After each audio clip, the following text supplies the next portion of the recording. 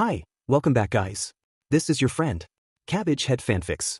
Back with amazing fanfiction. This is the series of What If Deku Became the Most Unpredictable Hero. Now before starting, please give this video a like and subscribe to the channel if you want more videos like this. Now let's get into the fanfic. This was not how Izuku Midoriya thought he would die. I mean sure, as far as dying goes, this was pretty honorable, but still, he didn't even get to attend UA for a full school year. Oh well, he thinks, guess it's for the best. Class 1A won't be the same without Mr. Aizawa. Izuku grimaces, grabbing his side. He doesn't know if he's holding the bloody remains of his costume or a part of his stomach. Overhaul hadn't been messing around. Not only did he punch Izuku, he also exploded a few ribs and organs while he was there. He tries not to look at Aizawa's unmoving body on the floor or Nighteye's on the spike. He doesn't know how Nighteye's still breathing. He doesn't know if Mirio's unconscious or dead. Eri stands in front of Izuku, covered in his blood, trembling with fear. And God, if that doesn't make him feel absolutely useless, nothing would. He was supposed to save her, to make her feel safe. Deku, she asks, poking him on the shoulder. You're going to be all right, he said, trying his best to smile. He was careful to cover as much of his injury as possible, but when someone tears away half of your body, you can't really cover the blood. He uses his other hand to grab hers.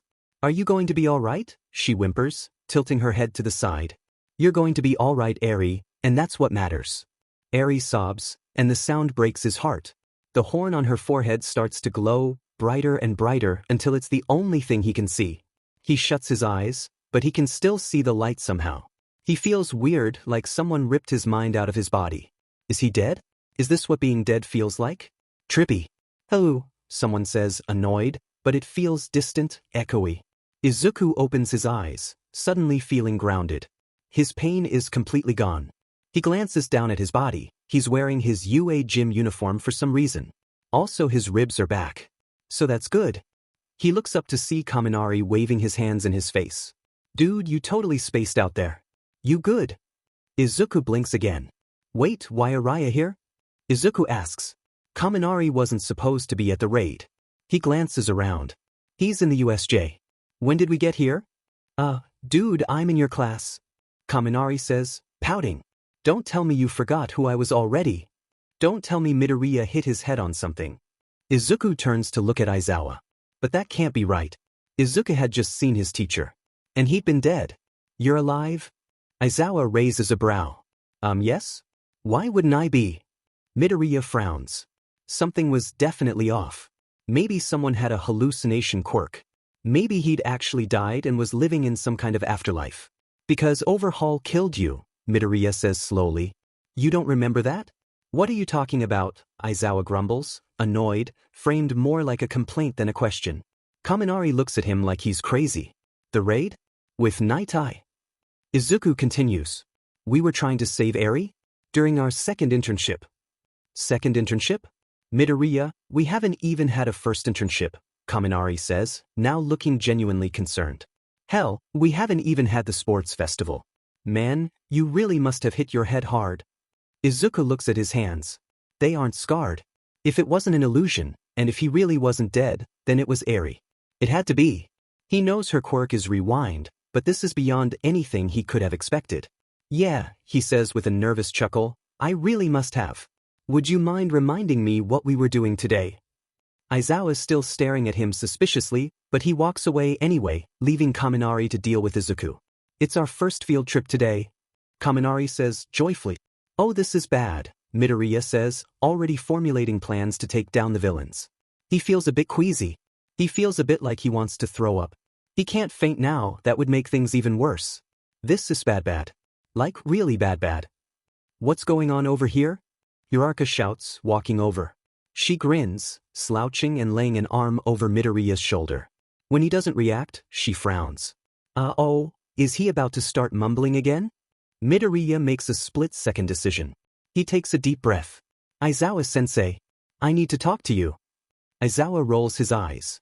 13th's about to start their lecture on safety dash. I'm sorry, Midoriya says coolly, I guess I didn't phrase that right. I need to talk to you. Right now. Uraraka steps away from Midoriya, wary of the shift in attitude. And the fact that he just talked to Aizawa like that. That's like signing your own death sentence. Aizawa's eyes flash red. Fine then.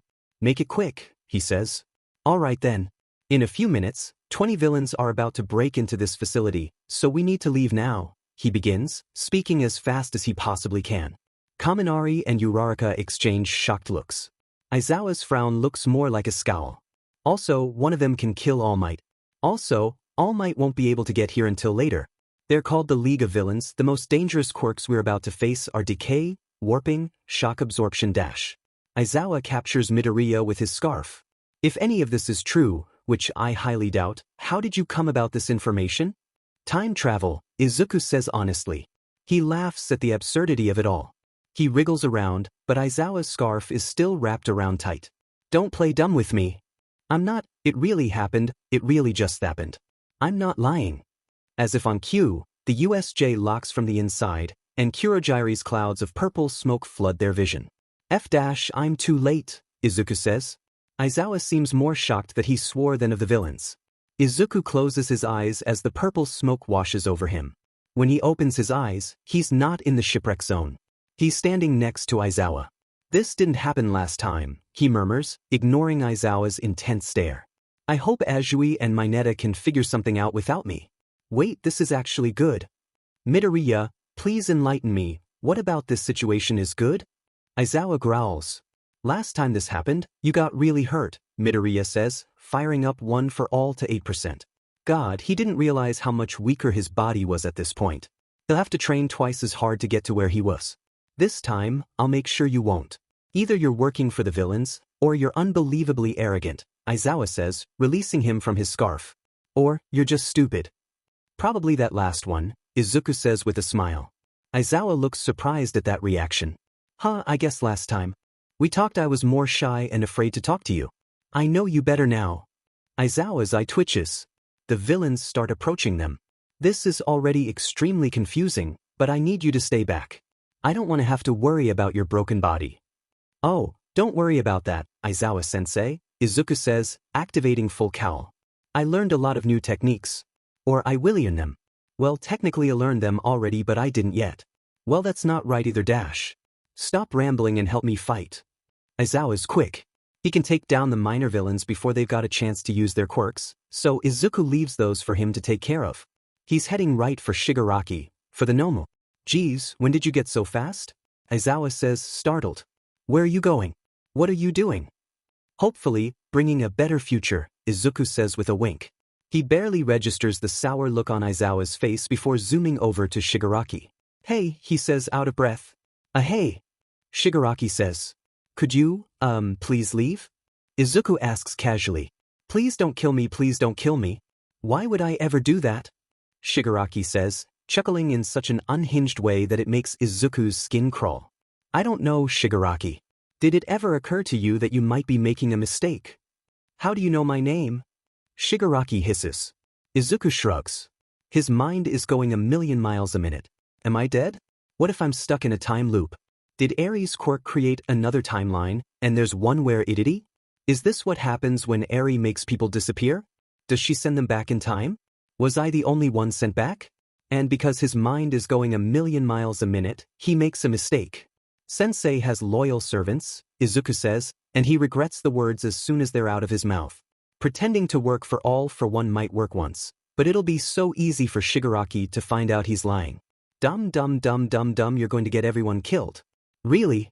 Shigaraki asks, dumbfounded. You work for Sensei? Sure do. And All Might's not here. He doesn't want you to waste your time and resources on these children, Izuku says slyly.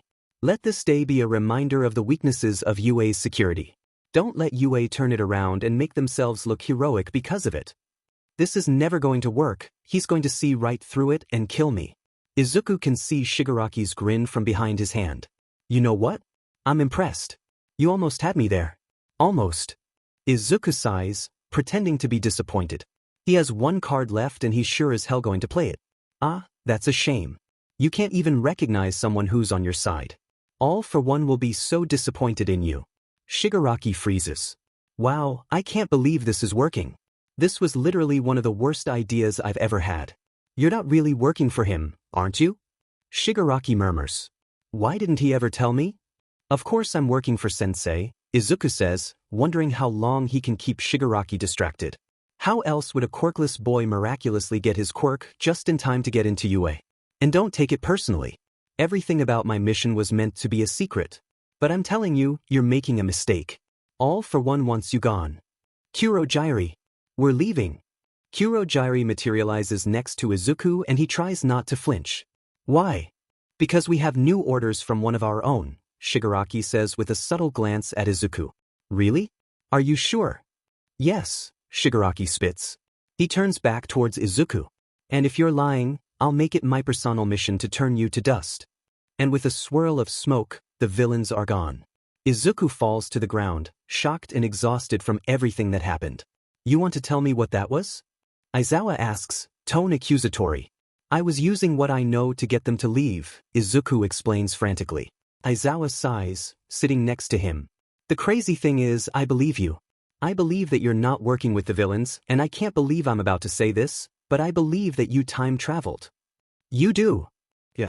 No one can improve their quirks so much within a day. But you have to know, this looks bad. There's going to be an investigation. They're going to assume you're a traitor. Oh. I'm telling you this to prepare you. The police and UA staff are going to ask you a lot of questions. If they don't hear what they want to hear, they're going to do everything they can to make you say it anyway. In other words, their methods of interrogation may be extreme. Izuku nods. Then I'll have no choice. I'll have to tell them the truth. 3 hours.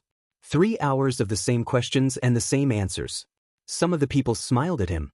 Some of them shouted at him. Some of them slammed their fists on the table. Some of them told him they believed him. Some of them didn't. And it's been 3 hours, but the interrogation's gotta be almost over. Probably. He hopes. He's spent so long in this small dark room he feels like he's about to lose his mind. A police officer walks into the interrogation room. He's tall, and his head looks like a dog's. Izuku groans inwardly. He just wants to go back to his dorm and take a nap. Back to his dorm that doesn't exist yet. Time travel is confusing. Are you working with the League of Villains? The officer barks. Literally. Are you a traitor? No, I'm not. Then how did you know all of the information about them? The officer continues, leaning close to Izuku's face. His breath smells bad. How did you know they were going to attack? It's like I've been telling you guys. I know it sounds crazy, but it was time travel. It really was. The girl I was trying to save in your future sent me back to now. Are you sure about that? Izuku throws his hands up in frustration. Yes, of course I am. Do you think I'm going to lie to you after all of this? Isn't there some way to prove I'm telling the truth? Without warning, the officer slams Midoriya's head to the interrogation table. Owie! He sits back up, massaging his temple. That was going to be a nasty bruise. You should treat me with more respect. I don't deserve to be lied to. Do you know who I am? No, but now the only thing I want to do is punch you in the face. Izuku shakes his head. No, none of you told me who you are. You were the ones asking the questions, remember? I'm the chief of police in Hosu. I hold a high position in the department. Hosu, Izuku says, trailing off. Oh, wait a minute, I know you. You pardon me. Liked you a whole lot better in the future. I know it's a bit hard to believe, rough, but I don't want them to lock you up, the officer says, and Izuku feels a flicker of hope. He'd saved him once. Maybe he'd do it again. I don't want to lock you up, so I need you to tell me what actually happened. I was telling the truth. I'm innocent, he says. The dog smiles, but it looks more like he's baring his teeth. Ah, that's a shame. I'd be prepared if I were you. The next officers aren't about to be very gentle, that they're getting impatient. Aizawa sits in a chair next to Izuku. He doesn't look at him. How are you holding up? Izuku shoots him a sideways glance. His face is swollen with bruises and small cuts. How do you think? I'm sorry you had to go through all of that. They went too far. I stopped the interrogation as soon as I found out what was happening. Izuku waves a hand nonchalantly. You should have seen the fights I've been in. Hell, middle school was even worse than this. A couple of punches isn't that bad. Water under the bridge. Aizawa sighs, glancing at Izuku like he's a dog that chewed up his slippers. What am I going to do with you, problem child? Aizawa asks himself. Izuku smiles, and it tugs on the cut by his lip. It's funny, even with a different timeline, you still give me the same nickname. Aizawa chuckles. Maybe that should tell you something. Maybe I'm just your favorite, Izuku says jokingly. Aizawa's face becomes serious again. I hope you know you can trust me, Midoriya. Of course, Aizawa-sensei. I trust you. Aizawa shakes his head. No, you don't. Izuku feels a flash of unease. What do you mean? You're hiding something from me. You were, even before you were your future self or whatever. You seemed distracted by it in class, sneaking off to talk to All Might about it.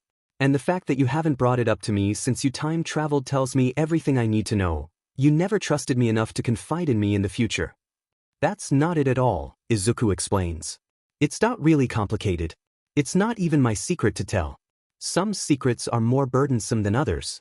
I wouldn't want to put more on your shoulders. But whatever it was, All Might Thufty outserved that burden? Are you forgetting the fact that you're a child?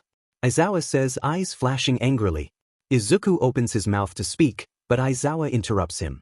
I don't want to hear it. I'm just telling you that you can trust me. Izuku looks at his teacher, and maybe it's that Aizawa trusts him so much. Maybe the hours of interrogation finally got to him. Maybe he was just tired. Maybe he was just scared. But that was the moment Izuku Midoriya finally broke down into tears. I don't know what I'm doing, he sobs, pulling his knees to his chest. I don't know who I should be telling what, I don't know what to do to prevent really bad things from happening. And I'm not exaggerating when I say some really bad things are about to happen. Aizawa looks surprised at the outburst, but remains silent. Midoriya cackles, running a hand through his hair. I can't handle living through some of this stuff again, you know? He asks, expecting no answer. There are so many people I know that got permanently injured or killed. There are so many civilians I know will die in each encounter with villains. I don't know what preventing those events would mean. I don't even know that I'm capable of preventing those events. Midoriya's breaths are quick. He's beginning to panic.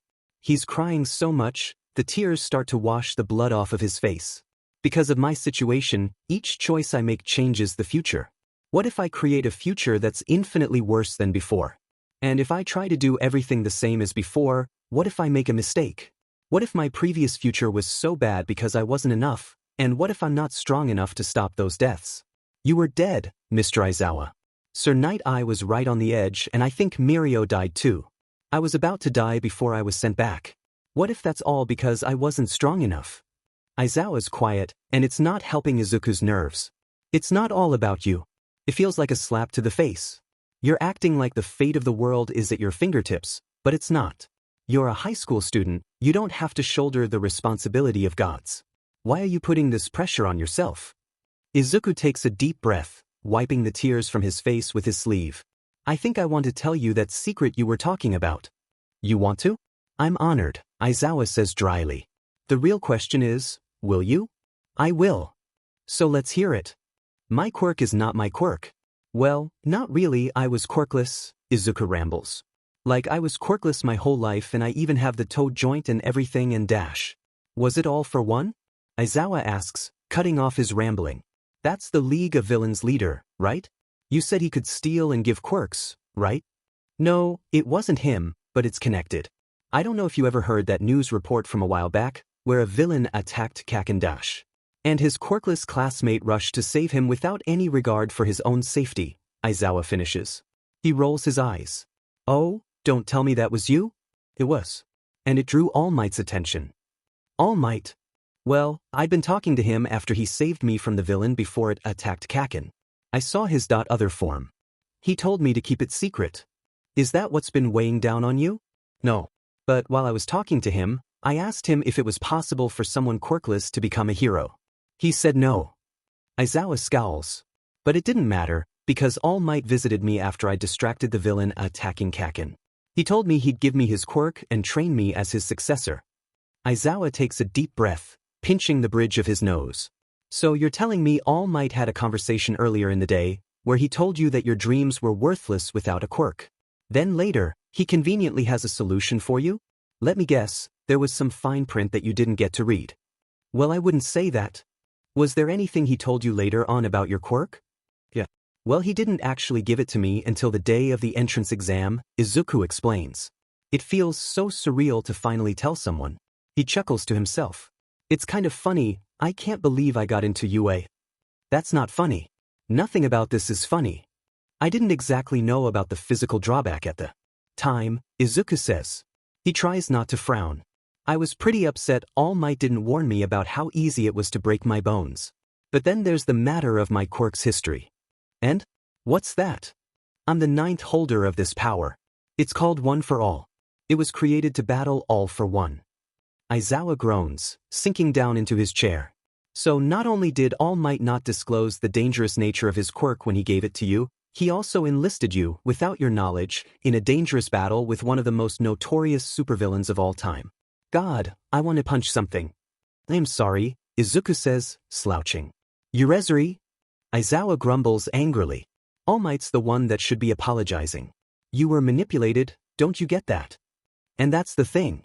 Iidos get it. It's making a lot of sense, actually, and he doesn't want to think about it. He doesn't want Aizawa to be right about it. I just want to go home, Izuku says honestly. Can I just go home? Aizawa nods. After a tearful reunion with his mother, an awkward conversation about time travel, and a really nice home-cooked dinner, Izuku's right about to go to bed. It's nice to be back in comfy blankets after such a long day, but doesn't that basically count as 2 days? It was kind of 2 days. But there's still something he's got to do, so he pulls out his phone and drowsily types in the password. The screen is unbearably light in his dark room. Izuku cracks his fingers, staring at the blank email. He can't exactly say what he wants to say. He can't just be like, hey Sir Nighteye, I know you hate me but I don't want you to get impaled. Let's talk over coffee. Toodles. So instead, he tries a different approach. Dear Sir Nighteye, I hope this email finds you well. I have some vital information about one of the cases you're working on. Please let me know when we can meet. He reads it, rereads it. He checks the spelling, the grammar. He doesn't want to make a fool of himself. Feeling happy with the email, he writes his signature and hits send without thinking much. But the end of the email ends up less refined. Thanks. Sent from my phone. Izuku doesn't go to school in the morning because UA cancelled it, just like last time. Nedzu had sent an email telling the students of Class 1A to take the day and relax, to make their mental health a priority and process everything that happened at the USJ. Izuku has no plans of doing so. Not when the lives of others are at stake. Not when the lives of his friends are at stake. First thing in the morning, he heads to the train station, not even giving himself enough time to get breakfast. He gets to Sir Nighteye's agency before it opens, so he sits on a bench near the entrance of the building. He starts scribbling in his notebook hero analysis for the future number 17, to be exact, though at this point in time he'd been somewhere in the middle of he starts writing about Aries' quirk, since it's the only thing that's been on his mind. Maybe this time he can save her. Maybe that would be easier if he understood more about her quirk. Maybe none of this matters and the future's always going to end with the same bloody and tragic fate no matter what he does to prevent it. Maybe he matters that little. The pavement at his feet ripples and Izuku yelps in surprise, jumping up onto the bench. Mirio's face is peeking up at him. Whoops. Didn't mean to startle you, he greets. Are you here to see Sir? Midoriya nods, still taken aback. After knowing and working with Mirio so long, you'd think he'd be used to him popping up all around the place, but nope. Mirio still manages to give him a mini heart attack. Better pretend like we haven't met yet, right?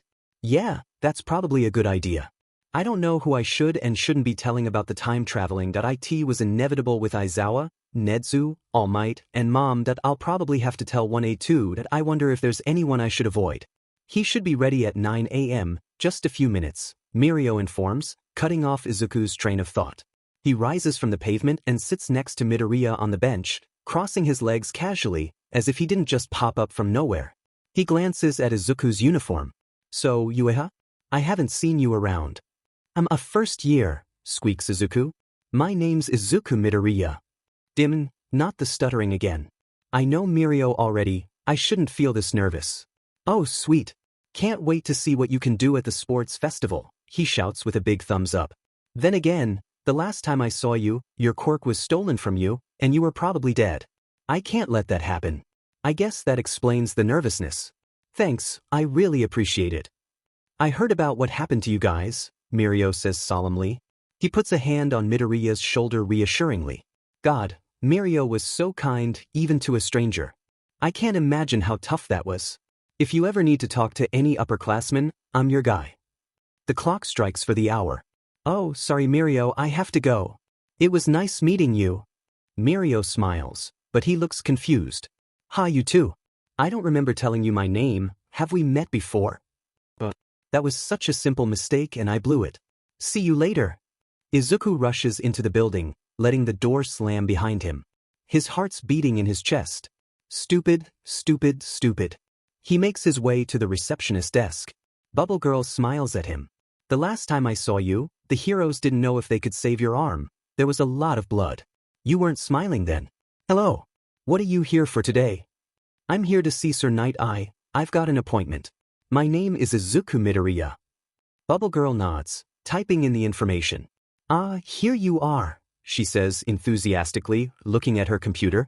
You're his first meeting of the day. Centipeder will take you to his office. Midoriya smiles weakly as Centipeder leads him down the hallway.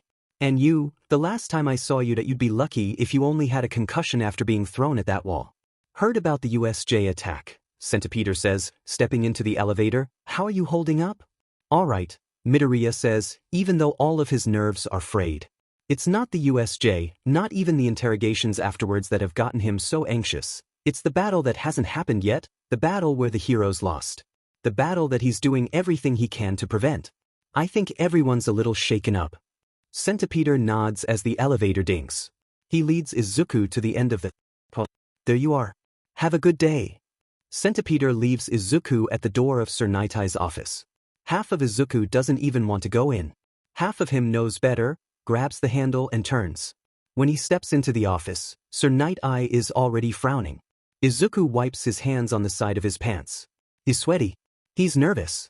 He's sweaty and nervous, and he knows Nighteye can see it, and he doesn't want Nighteye to see it because he knows how much Nighteye already hates him. Whatever you need to say, just spit it out, Nighteye says, pushing up his glasses with his ring finger. His voice is equal parts calculating and cruel. He's the type of person that can crush someone's self-esteem with a single sentence. Clearly it must have been important if you were willing to disrupt my day and schedule. All right, I'll be honest, I don't know how to say this. I don't want to watch you die again. Just be quick with it. I can't watch you die again. It's time travel. Time travel. Nighteye trails off, giving off murdery vibes behind the white flash of his glasses lenses. Yeah, we were trying to save this girl, and she sent me back with her quirk. If you say so. It was during the Shy Hisaki investigation. I'm not sure if you started investigating them yet or not. Nighteye freezes. I know your opinion of me isn't that great, but the lives of a lot of people are at stake. How much do you know about this investigation? Nighteye says, standing up. Izuku unwillingly shrinks away from him. Izuku can't tell if Nighteye believes him or not, but he doesn't really have another choice. Right? Well, I think it started with the bullets. Nighteye's eyes narrow. Geez, he's terrifying. I have no idea what he's thinking. Bullets? Echoes Night. What bullets? Well, I think there were some quirk-enhancing bullets and quirk-suppressing bullets, he says, tripping over the words. He remembers the devastated look on Mirio's face after he'd realized what he'd been shot with. Izuku's heart feels like it's in his throat. He feels kind of faint. Even though he knows Nighteye would never hurt him, he feels like he's about to be slapped in the face for some reason. Or punched. Or stabbed. Something about Sir Nighteye activates his fight or flight. Probably because Nighteye hates his guts. Probably because he saw Nighteye get skewered like a kebab. And over time they get strong enough to eliminate a quirk entirely, Izuku says. And it's all because of Eri's quirk. The leader of the Shy Hisaki, Kai Chisaki, Overhaul, he's using her blood to create the bullets. Even now, after knowing this information for a long while, Izuku feels sick to his stomach. Tell me more about this girl's quirk. It's called Rewind. It's very unpredictable. When we raided the Shy Hisaki headquarters, Eri healed Mr. Eraserhead. But that was short-lived, Izuku spits out bitterly. He shakes his head, getting back on topic. Eri killed her father when her quirk manifested, leaving nothing but a pile of clothes on the floor. I'm actually wondering if that's what she did to me, if that's why I'm back. Nighteye finally sits back at his desk, and Izuku sighs in relief. Nighteye clasps his hands, looking contemplative. Midoriya, tell me more about this raid. I don't want to think about it. What exactly do you want to know? Tell me the status of the heroes involved. Midoriya feels the blood drain from his face. I'm not going to watch them die again. Don't look so glum, Midoriya, Nighteye says tiredly. I know that if you thought to come to me, it must have been very bad. I'll start off with what I don't know. Ryukyu, Nijire, Azui, Uraraka, Fatgum, Tamaki, and Kirishima. I don't know if they made it. He tries to block out the memory of the injured and the dead, but each time he shuts his eyes, all he sees is blood. Sit down, Midoriya, Nighteye says. He sounds surprisingly gentle. I don't want you passing out on me. Hesitantly, Izuku sits. Alright. Rocklock's leg was crushed under rubble. Bubble Girl's arm was severely damaged. Centipeder was either killed or severely concussed. Aizawa was exploded from Overhaul's quirk. Half of my body was also blown away from it. Miria was shot with a permanent quirk erasing bullet, and then Overhaul threw him at a wall. I don't know if he made it. And you were impaled through your stomach. I don't think you were going to make it. I don't think you could have made it. Izuku doesn't remember when he started crying. He only knows that his face and hands are wet with tears. Nighteye swears. Izuku is surprised to hear him swear. I can't believe it. Midoriya chuckles weakly. Yeah, I know, it's really hard to believe. You thought I was a traitor because time travel seems like a bad excuse. Nighteye shakes his head. No, I actually believe you about the time travel. You do. I have a quirk that can see into the future. Time travel isn't that out there for me.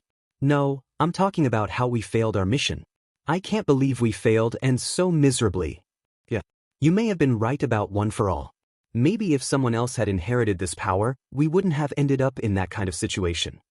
Nighteye raises a brow, a silent question. You always told me how I was unworthy of this power, that there were many others who were infinitely more worthy than me to inherit the power. I said that? As your mentor? Yeah, all of the time. I suppose I did make a bad impression at the sports festival, but I have all of the knowledge and technique now that I didn't before. Hopefully I can keep on growing stronger. Because I wasn't strong enough. It's my fault they're dead. Midoriya, I don't know you. At least not yet, Nighteye says. And I'm not going to lie to you. I can't say I approve of All Might's decision because you would have picked Mirio. I think he would have been great too. So you know. Izuku nods. Yeah, I know. After being sent back, I thought of giving One for All to him. It's Nighteye's turn to look shocked. I decided not to. As much as a blessing it is, it's also a curse. It's the opportunity to save countless lives, but at the cost of your soul. Your soul? Maybe that was too dramatic. But in a way, isn't it true? As soon as I inherited One for All, it became my duty to fight All for One. If I fail or if I die trying and send One for All off to a successor, then my soul remains inside of it. I've seen the vestiges of One for All before, I know they're with me. So that means until All for One is defeated, my spirit has to keep fighting him. Even after I'm dead. Nighteye looks like he's at a loss for words. Midoriya slowly gets up from his chair. He bows politely. Thank you for meeting me. Let me know if you want any more details. Nighteye nods, but his gaze is distant. He's deep in thought. He waves his hand, dismissing Izuku. Thank you. You've given me a lot to consider. Izuku rushes out of the building as soon as he can, breathing in the outside air. He knows he had to meet with Nighteye, but every second in his office felt suffocating. He had to stare his failings in the face.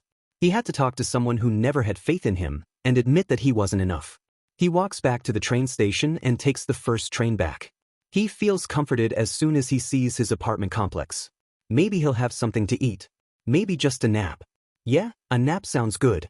He opens the door, and is shocked to see Kaminari and Uraraka having tea with his mother. Hello. Uraraka jumps up. Hi, she says, blushing. Hey, Midoriya. Kaminari says, pointing a couple of finger guns at him. What are you guys doing here? This didn't happen last time. Oh, your friends were just checking up on you, his mother says, grinning wide. Isn't that the sweetest thing? Oh, that's right. I haven't had any friends yet. Oh, thanks you guys. Inko pours him a cup of tea and pats the chair next to her. So, Midoriya, Uraraka says, we were wondering about the, time travel thing. Oh, so that's what changed. What questions do you have? Can you do it at will? Have you done it before? Have you stopped the end of the world? Have you I'm going to stop you right there, Kaminari, Izuku says with a smile. Someone else's quirk sent me back in time. Oh, gotcha, he says, trying not to look too disappointed. His expression shifts from joking to serious. Are you okay though? I've had a while to deal with the USJ. We get that, but still, Uraraka trails off. Whatever just happened in the future seems to be causing you stress, Kaminari says. I mean, you talked back to Aizawa-sensei. Well, no, I mean it, it's crazy. You talked back to Aizawa, Kaminari says with a chuckle. What we're trying to say is, we're here if you want to talk, Uraraka says, steering the conversation back on course. Izuku stares down at his tea. If I'm being honest with you, I don't know what I should and shouldn't say to you, Izuku wonders aloud. Everything I do affects the future I used to have, and I need to make sure that future never happens. Never. Uraraka and Kaminari share a worried look. It's not all on you, Inko says gently, hugging Izuku around the shoulders. You aren't going to be responsible for every bad thing that happens. But if I make a different choice dash. Do you remember what All Might said to us on our first day of hero training class? Kaminari interrupts. He said that the hardest lesson we'll have to learn is that we can't save everyone. I think that's what you're dealing with now. And you should know that you're not alone. Uraraka says, inspired. We're going to help you through this. Izuku smiles. Honestly, you guys being here actually makes me feel a lot better, Izuku admits. Another thing that's been on my mind was friendship. It sounds kind of silly to be worried about friends, but I spent months getting to know you guys, and all of a sudden, that was gone. I didn't have friends before UA. But the fact that you are here, today, makes me realize that I'd still have you guys. Even if you don't know me as well as I know you. Uraraka punches him in the shoulder playfully. Of course, Midori. Uraraka shouts. Izuku smiles at the nickname. You can count on me. If it makes you feel any better, I was worried about making friends too, Kaminari admits, looking uncharacteristically embarrassed. You were. Yeah. But UA's been great for me, and I'm glad I met you guys. Inko wipes a tear from her face. Ah, Kaminari says, like mother like son. Izuku blushes. I don't cry that much. You're crying right now, Midori. Uraraka says, giggling. We were having an emotional moment. Izuku says, mock offended. Did you miss that? Kaminari starts laughing too. Izuku smiles. Maybe this isn't going to be as bad as he originally thought. Izuku's not ready to go back to school. He's not ready to face his past classmates. He's not ready to compete in the sports festival, to face Stain, to face the Vanguard Action Squad. He will never be ready to face Overhaul. He just wants it to be over, for this all to be a bad dream. But he takes consolation in the fact that the villain conflicts are still far out. He doesn't have to worry about them. I can do this. This can't be that bad, right? When Izuku walks to the classroom, his heart sinks to the floor. Nope, I was wrong. This is going to be horrible. Bakugo stands in the doorframe, blocking Izuku's path to his desk. He's sneering, staring down at Deku like he's an ant he's about to stomp on. It's moments like these that Izuku is all too aware of how small he is. Oh my god. Oh my god. I have to go through this all over again. I have to deal with Kakin again. I don't have time to deal with Kakin again. But he's going to make himself a problem for me. I won't be able to ignore him. Deku, what the fuck happened at the USJ? He snarls. It sits really complicated. Not that stutter again. It always makes everything worse. It's so annoying. Bakugo's eyes flash angrily, and he pins Izuku to the wall with his arm. Izuku's head slams against the wall. He winces, feeling his vision blur for a moment. He blinks, clearing his eyes, and Bakugo's still glowering at him. Well then, explain it to me. Bakugo's arm presses harder against Izuku's throat. It's starting to get hard to breathe. Izuku helplessly tries to pull Bakugo's arm away, but he's getting lightheaded. What? Are you working for the villains? Is that it? Kakin dash. Oh, shut up. You're just going to lie anyway, Bakugo growls. His hand starts to spark and Izuku turns his face away, wincing. Midoriya? Asks Kaminari. He just stepped into the room. Should I get Aizawa? Izuku gives the slightest shake of his head. You know what? I'm just going to get him anyway. Bakugo growls in frustration and charges his quirk, pointing his hand at Midoriya's face. Izuku shuts his eyes, as if that would protect him, even though he knows it's pointless. It's still going to burn the same amount. Nothing happens. Midoriya opens one eye, tentatively. Aizawa is standing in the doorway, hair floating and eyes glowing red. Bakugo dash. Think I can't mess up the future. If Kakin's gone, who knows what will happen? What chain of events will that cause? No, it's all right, exclaims Izuku, trying to be bright and cheery, but it's hard. It's still kind of hard to breathe. Bakugo hasn't moved. He's as still as a statue. He didn't do this last time. He was worried I was a villain, and that's understandable. Dude, he was literally about to explode your face, Kaminari says, looking pale. Aizawa sighs tiredly. Can't believe I'm saying this, but I agree with Kaminari, Aizawa says. Yes, shouts Kaminari with a fist pump. That wasn't a compliment, Aizawa grumbles. He turns back to Bakugo and Midoriya. Detention after school today, Bakugo. Midoriya, in the future, don't be so forgiving. There's a difference between kindness and stupidity. Not knowing that difference will get you killed. Understood, Midoriya says. By this time most of the class has arrived, staring at Midoriya and Bakugo in confusion. But I wasn't being foolish. Kaken doesn't deserve to be expelled. He's got so much potential as a hero. And we're sort of friends, now. Or we will be. Alright, get to your seats. I've got an announcement. Yes, the announcement. Aizawa had discussed it with Midoriya after the interrogations. It was the announcement that will explain how Izuku knows what he knows and that no, he's not working for the villains. As you all know, during the USJ attack, your classmate got the villains to retreat, Aizawa says. I'm just going to cut to the chase. Midoriya's consciousness was sent back in time from a few months in the future. A couple of gasps, a couple of bewildered shakes of the head. A couple students looked like they thought Aizawa was joking. A couple of them looked downright said. So now that's out of the way, let's get down to business, the sports festival. Aizawa-sensei? Mina asks, hand raised. Are you just going to gloss over that last point? Aizawa glares at her. Just moving on. Izuku's not really looking forward to lunch. Normally, he'd sit with his group of friends, the group of friends that included Todoroki.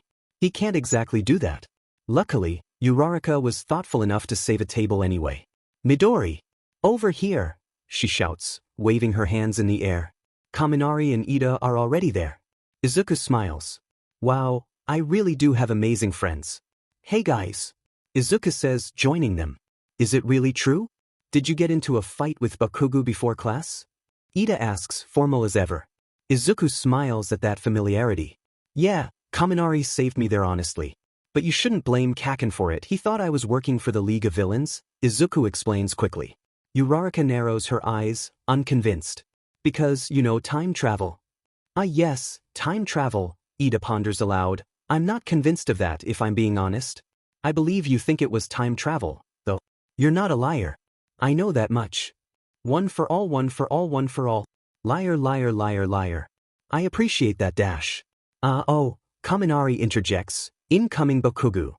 Izuku turns around. Bakugo, angrily, is holding a cupcake. It's designed to look All Might themed. He looks so angry that Izuku has to suppress the urge to laugh. Kirishima, Siro, Mina, and Jairu are standing behind him. Hi, Kaken. So look, Aoyama was telling me about this bakery and I just thought. What the F? Is he acutely apologizing? This is so out of character. I'd believe this was Toga before I'd believe it was Kaken. I'm sorry, alright? That's what I'm trying to say, I guess. Just wipe that dumb look off of your face.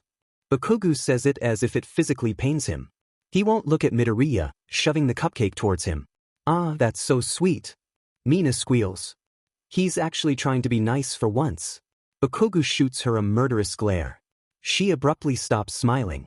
Thanks, Kaken? Izuku says cautiously. He takes a bite of the cupcake and gives a thumbs up. It's vanilla flavored, but it tastes a little off. He's not about to say that, though. He doesn't want to get burned today. It's good. Abruptly, Bakugo sits down next to Midoriya, staring at him intently. Alright, about a minute before it kicks in, he says under his breath, but loud enough to hear. Did he poison me? No, Kaken would never do that, right?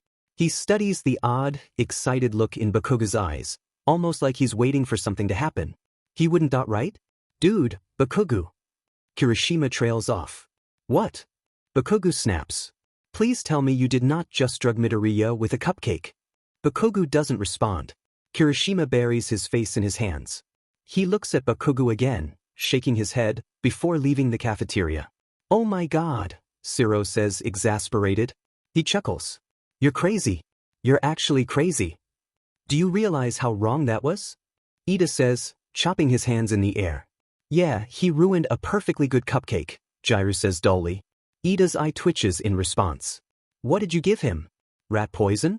Arsenic? Not poison, you psycho, grumbles Bakugo. I borrowed some of Recovery Girl's truth serum. Borrowed? Truth serum? Truth serum? Oh no.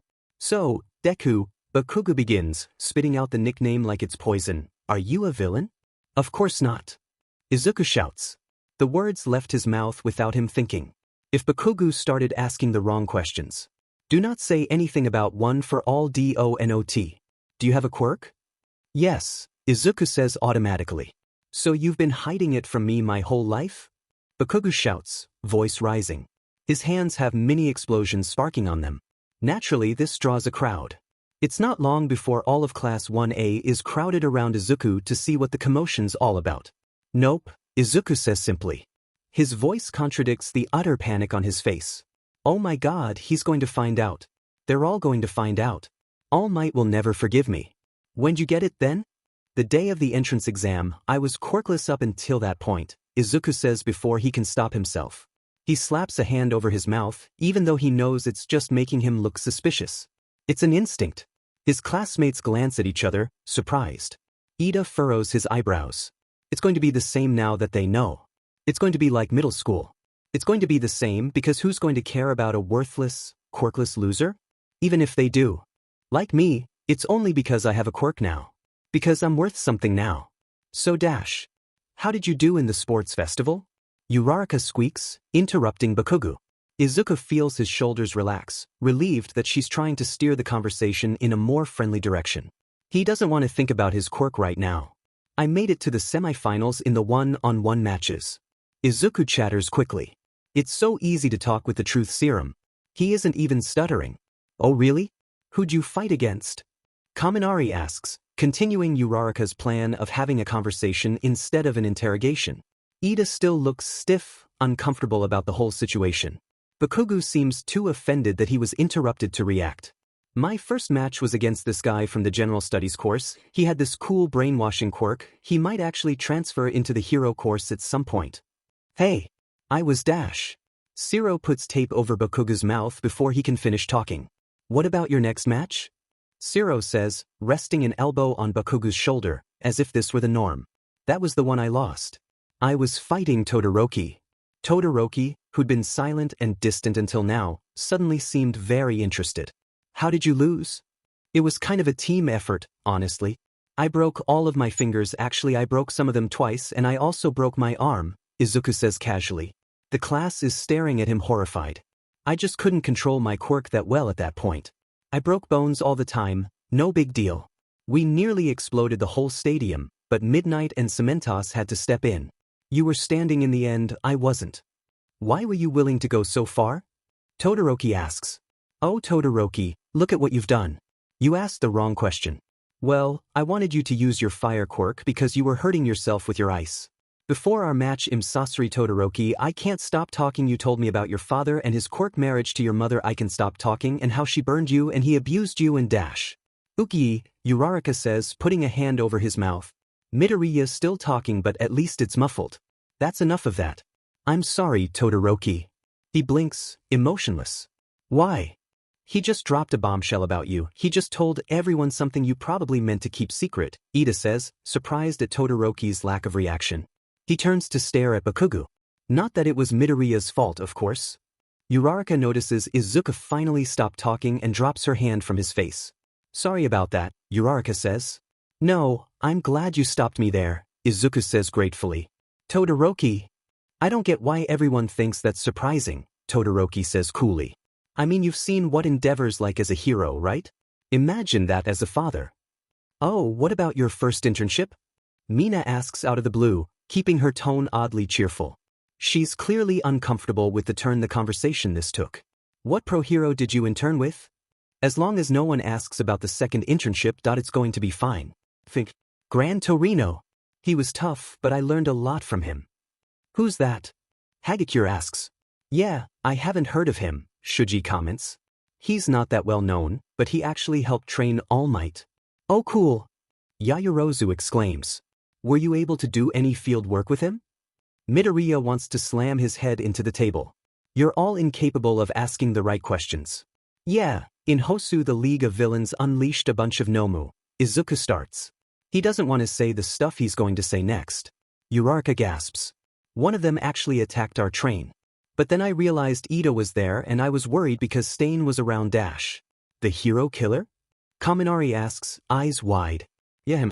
Anyway, I'm sorry in advance. It turns out Iida was trying to kill him to get revenge on his brother Dash. What? And I managed to get Todoroki to help me out, and then we took out the hero killer. I shouldn't be telling you any of this, and then a Nomo picked me up to try and kill me Dash. Whoa, Kaminari says, open-mouthed. And Stain actually wasn't unconscious, and he saved me because he said I was a worthy hero Dash. No way, mutters Tokoyami. And then he passed out because we punctured his lung, apparently. Anyway, me, Iida, and Todoroki had to promise the police chief to never speak about it, and Iida's arm was permanently damaged, and we had to give credit to Endeavor, and I wasn't supposed to tell anyone. Midoriya's expression looks a little maniacal. He's out of breath from speaking so fast. So, yes, Yaoyorozu, it ditto field work. I'm sorry, I was trying to ask an innocent question. Yaoyorozu says, burying her face in her hands. What is going on here? Aizawa says.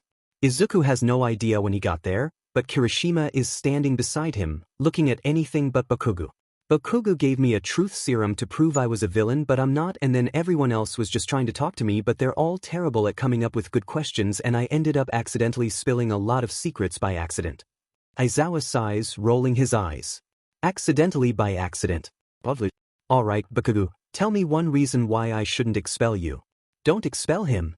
Izuku shouts. The rest of the class stares at him, dumbfounded. Explain. And make it a good explanation this time, Aizawa says monotonously. What if expelling him makes the future worse? Oh no. You don't know what chain reaction expelling him would cause. I don't either. I need to shut up. What if more people end up hurt because I got him expelled? I shouldn't be talking about this. What if more people end up dead? Izuku says. The rest of the class seems to freeze at that. All of their deaths would be on my hands, Aizawa. I don't think I could handle that. Midoriya dash. I watched you die, Izuku says, voice cracking. He knows he's crying again, but he doesn't care. And Sir Nighteye, Mirio, I don't even know about Tsuyu and Uraraka and Kirishima and Nijire and Tamaki dash. Stop. And if they got hurt because I couldn't handle a little drama with Kaken, it's not worth their lives, sensei. Aizawa sighs, massaging his temples tiredly. Alright, for the time being, Bakugo stays.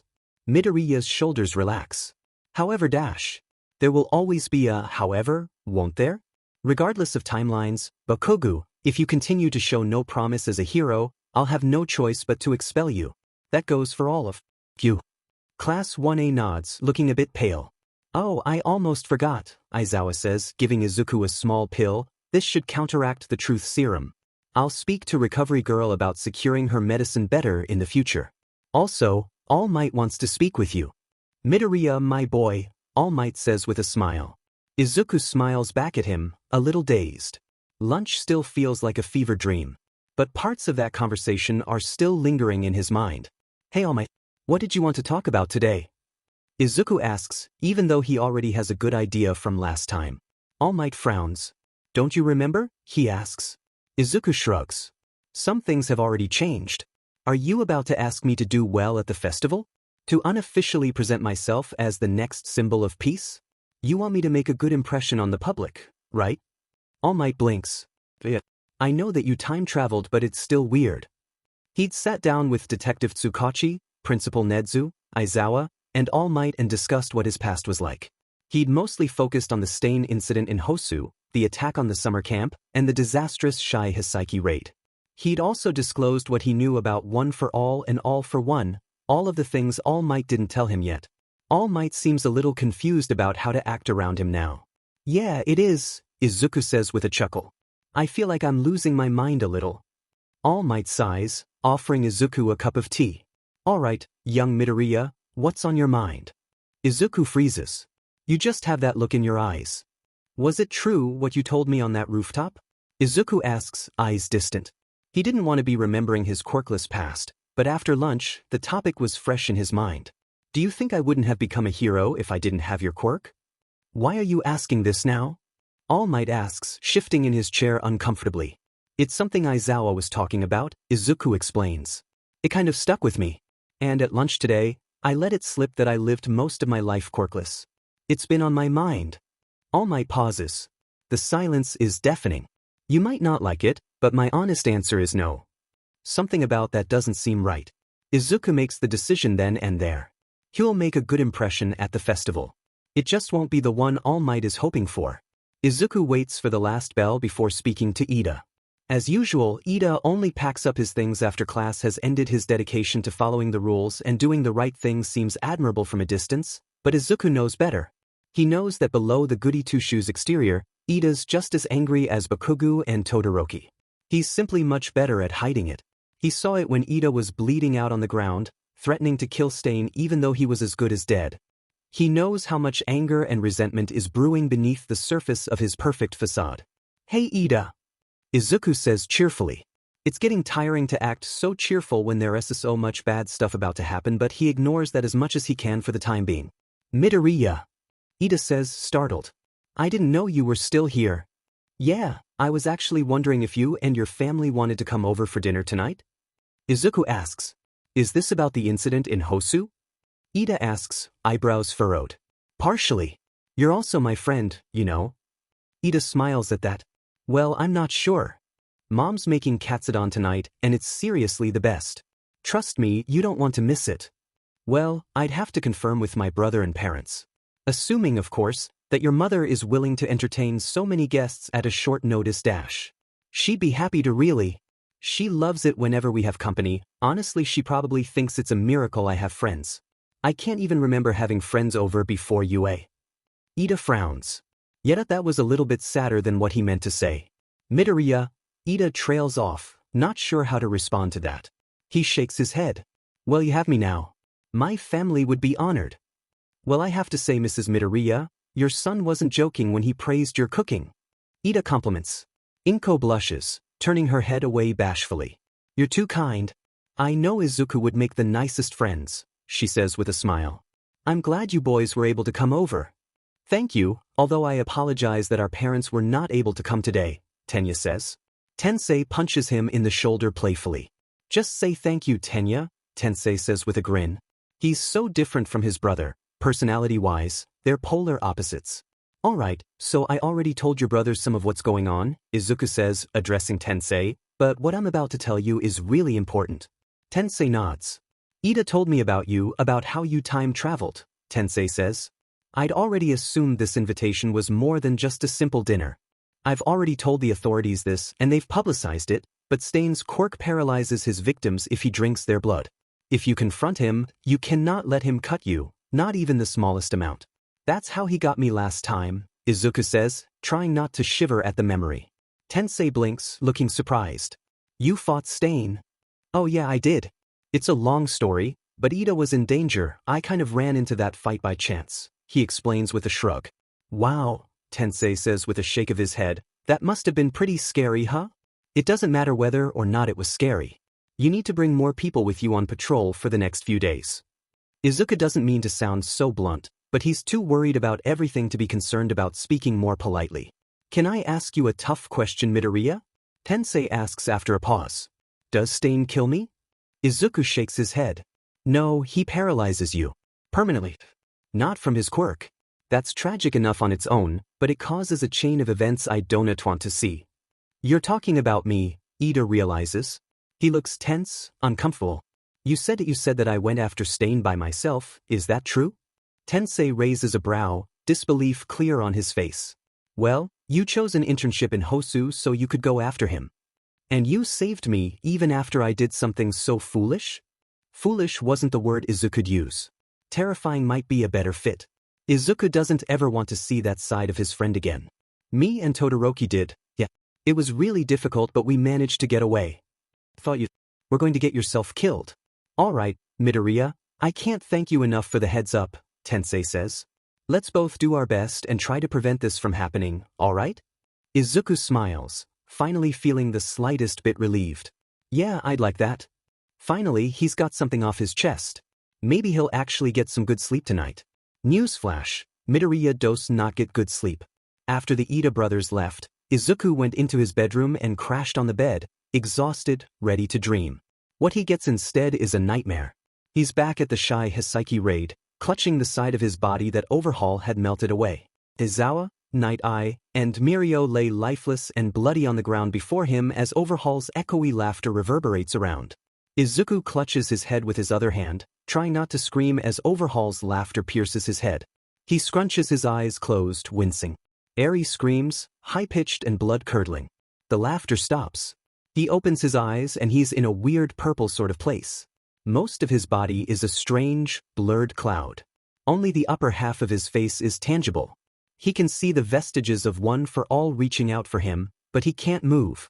He wakes with a start, shocked to see One for All activated during his sleep. That had to be a fluke, right? People's quirks don't just activate during dreams. That doesn't happen. Ever. He groans, checking the clock. It's 3 a.m. It's going to be a long night. All for One smiles. And what a smile it is! His teeth stretch across his scarred face from ear to ear, wriggling around like maggots. Izuku shakes his head. That's just a hallucination, that's not what teeth do. All for One walks over to Izuku. Izuku looks down at his body. The left side of his body is ripped away from Overhaul's quirk. He can see some of his organs spilling out of the side, far more gruesome than it was at the raid. Oh, that's right, I'm not hallucinating. This is a dream. All for One reaches into Midoriya's wound. This is a nightmare. Midoriya screams. If this is a nightmare, why does it still hurt? All for One pulls out Midoriya's heart. Wake up. He smiles. Damn it, wake up. He laughs. Wakeup. Izuku snaps awake, heart pounding fast. With wide eyes, he meets present Mick's concerned gaze. Some of the class snickers. Looks like you dozed off there, little listener, he says. I know you're going through a lot, kiddo. There's no shame in taking a sick day, you know. Izuku's had the nightmares all day. Last night, whenever he tried to sleep, his nightmares would wake him up. As a result, he got barely any sleep. So, naturally, he keeps falling asleep in class. And the nightmares didn't stop. They keep getting worse. Oh, sorry sensei, I'm fine, I promise. Izuku lies, trying to give one of his signature smiles. Present Mike doesn't look convinced, but luckily for Izuku, the bell rings, and it's lunchtime. Coffee time. And coffee time equals staying awake time. Whoa, bag check for Midoriya's eyes. Kaminari says as Izuku sits down at the table. You look like a zombie, are you alright, dude? Izuku smiles. Yeah, fine. Just had some trouble sleeping last night. Did you get hurt? Uraraka asks, pointing to Midoriya's hand. He'd been gripping his side without noticing. He lets go, flexing his fingers. No, not yet. There's a momentary lapse in conversation as he downs his coffee. It's such a short reprise from all the chaos in his head, but it's nice. It doesn't last long. Are you okay? I mean, yesterday was pretty horrible, Kaminari says. All for One is horrible, Overhaul is horrible. Yesterday? What happened yesterday? That whole thing with Bakugo, Uraraka says slowly. The truth serum? Oh, that seemed so long ago. Oh yeah, Izuku says nonchalantly. Kaken was just suspicious of me, it's fine. No, it's not, Kaminari snaps. It was terrible and I'm so glad Aizawa suspended him. What do you mean? Kaken got suspended. And that was after I thought I talked Mr. Aizawa out of punishing him. You didn't notice Bakugo wasn't here all day? Uraraka says. She looks really concerned now. Kaminari looks at her and nods. You've been sleeping all day, you're really out of it. I think we should take you to recovery, girl. I hate that I'm worrying them. No guys, really I'm fine dash. Why am I lying to them? Come on Midobro, Kaminari says. Uraraka and Kaminari both grab an arm and throw it over their shoulders. You're not doing well. Your dark circles are darker than Tokoyami's aesthetic. At best, you're sleep deprived. They walk him through the hallway but pause in front of recovery girl's door. Someone's there already. And they're having an argument. And did you even think about the effect that would have on his psyche? Aizawa shouts. You made him believe that his worth came from his quirk, don't you get that? Don't you turn this on me. Izuku glances at Kaminari and Uraraka, surprised to hear All Might's voice. Why would Aizawa and All Might be arguing? I was there for him when no one else was, he continues. Even though the world beat him down, he still has one of the most heroic hearts I've ever seen. I care for him like a son, don't you dare insinuate I'm manipulating him. Alright, then why did you withhold all of that information? Aizawa growls. You promised him glory but you signed him up for a war. Aizawa turns to look at them, eyes glowing red. Kaminari gives a feeble wave. Young Midoriya, what happened? All Might asks. His voice is much gentler than it had been a minute ago. Something's up. I don't know what it is because he keeps saying's fine but he looks like he hasn't slept in weeks. He didn't even notice that Bakugo wasn't here, Uraraka explains, ushering him into the room and onto a bed. Recovery girl rushes over, shining a light in his eyes and checking his temperature. I think he might just be exhausted, Kaminari says. Midoriya said he didn't get a good night's sleep. You're right, Recovery girl agrees. I'll just get a little sedative and dash. No. All eyes turn to Izuku. He clears his throat. I mean no thank you. You need sleep, Aizawa, the hypocrite, says. An idiot could see that. No, I can't sleep, Izuku begs. Yes, which is why Recovery girl is preparing the sedative, All Might says, ruffling Izuku's hair. We're trying to help you. No, I can't, Izuku says, ignoring the tears in his eyes. I've been having these horrible nightmares and the only thing saving me is waking up. I don't want to be stuck in one. I can't. The annoyed look on Aizawa's face softens. Don't worry, Recovery girl knows what she's doing. She'll make sure you don't have dreams. She's got the good drags, Kaminari says. Aizawa rolls his eyes. Recovery girl taps her syringe. You're going to be okay, my boy, All Might says as if he has any effing clue. Izuku nods as Recovery girl injects the sedative. He falls asleep before the count of 5. Izuku wakes up, feeling more rested than he has in weeks. Recovery girl doesn't notice him yet, so he lets her finish filing away some folders before he talks. So, this was just a bad case of sleep deprivation, right? Izuku asks. Recovery girl turns to look at him. He notices the corners of her eyes wrinkle, a frown upon her face, and recognizes exactly what expression she's wearing, pity. This doesn't bode well. You were definitely sleep deprived, but I have a couple of other theories too. There's a possibility that Aries' quirk is taking some kind of toll on you, but dash. You don't sound convinced. She nods. I think you're having a reaction to the trauma in your life. If I had to guess, I'd think you might have acute anxiety or PTSD, maybe even both. It's too early to diagnose you, but I wanted to let you know that it's a possibility. That's bad, like really bad. Another thing blocking my path to becoming a hero. Honestly, I shouldn't even be surprised at this point. Oh, wipe that look off your face, she chastises. It's not like there aren't heroes dealing with those same issues out there already. Really?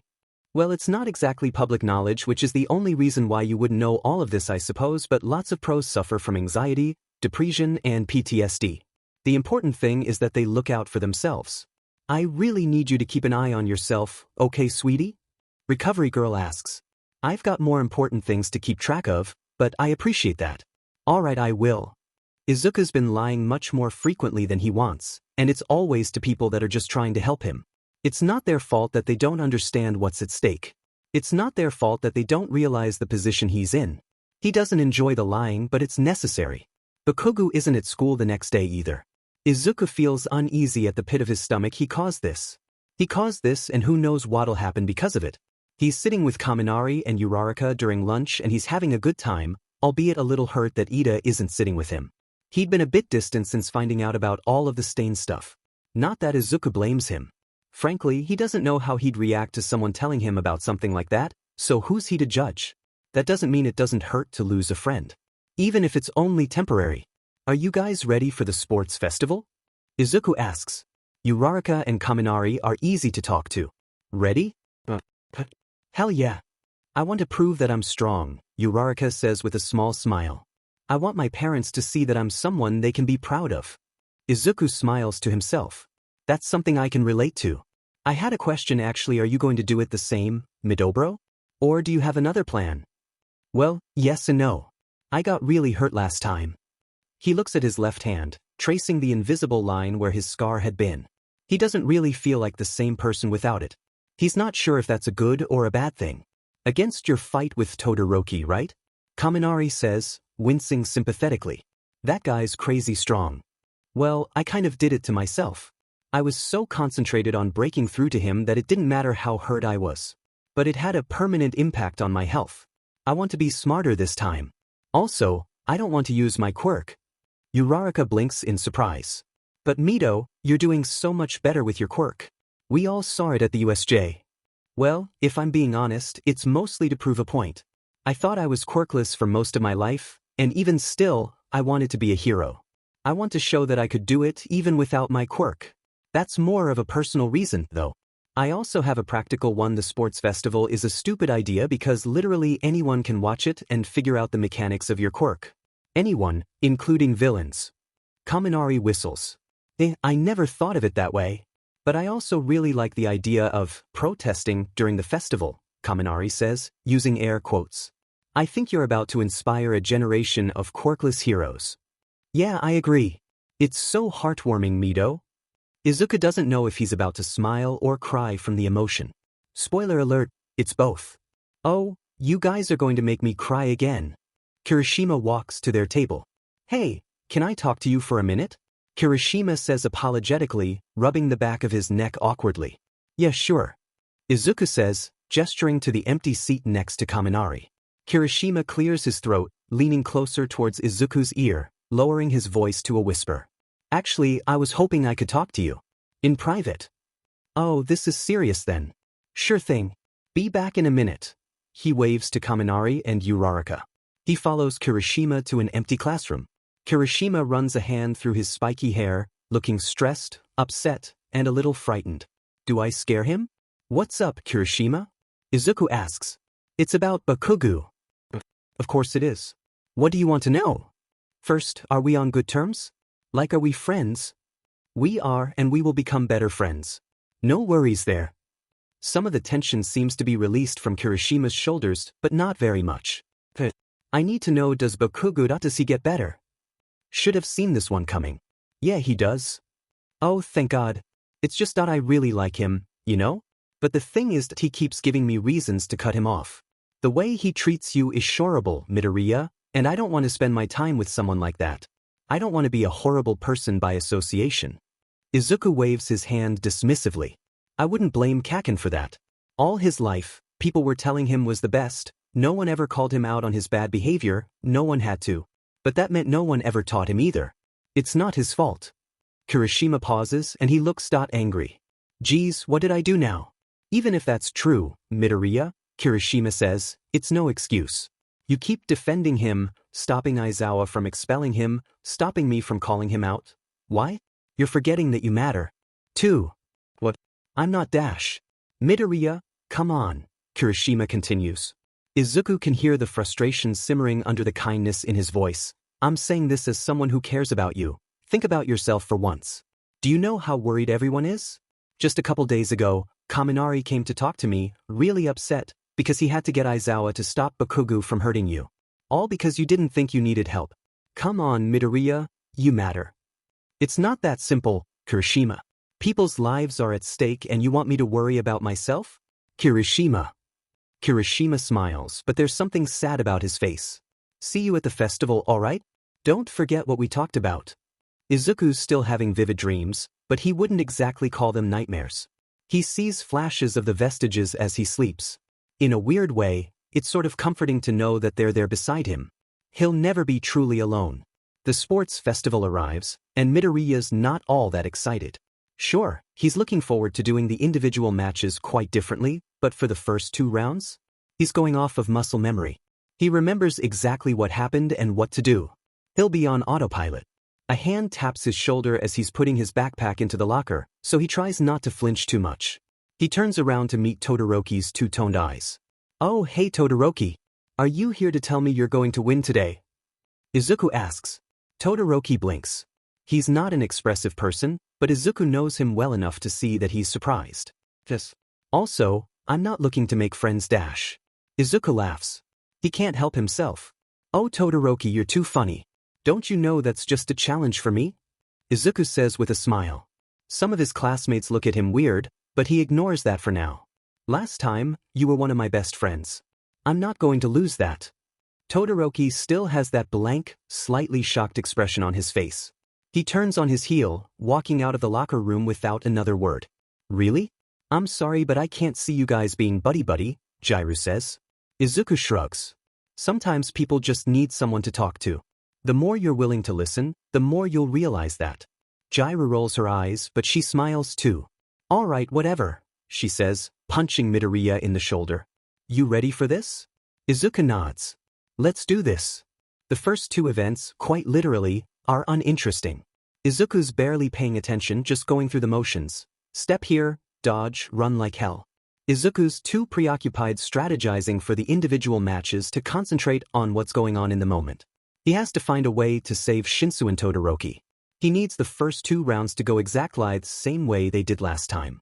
It's more than a sports festival, it always has been. But if Izuku doesn't get to listen to Shinso during his fight or make Todoroki use his fire, he will have failed. Doesn't fail. Not when there's so much at stake.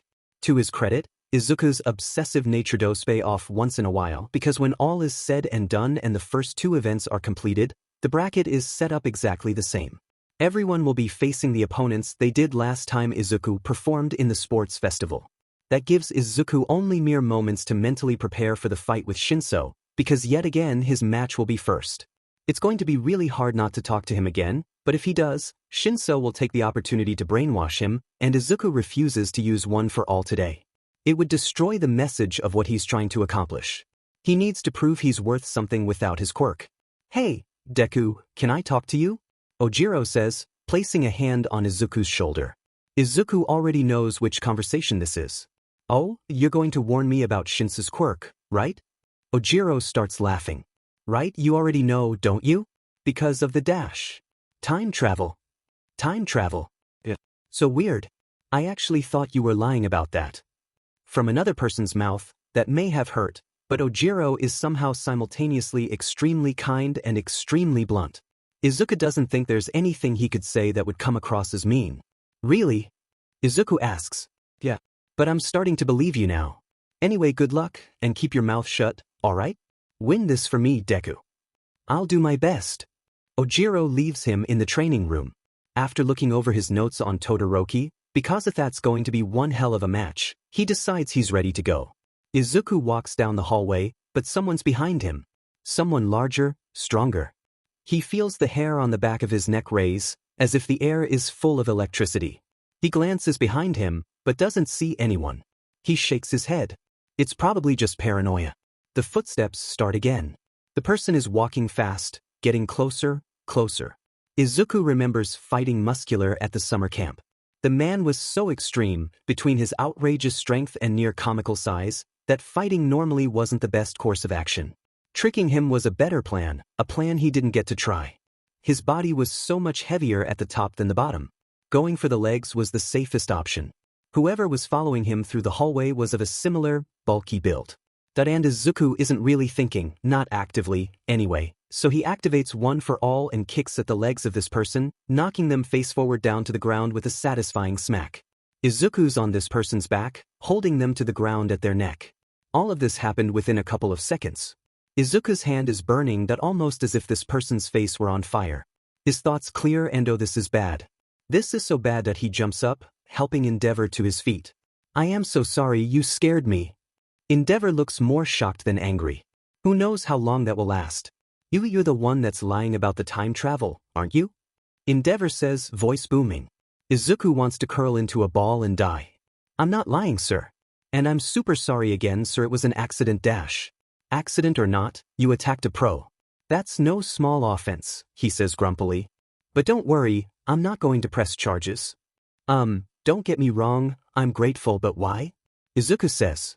His voice sounds really high-pitched because he's still scared. "If you win your next match, you're going against my Shudo. I don't need you to be distracted, you need to be at your best. I noticed you didn't use your quirk earlier. To use it against him. I won't have him winning a round where both opponents aren't giving their all. I'm sorry, sir, but I plan on winning. And I plan on doing so without using my quirk." Endeavor's fire flares. "Is that so? And you're the one All Might mentors? Strange, you've strayed so far from his ideals." Izuku feels a wave of anger overtake the nerves. Anger for Shuto.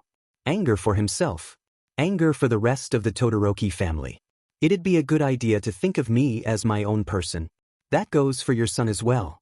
There's a venom in his tone that wasn't there before. Endeavor seems a bit shocked. Izuku takes that as a win. "What are you saying? I'm not All Might, and your son isn't you. The sooner you accept that, the sooner you'll stop tormenting yourself. The sooner you'll stop tormenting your son. Oh wow, would you look at the time? I'd better leave. My match is about to begin." Endeavor's fists clench. It reminds Izuku of Bakugo. When his fists clench, that always meant an explosion was incoming. Izuku flinches, shielding his face with his arms. Endeavor seems to relax after seeing that. I'm not going to hit you, Endeavor says, as if he were offended. I wouldn't put it past you, Izuku says. He slaps a hand over his mouth. He didn't mean to say that. No. I was simply going to ask you to apologize. Alright, sir.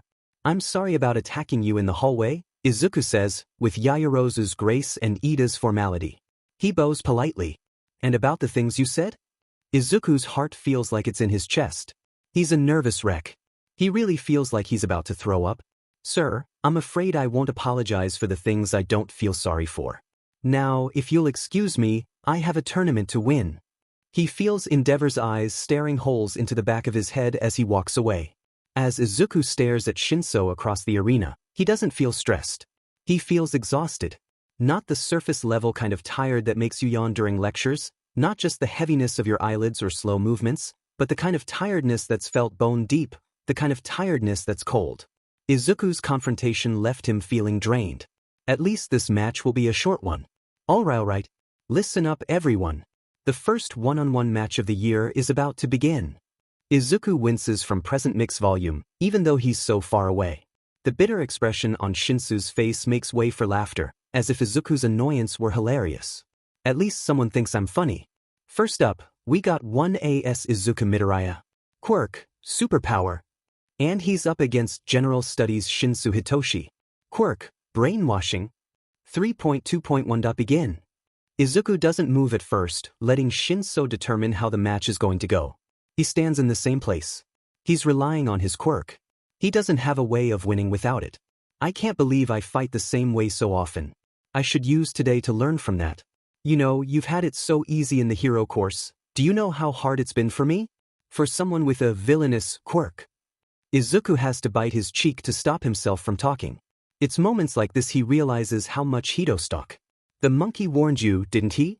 Shinso says. He curses. Demon, that's not fair. No, it's not, Shinso. But you've still got to try. Izuku runs across the arena. Shinso looks stunned at first. He doesn't move. Come on, try to fight me. Izuku throws a punch at Shinso's face and he staggers to the side. Don't just stand there, fight. I know you can.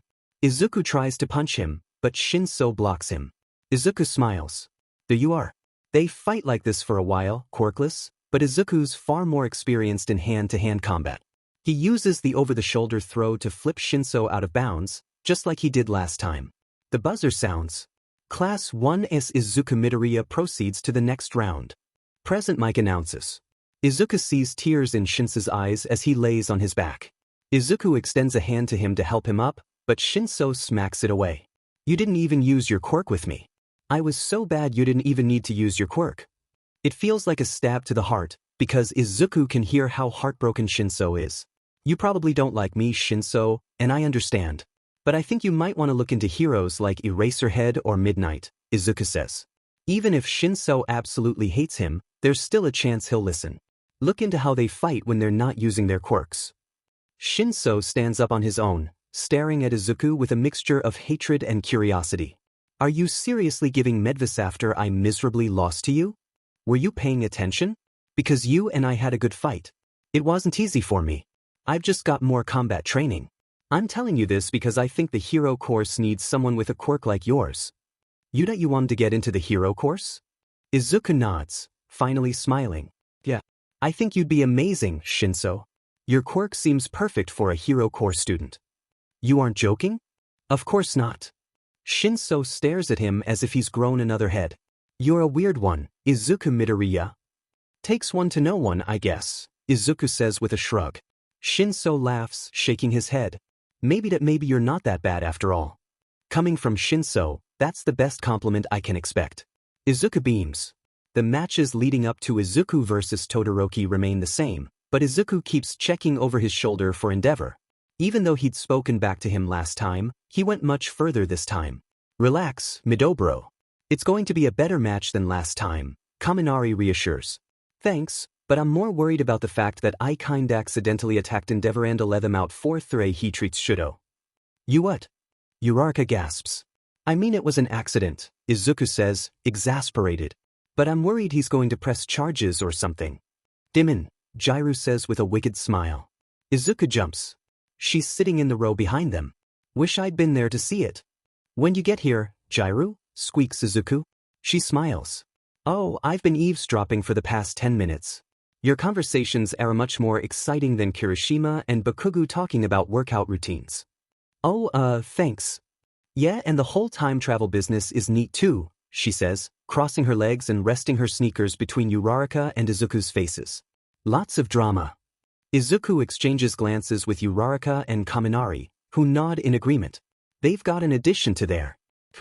Izuku, after spending hours upon hours poring over notes about Todoroki's quirk, basically has the plan to run up and punch him in the face. He feels a bit silly about it, but really, all things considered, it's the best plan. He can't let Todoroki use long-distance attacks. If he lands even one, then Izuku's already lost. Izuku stares at Todoroki from across the arena. Todoroki's expression, as usual, is carefully blank. All right, everyone. This match is going to be crazy. I heard you drop-kicked my father. Oh no. It wasn't a drop kick, Izuku says quickly. It wasn't even on purpose. We've got Izuku Midoriya. We've got Shuto Todoroki. I also heard that you insulted him. That was more on purpose. Todoroki frowns. Izuku can't tell if that's a good or bad sign. Let's just get this over with. Let's hear it for 2 of 1 is greats. The cheering of the crowd brings Izuku's mind back into focus. He's going to win this round. He's not going to use his quirk. 3.2.1. Begin. Izuku starts running. He starts running as soon as Present Mic announces the start of the round. He's sprinting as fast as he can without using one for all, which honestly, is pretty fast. He knows Todoroki is going to start the round with an arc of ice, and he also knows that the area of ice is smaller closer to his body. The closer he is to Todoroki, the better. He manages to get close enough during the first wave of ice that he only has to step to the side to avoid it. Whoa! Look at him go! Present Mic cheers. Todoroki's eyes widen. He was expecting Izuku to break his fingers. He was expecting Izuku to use his quirk. Really? More hand-to-hand combat? Didn't you get enough of that in your last fight? Todoroki snaps. Izuku is close enough to start a fist fight now. So he does. Todoroki's much more skilled than Shinso in hand-to-hand combat, but he's been caught off guard.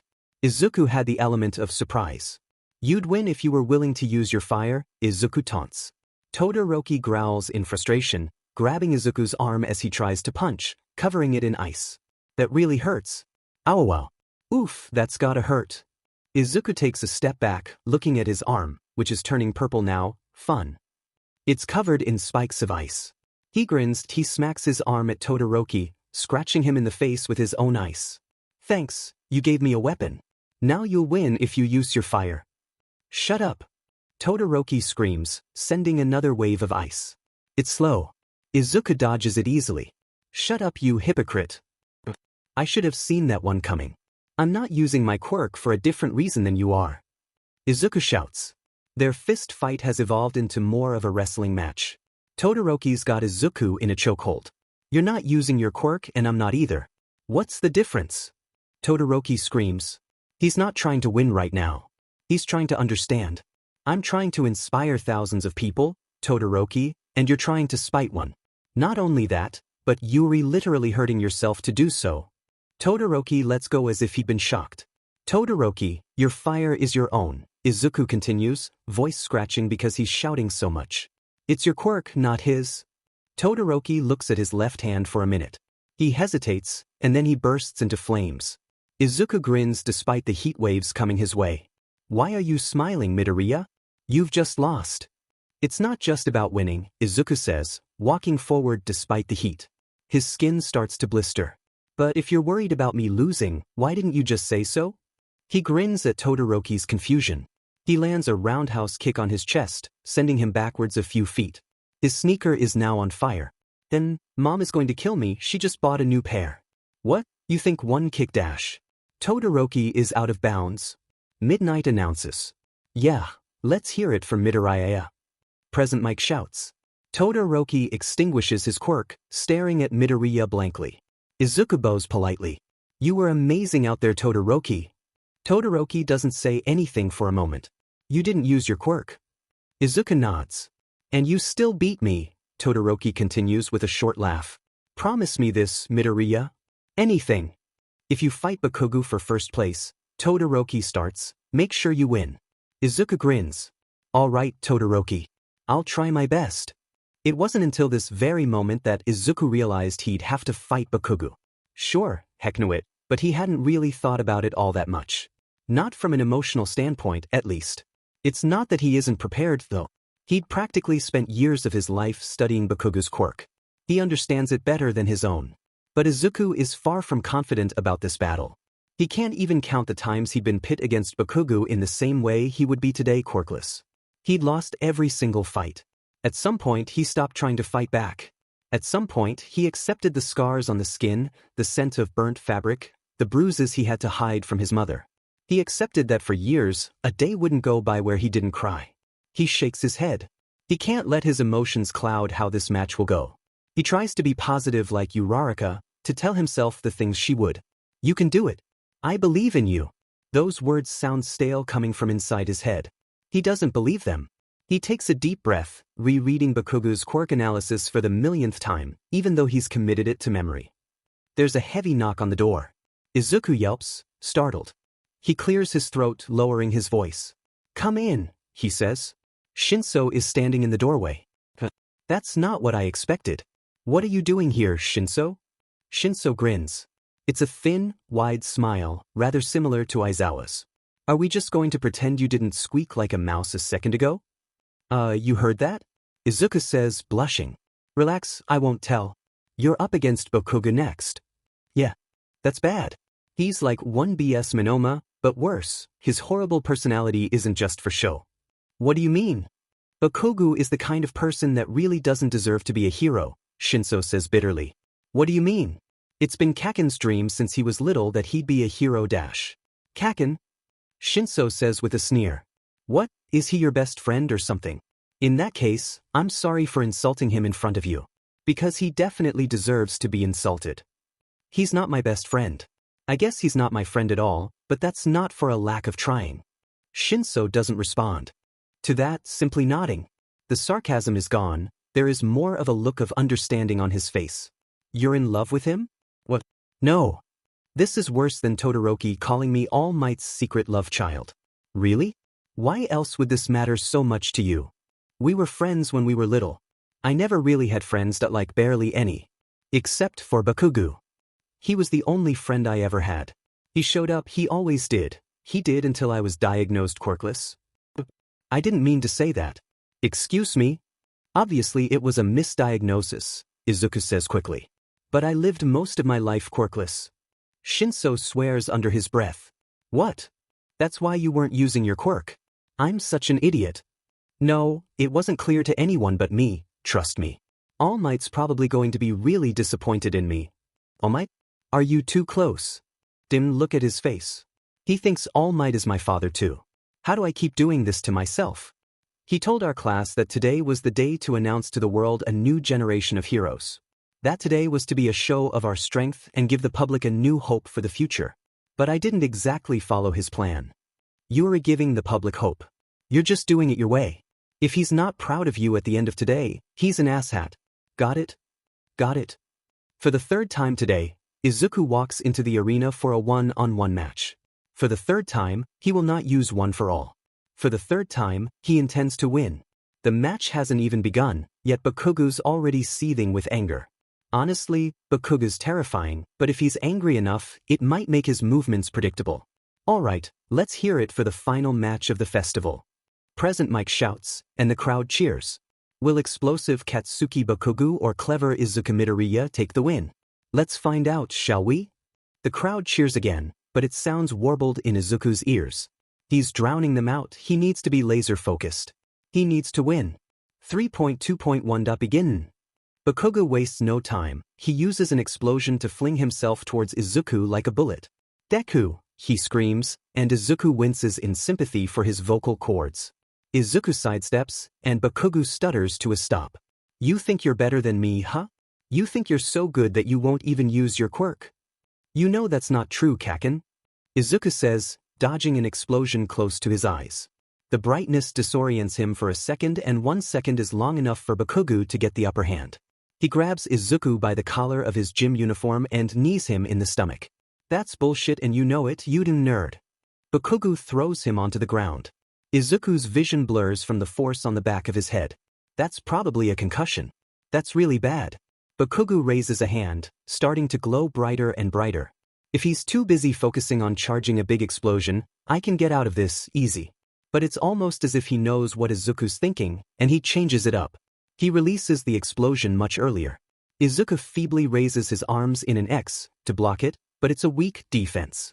He smells his own burnt skin. Stop trying to fight back. Bakugo throws an explosion to Izuku's jaw. You're just a stupid dash. He punches Izuku's nose. It's definitely broken. Quirkless dash. A punch on the cheek. Izuku can taste blood. Deku. Izuku's barely conscious. Bakugo's holding him off of the ground by his shirt. He throws him to the ground, disgusted. I can't believe you got this far. I can't believe a worthless loser like you got to fight me. Izuku stands up, though his vision is fading in and out. He's about to get into a fighting stance, but instead, he laughs because all of a sudden, it hits him this is hilarious. It's not an innocent laugh either. It's unhinged, maniacal. He can still taste the blood in his mouth and knows his teeth are covered with it. So much for making a good first impression as the new symbol of peace. Bakugo freezes. He actually looks frightened. Good. Oh, Kakin, Izuku exclaims, you really think you're going to beat me? What do you think you were doing all those years? You beat me, broke my bones, caused me immense pain. What do you think that did? Bakugo doesn't say anything, still petrified. The look of fear in his eyes makes Izuku oddly proud. That's probably not a good sign. You built up my pain tolerance. To an extreme level. You know what that means, Kakin? Izuku says with a gentler laugh this time. No matter what you do, no matter how many bones you break, I will always get back up, I will never give up. He grabs Bakugo by the arm and does his trusty over-the-shoulder move, slamming his back to the ground with a satisfying smack. Bakugo is out of bounds, Midoriya wins. Midnight announces. Whoa! Let's hear it for Midoriya. Present Mike shouts. Izuku sits down on the ground, relishing in the sound of the crowd cheering his name. He smiles, feeling relieved. He can finally take a break, he can finally breathe. Then, Bakugo yells. It's not so much a yell as a roar of pure rage. He gets up and throws a right hook at Izuku's ribs. Izuku falls to the ground, gasping for air. I'm tired. I'm so tired.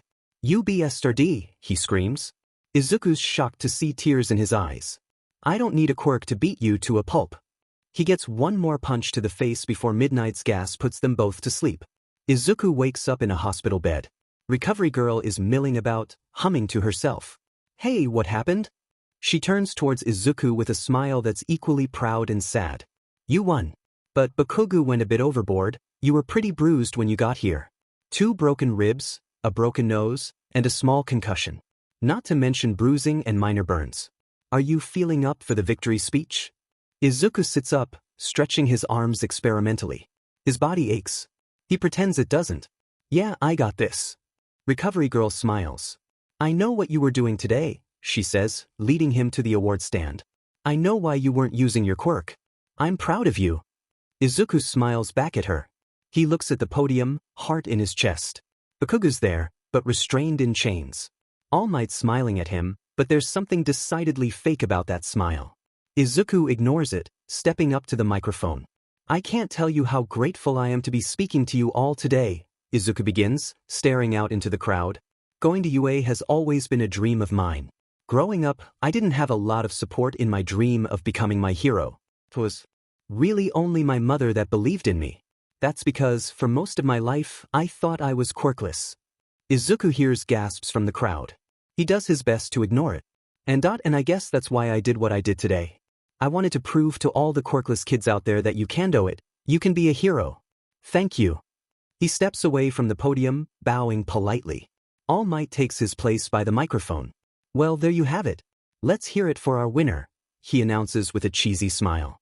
He glances at Izuku, suddenly serious, and Izuku's known him long enough to know that look is code for, let's talk later. As soon as the award ceremony is over, Izuku's looking for Iida.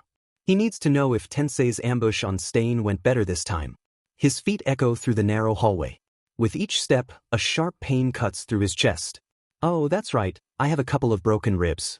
He rushes to the stadium seating, where his class is packing up, getting ready to leave. Before he can see if Iida is there, he's ambushed by a hug. Hugs aren't as much fun when you've got broken bones. Congratulations, Mido. Uraraka shouts. Izuku smiles despite the pain in his chest. Thank you, he says. He glances around, but Iida doesn't seem to be there. Has anyone seen Iida? I think he left early. Yayorozu answers. Was there something you needed? Izuku swallows nervously.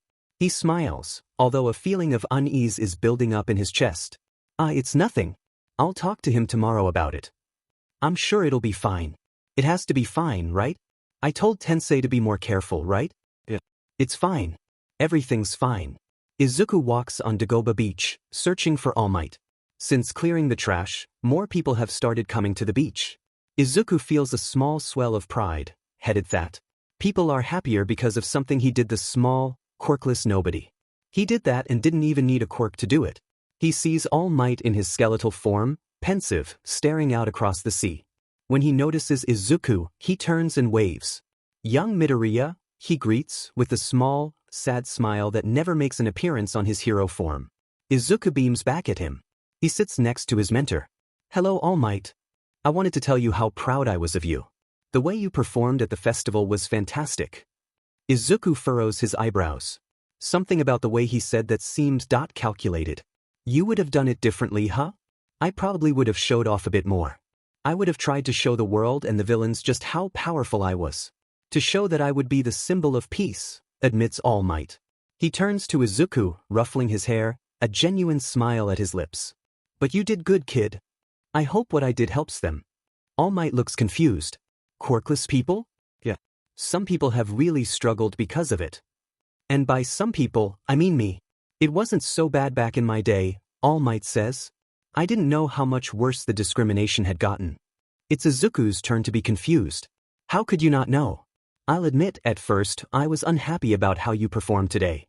Izuku winces. However, I took a minute to reflect on why you did what you did. And I think I'm starting to understand how important this is for you. I know you weren't just trying to prove that there can be quirkless heroes. I know you were telling all the quirkless kids out there that they can have dreams. They can pursue dreams, even achieve them. I may have been the symbol of peace, but it's my dream for you to become the symbol of hope. It was the most beautiful thing anyone's ever said to him. Izuku wants to take a photograph of this moment, to remember every detail and never let it go. His phone rings, jolting him back to reality. He pulls out his phone, and his joy drains away. He stares unblinkingly at the screen. Young Midoriya? No response. My boy, what is it? In that moment, Izuku can't bring himself to speak. It was all over the news. The frivolous excitement of the sports festival was no longer relevant to the minds of the public, and rightfully so. Japan was mourning the loss of one of its finest heroes. Ingenium was one of the greats, a teary-eyed Kamui Wood says. What happened is a tragedy that should never have happened. We've already assembled a team to track down Stain. We'll honor Ingenium's memory by avenging him and completing his last mission, capture the hero killer. What an emotional testimony from one of Ingenium's closest allies. We'd like to remind the public that Stain has a paralysis quirk. If he consumes your blood, he can freeze you. Please refrain from walking alone or traveling back alleys. The television shuts off. Honey, you've been watching that all night. It's morning already, did you get any sleep? Izuku doesn't respond to his mother. He's sitting on the couch, staring at the now blank screen. Eyes bloodshot and face tear-stained. Izuku, did you hear me? Inko asks gently. Izuku shakes his head, smiling weakly. Sorry, I just spaced out a little. I'm okay. Both knew that was a lie. Inko hugs her son. You don't have to go to school today, you know, she says, smoothing his hair out of his face. You could stay home. Izuku shakes his head. No, thank you though. I should get going if I want to get there on time. Izuku is not late. In fact, he is quite early. All by design. I need to talk to him. It's raining today, and Izuku didn't bring an umbrella, but he still waits at the entrance of the school. I need to apologize. He's never going to forgive me. He never should. Sure enough, Iida's the first to arrive, equipped in a blue raincoat. Iida won't look Izuku in the eye. Hudson look him in the eye, it's as if the very sight of him causes pain. Maybe it does. What are you doing? He asks. I wanted to talk to you. Iida pauses. Look, Midoriya, that I know you were trying to help. Ignore that. Izuku doesn't say anything. He doesn't think he should. I know you were trying to help, but the fact remains that if you never tried to help, Tensei would still be here. The extra backup he brought alerted Stain to his location. They were paralyzed before they even had the chance to fight. Izuku looks at Iida's eyes, tearful but not angry. Just sad. You're the reason my brother is dead. Even though Izuku knows this, even though he's known these, it feels like the wind's been knocked out of him. I won't be able to talk to you, Iida says, without a trace of bitterness. He sounds casual, as if he were discussing a homework assignment. I hope you can understand. I don't feel like I can talk to you anymore. Izuku nods. I just lost a friend. I just killed a man. I killed a man because I was trying to save his life. Izuku takes a deep breath and walks through the front doors of the school. And if he's already crying before the first bell rings, no one comments on it. Midoriya, stay for a minute, Aizawa says, stopping him with his arm. We need to talk about some things before you head off to lunch. There's something comforting about his dull tone of voice. Perhaps it's because it's so predictable. Alright, what do you want to talk about? Internships, dash. Oh, not so bad. The sports festival dash. Still not bad. Bakugo dash. Oh no. And Ingenium. Midoriya, you won first place in the festival, which is no easy feat, especially without the use of a quirk. All of the heroes are looking to snatch you up for an internship. Having said that, I think, for the sake of your mental health, you should pass on this first internship. Wait dash. Let me finish. Please. Izuku nods. I wanted to let you know that I've also prevented Bakugo from accepting any intern invitations because of his behavior at the sports festival. Not again. Not again. You can't do that. I realize you're in a tricky situation, but I'd really appreciate it if you let me teach the way I wanted to, Aizawa warns. But Bakugo dash. Bakugo attacked you after the match was over, Aizawa snaps. He behaved in a way that displayed me class in a negative way for the whole world on live television. I reserve the right to give my students proper punishment when they misbehave. But it's not even about that. What if suspending him makes him take a different path? Not your problem. Listen to me. It kind of is dash. No, it's not. Listen to me. I need to make sure everything happens the right way. I need to. No, you didn't. For God's sake, listen to me. It's my fault Ingenium's dead. Izuku screams. Angry tears are streaming down his face. He takes slow breaths until it doesn't feel like his head's going to explode. I will not be responsible for any more deaths. It's not your fault. God, you haven't listened to a word I've said. It is. Okay, so let's say you were going on vacation. I fail to see how this is relevant. I'm getting to that. Let's say you wanted to drive, but I told you to take the train instead, because it's safer. Only when you're on the train, it crashes, and you're dead. Is that my fault? No, of course not, but this whole thing with Ingenium is different. How? Because I'm aware of the future. I can make sure things happen differently. If I never talked to Tensei, if I never meddled in that situation, Tensei would still be alive. Sure, that's true, but you didn't know that talking to him would cause his death. It was unfortunate, tragic, and it was not your fault. Izuku doesn't believe this, and Aizawa knows this. Even if you can't accept that, take the week off. Also, Tensei's death was not your fault. Alright, I will. And you've already told me that. Aizawa stares at Izuku. Yes, I know. I'll keep on telling you until you believe it. Izuku takes Aizawa's advice for once and stays home for the week, only he has no intention of relaxing. He spent the past week passing information through Sir Nighteye's agency to the police departments in Japan. He sends the quirk analyses of the villains in the League of Villains and Shai Hasaiki raid to Bubble Girl, who forwards the info to the police. He's not redeeming himself for what happened with Tensei, but at least he's doing something. He's not going to go out and track down the hero killer. That wouldn't make him much better than Iida when he did the same thing. Of course, he wouldn't be intending Tokelstein like Iida was trying to do, but he knows that going after him is still vigilantism. Even though his main task is sending the information he acquired from his extended stay in the future around to everyone in the present, that doesn't keep him from poring over every detail that was released from the police about Tensei's murder. Every single clue, pointless as it may seem, could lead to something really important. Maybe. He doesn't know. Maybe there's nothing to discover. Maybe there's nothing he can uncover, but he has to try. He owes it to Tensei. The facts are these: Tensei, instead of patrolling by himself like usual, brought 2 sidekicks along with him to search for Stain. During their patrol, Stain ambushed them from behind, paralyzing the 2 sidekicks instantly. That left Tensei as the only hero standing. It was a one-on-one match. Due to the blood that the forensic scientists analyzed in the alley, Stain didn't leave the fight unscathed. Unfortunately, he won. Tensei was killed by Stain. There was no doubt about that, but something about that doesn't sit right with Izuku. Tensei was the perfect model hero. He's exactly what Stain wants in society. His murder doesn't make any sense. Not only was it tragic, but it didn't even fit in with the Zealot's logic. If Ingenium were to die at the hands of a villain, it shouldn't have been Stain. Izuku wants nothing more than to have a chance to interrogate him. To get the answer to one question, why did you kill Tensei when your own code should have spared him? He shakes the thought away, reminding himself that going after him without the assistance of a pro-hero would be vigilantism, no matter the reason.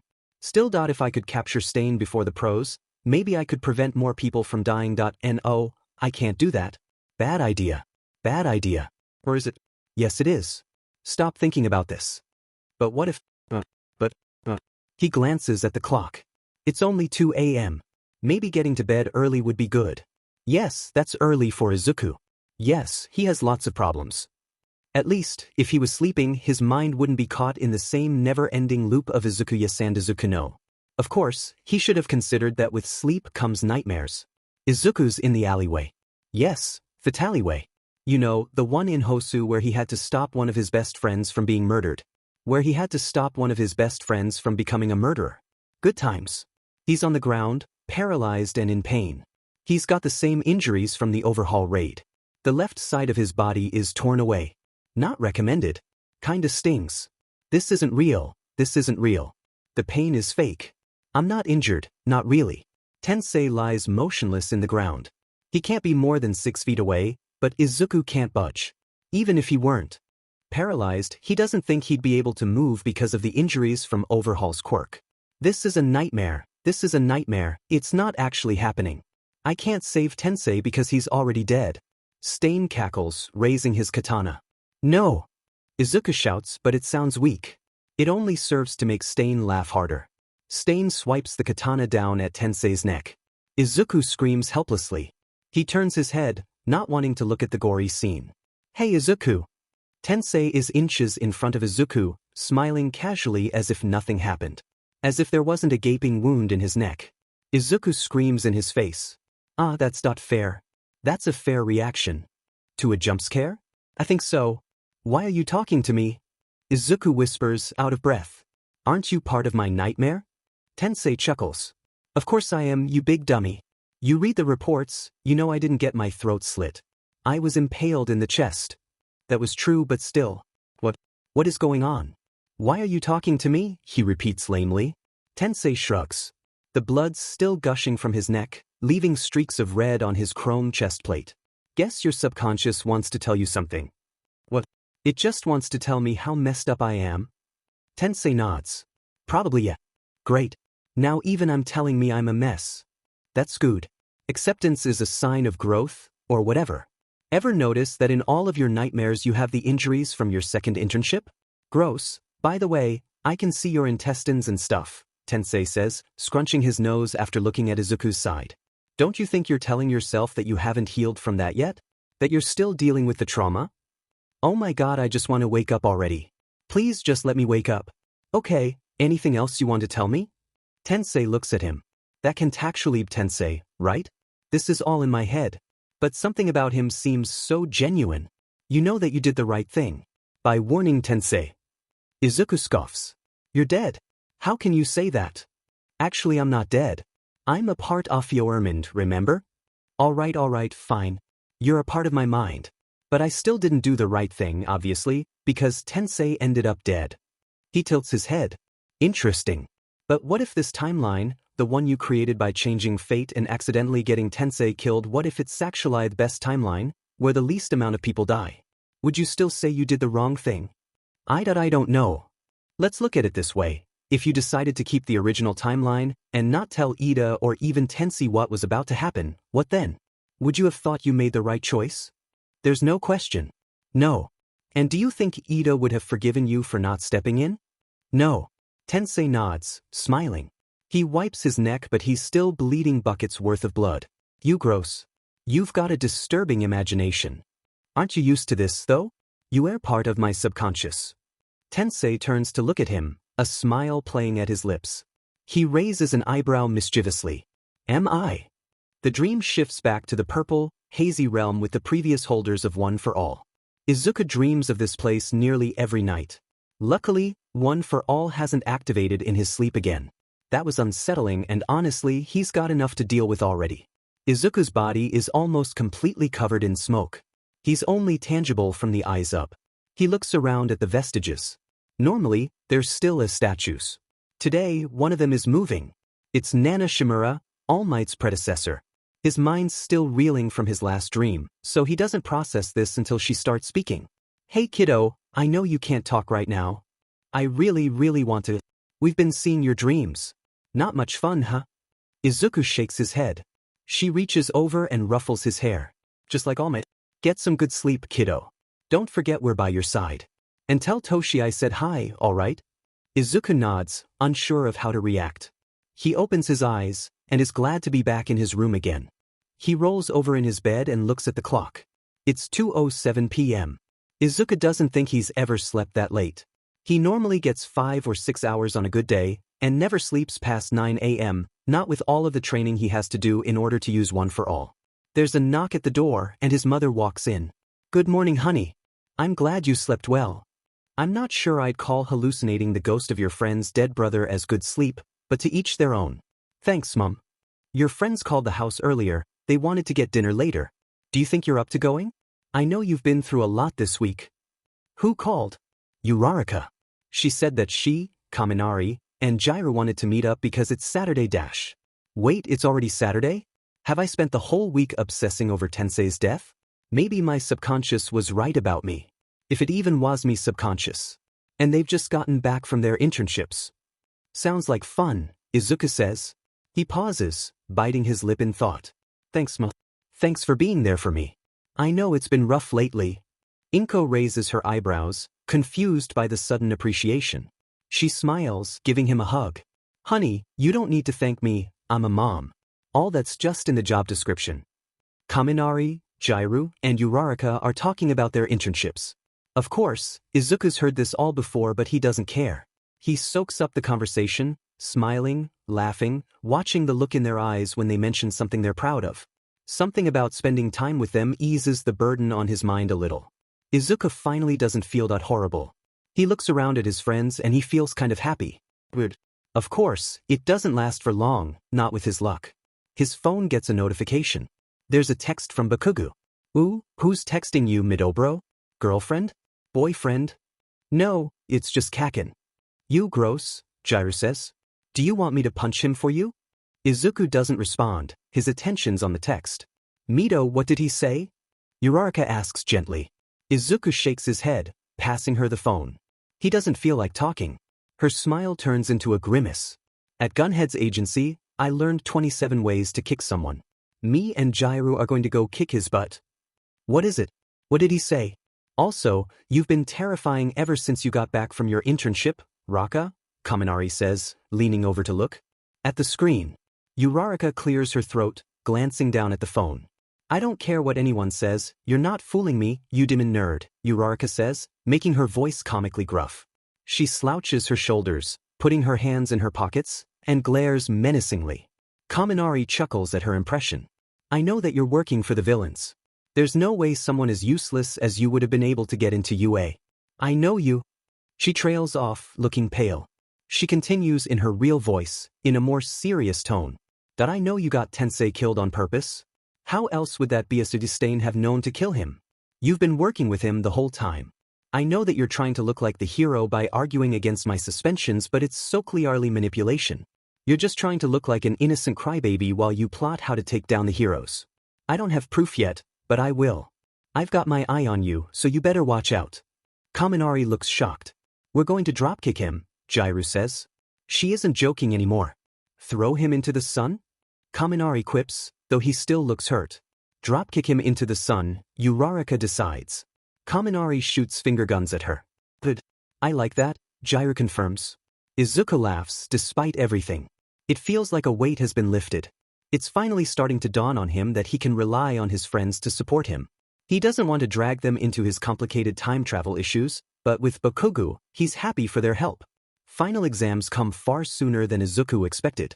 Right after Class 1A returns from their internships, they're in exam preparation mode. A few sparring sessions and late-night coffee runs later, it's time for practical exams. Rotten luck, Jiru says. You're paired up with Bakugo. Against All Might. Yeah, I know. Which means you did this last time, right? Kaminari guesses. Did you pass? I did, but... Let me guess, you were being nice and he was being the deech we all know and hate, Uraraka says through gritted teeth. Her hands are in fists. Her pink cheeks are scrunched up because of her snarl. Raka, I kind of wish you never went to Gunhead's agency, you're really scary, Kaminari whimpers, hiding behind Izuku and peeking over his shoulder. Yeah, that's not kind of how it went. I wanted to escape, but he wanted to fight All Might. Let's just say that Kaken wasn't a fan of compromise. And this one is? Jiru says wryly. Really, Midoriya, shouldn't you ask Aizawa to reassign you? No, I don't think so. I'm looking at this exercise differently. I'm going to test how well I can do when my teammate turns out to be more of an adversary. That's the nicest way to call someone an antagonistic JRK I've ever heard, Kaminari says. I swear, you've got to be the most patient person in the world. Don't you ever get mad? Of course I do. I just try not to let it show.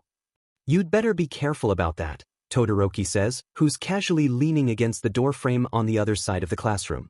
Izuku jumps. Geez, you scared me. When did you get here? Oh, I will? Hello, Todoroki. Hi, Midoriya. If you bottle up your anger, you're going to boil over. I'm speaking from experience. Oda, thanks. Anytime. I'm great at giving advice, he says, expression blank. Hey, I was wondering, Todoroki, Izuku asks, shy under Todoroki's intense gaze, how's Iida doing? He's not really, talking to me right now, dash. Yeah, because he's AD dash, Jiru says. I mean, we get it, your brother died, but you're really going to alienate the person who was trying to save him? D-move. Izuku clears his throat. Yeah, well, anyway, how does he seem? He seems fine. So much for that. I should have known I wouldn't have gotten an elaborate answer from him. Why isn't everyone in their seats? Grumbles Aizawa from his sleeping bag. It's too early for this sheet. And so begins the final exam. Izuku's nervous. He's nervous because not only was this exam horrible last time, but he knows it's going to be worse now. Because Bakugo doesn't just hate him, he doesn't only think Izuku was hiding his quirk and thought he was better, but now, he thinks Izuku's working for the villains. Fun. Good times. What could go wrong? Not to mention, while Izuku and All Might are on good terms, there's still some awkwardness. Which he hates. Not that there's much he can do about it. He and Bakugo walk shoulder to shoulder in the testing area, which was designed to look like a city, with small storefronts and alleyways. So, Kaken, I have this plan about how to dash. Shut up. I don't give a damn in what you have to say, and I never did. Bakugo's screaming brings back memories of middle school. Izuku flinches backwards instinctively. Bakugo chuckles. Yeah, just what I thought. You're a coward. That's not true. I've faced more than you ever could have dreamed. Kaken, please dash. Don't you, Kaken, please me. I know that innocent act is bullshit. Izuku tries to take some deep breaths, but it doesn't stop his anger from rising. It's perfectly logical that he'd expect me to be working for the villains. I have to prove to him I'm not. I can't judge him. Just wait a minute. We both want to pass the exam, right? We have a common goal. We need to cooperate. That insufferable idiot. This is just like last time. I guess some things never change. Okay then, what's your plan if you refuse to work with me? How could you possibly expect to win? Izuku says. He can't quite keep the venom from his voice, try as he might. I'm going to fight All Might by myself. You're going to stay out of the way. No, Kaken. We need to work dash. The blast comes out of nowhere, hitting Izuku's left side. Izuku falls to the ground, gasping in pain and panic. He clutches his side with his hand. And he's mad, because Bakugo hit him where Overhaul did when he melted half of his torso. Bakugo sneers down at him. God, you're pathetic. You can't even take a hit. You don't understand, you've no idea why I'm struggling. The anger's rising. It feels tangible, like there's something alien running through his veins. Izuku doesn't think he's ever been so angry in his life. Kaken, you've got no idea what I've been through, Izuku says quietly. Loli. Bakugo pauses, noting the tone in Izuku's voice. He's at least interested enough to stop and listen. I'm sick of you failing to give me 1 ounce of respect. I've been through hell, Izuku says, the tears streaming down his face. He thinks of Overhaul's fingers grazing his. He thinks of the pain, of the shock of seeing the inside of his own body. He thinks of how hard it was to smile for Eri so she wouldn't be scared. He thinks of the fucking audacity Bakugo has to treat him like this. I'm not weak. I am not pathetic. I am not useless. I am not a waste of space. I'm not a villain. I'm not a coward. Bakugo's eyebrows quirk up in amusement. Ah, poor little Deku, he mocks. His hands start to glow, little explosions crackling across his palms. He grins wide. He suddenly reminds Izuku a lot of Muscular. Did I finally make you mad enough to fight me back? I want to see you fight back. I want to see you fail. Don't test me today. You need to learn to shut your mouth when talking about things you don't understand. The anger's rushing through his veins at full speed now. It actually feels real. Like maybe there's something actually wrong with him, an adrenaline spike or high blood pressure or something. Something's wrong, and Izuku knows that, but he's too concerned with the absolute disaster that is Katsuki Bakugo to focus. What's happening to me? You're an insecure, entitled little sheet, do you know that? Izuku hisses. It feels like his heart's about to burst. Maybe he's having a heart attack. Maybe he's making this all up and he's just never been this set off before. It sort of feels like full cowling, only if one for all were acid. What if this is my quirk? Bakugo grins, chuckling. Oh, it'd get him mad. That horrible, itching sensation in his veins just won't go away. It's like there's bugs crawling right beneath the surface of his skin. It's starting to hurt. I'm really scared. Just shut up, Izuku growls. He has to clench his jaw to stop himself from screaming at Bakugo. He really wants to. Stop making everything so much harder for everyone but yourself. And while you're at it, stop making everything about yourself. Are you kidding? I've got one of the strongest quirks around. If I'm doing anything for everyone else, I'm helping. A flash of intense pain. Izuku grits his teeth, ignoring it the best he can. I'm scared, but I'm angrier. A hero is more than their quirk, you absolute idiot. Bakugo looks at Izuku, a cold, dead expression in his eyes. As if you could know. All you're capable of is getting people killed. You don't get to say that to me. Shut up. You got Tensei killed. Shut up. Bakugo grins, chuckling. Go on, Deku, try and deny it. He feels another bout of pain, it's almost like he's trying to hold something back. Bakugo leans forward towards Izuku's face, a taunting expression on his face. See, you can't. Get away from me, Izuku mumbles. Or what are you going to do? Bakugo says. He kicks Izuku in the stomach, and the sensation in his veins amplifies tenfold. It hurts, it hurts, it hurts, it hurts, it hurts. Get away, something's wrong with my quirk, Izuku groans through the pain. I don't want to hurt you. As if I would fall for that. What could be wrong with Dash? Bakugo doesn't get to finish that sentence, because something explodes from Izuku's body. Tendrils of dark energy fluctuate around spastically. It's like Aizawa's capture scarf and dark shadow in one horrifying package. Izuku tries to rein the power in, but he can't. It's too chaotic, too out of control. It hurts, it hurts. Through his tears, he can see the expression on Bakugo's face. He's scared too. One of the tendrils snaps out and throws Bakugo through a wall of one of the fake shops. Through the panic, Izuku swears he heard him cry out in pain. I heard him, what if I killed him? Did I kill him? It feels like all hope is lost until Aizawa's red eyes shine down at Izuku, and the black energy recedes under his skin. The pain is finally gone, and he passes out. Izuku wakes up with a jolt, but something's holding him down.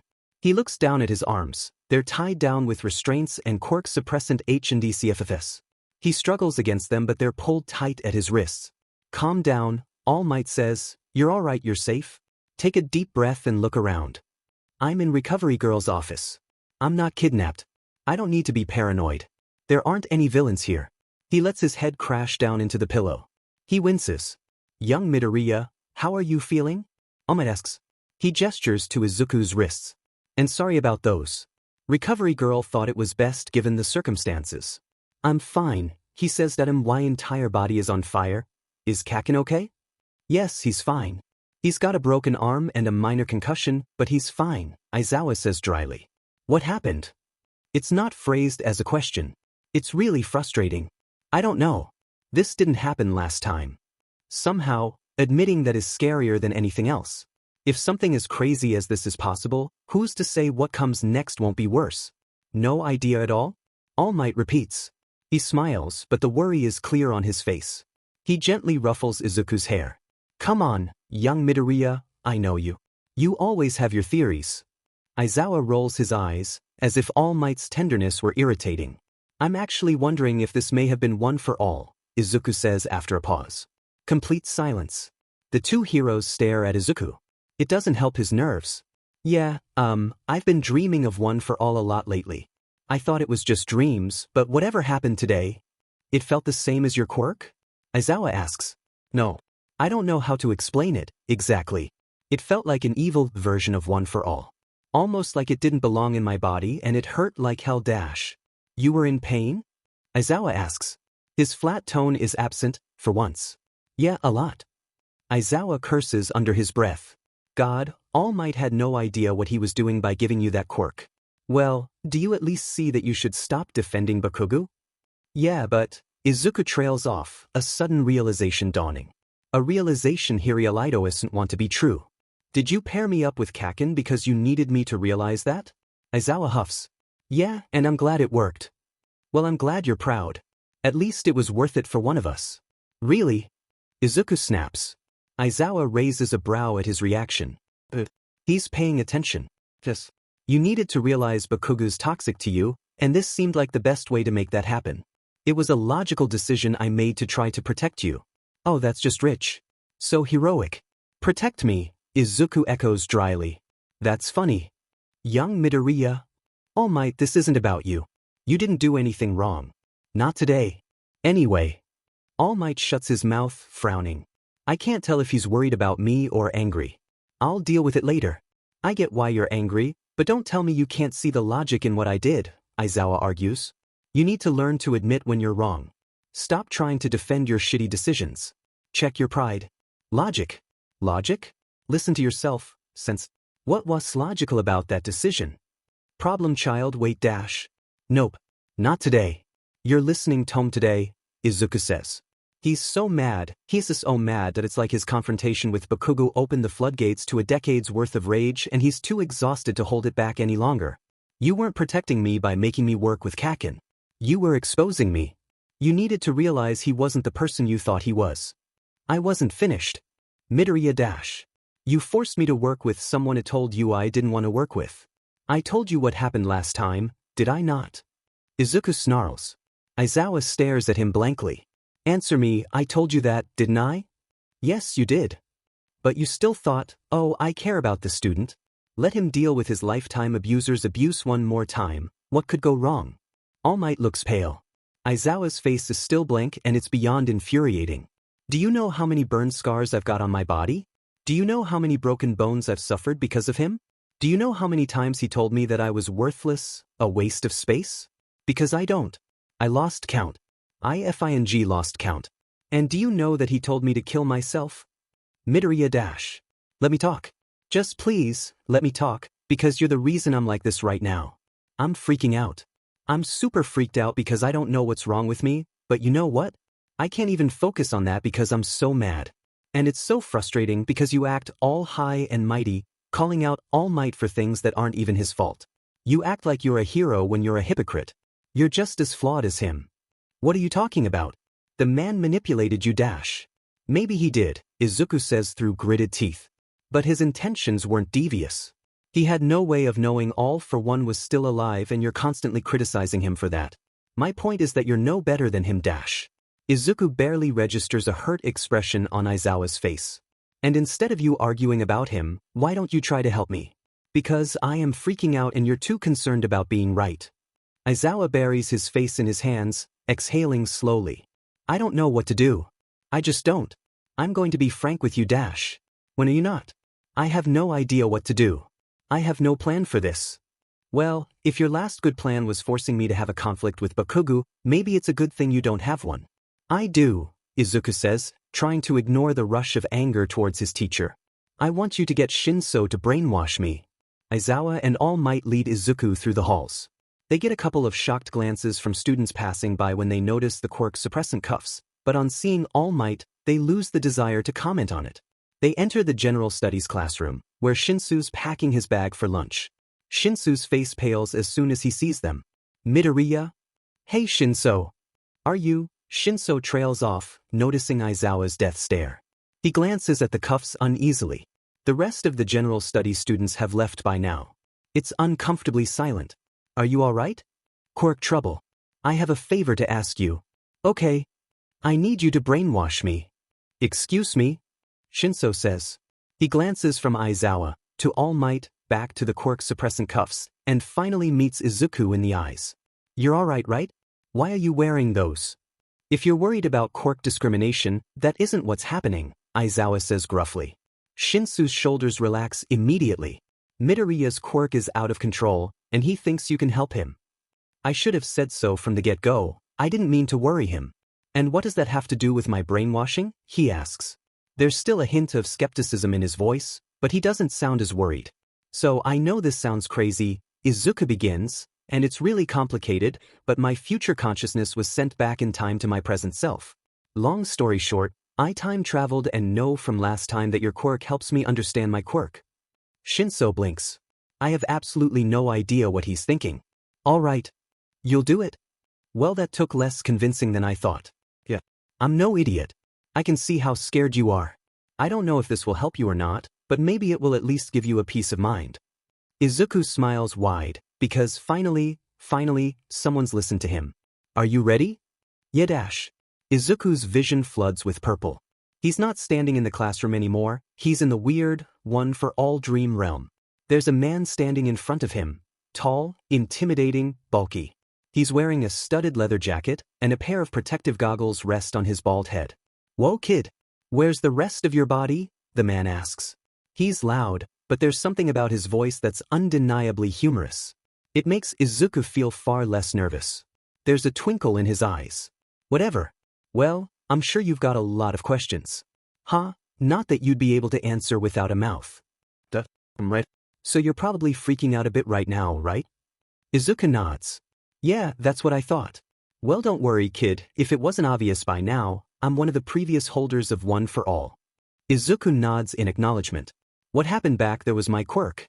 It's called Black Whip. The man holds out his hand and sure enough, Black Whip shoots out of his hand, looking far less menacing than whatever happened at the exam. One for All is passed from user to user, as you know. Our quirks are passed along as well. Basically, until you became the 9th holder, One for All wasn't strong enough to access those quirks, but now that's changed. Lucky, you're going to manifest 6 quirks. I'm gonna what? Yeah. I know you've been going through a lot lately emotionally, the man says awkwardly. I'm not the best with all that sheet. That's more Nana's territory, but anyway. Basically, you use anger to control Black Whip. You're small but you're full of rage, the man says, grinning proudly. He taps Izuku's temple with a finger. Anger is a useful tool, but don't forget to use that head of yours. Also, Black Whip is much stronger than when I had it, so you really need to control your emotions. You've grown so much stronger, 9th. We're all proud of you. Izuku blinks, and he's back in the classroom. Shinso, All Might, and Aizawa are staring at him. All good, Izuku says with a thumbs up. I got it figured out. Shinso blinks. What? I figured out what was up with my quirk, Izuku says nonchalantly. I know how to manage it now. But how was that possible? Shinso asks. To be perfectly honest, I don't know, but thank you, Shinso, Izuku says. And I meant what I said back at the festival. You'd be a great hero, and I hope to have you as a classmate someday. Shinso tries not to smile, the same expression he's seen on Aizawa's face countless times. I've been training hard. I took your advice, starting training and looking into heroes who fight quirkless. You had a good point. All Might and Aizawa watch their conversation like a tennis match. Both seem shocked at Izuku's relaxed nature. You're not all right now? All Might says cautiously. Izuku stands from his desk with a smile and nods. If I could ask, what exactly happened with Midoriya's quirk? Shinso asks, trying to sound disinterested. It went haywire, Aizawa states. Manifested in a way that's never happened before. Midoriya couldn't control it and he collapsed 3 of the buildings in the testing area dash. Wait, what? I didn't know that. He also broke his classmate's arm and gave him a concussion. Shinso stares at Izuku wide-eyed. DMN. In my defense, I didn't know about the building thing, Izuku blurts. Aizawa blinks. You didn't realize you destroyed half the block? Aizawa asks sharply. Well, no, I was kind of preoccupied. Preoccupied? All Might asks. Young Midoriya, forgive me for being so blunt, but how did you not notice? Well, I was really mad at Kakin. My vision was pretty blurry because I was crying, and I was about to pass out because of how much pain I was in, he says matter-of-factly. But because of Shinso, I figured out anger's the trigger to that way of using my quirk, so as long as I control my emotions I'll be fine. Why is no one talking? Why are they just staring? That sounds horrible, Shinso says, the first to speak. I didn't realize that you were in so much pain, that sounds terrifying. I don't know how I'd be able to handle my quirk turning on me like that. Are you doing okay now? Like emotionally? This feels like a test of some kind. Honestly, I've got a lot I need to work through. I'll be fine. Shinso nods. I wanted to thank you, Midoriya. Why is that? While I know you were really struggling back there, there's a silver lining. And what's that? Shinso grins. You stood up to Bakugo. It's about DMN time. 6 more quirks. Aizawa repeats. They're in one of UA's conference rooms, having tea and pastries. Yeah, that's including Black Whip. I wanted to apologize for earlier. I was under a lot of stress and I was kind of hyperventilating and I shouldn't have said all of that stuff and I'm so sorry. You were right. What? Excuse me? You were right. I was being a hypocrite. Pride is one of my flaws, and I let that get in the way of helping you, Aizawa admits. He shakes his head, laughing. 6 more quirks, I'll be dead. All Might smiles wistfully. It must have been amazing to speak to your predecessors, All Might says. Oh, that reminds me, I totally forgot. Nana says hi. All Might drops his teacup onto his saucer. Aizawa's eyebrows furrow. Are you all right? All Might sniffles.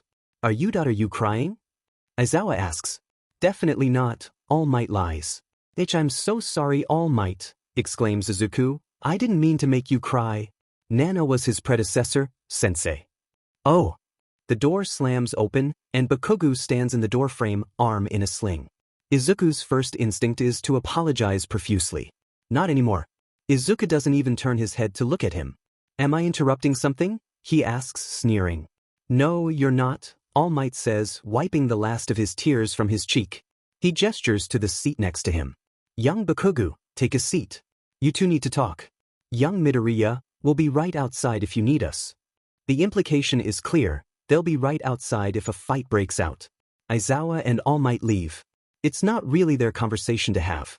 Bakugo shuffles over and sits down with a thump. Before you start hating on me, I need to get something off my chest, Bakugo says gruffly. Deku, I believe you. It's another trick. It has to be. Sure. That's funny, Kakin, Izuku says, rolling his eyes. Bakugo raises a brow at this reaction. As batshit as it is, I believe you about all the time travel and sheet. Izuku stares at his sneakers. And what changed? Izuku asks. Why now? Because I saw your face. He actually sounds genuine. My face. You were scared. You didn't have any idea what was happening any more than I did. I see.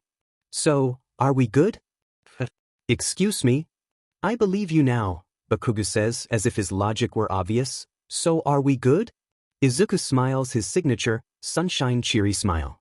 Absolutely not. Bakugo looks like he's been shocked. What did you just say? We are not good, Izuku says, letting the smile fall from his face. You've treated me like shit. I'm not about to let that go when you can't even apologize. Well, maybe if you weren't so sensitive. 17. What? 17. Thief, does that mean? That's the number of scars I have from your explosions, even though you burnt me far more times than that. Bakugo has a horrified expression on his face. Deku. I don't know why you look so offended. You're the one that did this, after all. Bakugo stands up and walks towards the door. He turns the handle. Nope, you're not leaving yet.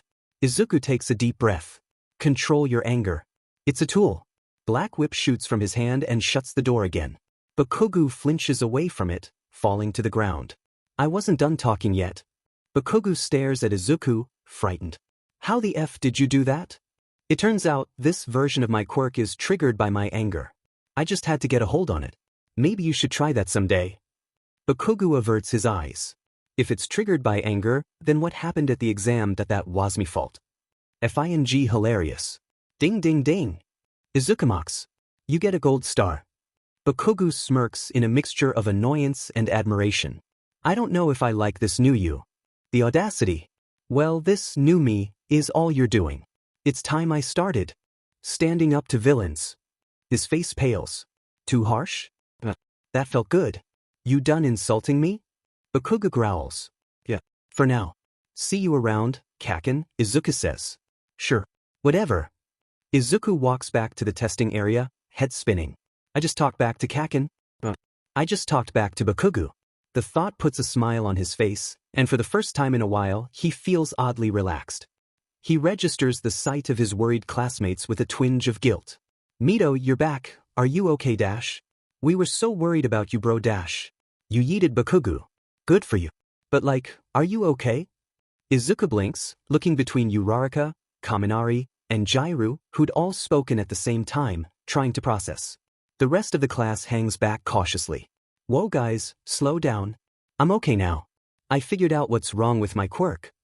For dramatic effect, Izuku uses Black Whip to pick up Kaminari's water bottle. They let out a collective sigh of relief. The rest of the class visibly relaxes. Dude, don't scare us like that. Kaminari says. You sounded like you were losing your mind out there, and you destroyed buildings. Yet I was panicking pretty bad, Izuku says. His classmates look concerned, so he smiles brightly. But like I said, it's all good now. You have a new quirk, Todoroki states flatly. Yes, I do. I really want to stop lying. Stop it, brain. Don't think like that. I know how important it is to keep one for all a secret. But still. Stop it. What? It's nothing like that. My quirk just manifested differently, that's all. Todoroki's two-toned eyes seem to stare right into Izuku's soul. He's got a bad feeling about this. Interesting. Before this, I could have sworn Dash. Oh no. Don't say it. Please no. That you were All Might's secret love child. What did I do in a past life to deserve this? Izuku smacks a hand to his forehead, trying to block out the rest of the class's snickering. Oh my god, Todoroki, not again. Again. Mina says, wriggling her eyebrows mischievously. You're saying this happened last time too? Why? Yes, he said that last time. That was at the sports festival. That whole ordeal was a lot more stressful the first time through, Izuku ponders aloud. Yeah, well, except for the fact that you totally made Endeavor eat dirt, Jairu says, smirking. Izuku glares at her as the class goes into an uproar. Bakugo takes this time to enter the room, hoping to slip in unnoticed, but Kirishima's watching him with a betrayed expression on his face. Jairu, that is not something I wanted the whole class to hear. Midoriya, Todoroki says, and the class quiets in order to hear the drama. I never got to thank you for doing that. And the class is back in an uproar. Students! Aizawa shouts. Everyone immediately shuts up. Due to the circumstances of our last exam and the wishes of both participants, we will now hold their rescheduled exam. Midoriya, Bakugo, time to go. Aizawa's got a strange expression on his face. Izuku knows why, because after criticizing Aizawa for pairing him up with Bakugo, it was strange Izuku was asking for a rematch. Izuku nods in his direction as if to confirm, yes, I'm ready. Yes, I want this. I won't let him distract me any longer. He can't hurt me anymore. He walks side by side with Bakugo, not letting the silence bother him anymore. They walk past the fake storefronts without a word, but on reaching where they were when Black Whip first emerged, Izuku freezes, stopping dead in his tracks.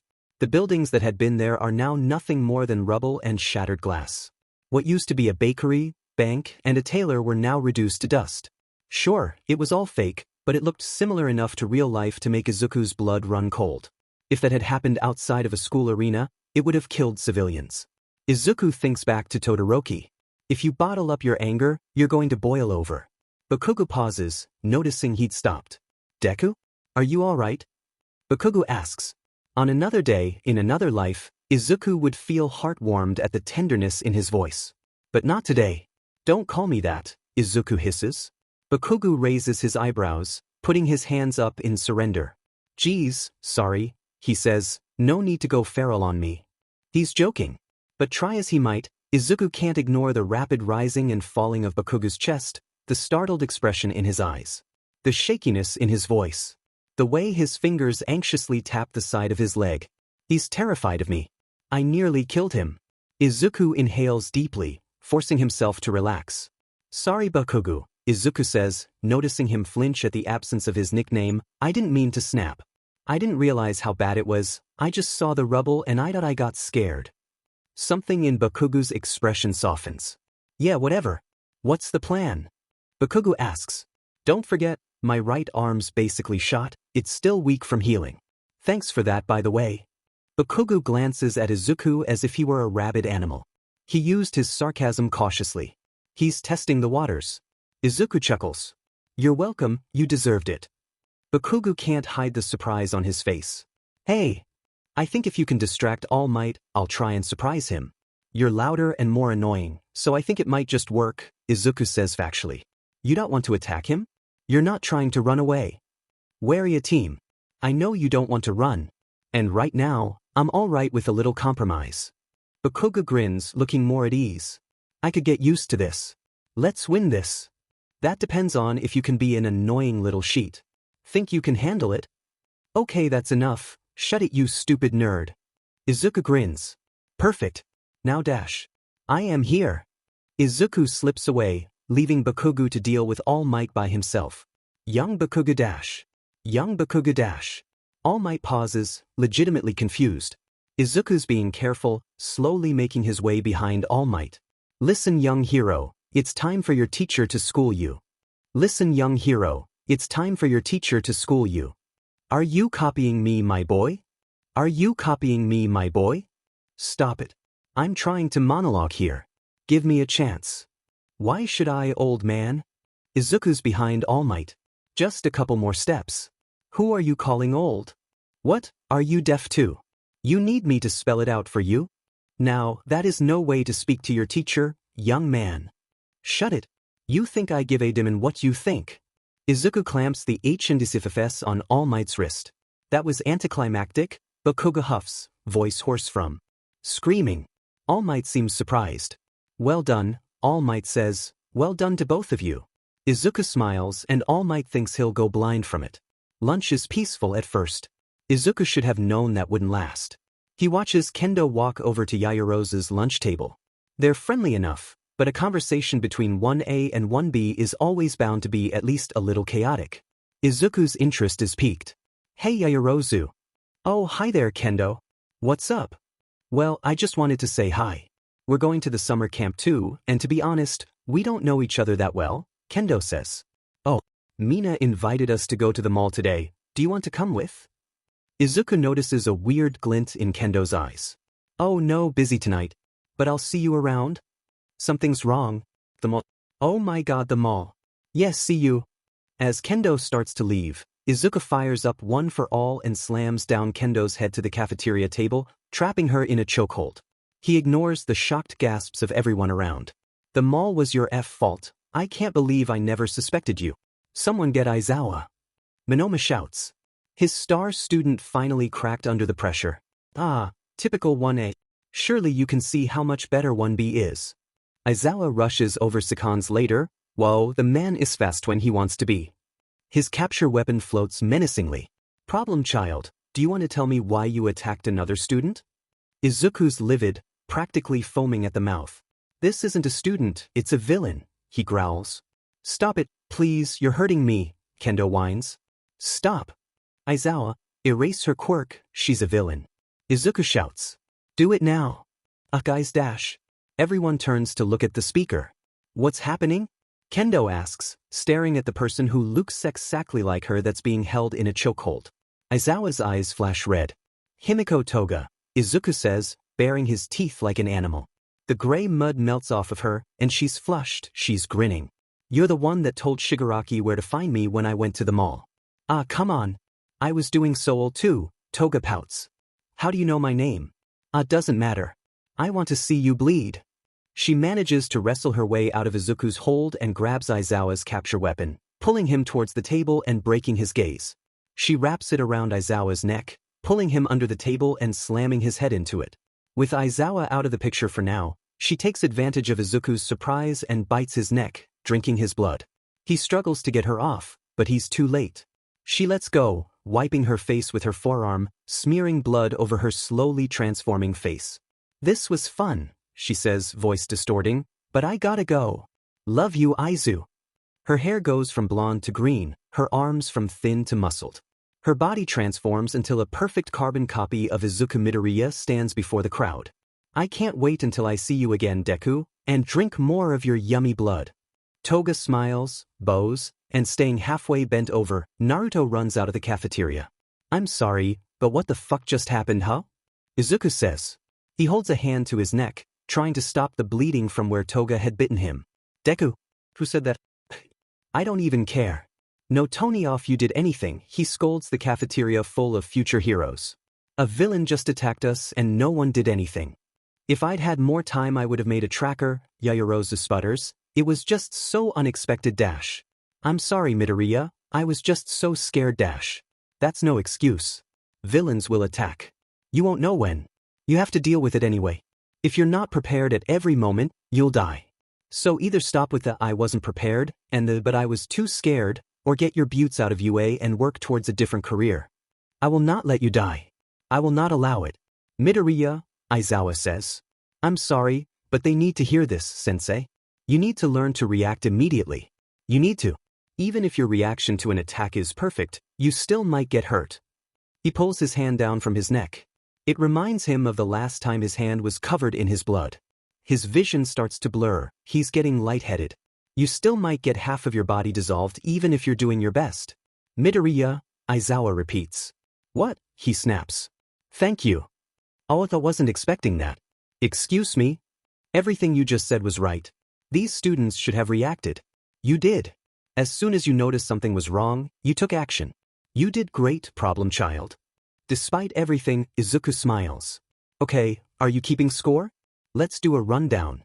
Today, Izuku not only nearly killed Bakugo, discovered he had a new quirk, and destroyed a city block, but he also got attacked by Toga.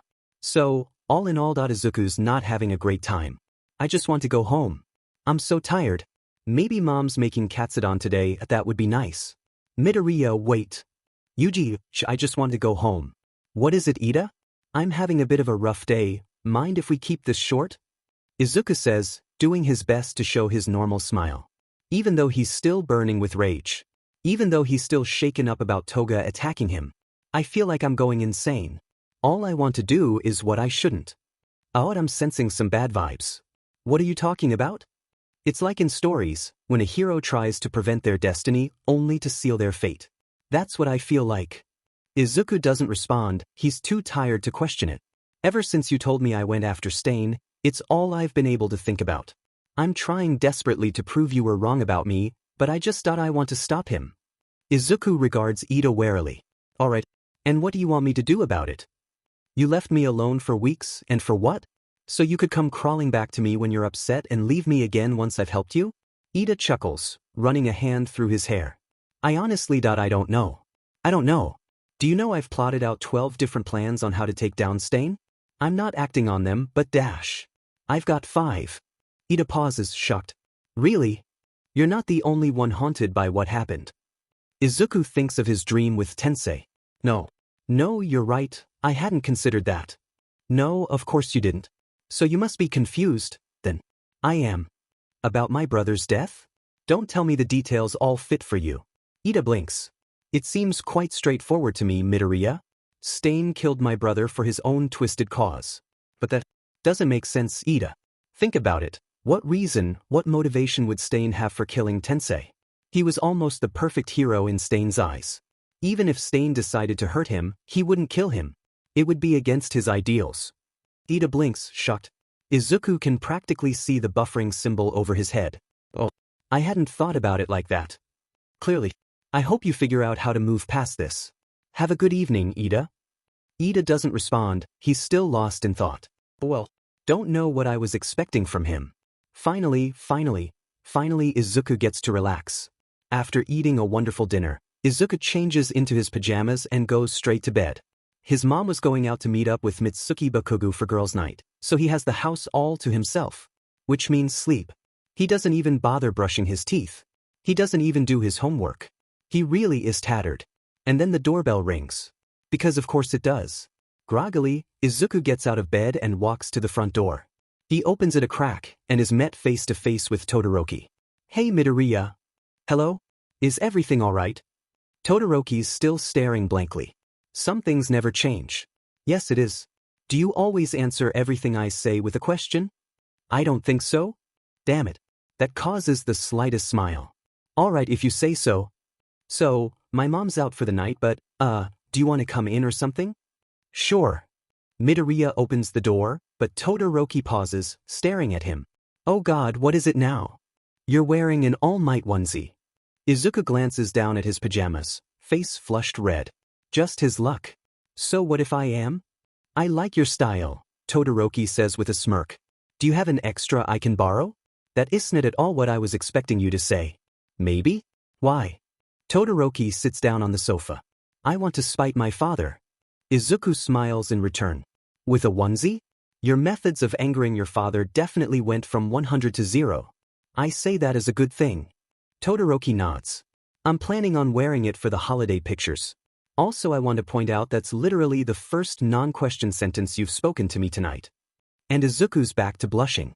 Oh, by the way, everyone else is a little late. What? Back to the questions. Am I a confusing person, Midoriya?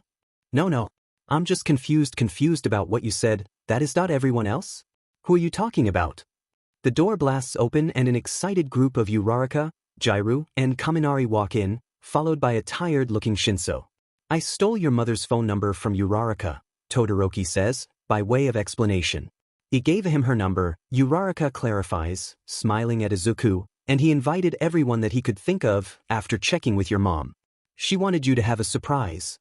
Actually, I didn't invite everyone I could think of. I invited everyone that you spoke to today that didn't send you into a blind rage or some other form of downward mental spiral, Todoroki says flatly. Jiraiya smacks a hand to her head. What Frosty over here is trying to say is that he noticed you having a rough time, so invited us over to watch movies and eat too much junk food or whatever. Ah, Mido. Your onesie is so cute. I should have brought my 13 one. Uraraka says, scrunching her nose. Izuku blushes more, if that was even possible. He glances away, noticing Shinso. Oh, does everyone know Shinso? Izuku asks, in an effort to divert the attention from his attire. Hey dude, Jiraiya says with a head nod, I'm Jiraiya. Uraraka's the only other one with a brain. Kaminari's the one in the kitchen struggling to make popcorn dash. It's not my fault the directions are so confusing, dash.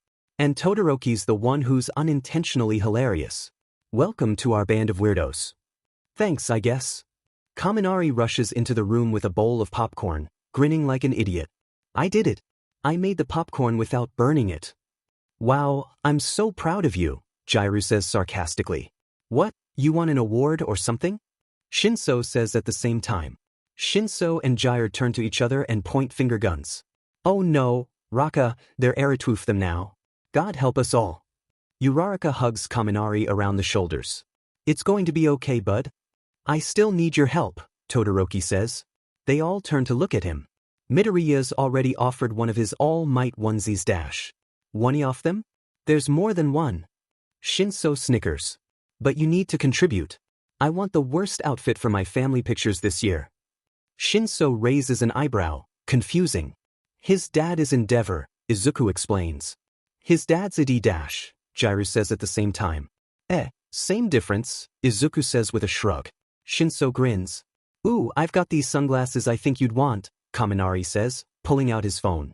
He scrolls for a while before finding a selfie of him wearing a pair of sunglasses where the lenses are green and in the shape of marijuana leaves. Perfect, Todoroki says formally, with a nod. Alright, Uraraka, you're up. I've got light-up sneakers that play music when you jump? Dude, yes. Kaminari says. Jiraiya, I don't know that I've got a slap bracelet from my emo phase that says, it's not a phase, it's just that no one understands me. Shinso snorts. Jiraiya elbows him in the shoulder. Hey, don't act like you didn't have one of those phases too. I wasn't denying it. Alright, Shinso, got anything for Todoroki? Izuku asks. Shinso sighs, as if he knows he should keep his mouth shut. I've got a headband with cat ears. Midoriya, don't laugh at me. It's not like I can't see you know I won't explain myself. Midoriya, please stop laughing at me. Todoroki nods seriously. Thank you. I have sufficient means to insult my father now. Shouldn't you spare yourself the trouble and just drop-kick him like Mido? Uraraka asks, batting her eyelashes innocently, though she knows the trouble she's causing. Shinso's face pales. I'm sorry you a dash. Guys, stop saying that. I didn't drop-kick him. Izuku exclaims. Oh, okay, I was worried dash. Yeah, but you did flip him over and smash his face into the ground, Jur points out, examining her fingernails. Wait, are you serious dash? It was an accident, okay? Oh my god, you really did it, Shinso says. Izuku feels his eyelids drooping. He tries to keep his eyes open, but it's not working. Guys shook. I think it's the slumber part of the slumber party. Uraraka whisper yells. Really? It's not even 9:00 dash. SH. When Izuku Midoriya returns from girls' night, she's prepared for the loud music and food and general mess. She never would have imagined seeing her son and his friends curled up and napping on the couch together. She smiles to herself and takes a quick picture. That's going in her photo album for sure. The week after final exams passed like a breeze. It was time for the training camp, and Izuku was not prepared. He was not excited. He felt nothing but dread about the whole thing. Don't worry, Mido. Uraraka says with a sympathetic smile as she boards the bus. It's a little hard to take her seriously because she's wearing Kaminari's weed sunglasses. This summer camp's going to be much better than yours. We're at a new, more secure location. Mr. Aizawa, Vlad King, and the Pussycats all know that the villains are eyeing the camp, so they're much more prepared than last time. This year, it really is going to be a normal, fun, training camp. That sounds like it's going to be ironic in hindsight. Also, did you forget about how Toga got into the school undetected? Are you really certain they're more prepared? Yeah. But if we don't make Esmores at least once, I'm rioting, Kaminari says. When I was little and I first got my quirk, I had trouble controlling my fire. If I was even a little bit upset, I'd be on fire. That's not like Todoroki, to open up like that. It's a little out of the blue. Yeah. My mother found my sister roasting marshmallows on the fire from my left side while I was having a temper tantrum. Multiple times. Jiru snorts. So you're saying after all this time of us being friends, you never once offered to do Esmores? Kaminari whines. I hate all of you, Shinso says, trying not to grin. He pats Izuku on the summer camp, noticing the lingering look of worry on his face. Go have some fun at camp. Next year, I'll make sure I get to go. I know you will, Izuku says with a smile. He waves goodbye, stepping on the bus, wishing Shinso could tag along. And you have 2 hours to make it back to camp, shouts Pixie Bob.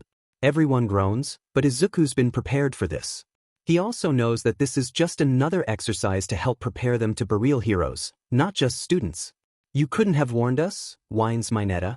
Izuku rolls his eyes. Of course I could have. I chose not to. Mineta mutters under his breath. Lazy but slacker, Izuku retorts. Mineta blinks, shocked, as if he'd been slapped. Stuck-up know-it-all. Fing disgusting pervert. All right. Kaminari says, standing between the two, let's fight the monsters, all right? Not each other. Fine, Izuku says lowly. Fine. Kaminari shakes his head with a grin, watching Mineta go the other way. Dude, you've got no chill lately. I kinda love it.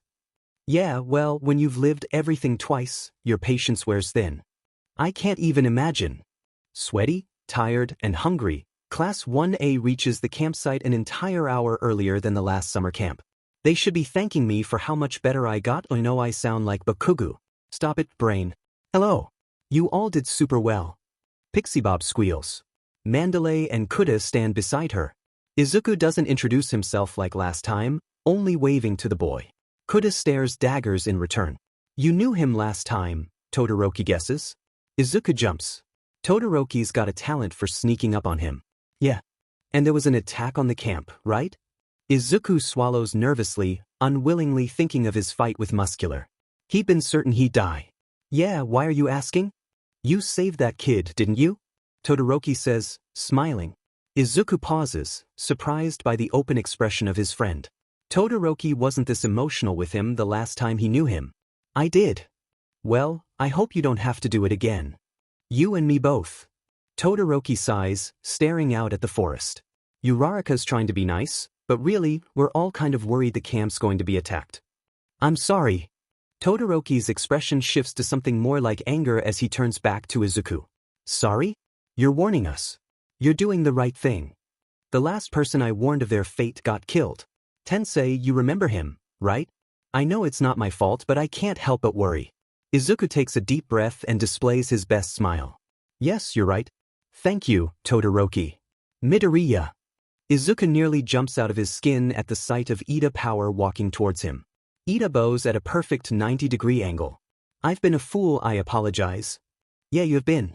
At least right now you're actually acting like your old self. Iida, you don't need to dash. No, Midoriya, I must apologize. All you've ever been to me was a good friend, and I was cruel to you for things that were simply out of your control. Well, at least he's self-aware. I'm happy you can recognize that. Yes, and I'm ashamed of how long it took me. But I pledge to you, Midoriya, that I will become someone worthy of your friendship once more. Iida, you already are. You were just having a rough time, and did you handle it well? Absolutely not. But I understand that you were going through something terrible. And while you shouldn't have blamed me for all your problems, I can't blame you for acting out. Iida, you were always worthy of being my friend, don't forget that. Iida's eyes shine with tears. Midoriya. Izuku runs up to him and hugs him. You've always been worthy of my friendship. Don't let yourself think anything else. I don't think we'll ever be as close friends as we were last time, but I'm glad to have him back on my side. All right, everyone here? Ashido asks, grinning. Her eyes shine bright in the light of the campfire. We're doing truth or dare. A couple of students groan. Come on, guys. Hagakure says, it'll be fun. Got the goods? Kaminari says, looking out from under his sunglasses. The goods? Iida mutters suspiciously. I got you, Izuku says, tossing him the marshmallows. Jiraiya doesn't respond, throwing the graham crackers directly at Kaminari's head. Hey, don't do that, they'll break, he whines. Oh, don't do that, they'll break. Jiraiya mocks, sticking her tongue out. She chuckles. Dude, grow up. I got the chocolate, Minori. Uraraka says, waving a couple of bars. Yeah. S'mores. Kaminari shouts. Calm down, Jiraiya says with a roll of her eyes, playfully punching him in the shoulder. All right, guys, I'm starting. Mina announces. Mineta, truth or dare? A dare. I want you stick marshmallows in your ears for the rest of the night. But Dash. Nope. You gotta follow the rules. Come on. Mineta complains, but complies. He starts talking again, but louder, much to Mina's delight. All right, now that hat's done, Kirishima, truth or dare? Kirishima raises a brow. Let's see that it's Mineta that's doing this, that I probably don't want to go with dare. Truth. I'll do truth. Who's the hottest girl in class? Mineta asks. And why? Kirishima flushes bright red. Well, I dash. Come on, man, I want to know. I just want to say I think all the girls are, hot. Respectfully. But if I had to pick, I'd say Mina? Ashido winks and blows an air kiss towards him. Why? We knew each other in middle school and she stood up to this villain? I don't know, it was really manly. So the thing that makes her hot is that she's being manly? Jiraiya says with a sly grin. I don't know, Kiri, that's kind of sus. Kirishima looks away, embarrassed. And oh goodness that it all makes sense. Kirishima, looking ashamed every time Bakugo was mean to Izuku. Kirishima, pulling Izuku aside and asking him if it was okay that he liked Bakugo. Izuku had thought Kirishima was talking about friendship, but in hindsight, it seems obvious that he did like Bakugo, only not as a friend. It was always more than that. Alright, Kirishima, your turn. Who's your target? Izuku says, trying to divert the gossip. Jiraiya's a good friend, but she's everything but subtle, and it's clear Kirishima's not loving the attention. Ah, that's right, let's see, Kirishima says with a relieved smile. His gaze anchors on Izuku. This is how you repay me? Midoriya, truth or dare? Truth is always a minefield, and I don't think Kirishima would be mean about a dare, so, dare. Alright, I want you to spend the rest of the night doing your best All Might impression. Child's play. As if I don't do that in my free time anyway. Certainly, my boy, he shouts. Kirishima flinches. Wow, you were prepared for that, he says with a chuckle. Uraraka. Izuku says. Uraraka's doubled over laughing, she's dropped her S more on the ground. Young Uraraka, don't laugh at me. What will it be? Truth or dare? Truth, she manages to squeak out from between giggles. If you could have any other quirk from Class 1A, what would you choose? I would probably take Yaoyorozu's because I could make guns. What an appropriately terrifying answer. Wait, my point was Snipe's basically a pro because of his guns, right? So I could basically be Snipe plus Yaoyorozu when it comes to being a pro. Uraraka defends. She looks at Yaoyorozu. Also, you should definitely make weapons and train in them. It would be awesome. Anyway, who should I choose? She puts a hand to her chin, scanning the crowd. Her eyes narrow on Bakugo. Oh no. Please no, Uraraka. Bakugo, she says in a bubbly voice, but her eyes say murder. Truth or dare? Whatever, this is stupid. Truth, I guess. Uraraka grins wickedly. Uraraka, please. Bakugo, what's the worst thing you've ever said to Mido? And that just about kills the fun mood. Great job, Uraraka. Way to make summer vacation fun. Told him he was worthless. That he'd never become a hero, Bakugo says without hesitation. That causes a couple of frowns, but no big reactions. Bakugo's staring at Midoriya, a haunted expression on his face. I know you're not forgetting that you told me to jump off a building. I know you just don't want to say it. And honestly, I don't want you to. You have to pick someone, Bakugo. Mina says in her best cheery voice, trying to steer the night back on track. Sure, whatever. Invisible girl, truth or dare? Bakugo says. His face looks kind of pale. I have a name, you know. Hagakure shouts. She's probably pouting. But I'll do dare. Bakugo finally grins. Steal someone's wallet by the end of the night without them finding out. Bakugo, Iida starts, that is not dash. Sure, game on. Iida blinks. Really, Hagakure? Yeah, sounds fun. Anyway, Todoroki, you're next. Truth. Let's see that I dare you to prank call your top contact right now. Todoroki pulls out his phone with a frown. But it's my father. Oh. Wait, this is perfect. Todoroki, my boy, Izuku says with a devious grin, may I assist you? Todoroki smirks in return. Enji Todoroki, quite frankly, is having a bad day. The villains are getting stronger and stronger, and with his PR team breathing down his neck, he's had to be much more careful about casualties. Demon Media. As if his job wasn't hard enough. He winces, bandaging an arm that had been cut during his patrol. Being more careful came with a cost. He was forced to fight more slowly, to take more damage. He hated it. His phone rang, and he saw Shudo's name as the caller ID. Now, this could mean one of three things. Shudo finally realized how much he loves his father, his credit card got declined, or he was in serious danger. 2 out of those 3 possibilities were worth answering, so he clicks answer. Hello, Shudo, he yells, too enthusiastic for a simple phone call. Frankly, he doesn't know how to be a father. Endeavor, is that you? Was that All Might? What on earth would that idiot be doing? Never mind. He's already on the phone. Enji guesses he'll have to talk to him. Even though he hates him. What is it? Endeavor barks. Well, it's simple really. We've been trying to reach you about your car's extended warranty dash. Enji hangs up. God, the #1 hero. What an idiot.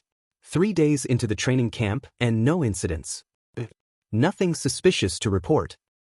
The threat of a villain attack looms overhead like a dark cloud, and try as he might, Izuku can't stop the anxiety and paranoia from setting in. The sun is setting, and Class 1A is just finishing their training. It's almost time to cook again, and Aizawa's checking in on everyone to see how they're progressing. How are you holding up? Aizawa asks, looking down at Izuku. They haven't spoken much since the day with Black Whip and Toga, so Izuku's relieved for the conversation. He's missed talking with Aizawa. The man's blunt, and most of the time, that's refreshing. The best I can.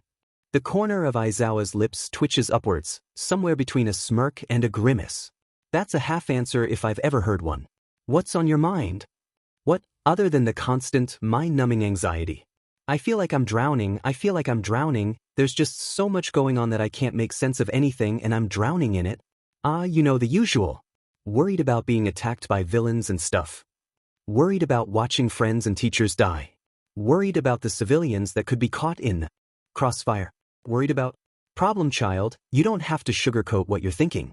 I'm no optimist myself. Well, you're not wrong about that, Izuku admits with a small smile.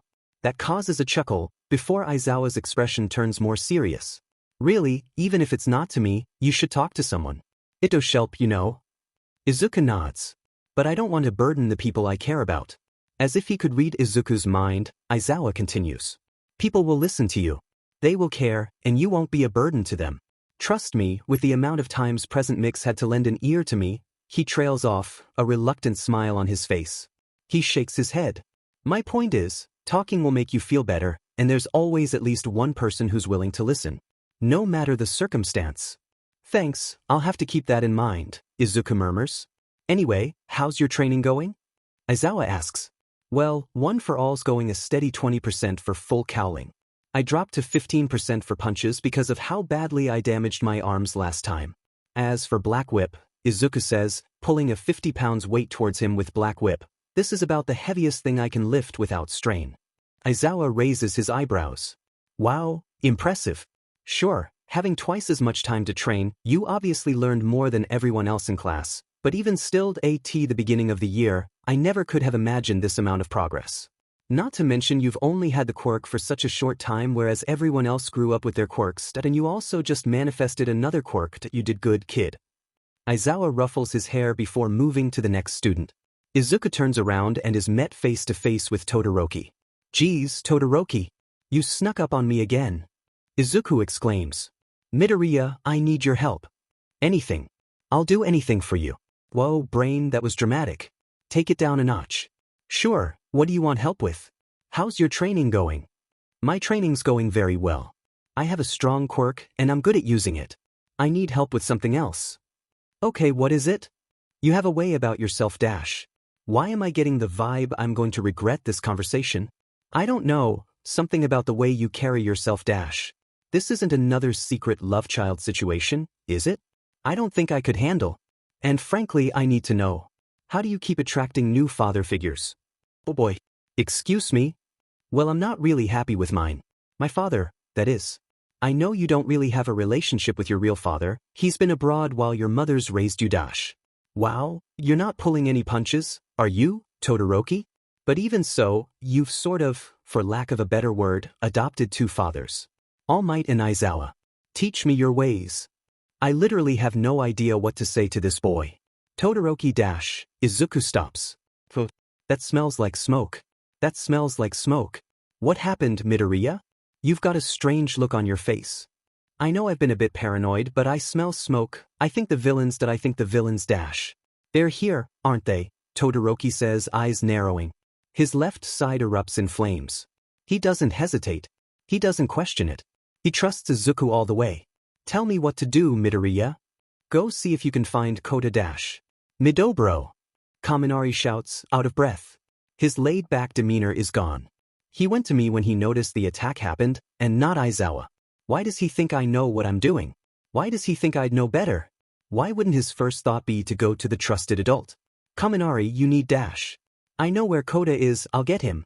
You help Mandalay and the rest of the pussycats get everyone safe. No, this isn't happening. This isn't happening again. Kaminari Wildy, if he's fighting against Muscular, he's not strong enough. This is wrong. This is wrong. This is all wrong. Todoroki, do you know where Yaoyorozu is? Izuku asks. Now's not the time to panic. He needs to shut that off for now. Todoroki nods in response. Alright, go find her, defend her. She'll be busy making gas masks. Don't be surprised if you have to battle a Nomu. Alright, Midoriya. Please look out for yourself. Izuku glances around the camp. Slowly, they take notice of the smoke. They shift from students to soldiers in the blink of an eye. Bakugo, where the hell are you? I won't let you get captured. Not this time. Never again. Izuku's eyes narrow on Kirishima. Kirishima's probably the closest with Bakugo, but he's got to know where he is. Izuku uses full cowling to get there in an instant. Midoriya, did you notice the smoke? Kirishima asks. Yeah, I did. Where's Bakugo? But what's wrong? Last time, he got captured by the League of Villains. Kirishima's eyes get wide. I was just training with him. I think he went into the woods. I'm looking for him with you. Kirishima doesn't leave any room for argument. Midoriya doesn't hesitate. He picks up Kirishima bridal style and uses full cowling to get through the forest. In any other context, the image of Izuku carrying Kirishima at high speeds would be laughable, but Izuku's in no joking mood. All of a sudden, Izuku stops behind a row of bushes at the edge of a clearing. Kirishima falls to the ground, hand on his chest. Dude, I think you gave me whiplash, why did we stop any dash? Izuku puts a finger to Kirishima's mouth and points with his other hand. Bakugo's staring down Moonfish, shouting and swearing up a storm. This time, he doesn't have Todoroki to help him out. We have to help him. Kirishima pleads. We can't just let him die. I'm not going to let him die, Kiri. We need to make a plan before something bad happens. The bushes in front of them are sliced open. Just my goddamn luck. More flesh, more beautiful flesh. Kirishima visibly pales. He gets over his fear quickly, activating his quirk, morphing his chest and arms into rocks, and getting into a fighting stance. God, wish he could use Unbreakable right now. This guy's terrifying. Yeah, you don't say. I just need to stall, just for a while. Where are they? If Tokoyami's going to lose it, I need him here. One of Moonfish's teeth shoots towards them. Without thinking, Izuku shoves Kirishima out of the way. He winces, he wasn't able to avoid the slice. He feels blood soak the front of his shirt, but he doesn't have a good idea of how deep the cut is. Midoriya, what the hell? Kirishima shouts. My skin is literally made of rocks, I was going to be fine. Good point. He's matched well against Moonfish. Oh, sorry. Don't be sorry, get out of the way. Kirishima says, this time pushing Izuku away. That attack grazed his arm. Izuku didn't actually fight Moonfish last time, but the monster was one hell of a foe. With every lash of his teeth, Izuku gets sliced. He's too hard to dodge, so I have to stop him from attacking. You freaky bastard. Bakugo screeches. Don't touch my friends. Moonfish's attention is back on Bakugo. He tilts his head, still whimpering disturbing phrases. He shoots another attack towards Bakugo, but Kirishima jumps in front, blocking the teeth blades with his arm. The blades crack, and Moonfish's momentum stops. Izuku grabs the blades with Black Whip and holds them in place. Bakugo throws an explosion and the teeth shatter, throwing Moonfish out of the clearing. Whoa, maybe I've been underestimating Kirishima. If he was able to do this without Unbreakable. Wow, he's amazing. What the hell did you do that for? Bakugo shouts. You just called me your friend. Friends protect each other, Kirishima says awkwardly. Yeah, no shit, but you could have been hurt. Yeah, and you're worth it. I care about you a lot, you know, Kirishima says blushing. Bakugo's face flushes bright red. This is cute and all, but come on, is now really the time? We're about to die. You saying what I think you're saying? Bakugo says quieter this time. Then again, if we really are going to die, maybe it is the best time for a confession. I suppose I'd rather die knowing that I'm loved. Izuku notices the swirling portal gate before Kirishima and Bakugo. Too fast to think it through, Izuku uses Black Whip to throw Bakugo to the ground. He winces from the pain of moving the weight of a person, but it was worth it. Kurogiri's hands grasp Izuku's throat instead of Bakugo's. Midoriya, no. Kirishima screams. Bakugo gets right back up to his feet. Oh no you don't, UBC. Bakugo growls. I'm not letting you sacrifice yourself for someone like me. Bakugo, stay back. Like hell I will. Bakugo shouts. He propels himself towards Izuku with an explosion as the portal closes. It takes a minute for Izuku to get his bearings. This didn't last time. This didn't happen last time. You know what? This didn't happen last time. Deku, what are you doing? Hisses Bakugo. Izuku blinks, trying to clear the fog in his head. His vision narrows on Bakugo, who's chained to a chair with quirk-suppressant cuffs. Don't tell me you're freaking out, you FNG weakling. You say you're not a coward, but look at you. You're not brave. No. You were supposed to be safe, you idiot. Why did you come after me? Why couldn't you just let me go? It sounds harsh, but Izuku knows better. Bakugo's just trying to snap him back to the present. Bakugo's actually being nice. That's what scares Izuku. You alright? Izuku asks. His voice is hoarse from screaming. Bakugo turns his face away from him. Of course I am, I'm worried about you. Bakugo's worried about me? Ororo, that's gotta be pretty bad then.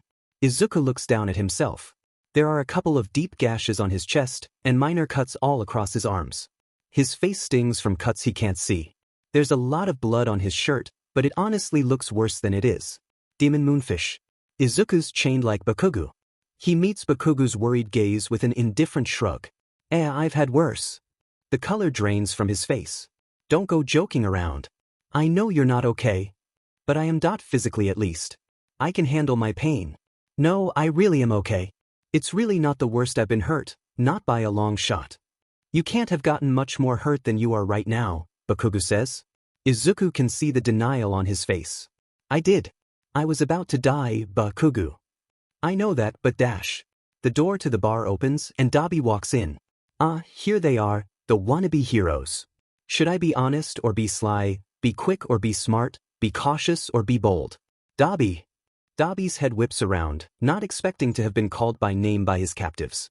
You know me? Izuku shrugs, wearing his best disinterested expression on his face. Something like that. In another life, one might say. Maybe if I can trick him into thinking I'm smarter than I am. You know about my past? Dabi asks. He looks like he's seen a ghost. Who I used to be. Or that works too.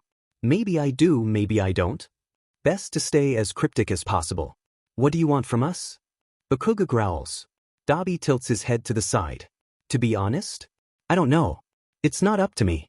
But I know you're really important to the boss dash. Shigaraki? Or all for one? Izuku interrupts. How do you know their names? What's your quirk, anyway? You didn't show anything in the sports festival. Is it mind reading or something? Maybe it is, maybe it isn't. Why is that the only thing I can think to say? Dabi grits his teeth in frustration. Whatever. It's all for one that wants you, Izuku Midoriya. Shigaraki's more interested in your explosive friend. Well, thank you for telling me everything I wanted to know. You've been very helpful. Oh my god, I need to stop. Deku, shut up. Bakugo whisper yells. You're going to piss him off. Ignoring Bakugo, Dabi walks towards Izuku. Was that your plan all along? To get me to talk? Maybe it was, maybe it wasn't. I'm just setting myself up to die, aren't I? Dabi starts laughing, but he's clearly set off. He's not finding any of this funny. This is why I don't mess with kids. They're too annoying. The door opens and All for One walks in. The ninth, is it? All for One greets. Izuku glares at him. What does it matter to you? Izuku spits. You're just going to kill me like all the rest, aren't you? Bakugo stares at them, confused. Calm down, young Midoriya, All for One says. Izuku cringes at the use of All Might's nickname. I'm not going to kill you, because you're going to give me your quirk. No. You beastie, get away from him. Bakugo screams. He thrashes uselessly against his chains. If you lay one finger on him, I'll end you. How adorable, All for One chuckles. You think you can threaten me? All for One, you should know by now, Izuku states, talking with a casual confidence he doesn't possess. He grins, tilting his head to the side. One for all can't be stolen. All for One smirks, and the scar tissue of his face stretches into weird angles. You're correct, it can't be stolen. It has to be given, and trust me, he says, leaning closer to Izuku. He smells like formaldehyde and cigarette smoke. Izuku tries to lean away, but it's no use, the chains are too tight. I can be very persuasive. I think you'll be very disappointed. I'm quite stubborn. All for One chuckles, sending chills down Izuku's spine. I appreciate your spunk. But I highly doubt that, my boy. I always get my way. Many years ago, I met a man with the most curious quirk. No one has time for your shitty stories, old man. All for One shakes his head, as if Bakugo were nothing more than a misbehaving pet. This man could heal the sick, but at a cost. I don't like where this is going. Before they get healed, they revert to their worst injuries. It lasts a short while, a couple of seconds, a minute, perhaps, before the patient is sufficiently healed. In order to reach their full health, they must suffer their worst. Get away from him. All for One grins. Don't worry, my boy, I'm only healing him. Izuku squirms, trying desperately to escape. But All for One grabs his arm and activates said quirk. At first, it's nice. Izuku watches in awe as the wounds on his chest and arms stitch themselves up like needle and thread on his skin. Then Overhaul's injury appears. If Izuku's screaming, he's not aware. He's lost the ability to think, it's just pain, pain, pain. You be sturdy. Don't worry, young Bakugo, All for One says calmly, wiping Izuku's blood from his hand. If he doesn't fold after this, I have plans for you. Deku's on the ground and there's blood. There's so much blood. Katsuki didn't realize there was that much blood in the human body. Deku's screaming at the top of his lungs and it's horrible, not that Katsuki could blame him. This isn't real. This can't be real. It looked like someone took a meat cleaver to the side of his body. Katsuki can see too much of the inside of his body, the jagged ends of the broken ribs, the blood, and he wants to throw up. He wants to throw up. He's never seen something so gruesome. He wants to rush towards Deku to help him, but he's tied up in place. He's fucking useless as Deku is dying right in front of him. And all of a sudden, the wound is gone. Deku's sitting in a pool of his own blood, eyes wide as ever. There you are, All for One Kuz, feeling better? Deku turns to All for One, and something in his demeanor's shifted. It's like when he manifested Black Whip. He's like a different person. He glares at All for One, and his eyes look electric and terrifying. Do it again. I dare you. Katsuki flinches at Deku's tone. Geez, the nerd can be scary when he wants. All for One appears equally shocked. Pardon me? I said do it again. Do it 100 times, 1,000. No amount of torture will break me. I know you won't kill me, you can't get my quirk if I'm dead, Deku says, breaking off into a fit of laughter. He stops, grinning wide. And that means I've won. Because you're in a time crunch, aren't you, All for One? The heroes are on their way, you know it's only a matter of time before they find us. I'll have no problem holding out until they come. So do it again, All for One. I can take it. Deku falls to the ground, unconscious.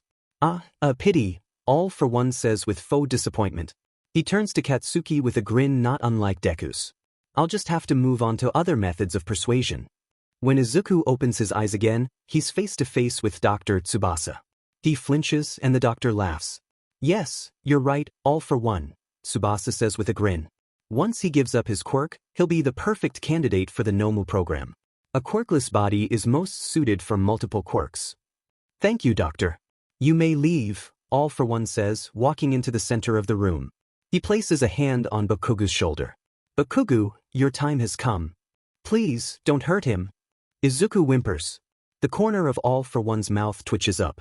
Where are the heroes? Where are the heroes? They should be here by now. Where are they? Is this you admitting defeat, young Midoriya? My deal still stands. Give me one for all, and you and Bakugo leave here with your lives. They should have rescued us by now. Where are they? Where are they? Why have they left us to die? Why haven't they saved us? Why haven't they tried? Izuku hesitates. What about one for all is so special to him, anyway? Why do you want it? The skin on All for One's face tightens where eyebrows would be. Interesting that you would be willing to hear out my motives. One for all is just another quirk that would giving it up actually be worth it? Would it stop the bloodshed? All for One has to have hundreds of quirks by now, what's one more? What difference would it? Deku, don't you dare, Bakugo snarls. Promise me this, under no circumstances will you give this monster what he wants. You hear me? He's talking like he's about to die. Why is he talking like he's going to die? He's Bakugo, he's Kakin. He can't die. Izuku stares straight into Bakugo's eyes. Hey, Deku, answer me. Promise me, alright? You won't do it. Izuku nods. All for One smiles. Alright then. It's clear your motives have revealed themselves, Midoriya, All for One says with a grin. His teeth glint like knives. His voice is full of glee. You're next in line for the symbol of peace, and look at what you've done. You put your friend's life in front of your quirk. How very heroic. Shut up. Do your worst, old man. Bakugo screams, thrashing against his chains. Oh, not to worry, I will.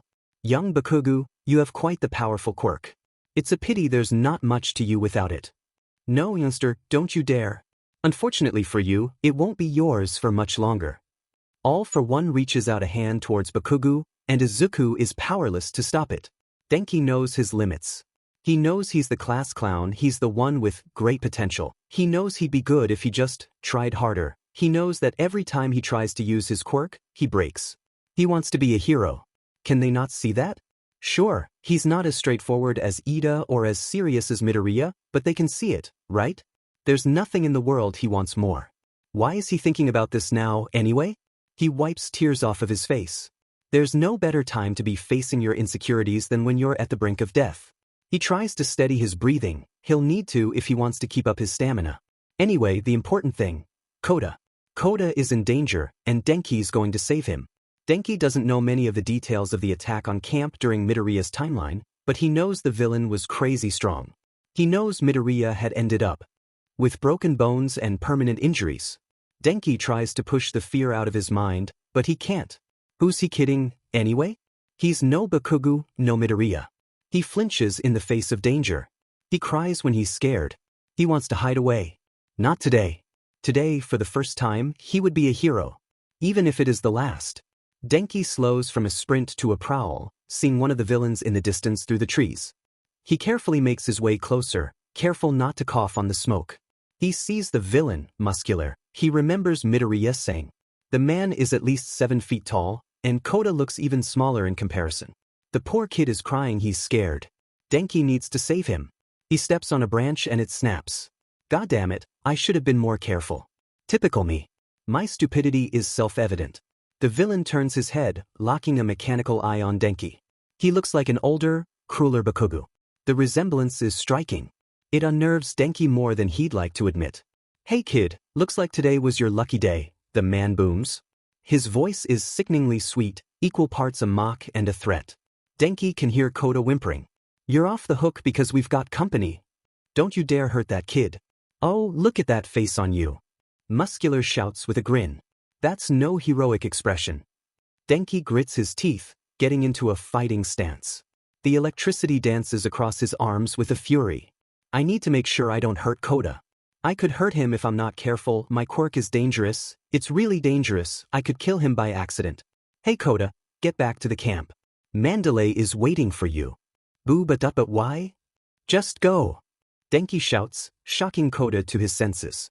The boy nods, running off into the cover of the woods. Denki takes a breath of relief, but the smoke still stings his lungs. "Ah, why'd you have to go and ruin my fun?" Muscular whines. "I killed that kid's parents, you know. It only seemed right for me to finish the job." Denki freezes up. He's staring into the eyes of a ruthless killer, a heartless villain. Muscular disgusts him. "You're a monster." Muscular chuckles darkly. "And you're dead." The muscle fibers start to thread out from beneath his skin, layering over his arms with a sickening squishy sound. He's 5 times bulkier than before, a monstrous, hulking brute with a lust for blood and a penchant for killing. This was the moment Denki knew.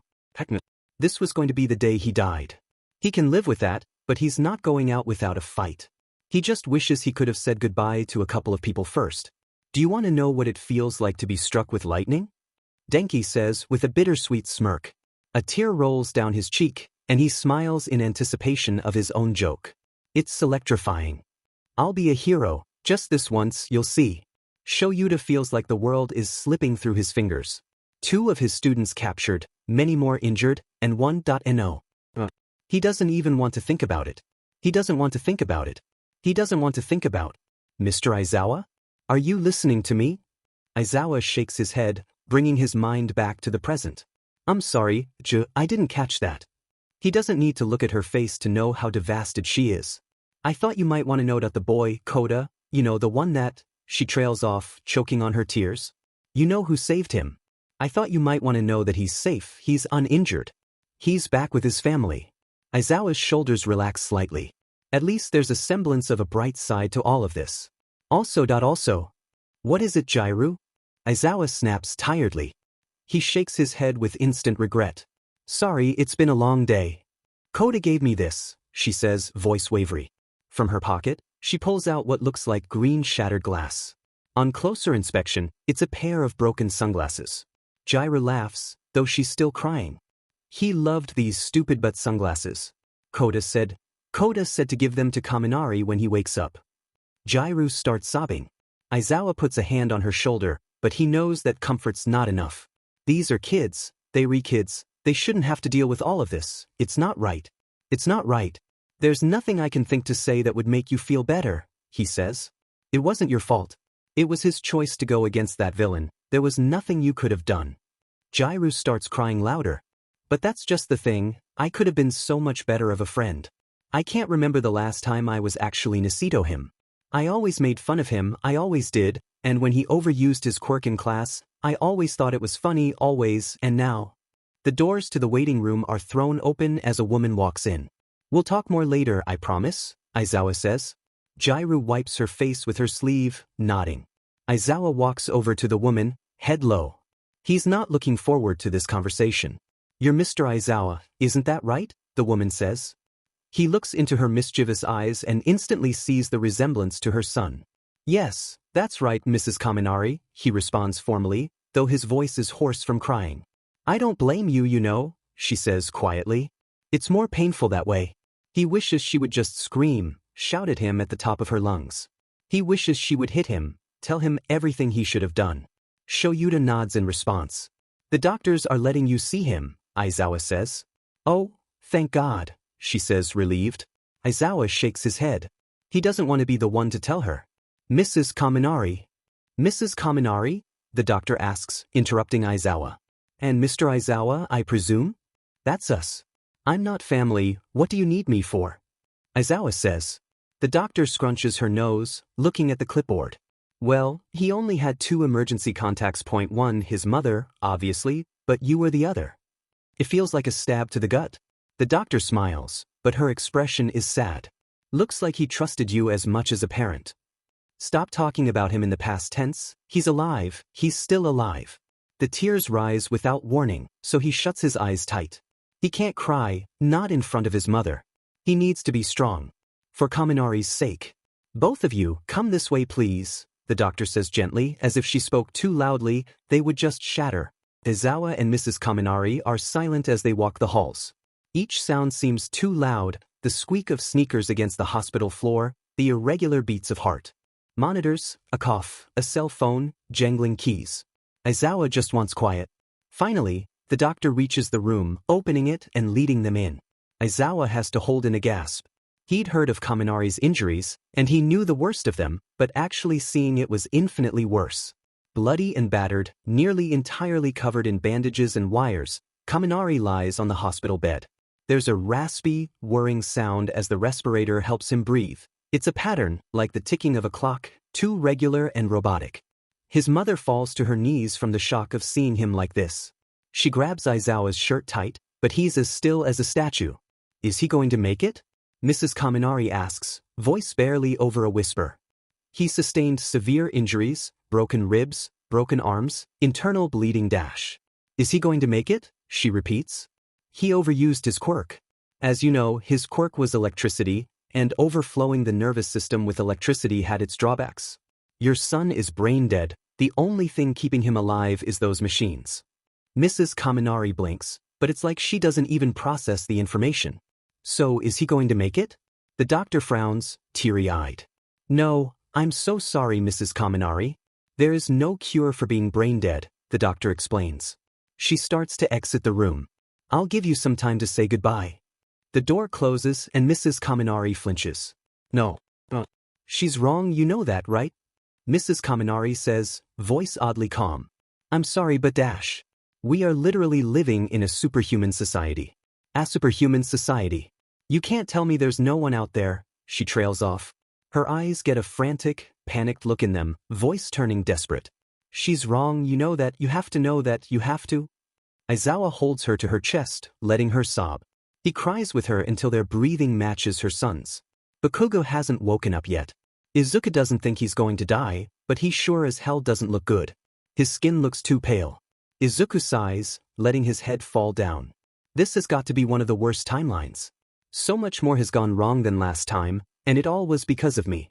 Even though I didn't do anything wrong, not really, my interference messed up everything enough to get Tensei killed and make Kaken quirkless. Bakugo twitches slightly. Izuku feels a glimmer of hope, but Bakugo doesn't open his eyes. I don't know how he's going to handle being quirkless. I know how much he hated that I was quirkless, and even though I'm still mad at him, no one deserves to live the way I did when I was quirkless. I need to help him. Izuku looks around the bar impatiently. With no source of natural light, it's been impossible to tell how much time has passed. Now here's something school doesn't teach you about being a hostage. It's boring. Like hardcore boring. Sure, Izuku's worried about Bakugo getting hurt more, but he knows because he has one for all, his own life isn't in danger. So all he can do is sit there, staring at the wall, alone with his thoughts. And he's not overly fond of his thoughts at the moment. Izuku's losing faith that the heroes are going to rescue him. He knows that wherever he is, it isn't in Kamino. The heroes already knew about that location, thanks to Izuku, but the villains were able to sneak away unscathed. This base is in a new location. So he and Bakugo are truly missing. And now, more than ever, Izuku knows he needs to save Bakugo. Shigaraki saunters into the room, and Dabi, Toga, Magna, Spinner, and Twice follow close behind. Long time no see, Izuku says. I hate you, Shigaraki growls.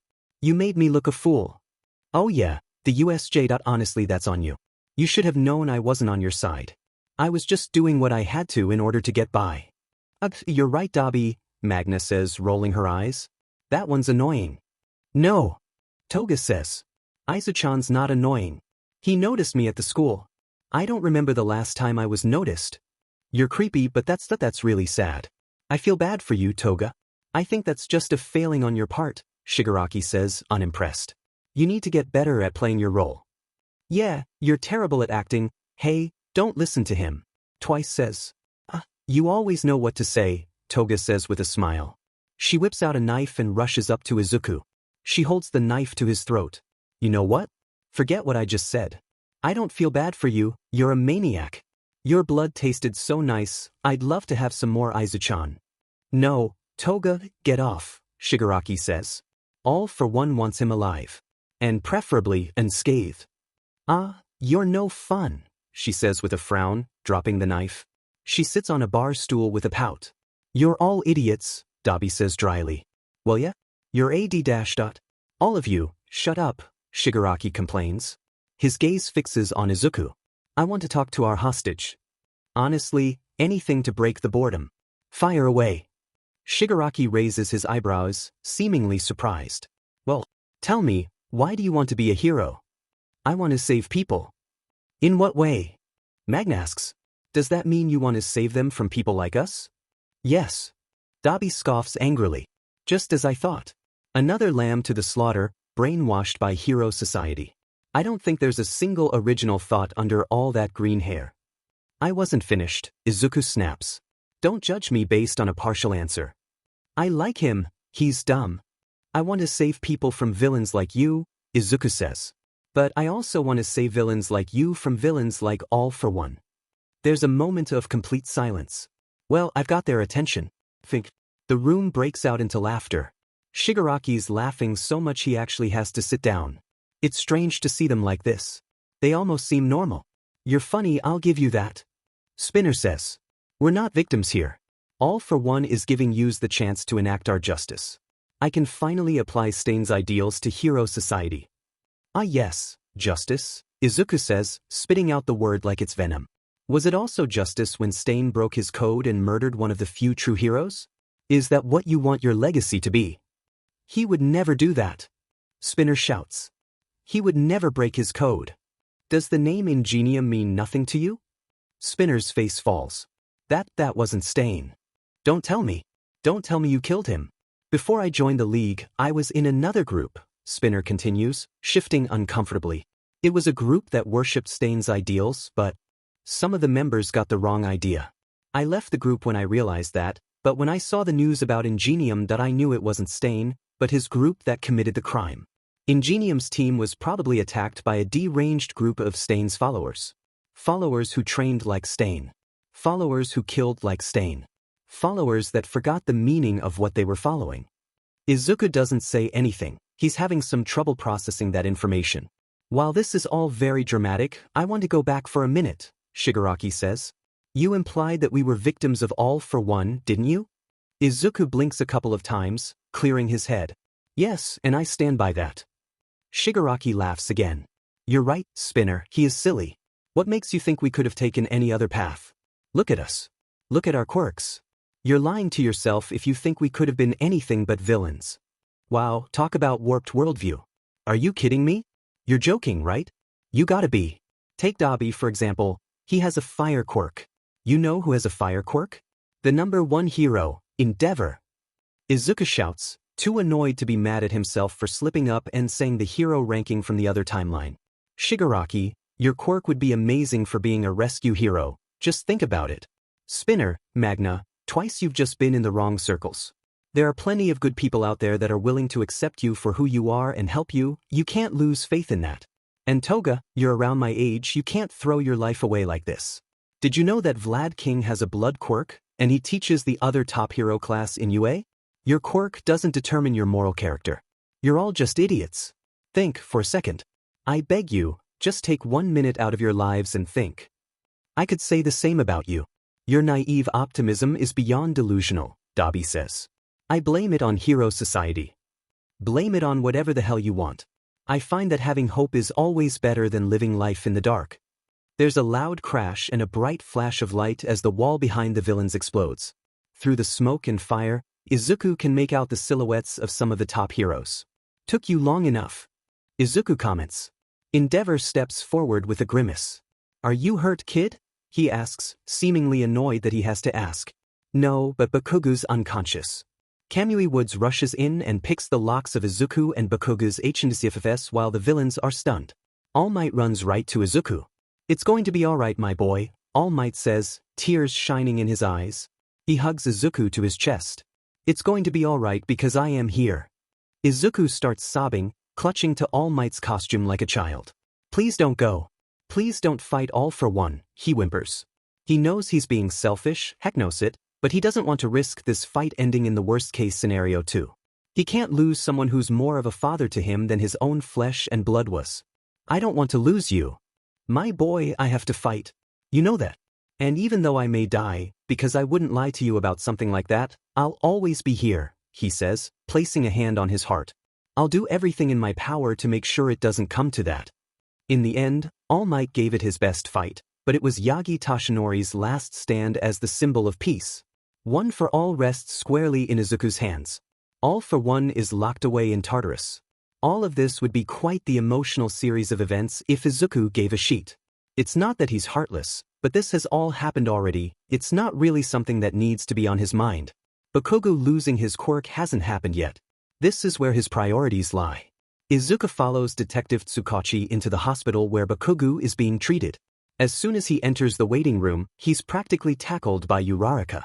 Mido, she shouts, running towards him. She hugs him tight. Oh my god, I was so worried about you, are you alright? Yeah, Midoriya, Todoroki says, lingering near the entrance of the room. His eyes seem to pierce into Izuku's soul. You know you don't have to be alright, right? Geez, you didn't need to call me out like that.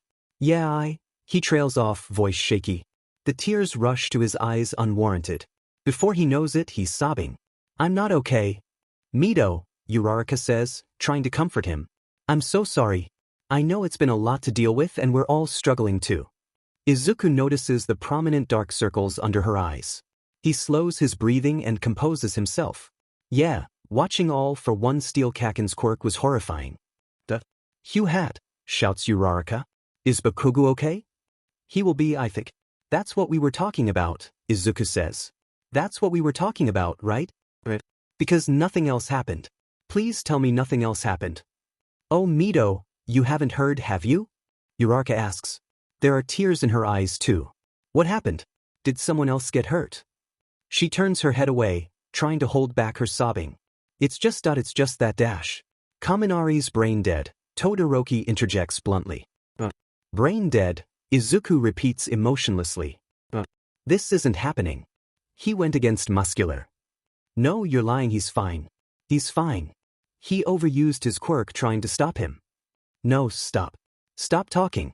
The doctors think that's what happened. That his electricity damaged his nervous system beyond repair. Stop talking. You're lying, you have to be. You don't know what you're talking about. You guys, you don't know what you're talking about. That didn't happen, Izuku snaps. Uraraka and Todoroki flinch at his tone. I don't care what you say, that didn't happen. Midoriya, it did. Izuku shakes his head. No. Todoroki walks over to Izuku, placing his hands on his shoulders. Todoroki stares directly into Izuku's eyes. Kaminari's brain dead. This happened. Being in denial won't help you. Izuku shakes his head again, letting more tears fall. He can't be. It's Kaminari. He can't, he just can't. Izuku breaks down into tears. Uraraka and Todoroki stay with him until he passes out from exhaustion. Izuku heads straight to Bakugo's hospital room when he wakes up. He pushes aside his grief for now. He needs to, for Bakugo's sake. When he enters the room, Bakugo's awake, looking very bored.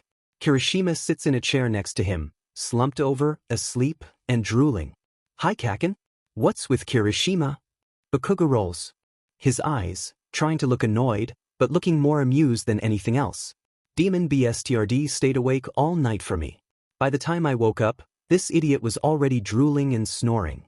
Izuku smiles slightly, even though he's still reeling from finding out about Kaminari.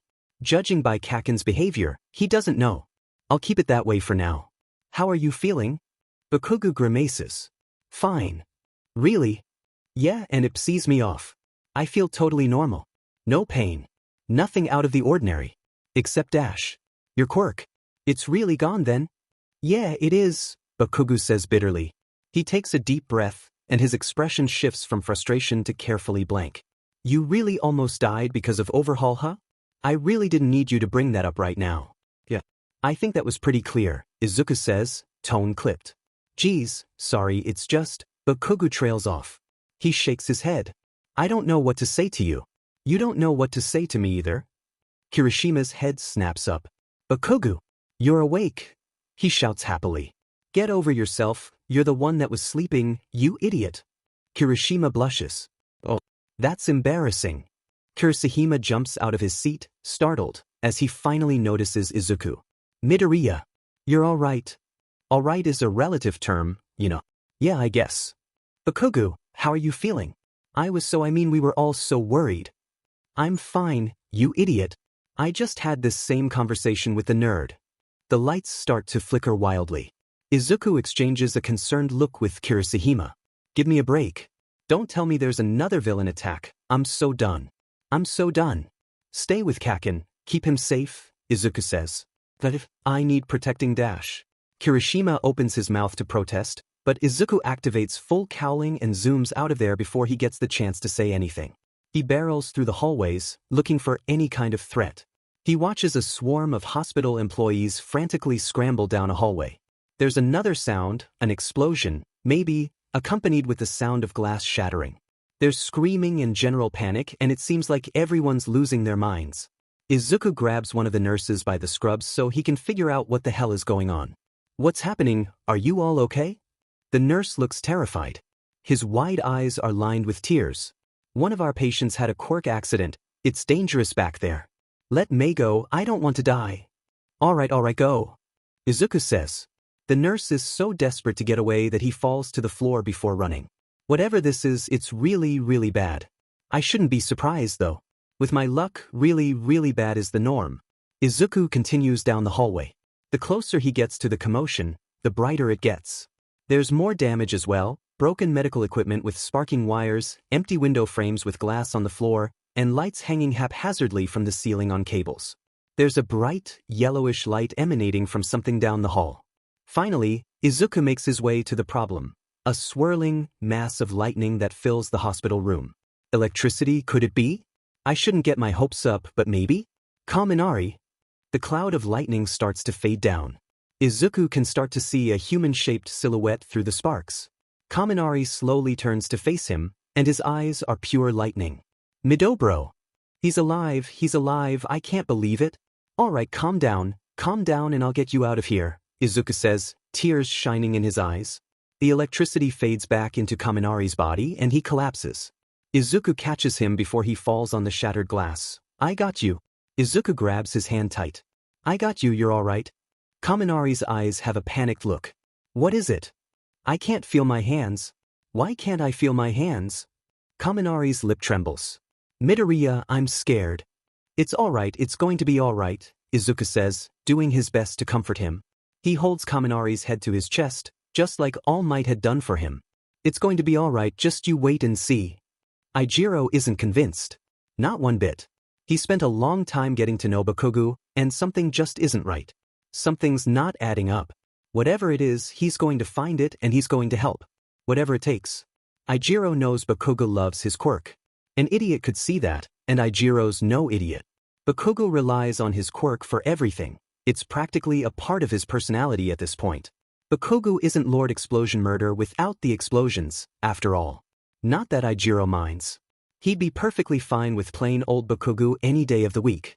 No, his concern isn't that Bakugo needs his quirk. It's that Bakugo thinks needs his quirk. It's that Bakugo doesn't realize that he's still an amazing person without his quirk. Eijiro intends to remind him, because despite his tough guy act, Bakugo's just like everyone else. And everyone needs to have support. Hey, good morning, Eijiro shouts. He sits by the side of Bakugo's hospital bed, just as he has been for the past few days. At first, Bakugo would scoff at him and pretend to be annoyed, but now, he actually seems happy to see him. Doctor says you're getting released today. Geez, it's about time, grumbles Bakugo. Nothing's wrong with me, I don't know why everyone's so worried. People acting like I'm a sick grandma or some shit. Denial. So he's not even dealing with his issues, then. He's just putting them off to the side, pretending they're not there. Well, I know there's nothing wrong with you, Eijiro starts, but we can't ignore the fact that you don't have a quirk anymore. Bakugo dash. Call me Katsuki. Oh my god, it's happening. Oh god. It's happening. Kirishima feels his face flush a bright red. Really? Yeah, no big deal or anything, shitty hair. You could call me Eijiro if you want, that is. I'll call you whatever the F I want to, Katsuki snaps. He rolls his eyes, annoyed, when he sees the offended look on Eijiro's face. I'll call you whatever the F I want to call you, Eijiro. Eijiro smiles wide. What was he trying to talk about again? He had something important to check in on, right? Alright. His quirk. Katsuki, are you alright? It's just that I can't imagine what you're going through and I don't want you to bottle up your emotions or anything. Katsuki turns to Eijiro, looking him directly in the eyes for the first time in this whole conversation. I'm fine really. I would tell you, alright? I would tell you if I wasn't. I trust you, Eijiro. Slowly, Katsuki reaches out his hand to Eijiro. Eijiro feels his face flush as he grabs Katsuki's hand. God, what is wrong with me? Why am I blushing from holding hands? Scratch that, it doesn't even matter. I'm holding hands with Katsuki freaking Bakugo. He smiles wide, too distracted with his happiness to remember what he wanted to talk about in the first place. Move-in day is bittersweet. There's the typical excitement of moving in with classmates, but Kaminari's bandages are a non-stop reminder of how he almost died. He hasn't regained the feeling in his hands, and sometimes can't feel anything in his arms at all. He sometimes has lapses in memory. It's the unspoken, yet very large elephant in the room. Everyone is struggling to find a balance between hovering over him and ignoring him completely. Kaminari himself seems uncharacteristically quiet, but Izuku can't blame him. I just want everything to get back to normal. Izuku tries to think about the last time things were going normal and draws a blank. Who am I kidding? Normal doesn't even exist anymore. There's a reception in the common area filled with snacks and drinks to celebrate moving in. The thought of Aizawa throwing a party for Class 1A was unusual, but not unexpected. They needed something good to look forward to after all the bad. Izuku walks up to Aizawa, who's reclining against a wall, looking as if he desperately misses his sleeping bag. Aizawa-sensei, do you know where Kakin is? Izuku asks. I didn't see him move in, but I'm trying not to get in his space too much. So he's back to being Kakin again? Aizawa says with a sad smile. He shakes his head. The kid's stubborn. So DMN stubborn. I tried really hard to get him to come back. I told him UA accepts quirkless hero students, but he wasn't having any of it. This is my fault. This is my fault. This is all for one's fault. Are you saying that he dropped out because he lost his quirk? Yeah, seems that way. I hope he gets help. Anyone that ties their self-worth to their quirk needs to find a healthier way of thinking. Are you talking about Kakin? Sensei dash. That applies to you too. Don't pretend you're in the hero course just because of that quirk of yours. You're one of the smartest, kindest, and most persevering students I've ever taught. Where are these compliments coming from? While I was trying to convince Bakugo to come back, I heard what happened with All for One. Bakugo told me what he did to you, and how you reacted. Izuku turns his head away. He doesn't want to think about it. Yeah, well Izuku stops talking as a pair of arms wrap around him. He freezes, shocked. Aizawa, are you hugging me? Izuku says, bewildered. I didn't know you were a hugger. Shut up. If you tell anyone about this, I'll expel you, Aizawa says. His voice sounds angry, but Izuku knows he's smiling. Let me have this. I thought I lost my problem child, so let me have this. The first day of classes back is surprisingly relaxed, but Izuku assumes that's all by design.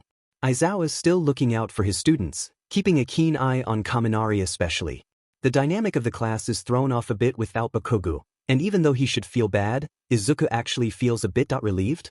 Everything that happened with the League of Villains was downright horrible, and Izuku knows Bakugo's going to struggle with being quirkless as he did, but truth be told, Bakugo caused Izuku a lot of stress. In this timeline, they never really got to being friends. That was the truth that stung most of all. The next day, however, was far more eventful. Class, I'd like to introduce you to UA's Big Three. Already? I'm not ready for this. Hey guys. Mirio says. Ah, you're all so cute. Nijire exclaims. I wish I weren't here right now, Tamaki mutters, facing the wall. Alright, listen up everyone. Mirio says. We're going to the gym. You're all going to fight against me, and whoever impresses us the most gets an interview with Sir Nighteye. And if's impressed, he'll take you on as an intern. I have no choice, I have to win. I have to have someone as clever as Nighteye by my side if I expect to improve my future. The class files into the gym. Izuku can tell that some of his classmates, namely Yaoyorozu, Siro, and Iida, look a little too smug about facing Mirio. They've underestimated him by a long shot. Even though it's 20-1 no, 19-1, Mirio's still going to win. Almost definitely. Alright, are you guys ready? Mirio asks. It's all of you against me. I have to get you out of bounds or get you to yield. Sound good, everyone? Don't go too far, Tamaki warns quietly. Oh, don't worry. Mirio's got this, cheers Nijire. Let's do this. 3, 2, and go.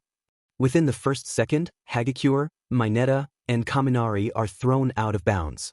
Izuku feels a pang of guilt about Kaminari, but he needs to focus if he wants this internship. Mirio appears behind Todoroki and punches him in the gut, disappearing into the ground before Todoroki's flames can hit him. Ooh, that was a close one. Mirio praises as he appears by Jiru and Tokoyami. In a split second, they're out of bounds. He appears behind Izuku, but Izuku's able to dodge in the nick of time. Nice. You were able to guess where I was. Mirio throws Ojiro out of bounds. Then Siro. Then Mina. Then Kirishima, Aoyama, Tsu, Yaoyorozu, Iida, Sato, Koda, and Shuji. Izuku, Uraraka, and Todoroki are the last ones standing. Ooh, could those be the next big three? Nijire theorizes. Maybe. They're all really good, murmurs Tamaki. Mirio appears next to Todoroki, kicking him so hard he falls out of bounds. Izuku winces sympathetically. And then there were two. Mirio ends up against Uraraka for a time, but ultimately gets the upper hand and defeats her. Now, it's just Izuku and Mirio. And it hasn't even been 2 minutes into the fight. You're doing great. Mirio shouts, appearing inches away from Izuku's left. He skitters away with full cowling. You've managed to avoid my attacks so far, you're great at predicting them. But you're kind of predictable yourself, you're too textbook. Guess I need to work on that. So naturally, Izuku does the most chaotic thing he can think to do at the moment. He stops running, T-poses, and falls face forward onto the ground. That actually kinda hurt. Mirio laughs. What happened there? Did you fall? Mirio's distracted. Good. That's exactly what I wanted. Izuku doesn't move from his faceplant, but lets Black Whip out, acting as a sort of shield. Whoa, what dash? Izuku sits up and uses Black Whip to catch Mirio, who's still a bit shocked. The expression changes from a little surprised to impressed. Well, you've certainly impressed me. I didn't expect to lose today. What's your name? Izuku smiles. Midoriya. Izuku Midoriya. It's been a while since something's gone right. It's about DMN time. Mirio's more excited about the internship than Izuku, unsurprisingly. Izuku still hasn't told Mirio about his time travel. He doesn't know why, he's told so many other people about it, but for Mirio, it's just like Izuku's failed him too much. He's the reason why Mirio lost his quirk. He's the reason why Mirio lost his mentor. Mirio leads Izuku into Sir Nighteye's office. Something about his mannerisms reminds Izuku of a kid going to his dad. It's pretty endearing, honestly, but Izuku's not focused on that. He's still a little nervous talking to Nighteye. Last time they spoke, it didn't go badly, but it was incredibly stressful. Hello, sir. This is Izuku Midoriya. Night glances at Izuku. He impressed you the most? Mirio nods. Yep. Alright, thank you, Mirio. Would you let us have a moment to talk in private? Mirio nods. He punches Izuku on the shoulder playfully. Hey dude, you got this. I'm rooting for you, he says before exiting. The door closes and the mood turns serious. Nighteye pushes his glasses up from the edge of his nose.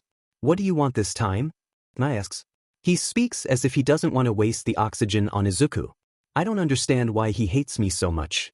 I've given him no reason to dislike me in this timeline. And besides, last time we spoke, I thought we were on relatively good terms. On official business, I'm here to see if you'd be willing to take me on as an intern for work study. But I was also wondering if you had any update on Eri. On the Shy Hisaiki raid. The corner of his mouth quirks upward, as if that were amusing. As if Izuku had just told a joke. Do you take me for a fool? Okay.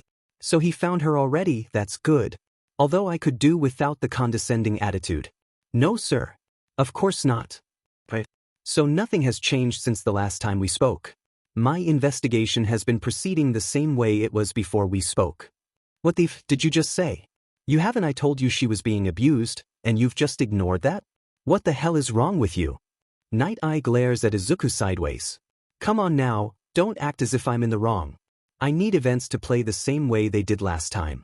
Ignoring the sanctity of the timeline causes more than the flap of a butterfly's wing. A child could understand that concept. She's a kid, sir. Izuku says. He realizes he's shouting, so he takes a breath to compose himself. Even though his blood feels like it's boiling from anger. Eri shouldn't have to deal with this. She shouldn't, but she needs to. Messing with the timeline has terrible consequences. I believe you were naive enough to do that yourself, isn't that right? Your childish dream of saving everyone has already caused so much pain. It has already caused one death. Are you prepared to accept more deaths to soothe your ego? Are you prepared to let more of your friends die so you can play hero? Izuku's hands are clenched in fists, nails digging into his skin. It hurts, but that's good. Pain is a good distraction for anger.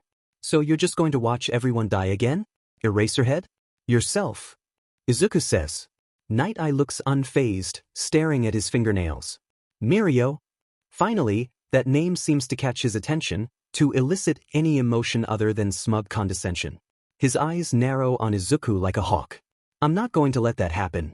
As we raid the Shy Hasaiki, I will make sure events unfold differently. Demed hypocrite. How is that any different from what I did?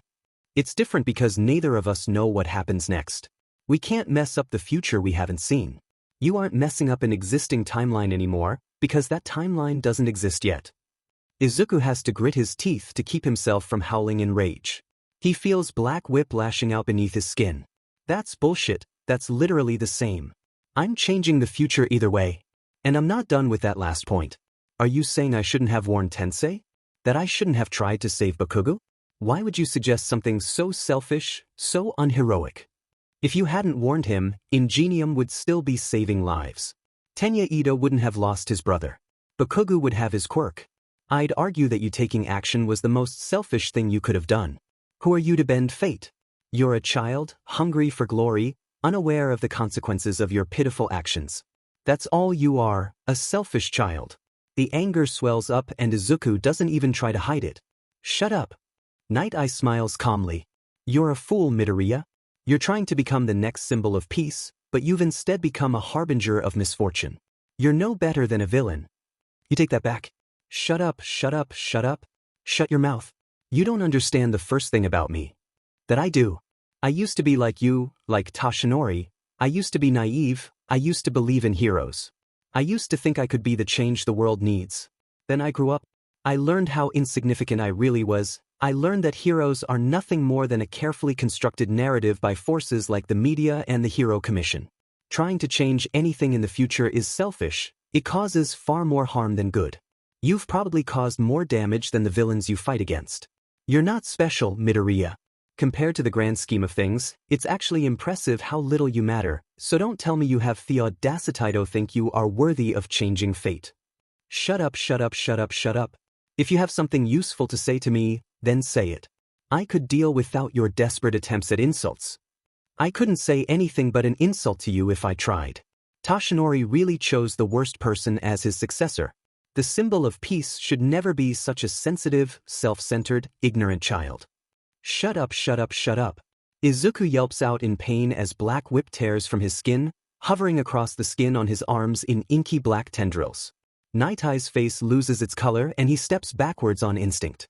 He backs into his desk, throwing papers on the floor. What did I ask that? He asks, sounding genuinely shaken. Nice to see that BGMI without that smirk of his. No, I watched him die. How could I think of him in such a cruel way? I'm such a terrible person I don't deserve. Shut up. Focus. Stop panicking. Stop feeling vindictive. Stop feeling guilty. Stop, stop, stop. Focus. Don't lose control. It's one of the previous holder's quirks, Izuku says. His voice is strained because he's trying not to cry out in pain. Black Whip is manageable if Izuku's prepared for it, but it's a whole new beast when he's not expecting it. One of the previous holders? But how is this possible? I never imagined such a thing could be possible. Izuku manages to calm himself by now, and Black Whip recedes into his skin. He glares at Nighteye, letting a less than heroic smile slide across his face. I wouldn't know, sir. It's not like I'm special or anything. Izuku picks up his backpack and exits the room, not even bothering to close the door on his way out. As soon as Izuku's out of Nighteye's office, he starts crying. He can't stop it. He sinks against the wall until he's sitting on the floor, hugging his knees to his chest. I can't deal with that. I can't deal with him. I can't. But I have to, because Sir Nighteye is the best shot I've got at saving Eri. I have to do this. For her. Midoriya, you okay there, buddy? Izuku sniffles, wiping his face with his sleeve. He looks up at Mirio. Oh, that's right. He'd forgotten Mirio was waiting for him. I heard some shouting in that office, Mirio continues calmly. Mirio's good at talking to someone in crisis without babying them. Izuku has seen it before.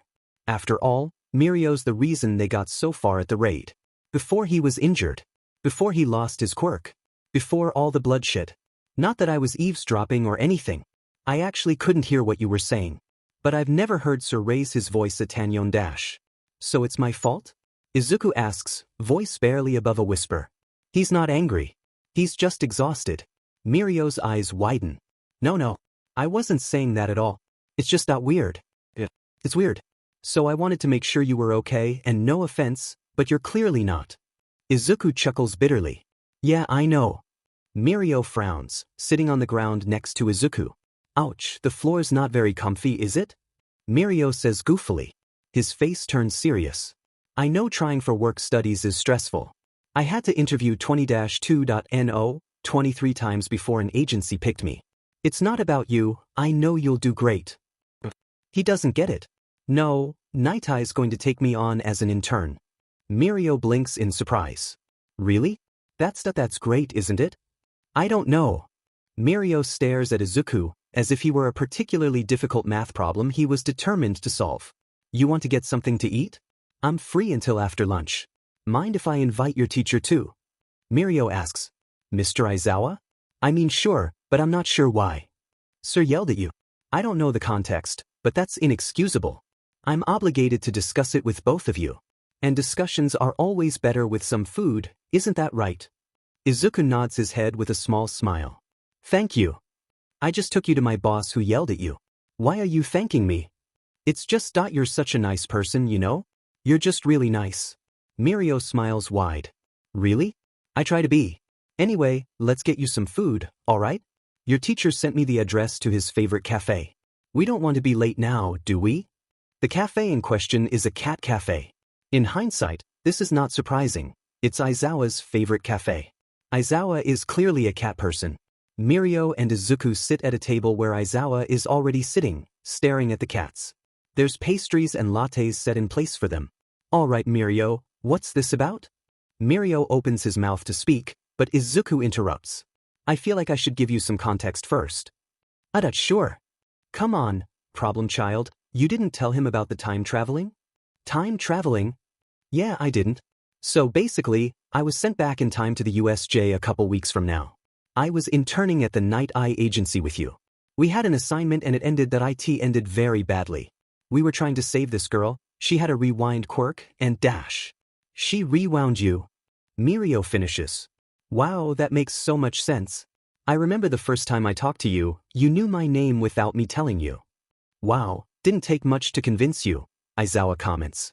So that's why you were so upset back at the agency, Mirio says, putting the pieces together. Talking to Sir brought up some bad memories, huh? Midoriya, you were upset? Aizawa asks sternly. What happened? Well, it's just, Izuku trails off. It feels like there's a golf ball in his throat. It's going to be hard to talk through this without crying. He clears his throat. Sorry, it's just. You don't have to put on a brave face in front of us. Mirio says.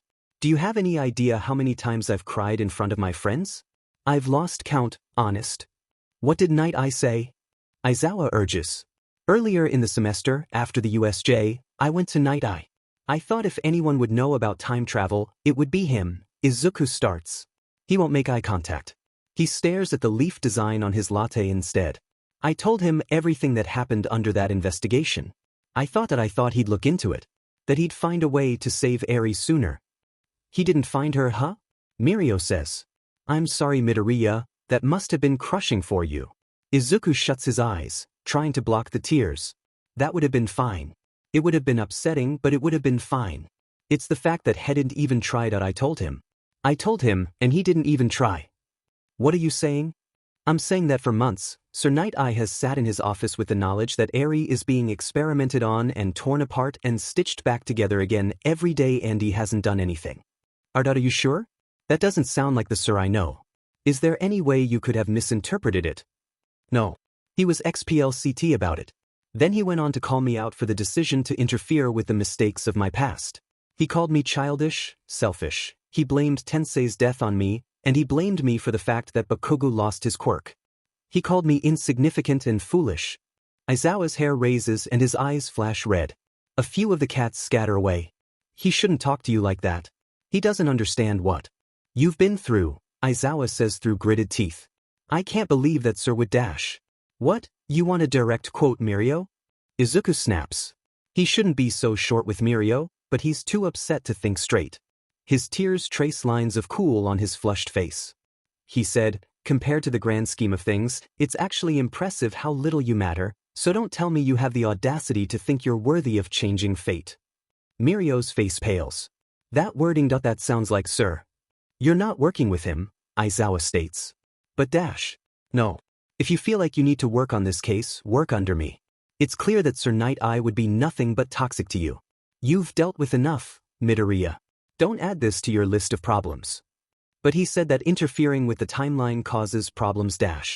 I've already told you, that's no to your fault. I believe him.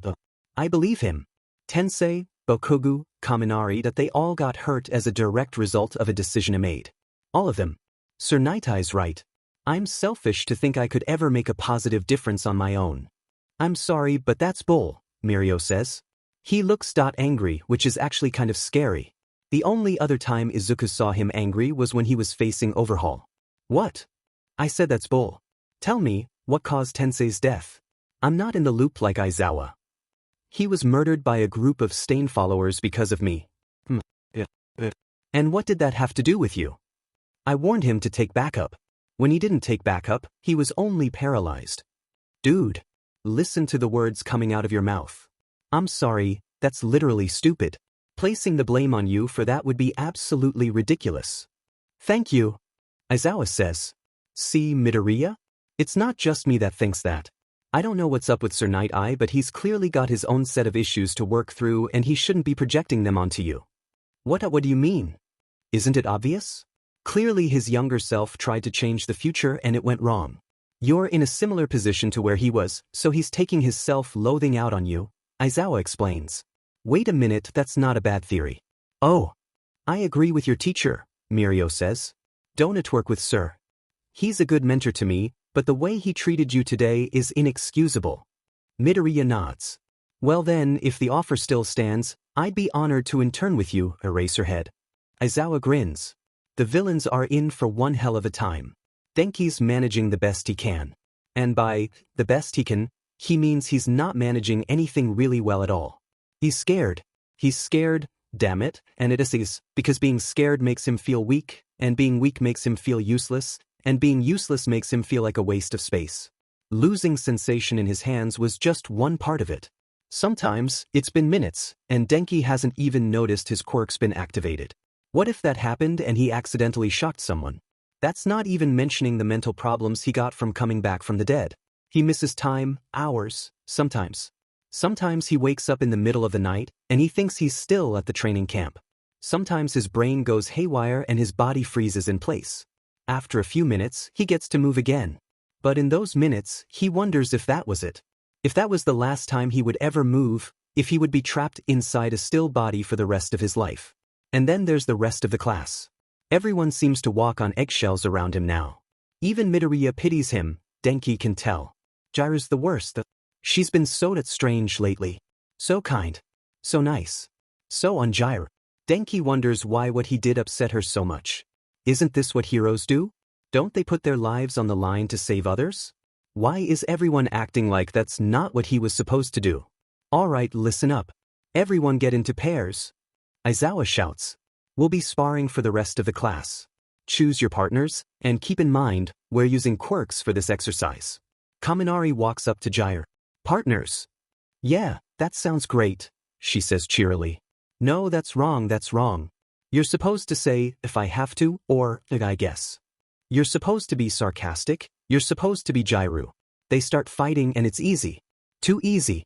Gyru's holding back, she's letting him win. She's not being very subtle about it. Come on, don't go easy on me, I can take it. Denki says. He tries to smile. He tries to hide how hurt he is from the way she's acting. Gyru puts in marginally more effort. It's like the slightest of slight increase of effort. It's infuriating. Denki stops, standing still. Why are you acting so strange? It's okay really. Gyru's happy facade slips, and he can see the frustration on her face. Finally, no faux cheeriness. No concern. She's mad at him and God, it's refreshing. She rushes up to him and pokes him in the chest. It isn't okay. It's not. You almost died, you idiot, it's not okay. The rest of the class freezes, hearing the conflict. They watch from a distance. Aizawa gets closer as well. He knows they need to talk this out too. Isn't that our job? As heroes, isn't that our job? Not yet. We're still training, you know we're nowhere near pros, so we shouldn't act like it. She snaps. Would you have just let him die then? Denki asks. He's calm about it, genuinely curious, but that just seems to send Gyru into more of a rage. What you did wasn't heroic, Kaminari. It was suicide. It feels like a stab to the gut. You shouldn't say something like that. Uraraka hisses. She's not too far off though, Todoroki says. You accepted you were going to die, right? Yeah, I did. But it wasn't suicide, it was sacrifice, Denki defends. Sacrifice is just another way to say suicide, Gyru says. There are tears in her eyes. I'm acting weird because I don't want to lose you. I can't. I really thought you died, I really did. I thought you were gone and that was terrifying. Denki's at a loss for words. Kaminari, you know we're here for you. I know we've been kind of avoiding the subject because we didn't want to upset you, but now I realize that may have been part of the problem, Midoriya says with a wince. Thanks, it's just dash. There's a sharp sensation in his forearms. Denki hisses in pain. He looks down. Both of his arms are covered in bolts of electricity. This isn't right, this shouldn't be happening, this shouldn't be happening, this hurts, no. Kaminari, what is it? Aizawa asks. I didn't activate my quirk, sensei, Denki whimpers. The pain is up to his shoulders now, and bolts are a higher voltage. Please erase it, it hurts. There's another sharp jolt and Denki flinches, shutting his eyes and gritting his teeth to keep from crying out in pain.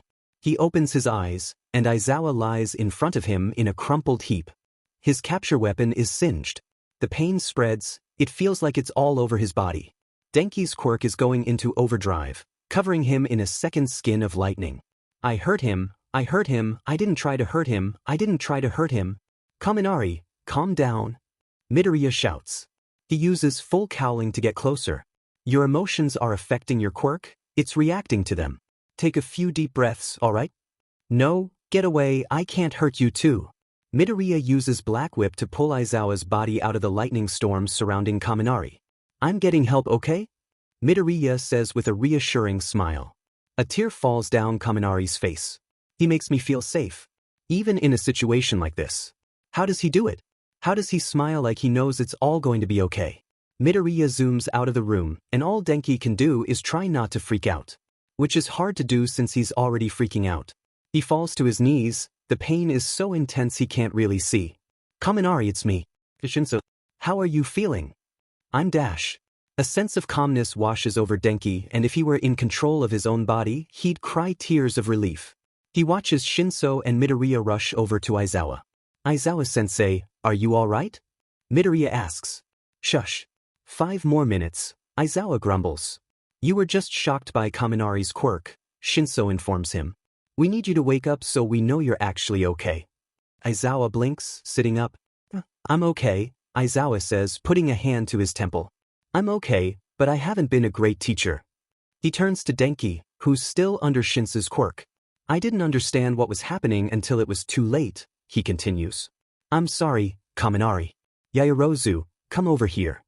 Of course, sir, she says, running over. I have something I need you to make, he says. He leans over and whispers something in her ear.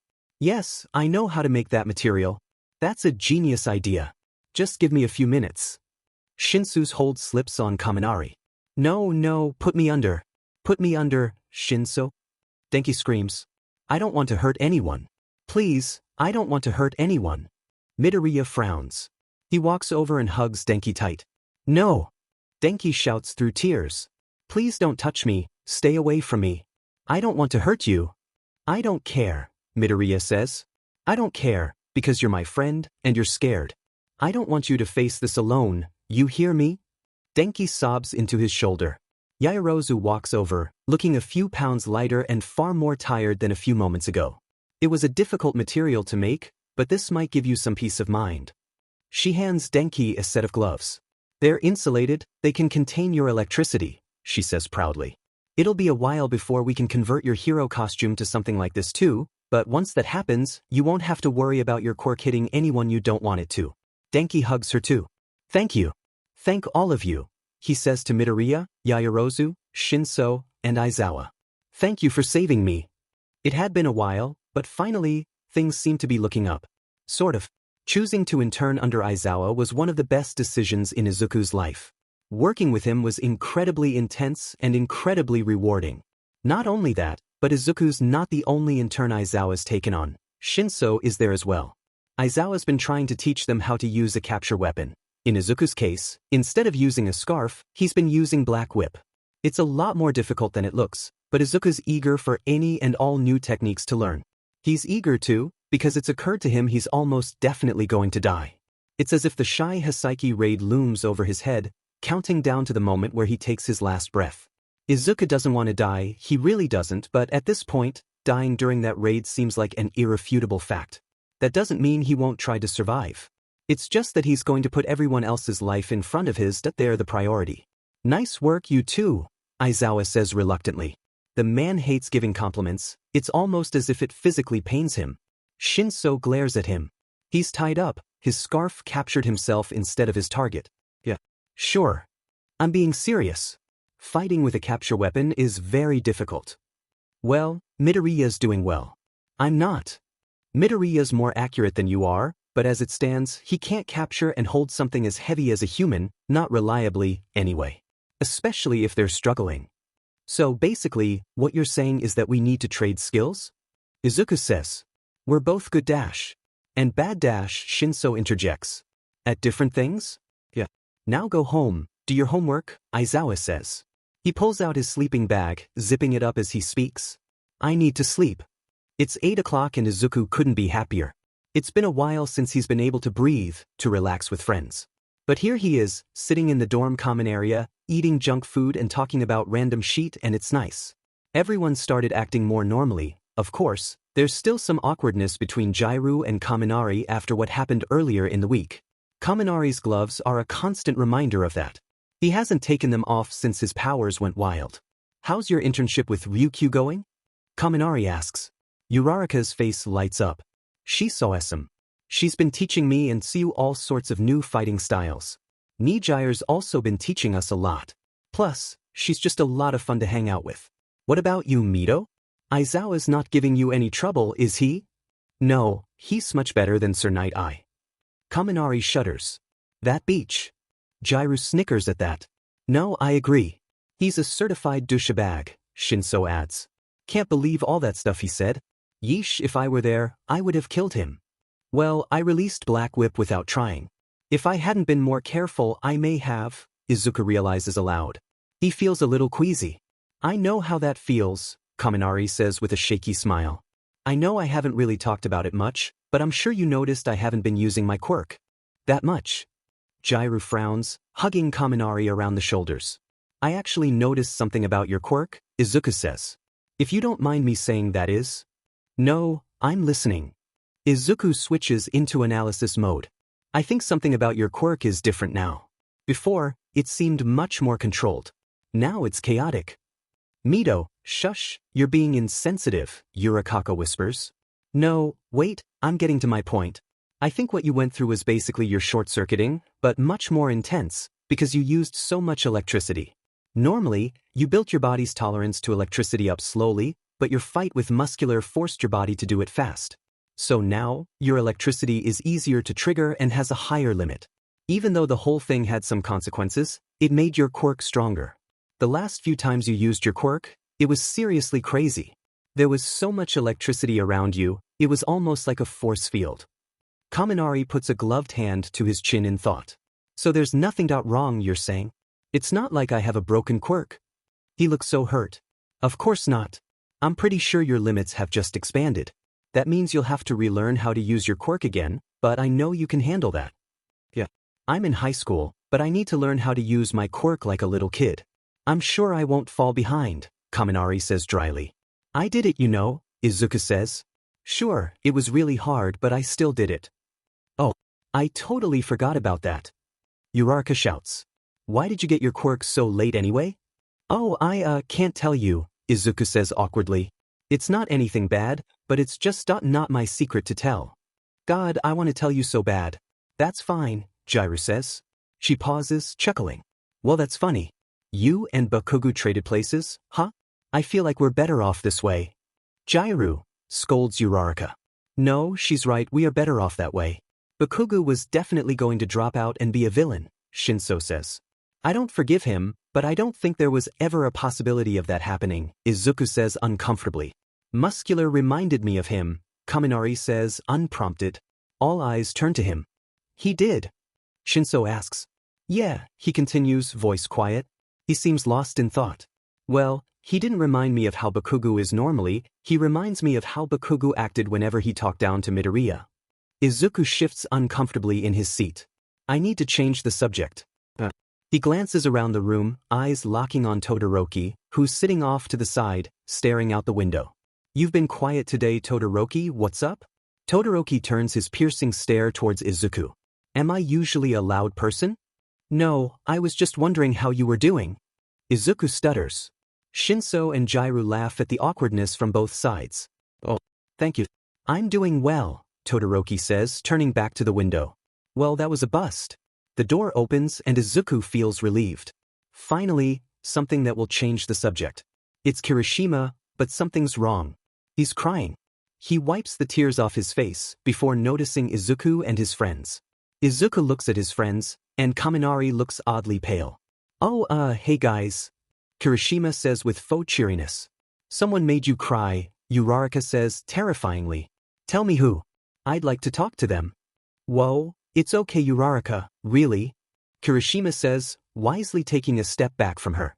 Uraraka's at her most powerful and her most terrifying when in mom-friend mode. I just had a long day. Relationship trouble? Jiru says. Izuku elbows her. That's none of your business, he chides.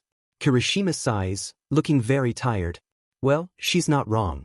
Bakugo and Iida, we broke up.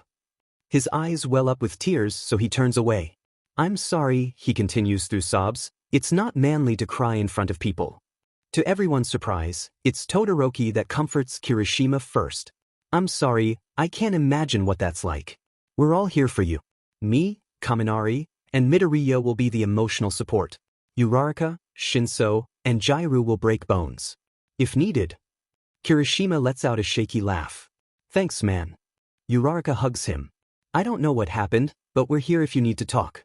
Kirishima sits in an armchair next to the couch. I honestly don't know. It was going well for a few weeks, and today he just broke it off. No warning. I must have done something, it must have. Don't say that. Izuku says. It's true that it's gotta be. He said he wanted to focus on himself and that I was getting in the way, Kirishima says, barely getting through the words without breaking down. He stands up, taking a deep breath. I'm going to be now. It's been a long day. Thank you, everyone, for talking to me. Kirishima walks out of the room.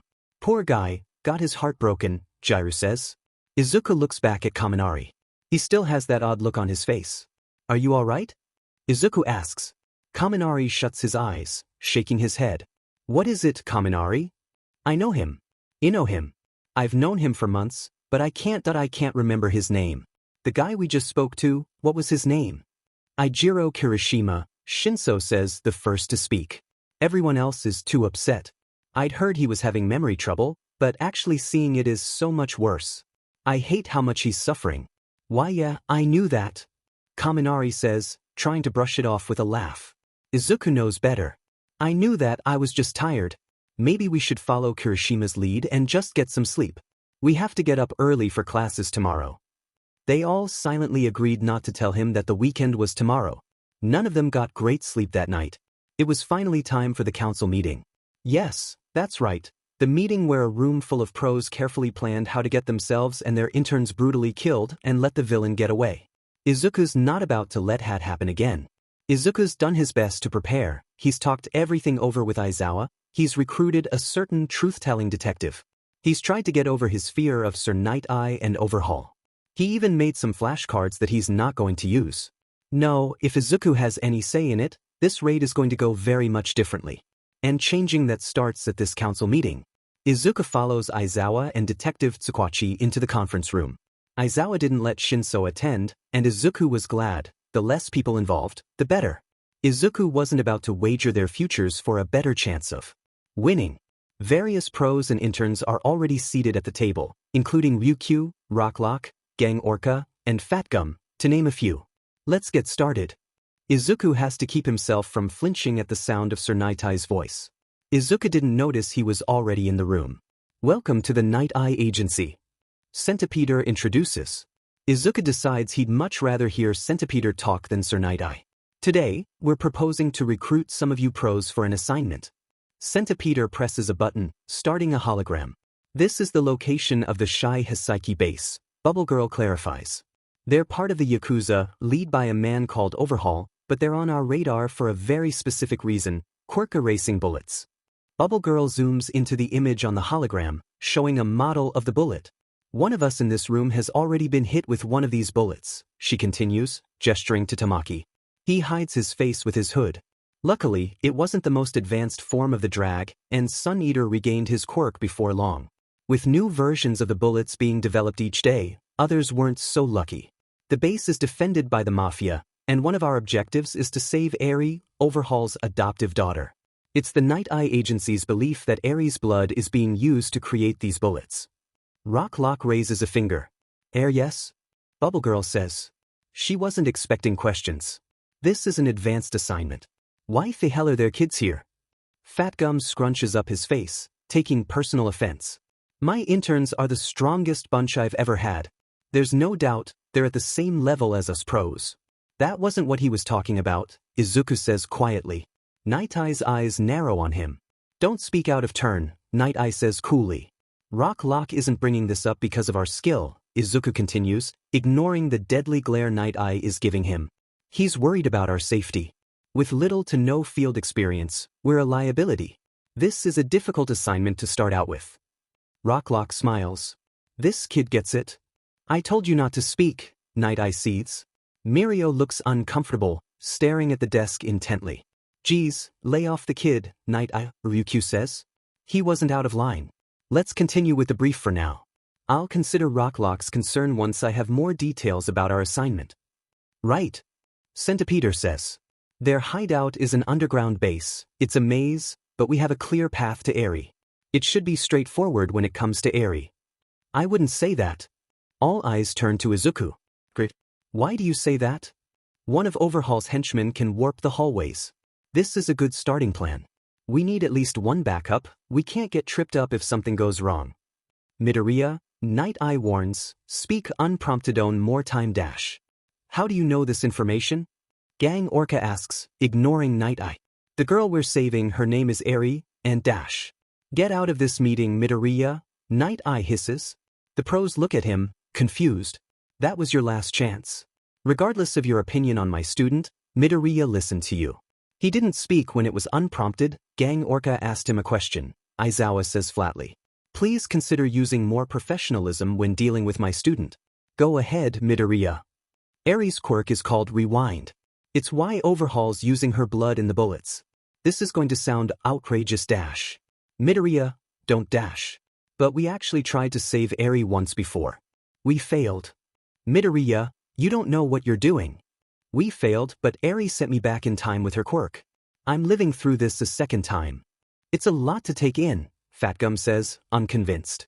I'm not accusing you of lying, but it's a little hard to believe, you know? That's why I'm here, Detective Tsukachi says. For those of you who don't know me, my name is Detective Naomosa Tsukachi. My quirk allows me to determine whether or not someone is telling the truth. Everything Midoriya said here is the honest truth. Rocklock gives Sir Nighteye a sideways glance. So what's your problem then?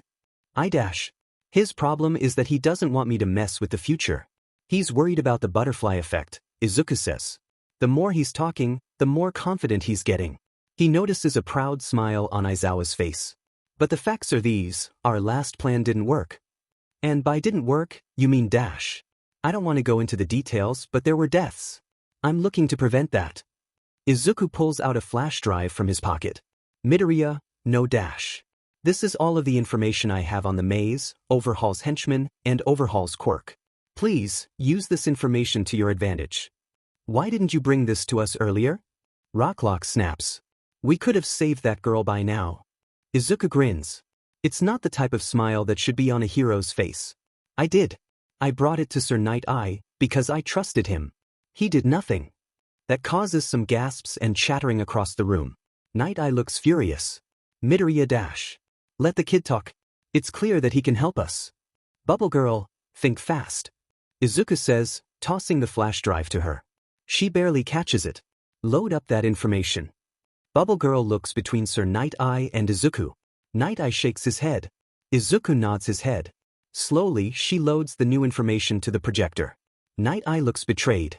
Now, let's really begin. Here's what we're going to do. Izuku has 1 week left. 1 week before the past and future stop colliding. 1 week before this nightmare is over, for better or worse. Izuku has 1 week left before he lives or dies. It's now or never, and Izuku would rather resolve some loose ends if the worst comes to pass. Izuku knocks on the Bakugo family's door. Mrs. Bakugo opens the door, already talking. Now I'm not taking any questions, you hear me.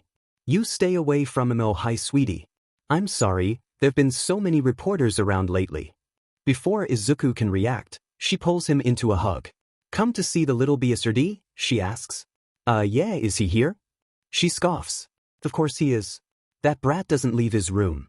That seems a little insensitive. I couldn't imagine how I'd react if I lost one for all. I mean, he breaks his boyfriend's heart and he's the one moping about. Oh, so it's not about being quirkless? She knocks on the door. What the f do you want, you old hag? Bakugo shouts. It's muffled by the door, but it's still shockingly loud. You've got a friend here to see you. I don't want to. See them. Well, deal with it, brat, she retorts, throwing the door open. She turns to Izuku with a soft smile. All right, sweetie, you just let me know if you need anything. Izuku nods, still reeling from the whiplash of her behavior. What are you doing here, Deku? Bakugo says. Doesn't he realize how ironic that name is now? Now that he's the one that's quirkless? I came to check up on you. I haven't heard anything about you since you broke up with Kirishima. Bakugo's eyes flash with hurt, and he tries to cover it up with a glare. Izuku still notices. Whatever, I didn't need that loser anyway. Followed me around like a DMN puppy. Always looked down on me like you did, like you were so much better. Therapy. You need therapy. You need to learn the difference between concern and pity, Izuku says. Not knowing that difference is making you isolate yourself. Bakugo grits his teeth. You see, that's exactly what I was talking about. You think I'm weak, huh? No, that was my point. We're not pitying you. We're worried for you. You BSRD. Don't talk to me like that. You're so conceited, so self-righteous, I want to scream. First, you already did. Second, don't even talk to me about conceit unless you've talked to Sir Nighteye. You're just doing this because I don't have a quirk anymore, Bakugo says bitterly. Izuku notices, with surprise, that he's crying. He rarely displays his emotions like that. You're doing this because I don't have a purpose anymore. I'm useless. I don't deserve anything because I can't do anything. Izuku stares at Bakugo for a long while. I don't care that you're quirkless. If you view all quirkless people like that, then I shouldn't waste my time talking to you. If you ever change your mind and decide a person has worth with or without a quirk, you know where to find us. Goodbye, Bakugo. He slams the door on his way out. As per usual, Todoroki, Uraraka, Kaminari, Jiraiya and Shinso sit with Izuku in the common area. And yet again, Kaminari is the subject everyone's trying to avoid. It's clear how much worse he's been getting. Between outbursts, skipping class, skipping meals, and forgetting names, it seems that the damage to his brain is only accelerating. He's stopped smiling so much. His carefree attitude is nothing but an act. It's clear how much the stress is getting to him. It's like everything Kaminari about Kaminari is slowly being wiped away. He's getting worse, and there's nothing anyone can do about it. It doesn't make sense. It doesn't make sense. It was another short circuit, a really bad short circuit, but a short circuit all the same. There weren't any consequences any of the other times he short-circuited, so why now? Why is this happening? This isn't fair, this isn't fair. Mido, you awake? Izuku slaps a fake smile on his face. Sorry, dazed out there for a minute. Yeah. I totally believe you, Uraraka says. Yes. Jiraiya cheers. My sarcasm is rubbing off on her. Give him a break. Obviously he's worried about going to summer camp because of what happened last time. Kaminari defends. No one says anything for a moment. Kaminari, that already happened, Izuku says slowly. It did? Of course it did. I knew that, he says, the fake smile on his face contradicting the terror in his eyes. No, you didn't, Shinso says. You don't have to pretend in front of us. Yeah. Sorry, it's just Dash. A defense mechanism, Todoroki says. You're trying to behave in a way that doesn't make anyone else worry. Yeah. Speaking of which, Todoroki continues, turning to Izuku, what's up with you? With me. Yes. With you. I'm not sure I follow. Lately you've been acting strange. Overly sentimental. You're giving more compliments than usual. You're being more retrospective. Izuku blinks. I am?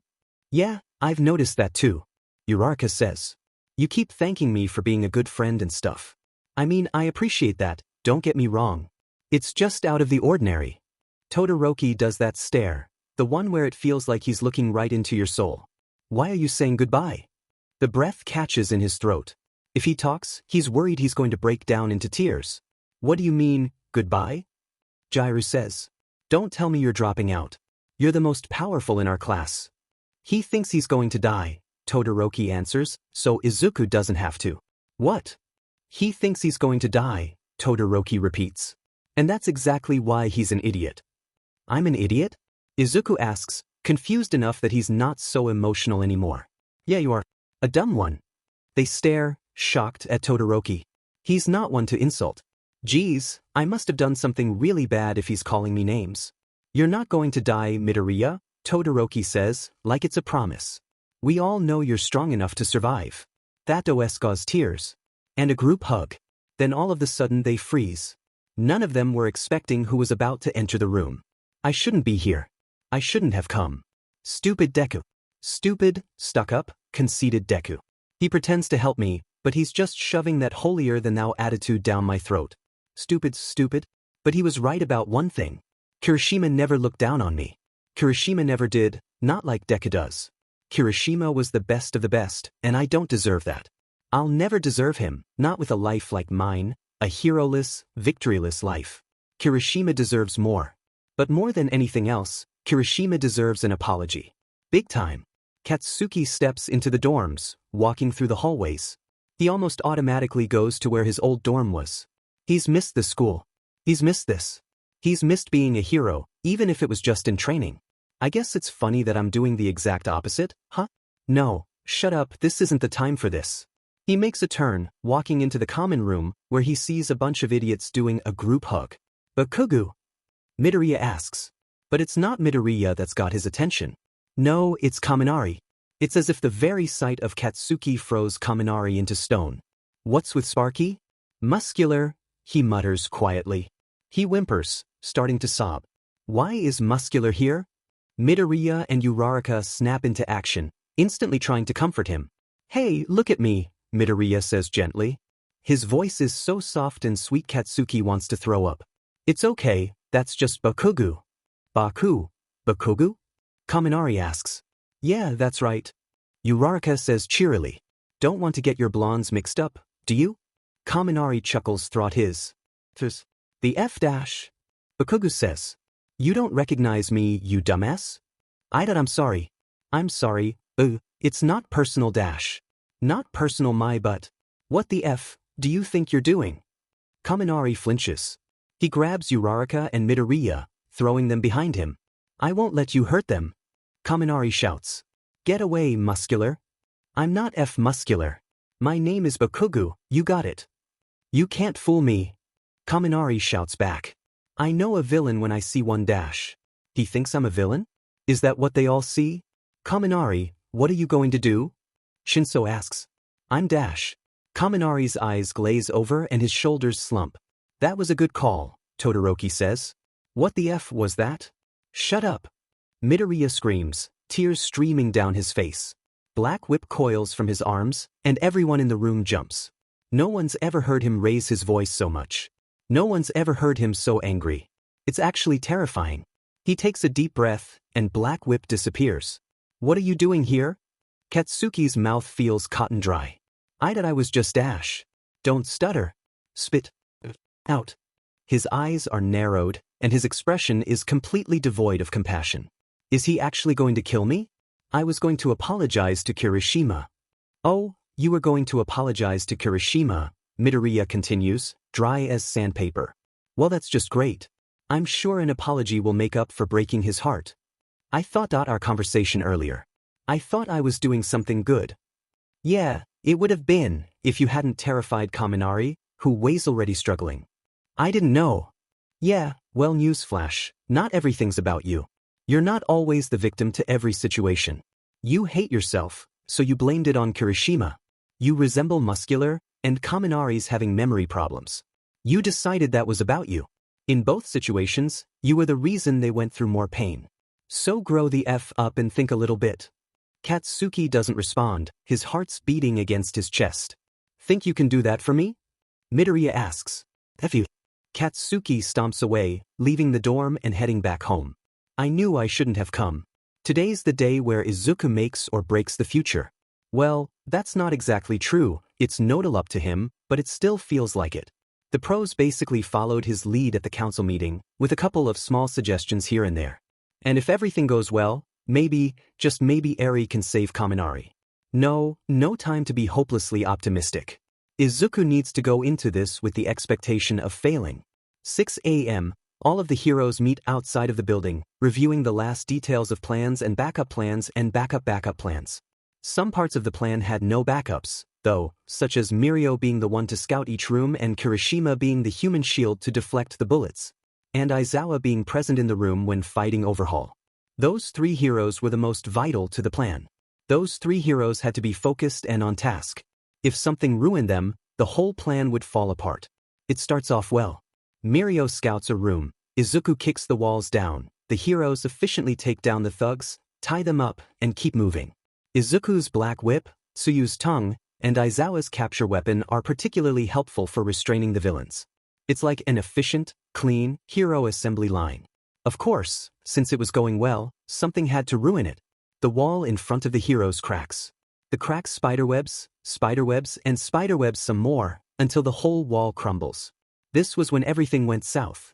Because as the dust cleared, the person standing beside Shigaraki was none other than Bakugo. Kirishima freezes up for a moment, but his instincts kick right in and he goes right into a fighting stance. Fatgum, I need your help, he shouts. His voice cracks from emotion. The villains have a hostage. No, I'm sorry Kirishima, but that isn't what's happening. Shigaraki laughs his unhinged, sing-song laugh.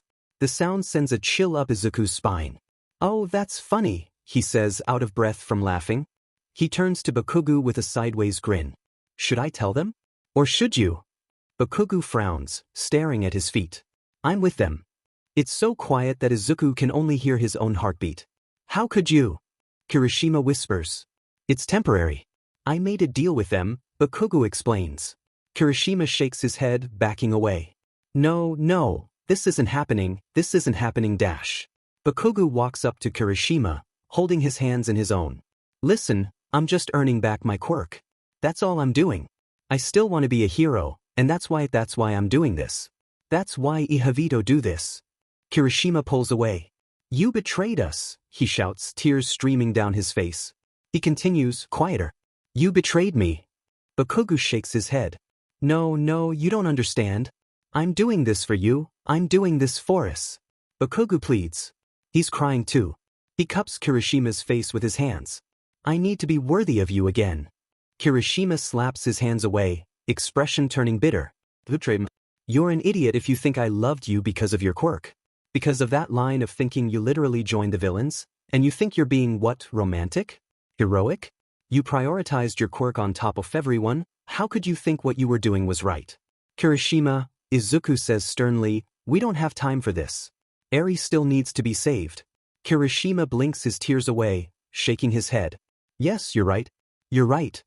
We'll let Centipeder and Ryuku's team deal with them, alright? Izuku says more gently. Kirishima nods. Let's go save Eri. But as Kirishima walks towards Izuku, Bakugo rushes up to him and injects something in his neck. Kirishima's eyes get wide. I'm sorry, this was the only way I could keep you safe, Bakugo whispers in his ear. Kirishima passes out, and Bakugo gently lays him on the ground. The rage hits Izuku full force. He doesn't even mind the pain as Black Whip emerges. Bakugo's eyes widen, and he holds Kirishima to his chest, backing away slowly. There were a lot of things Izuku could have said in that moment, but all of his wrath and all of his disappointment could be summed up in a simple 2 words. You're irredeemable. Izuku barely registers a horrified look on Bakugo's face as a cold feeling washes over him. He looks at Aizawa's glowing eyes as Black Whip weaves itself under his skin. We don't have time for this, Aizawa says, repeating Izuku's words. From earlier. We need to save Eri. Izuku nods, walking up to Aizawa and not sparing Bakugo one more glance. Without Kirishima, without their shield, the heroes are at a disadvantage, and they know it. Sir Nighteye picks up the pace, meeting up with Aizawa and Izuku. Don't, Aizawa says. It's less of a plea and more of a threat. Don't worry, I'm only going to discuss the mission, Nighteye says. No matter what I think of him, I trust him on this. I apologize for earlier, Izuku says. It's no time to get distracted. I'd say you handled that pretty well, actually, Aizawa says. Betrayal is not an easy thing to deal with. Look, the important thing is getting to Eri. Without Kirishima, we're going to have to worry a whole lot more about gunfire, Izuku says, snapping into analysis mode. Uraraka, Rocklock. If we enter an area where we're dealing with a lot of gunfire, I want you to work together to get shields up. Use whatever you can find, rubble, parts of costumes, anything as long as it can protect us. Uraraka nods. Alright, Rocklock says. I still think you kids shouldn't be here. That's not going to help anyone right now, Tsuyu says bluntly, but not unkindly. My point is you're all dealing with too much. You're doing what pros can't. Your teacher wasn't wrong. You moved right past a betrayal like it was nothing. It's not nothing, Izuku snaps. He takes a breath in an effort to calm himself down. It doesn't work. It's something I need to deal with later. Right now, I want to save a girl who's being tortured by a supervillain. Alright? Alright. Izuku jumps, because Mirio pops up right in front of him, covered in blood. What happened? Mai asks. Are you alright? It was just scratches, I swear, Mirio says. Plus, I've still got my quirk, so they haven't been using the erasing bullets. Where's Kirishima? We're going to need him in there. There's just a ton of people in front of Overhaul, they've all got guns. He's got Eri there. I don't know how he prepared for this, it's almost like he got insider information somehow. Bakugo made a deal to get his powers back. It was an exchange. He was the one who leaked that information, wasn't he? Long story short, Kirishima's gone, Izuku says. Mirio looks worried, but Izuku ignores that. He's got bigger priorities right now. Alright, use the rubble from the wall Shigaraki crumbled. Make sure you're behind it when I break the wall down. No, Aizawa says. But what about you? Uraraka asks at the same time. He's not planning on being protected from the bullets, Nighteye says, pushing his glasses up. I warned you your actions would have consequences. That's right. As your equal and as your teacher, I forbid it, Aizawa says. Izuku smiles, but there's a crazy look in his eyes. I'd like to see you try. Before Aizawa gets the chance to use his quirk, Izuku kicks the wall down. The gunfire starts almost immediately, and it's loud, so loud. Honestly, the volume is worse than getting hit. And boy, is Izuku getting hit. By the 10th bullet, he's stopped keeping count. He's just got to make it long enough to get Eri safe. He's just got to last long enough for that. Then Eri will have a good life, Kaminari will be back to his old self, Aizawa will live, Nighteye will live, and Mirio will have his quirk and everything will be alright. I should give one for all to Mirio. I don't think I'm going to make it. Izuku uses Black Whip to attach to a ceiling beam. He swings back over to the heroes, behind the bulletproof barrier. He lands badly next to Nighteye. He coughs some blood into his hand. That's not good. They must have hit a lung. I warned you, Nighteye says.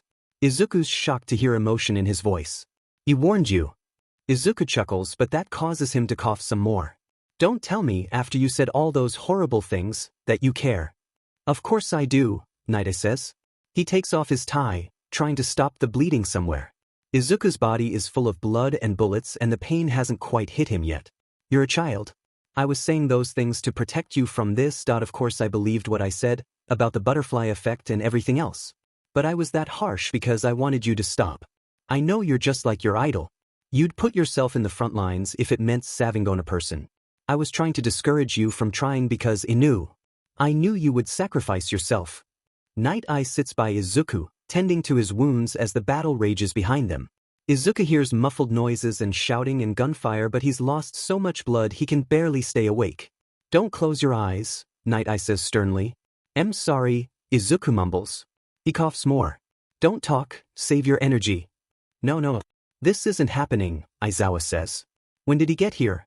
Did I pass out for a second? Sensei? Izuku mumbles weakly. Did you save her? He nods. She's safe, thanks to your plan, problem child, Aizawa says softly. Izuku's never heard him speak so tenderly. He gently picks Izuku up and holds him. Izuku smiles. That's all I wanted. I know, Midoriya, Aizawa says. I know. He hears some sniffling. Eri walks up to Aizawa, holding on to his capture scarf. Aizawa's eyes light up. Eri, do you think you could use your quirk? Aizawa says urgently. Eri shakes her head. They said my powers are cursed. He looks really hurt, she says. He is really hurt, Aizawa says, but you can help him. Do you want to try? Eri nods hesitantly. Her horn glows yellow, glowing brighter and brighter. It glows so bright that it's all Izuku can see. He feels the bullets leave his body, but also the exhaustion under his eyes and the tightness of his shoulders. He opens his eyes. He's back at UA. He's back at UA. He's got no idea what day this is, how many months ago this was, or what timeline he's trapped in.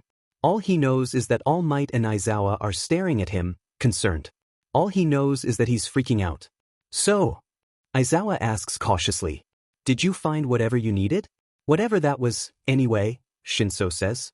Izuku actually jumps, because he didn't realize Shinso was there. Shinso, Aizawa, and All Might step away. Oh, that's right. This is when he got Black Whip. So you know how I time traveled? Izuku says shakily. They are still looking at him like he's about to explode. It's not helping his nerves. Well, it happened. Again. Aizawa groans. What am I going to do about you, problem child? It's just non-stop with you dash. Izuku hugs him, interrupting him mid-sentence. Thank you, he says. He's crying and they're all staring at him weird, and he doesn't care. I know you don't remember, but thank you so much. Aizawa steps back from Izuku cautiously, still wary of Black Whip. So, you time traveled again.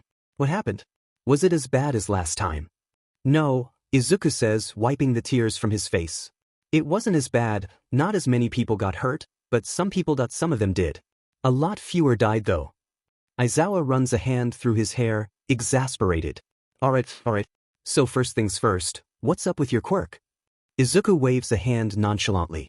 It's totally fine now. Oh! Izuku shouts suddenly. Shinso jumps from beside him. Izuku stands up, rushing out the door, activating full cowling as he goes. Toga's in the school, she's impersonating Kendo from 1B.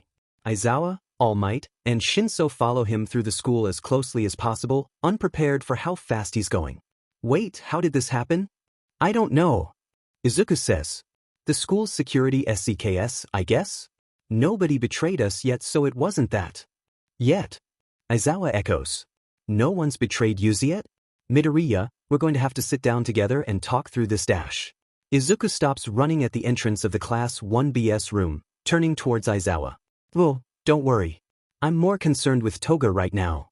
Right? That's right, Aizawa says. Izuku shuts his eyes, takes a deep breath, and opens the door.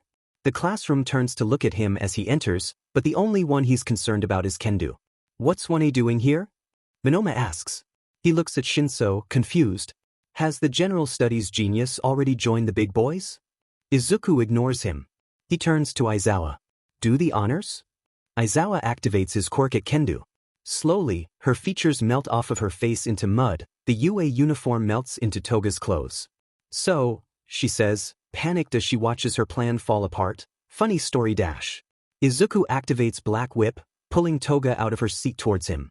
Everyone flinches away from Izuku. Oh, relax, I've got this under control. How did you know? Toga says, I thought I was doing so well. Izuku grins. If I tell you, wouldn't that just give you an advantage? Izuku says. He turns to All Might, who's in his buff form.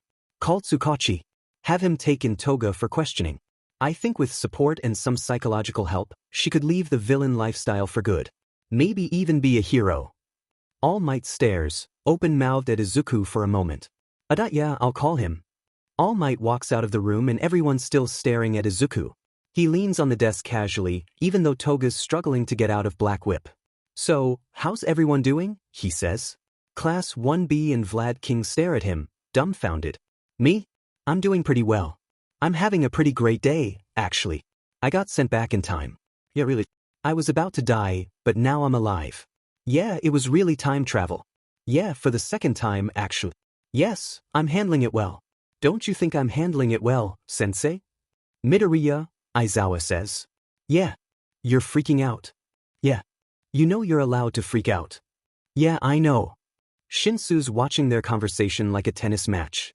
How did I end up here? He mutters to himself. I don't know what's going on, but this is great. Monoma exclaims. He turns to Izuku with a look of respect. You're all over the place and chaotic today. I can appreciate a kindred spirit. Thanks? I think. Tsukachi enters the room, hair disheveled and coat buttoned wrong. He clearly got here in a hurry. All Might, you were so cryptic on the phone, he trails off, looking at Toga. You already apprehended her? Yes, young Midoriya took care of the whole thing, All Might says, still sounding incredibly confused. Tsukachi puts quirk suppressant cuffs around Toga's wrists. She's around my age, Izuku tells him. She can still be saved. I don't think she's killed anyone either, which helps. Really? Tsukachi says, looking at Toga, surprised. Someone skilled enough to break into one of the top hero schools so young must be incredibly talented. You've got potential. Toga frowns. Everyone's being oddly nice to me today. What's that about? I impersonated your friend. I'm with the League. Why aren't you calling me a monster? Because you're not, Izuku says simply. You just fell into the wrong crowd.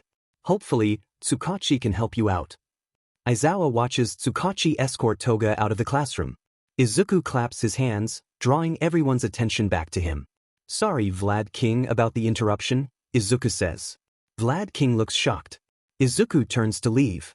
Kenda's fine, she'll be back later today. You can continue teaching now. But wait dash. Vlad King doesn't get to finish saying whatever he was trying to say, because Izuku, Aizawa, and All Might are already gone. He turns to Shinso.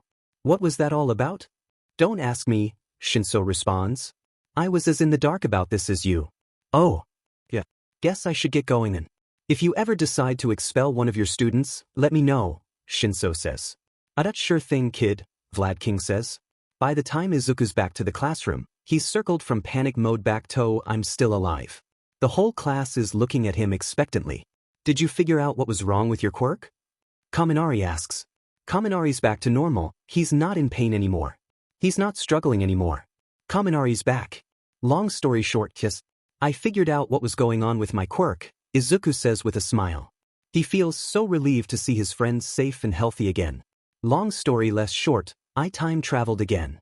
That causes a series of gasps. Not again, Uraraka murmurs. She snaps into mom-friend mode. Are you alright? For the most part, yes? That's not good enough, Jiru says. And the emotions are back. Izuku feels the tears rise to his eyes. We're here if you need to talk, Kaminari says. Thanks, I think I want to go home. I want to get some sleep. Aizawa nods. I think that's a great plan. We'll talk another day, problem child. Get some rest. After a lot of sobbing from both sides, Izuku and his mother get takeout for dinner. She says she's going out for girls' night, but to text her if he needs anything. Izuku already knows the real reason why she's going out. The doorbell rings, and Izuku's not at all surprised to see Todoroki at the door. You did this last time too, Izuku says with a small smile. Is anyone else coming? Uraraka, Jiraiya, Kaminari, and Shinso. Izuku nods. Shinso especially serves an explanation. I've got an all-night onesie. If you want to mess up family photos, like last time. Todoroki smiles as if the thought hadn't occurred to him. I might have to take you up on that. Izuku smiles in return. The door opens and the rest of his friends tumble in. Surprise! Uraraka shouts. Not really a surprise, sorry, Izuku says. DMN time travel, messing up surprise parties, grumbles Jiraiya. Anyway, we brought snacks. Kaminari shouts. He's carrying shopping bags full of chips and candy. Thanks, you guys, Izuku says. So, Uraraka starts, I don't want to be that person, but what happened this time around? With the time travel? You don't have to tell us, you know, Kaminari interjects. We want to know. We want to listen, but more than anything else, we want you to feel better. The tears start to fall. It's not even been a whole minute since his friends got here, and Izuku's already crying. I missed you. All right, what do you want to know? Anything good happen? Or fun? Jiraiya says, sitting down on the couch. It couldn't have all been bad, so let's start there. Well, actually, the 5 of us were really good friends, Izuku says. It's bittersweet because he's sort of lost that. It's not all bad though, Thiera here today, after all. Kirishima dated Bakugo and they were happy for a little bit, but that ended kinda bad. And by kinda bad, I mean the worst way possible. No way. I could have sworn Kiri liked Mina. Uraraka says. Well, he deserves better than Bakugo anyway. What about me? Kaminari asks. Was I still the baddest beach in the class? It's such a silly, simple question. Maybe that's why it stings so badly. Actually, Kaminari, it didn't go so well for you, Izuku says, trying and failing not to get choked up. What happened, if you don't mind me asking? Kaminari says, gently, morbid curiosity overtaking his fear. Well, you fought Muscular at the training camp. Whoa, the dude that hurt you so badly the first time? Yeah, that was the one. He was too strong, and you overused your quirk. You short-circuited so bad that the doctors thought you were brain dead, Izuku says. The words are tumbling out at full speed now, he can't stop. You woke up, but it was bad, it was really, really bad. You lost sensation in your hands, you were having memory problems.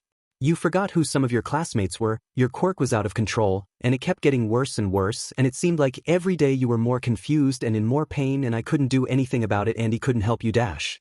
Kaminari hugs Izuku. Shoo, it's okay. I'm okay, Midoriya, he says. Izuku starts sobbing, hugging Kaminari back. I'm okay. Sorry, Izuku mumbles. I'm so sorry. You have nothing to apologize for, Uraraka says gently. Nothing about that was your fault.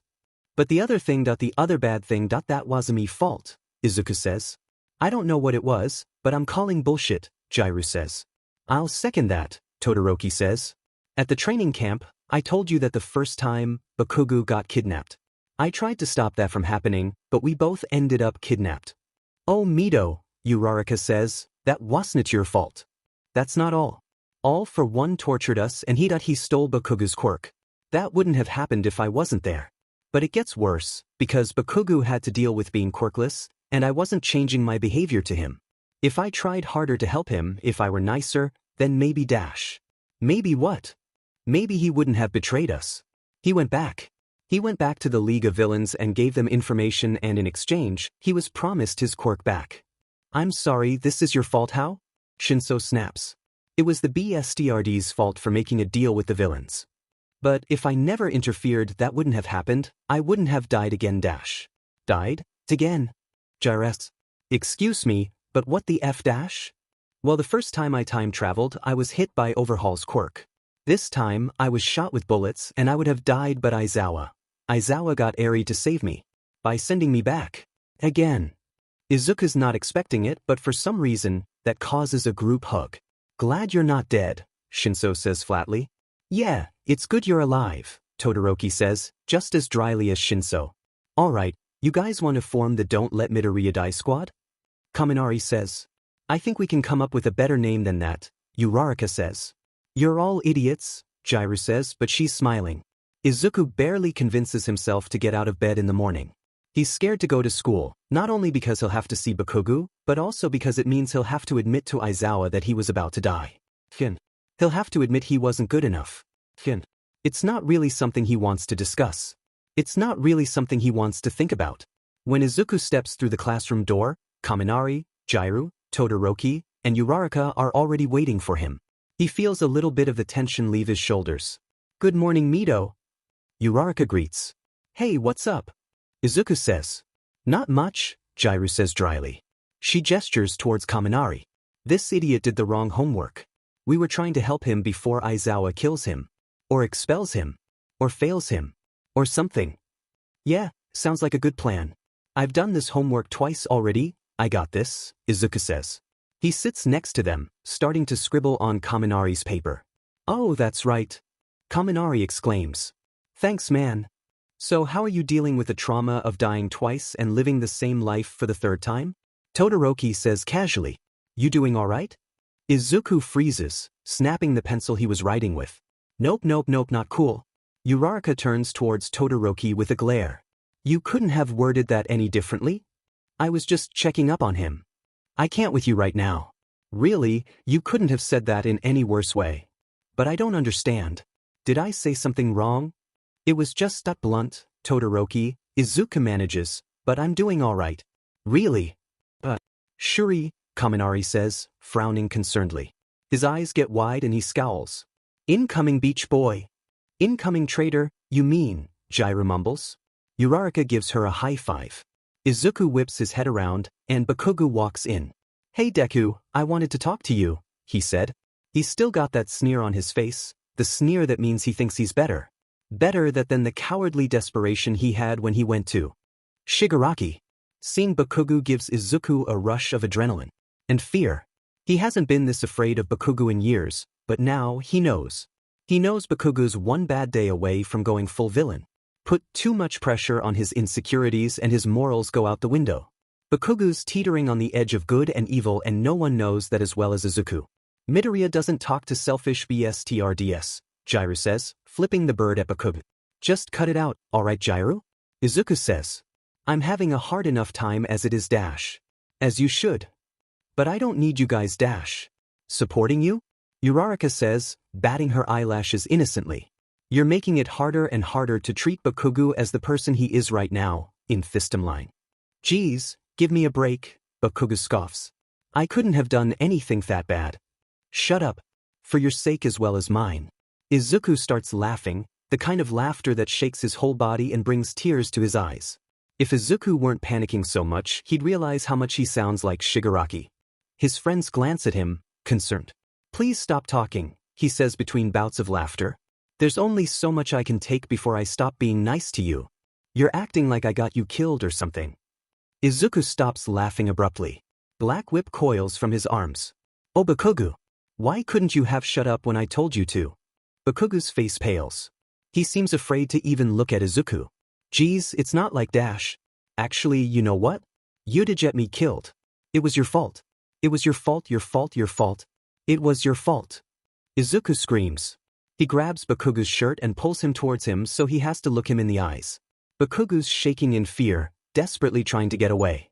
Izuku's crying and scared and angry and he doesn't know what to do about it and he knows he's out of control but he just can't breathe.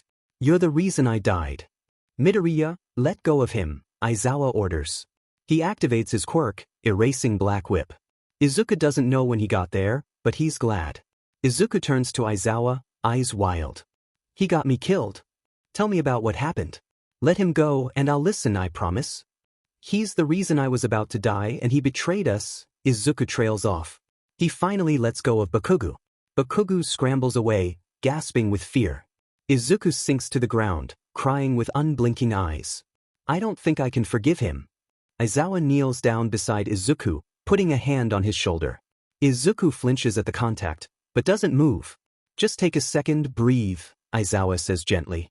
"The only other time I heard him speak so softly was when I was dying in his arms."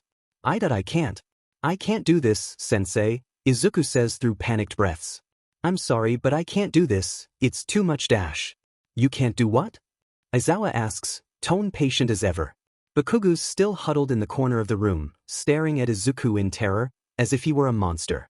I can't deal with this, Izuku says. The shock's gone away, the emotions creeping back into his voice. I can't handle what happened. Then share it with me. I'm your teacher, it's my job to help you. It was different last time. When Overhaul killed me, I could deal with it. I could deal with it, because he was a monster and that was what monsters do. But this time, the reason I died wasn't because of a monster. It was a classmate, someone who, at some point, I would have called a friend. And I can handle that.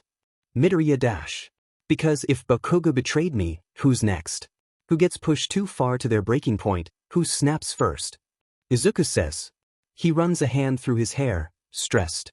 How am I going to die this time? Will I die for real? Will Eri send me back?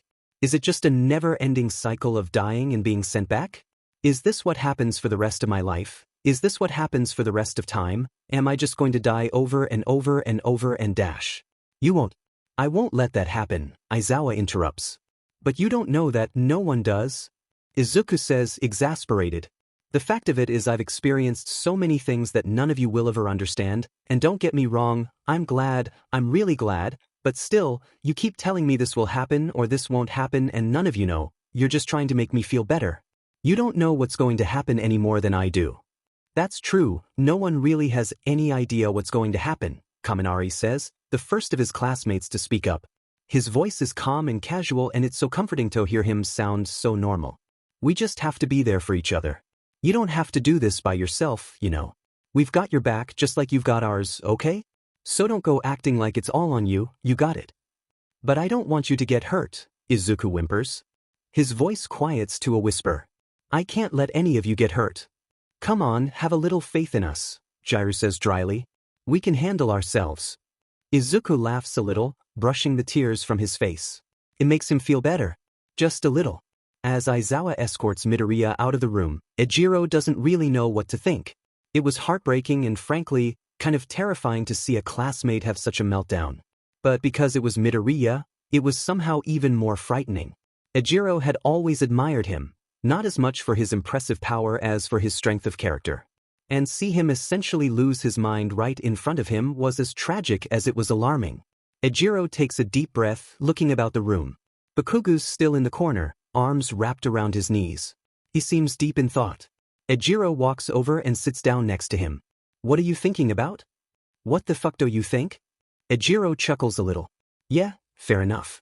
They settle into a comfortable silence for a minute. Ejiro's glad Bakugo feels comfortable with him. After a while, Bakugo starts speaking, absolutely refusing to make eye contact. Do you really think that what Deku said?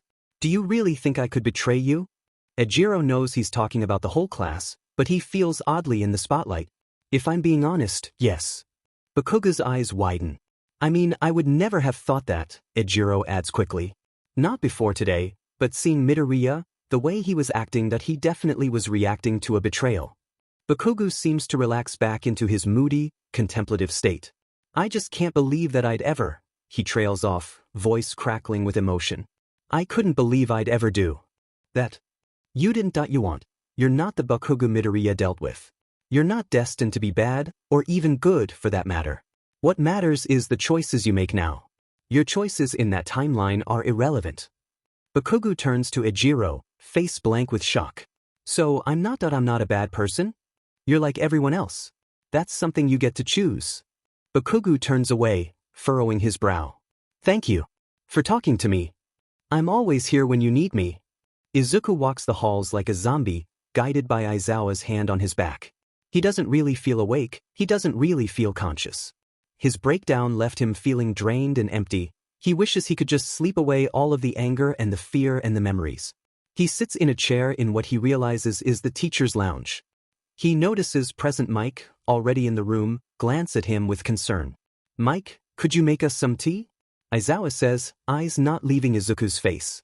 Any other day, Izuku would feel heartwarmed at Aizawa's parental behavior, but he's too detached. We've got a lot to talk about. Present Mike nods, hurrying out of the lounge with urgency. I'm sorry, Izuku says. His voice sounds hollow, robotic. It's like he used up all of his emotions earlier and there's nothing left. The door opens and present Mike walks in with a tray of tea and pastries.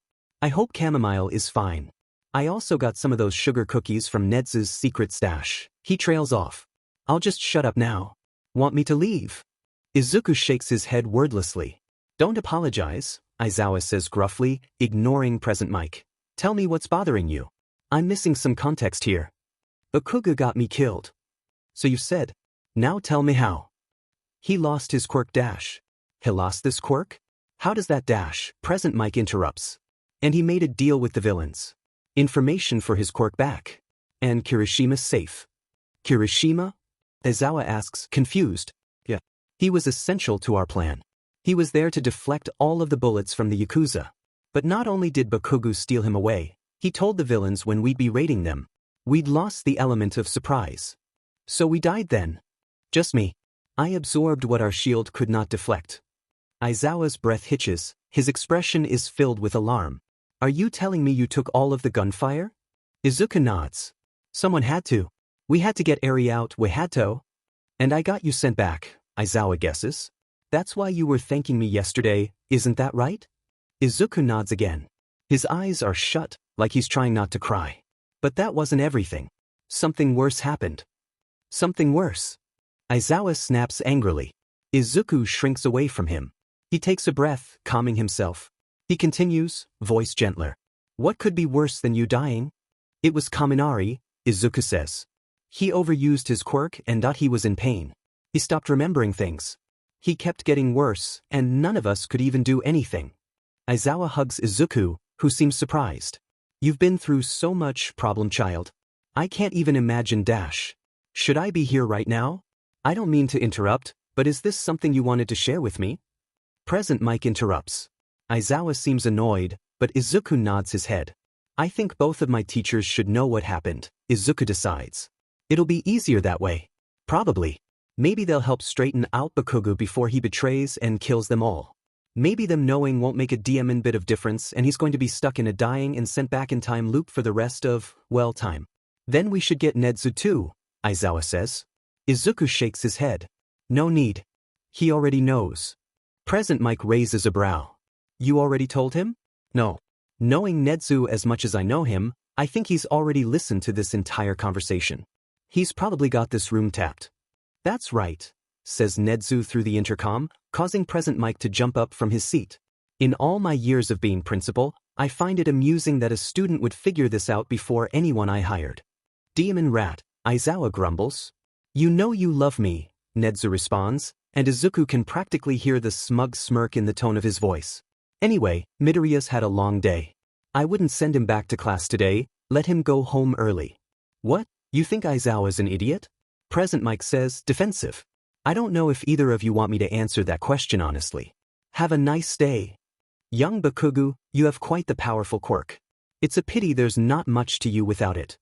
Katsuki watches in petrified horror at the man in front of him. He's tall, bulky. There's not much left of his face except scar tissue and a horrifying smile. Katsuki can't move, not even if he wanted to, he's chained down. He looks around the room, looking for anything that isn't absolutely terrifying, and his eyes lock on Deku. He seems exhausted, weak, there's this traumatized, world-weary look in his eyes. He's crying out, trying to stop the terrifying man, but he's as useless as Katsuki. The man reaches a hand out towards Katsuki's face, and even though he doesn't know what's happening, he's terrifying. Unfortunately, it won't be yours for much longer. The man activates his quirk, and it feels like he's tearing the soul from Katsuki's body. He feels like he's being ripped apart. The only thing he's aware of is his pain and the sound of Deku screaming. Katsuki sits up from his bed in a cold sweat, panting from adrenaline. What the what the F's, he says aloud, though there's only himself to hear it. He runs a hand through his hair, makes his way to the bathroom, splashing some water on his face. He walks back to bed, checking his clock. Usually, when he has nightmares, they don't wake him up. He wonders how little time he has left to sleep. He sees the time and freezes. It's 8 p.m. But that's not right. He went to be at 8 o'clock, read some romance novels until 9 o'clock before finally settling to sleep. He pulls out his phone, maybe the power went out, maybe it's just his alarm clock that's off. No.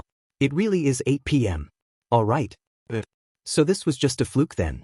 Slightly unnerved but pretending not to be, Katsuki goes back to bed. He doesn't dream again that night. It must have just been a stress-induced nightmare based on his terrifying interaction with Deku earlier. Yeah. That was all it was. Izuku steps into Class 1A tentatively, feeling equally embarrassed, ashamed, and worried about how his meltdown yesterday would affect how his classmates treated him today. As soon as he's in the door, Uraraka hugs him. He smiles to himself. Nothing would make Uraraka dislike her friends. He shouldn't have doubted her. Mido, we were so worried, are you feeling better? Uraraka says, wide eyes concerned. Much better, thank you, Izuku says. He takes a shaky breath. Oh, Jiru says, something's still up. Nothing bad, I promise. I need to apologize to Bakugo. I'm just a little nervous, that's all. You don't the veto, Kaminari suggests, but knowing you, you're about to be the bigger person here, so do what you have to do. Speak of the devil, Bakugo walks into the room, regarding Izuku with a wary stare. I'm sorry, Izuku blurts. I really shouldn't have reacted like that yesterday, so, sorry. Bakugo rolls his eyes. Whatever. Still don't believe it, though, Bakugo admits. He looks scared to admit that, like he's worried Izuku's going to lash out. That makes Izuku feel guilty. What? The fact that you betrayed us? Bakugo pauses. There's an unreadable expression on his face. Yeah. Well, no. It's that I would lose my quirk. That's crazy. I mean, I have a powerful quirk. It's too bad I wouldn't be much without it. That's not verbatim, but that's almost exactly what All For One said right before he stole his quirk. Izuku feels a chill go up his spine. Bakugo, do you remember what happened? Bakugo makes a face, but there's hesitance in that expression. Remember what? What the f are you on about? I'm going to my seat before Aizawa kicks me out of class. Izuku heads back to his own seat, lost in thought. Because for a sliver of a moment, he had to wonder which version of Bakugo he was talking to. It happens again. Happens again. Because of course it does. Gasping, covered in a cold sweat, Bakugo sits up in his bed, haunted by the image of the scarred-faced man. Haunted by the feeling of his soul being ripped from his body. Shakily, Bakugo checks the alarm clock, and sure enough, it's 8. It's DM in 8. He slams the clock down, running his hands through his hair. This isn't just a bad dream. This wasn't just a fluke. This is real, this is more than just a nightmare. This can't be a memory, right? This has to just be some sort of psychotic breakdown. I'm losing my mind. So, take a breath. Can't believe I'm so scared of my own head. That's crazy. I'm crazy. I need to stop before I have a full panic attack. Bakugo reluctantly shuts his eyes again, doing his best to prepare himself for the scarred man, to hear Deku's terrified scream. He's trying to prepare himself to feel the physical pain that shouldn't be possible to experience from dreams. He's never been a light sleeper, nor has he struggled to fall asleep, so it's not long before he drifts off. Kirishima is smiling at him with stars in his eyes as if Katsuki's just handed him the moon. Katsuki feels his face flush, so he turns away, hoping Kirishima doesn't notice. There's a blanket on the roof of Yue. There's candles and takeout and music. Kirishima grabs Katsuki's hand, and they sit together. Kirishima looks up at the night sky, at the stars and the moon, but Katsuki's busy looking at something far more breathtaking, the expression on Kirishima's face. He's staring open-mouthed at the stars like they're precious gems. His eyes have this wonderstruck awe to them that makes Katsuki's heart skip a beat. Thank you, Kirishima says, finally turning back to Katsuki. He hopes Kirishima didn't notice him staring. For what? Katsuki says grumpily. Kirishima smiles at that reaction, as if it were endearing instead of rude. He's got some audacity being that goddamn wholesome. Setting all of this up. Honestly, I thought we'd never get here. I had no idea you liked me back, Kirishima says. He holds Katsuki's face in his hands, causing his heart to skip a beat. But I'm really glad. Bakugo wakes up slowly. He grabs his alarm clock, staring at the 8 o'clock numbers confusedly. Hold up, is my brain trying to tell me something? I never thought I liked Kirishima. I never thought I liked guys, but now that I'm thinking about it, he's got a nice smile I guess, and he's really sweet and strong and oh no. Oh no. Bakugo covers his face with his blankets to hide his blush even though no one is there to see it. Did I really just develop a crush because of a dream? He lets his eyes close again, more curious than afraid to see what the dreams will bring. He doesn't dream again that night. Izuku is starting to feel better. He's sent the information he has on the Shai Hisaiki raid to every pro hero that was involved. He'll let the pros strategize this time. He's giving them months, not moments to prepare.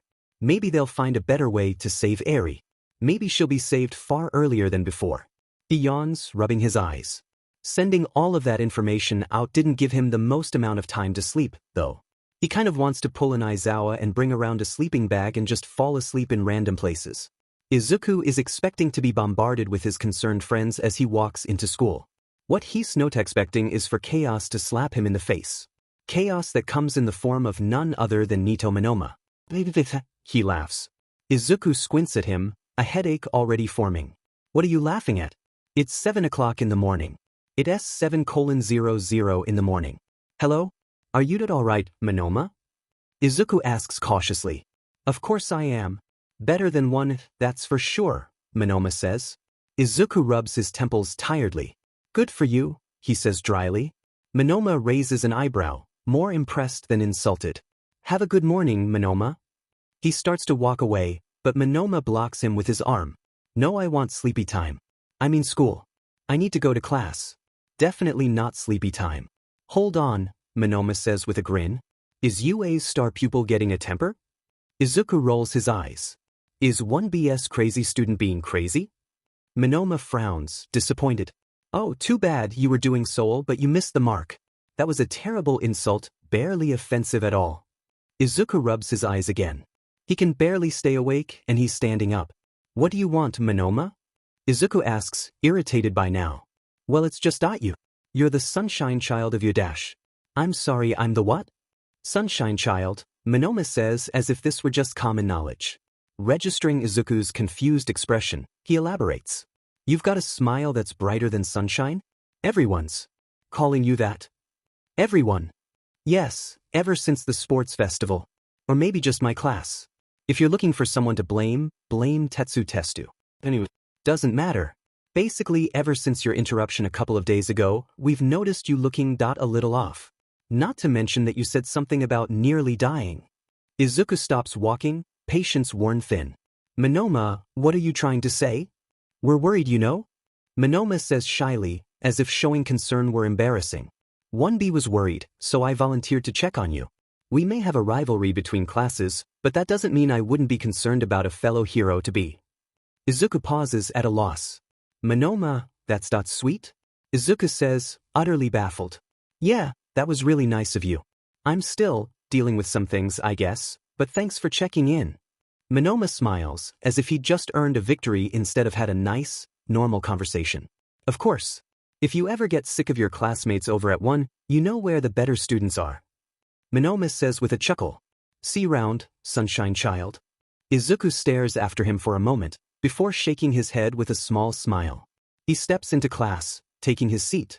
His strange encounter with Monoma actually left him feeling more relaxed. Maybe today won't be so stressful after all. Katsuki isn't sure if he should fall asleep or not. His dreams really seem to be messing with his head. Kirishima ran into him earlier today and Katsuki Fang blushed. Heblishtan stuttered like a schoolgirl and it was beyond embarrassing. Maybe all of those romance novels he reads are getting to his head like his mom said. Nevertheless, he keeps his routine. He goes to bed at 8 o'clock, reads until 9, maybe if he ignores all of the strangeness it will just go away. Then again, that's what he tried to do with Deku, and the DM and nerd never left him alone. He shuts his eyes, drifting off to sleep. He's back on the roof with Kirishima, but something's off. It's like the dream is confused, flashing between two places at once. The first is his date, Kirishima's staring at him like he's actually a good person. The second, Kirishima's in his hero uniform, crying, looking absolutely devastated. The dream flickers like static between the two before it finally settles on the second. Just Katsuki's luck. The villains have a hostage. Kirishima cries. Katsuki can see the utter desperation on his face, but he doesn't react. He feels oddly at ease. Shigaraki, who's standing beside Katsuki, chuckles. Katsuki feels unsettled, but not as unsettled as Heshelb. Oh, that's funny. Should I tell them or should you? Katsuki feels a nauseating wave of guilt take hold of him. I'm with them. How could you? Kirishima whispers bitterly. There's another flash of static. Listen, Katsuki hears himself say, I'm just earning back my quirk dash. Static. I need to be worthy of you again, Katsuki says desperately. Static. You betrayed me. You're an idiot if you think I loved you because of your quirk. Because of that line of thinking you literally joined the villains, and you think you're being what, romantic? Heroic? You prioritized your quirk on top of everyone. How could you think what you were doing was right? Kirishima looks at Katsuki with such an expression of hate that it sends a chill down his spine. There's no coming back from this. Static. He's back at his first date, and Kirishima's holding his face with all of the adoration in the world. Honestly, I thought we'd never get here. I had no idea you liked me back. But I'm really glad. Bakugo wakes up crying. It's not just a few tears either, it's full-blown sobbing. He's crying for the loss of a relationship he dreamed up. He's crying because he's imagined a world where he earned the love of someone who deserved better, a world where he'd twisted that love and thrown it away. He's crying because this was a dream, but something like Fisted happened in the other timeline. He became that monster to someone. Is he destined to twist into something evil, to discard everything beautiful in his life to soothe his pride? Is he really that monstrous? Is he that irredeemable? His parents rush into the room, alarmed at the fact that their angry, stoic son is sobbing his heart out. They hug him, ask him what's wrong, but he doesn't respond aside from tears. He stares over his mother's shoulder at the alarm clock, at the red numbers that read 8 p.m. like a taunt. Katsuki's just about to reach his breaking point. Or maybe he already has, he's got no idea. He hasn't exactly gone through losing his mind before. But every time he goes to sleep, he wakes up with more memories than aren't real. His imagination's out of control and absolutely way too vivid. He dreads closing his eyes to sleep, but sleeps all the same. He's back in the room with the scar-faced man.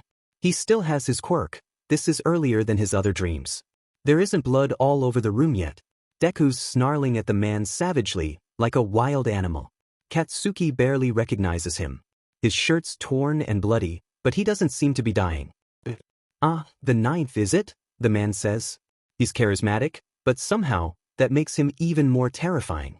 Does that mean? The ninth what? What does it matter to you? You're just going to kill me like all the rest, aren't you? Wait, what the F dash? What the F is going on? Calm down, young Midoriya. I'm not going to kill you, because you're going to give me your quirk. Static covers the dream. All for one, you should know by now, one for all can't be stolen, Deku says with a smile that would make Aizawa cower in fear. Static again. Get away from him. Katsuki hears himself scream. The scar-faced man turns to him with a smile that shakes him to his core. Don't worry, my boy, I'm only healing him. As the man reaches for Deku, Katsuki screams, but in vain. As soon as the man's hand touches Deku, Katsuki loses hope. The side of Deku's chest splits open, spraying blood everywhere. Katsuki flinches at the blood on his face, staring in horror at the gaping wound in Deku's side. Somehow, the left side of his body was torn off, including parts of the ribs. Katsuki can actually see his heart beating. And Deku's screaming at the top of his lungs, and it's terrifying, and Katsuki can't move. Even with his quirk, he's useless, doomed to stand at the sidelines and watch his classmate die. Deku weakly reaches out to Katsuki, but he can't do anything. He can't do anything but watch unseemly amounts of blood leave his.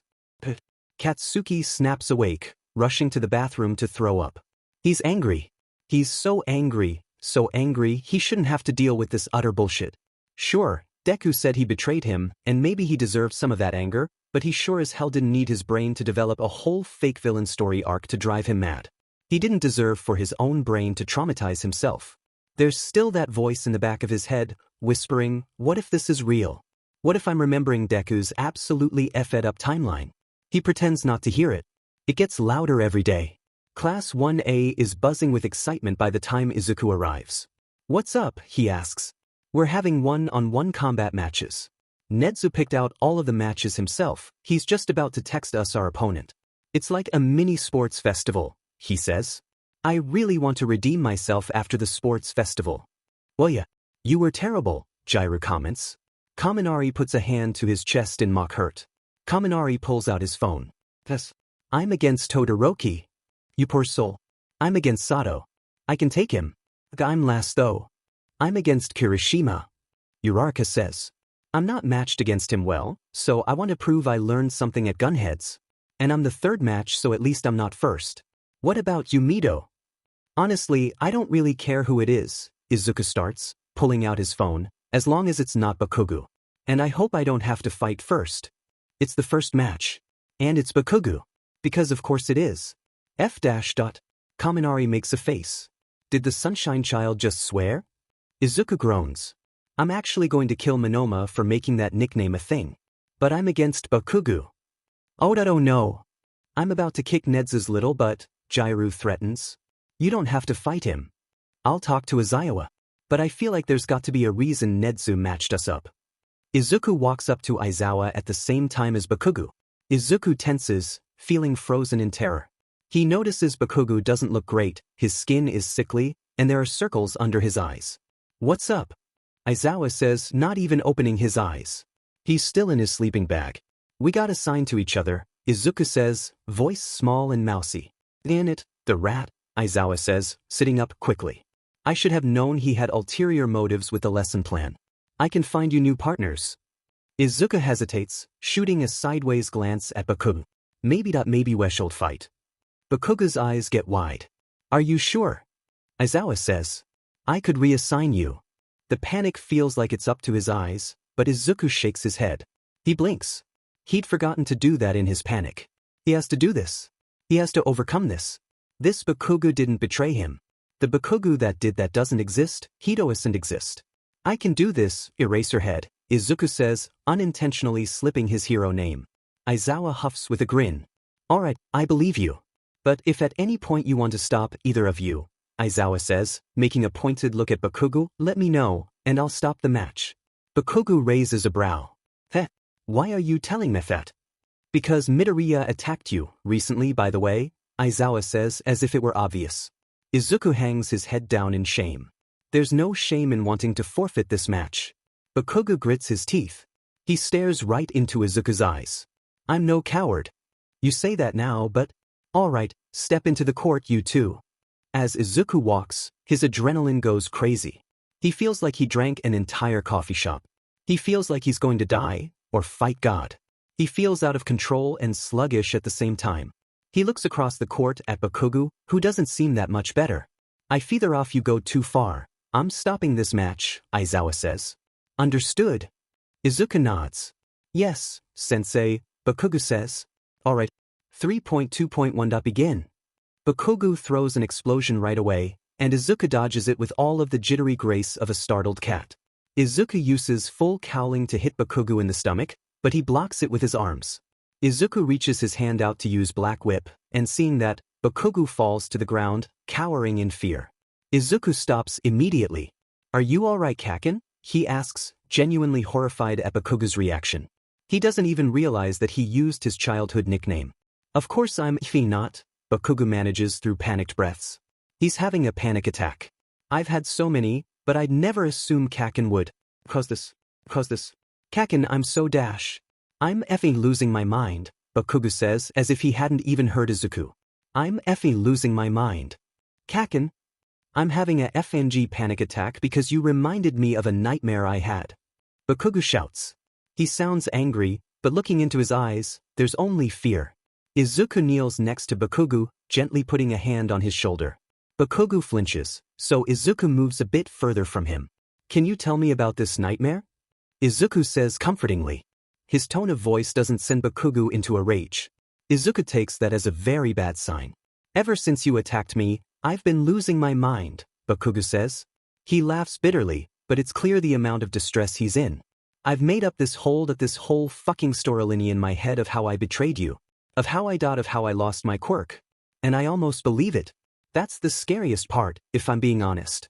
That's the scariest part, I'm starting to believe in my goddamn dreams. Kakin, Izuku starts, but his throat feels unimaginably dry. He clears his throat, it doesn't help. Do you think there's any possibility that dash? It wasn't FNG real. But you've been acting strange lately. Yeah, because I'm losing my mind, did you not FNG hear me? The other day you said something and it was almost exactly the same words as dash. That man wasn't fucking real, Bakugo snaps. Izuku can see the terrified tears in his eyes. His facial expression is nearly the same as when the sludge villain was killing him. He stands up, pacing anxiously. That man Fatmonster wasn't fucking real, Deku. Tell me about him. It wasn't real dash. Tell me what he was like anyway. Maybe you just need to talk this through. This Bakugo isn't going to betray me, I can see that now. But he's dealing with the guilt of betraying me all the same. He was tall. Really tall, and bulky too at his face. Oh god, his face dash. Bakugo's breathing gets faster. Did he have eyes? Or even a nose? Izuku asks cautiously. Bakugo's look of horror is enough confirmation. Oh, Kaken, I'm so sorry. You're not losing your mind. You're remembering my timeline. I don't know why, I don't know how, but that's what's happening dash. No it fucking is, duh. He didn't do that to me, he didn't pull my quirk from me, he didn't. I'm so sorry, Kaken dash. And he didn't hurt you either. That couldn't happen. You're worried about me? I'm fine dash. You were dying, Bakugo sobs. You were dying. That's not fine, idiot. I'm not better now. I could see inside your FING body. And the blood oh god, there was so much blood. Bakugo trails off, whimpering with wide eyes. I want you to tell me that didn't happen, Deku. Izuku shuts his eyes so he doesn't have to see the look on Bakugo's face. Bakugo grabs him by the shoulders. Tell me that didn't happen. Izuku swallows, trying his best to hold back his tears. I can't do that. I'm sorry Kaken. Bakugo steps away, running his hands through his hair. His eyes are wild like a madman. You're not okay. Yuri fucking dot, how are you still standing? How do you still have your goddamn sanity? How haven't you lost your goddamn mind, or are you just that good at hiding it? Izuku trails off, hiccuping from somewhere between a laugh and a sob. It's called faking it until you make it. That's when the unexpected happens. It's the most earth-shattering, pivotal moment in the timeline. That is the moment where Bakugo hugs Izuku. I'm so sorry, he sobs, and the sound is strange, alien. Izuku doesn't know if it's the choice of words or the emotional vulnerability, but it's all so strange. Izuku's frozen in shock as Bakugo's arms hold him tight. You didn't deserve any of that, you DMN nerd. Quit putting on such a brave face and let them help you. The students of Class 1A don't really know how to react. They're not watching a one-on-one brawl. They're not watching two future heroes fight. They're watching Bakugo hug Midoriya. No one really knows what to say, and that includes Shoyuta. Like his students, he's just left to stare in shock at the turn of events. Did one of you win? I have to fight next and I can't tell if your match is still going on, Todoroki says, deadpan. Jiru hits him in the shoulder. They're having a moment, shush, she chides. They're both having an emotional breakdown. I'd hardly call that a moment. These kids. Midoriya, Bakugo, I'm calling off your match. You're both going to sit next to me for the remainder of the class, Shoyuta says. Better keep an eye on them before something else happens. Are we in trouble? Midoriya asks quietly. Yes, Shoyuta says. Both boys get a look of panic. No. Is it yes or no? Bakugo says gruffly. His voice is hoarse from shouting. Kinda both. I've got to keep a closer eye on you. On both of you. One of you hasn't come to terms with what happened to you. The other never told me in the first place. Both of those are beyond concerning. Come on Deku, we're not going to get any answers from him. It's Aizawa, Bakugo says as if that explains everything. I wish you told me what you were going through. I'm not just here to grade your assignments and train you. I'm a teacher, you can rely on me. Shoyuta wants to hug them close, to keep them safe from their own destructive tendencies and never let them suffer again. They're both reminding him of someone he knew, a hero in the truest sense of the word, a hero who lost his life because he valued heroism over his own well-being. Shoyuta wants to protect them from that, but he doesn't. This isn't just a small problem to put a band-aid on. This is a matter of changing their mindsets so they don't get themselves killed. Shuta's got his work cut out for him. Denki knows he's not a great student. It's a truth that he's painfully aware of. He has trouble focusing in class, he's not very athletic, barely book-smart at all, and he can't even control his quirk that well. Up until now, he's relied on overusing his quirk to get by. Even if that meant frying his brain in the process. Denki never really thought about it that much, it was just a part of his quirk, right? Lots of quirks have drawbacks. It was normal, it didn't matter that it hurt, right? It's worth it. It's better to suffer some pain now than be a failure for the rest of his life, right? Denki never really thought about it, not until Midoriya. Midoriya almost died multiple times. Midoriya was tortured by a supervillain. He was abandoned by one of his closest friends and betrayed by another. Midoriya's been forced to live his life 3 times over, and what was the most upsetting thing he experienced? Not a death, nor betrayal, it was Denki himself. It was his fault. Todoroki stares at him from across the court. I've got no DMN chance. Denki doesn't know what to do. There's literally not one helpful thought floating around in his brain. Denki doesn't know how to fight without overusing his quirk. No one's trained him any other way. Even Aizawa, though Hetriesto helped Denki, usually gives up when he short-circuits. He doesn't help him recover. Todoroki's still staring. Has he even blinked? Denki's going to fail. He's going to fail, and Aizawa won't care, because Denki always fails. The class will laugh because it's Denki, he's the class clown, he is so funny, look at him go, he didn't even try. Denki's going to take it with a smile because that's his only option. Denki's going to fail, and no one's going to care, no one's going to help him, because that's just what he does. He fails and he fails and he fails and he hurts and he doesn't improve and it doesn't matter, it's just Denki, after all. He wonders how long he has before Aizawa has enough and expels him. Kaminari! Aizawa shouts. Denki jumps shocked. The class laughs, so he slaps on a smile. Aizawa buries his face in his hands. Finally paying attention. Are you ready for the match? Oh yeah, Denki says with finger guns. Aizawa seems even more disappointed. Fine, let's just get this over with. 3.2.1. Start. I'm screwed. Todoroki powers up his quirk. The ice starts to form on his right side as fire engulfs his left. Denki dodges first attack, a literal fucking fireball, the only casualty his shirt sleeve and the tip of some of his hair. Denki squeaks high-pitched, not very heroic sounding, but at least he's still alive and mostly unroasted. That causes Todoroki to smirk a little, which for some reason makes Denki really angry. How can I win this? How can I stop myself from failing without hurting myself? What would Midoriya do? Denki looks at Todoroki. There's a pool of water starting to form at his feet. Consequence of the ice and the fire. Denki slams himself to the ground, avoiding the next fireball. He knows he only has a second or two before he's frozen in place. He scrambles closer to Todoroki, but he doesn't even have to get hat close. He charges his quirk into his finger, not even that powerful, and charges the water Todoroki's standing in. Todoroki shakes as if he'd been tasered and falls to the ground. Denki stares at him, surprised. Did I really just win? Against Todoroki? Denki stands up, brushing off the residual ash and icicles. WH. Kirishima cheers. Go Kaminari. Aizawa steps up to the court, picking up Todoroki, who groans a little. So he wasn't fully unconscious, then. Good work, Kaminari, Aizawa says, not even bothering to look at him. Oh my gosh, did he really just compliment me? Oh my gosh, am I dreaming? Is the real life or just fantasy?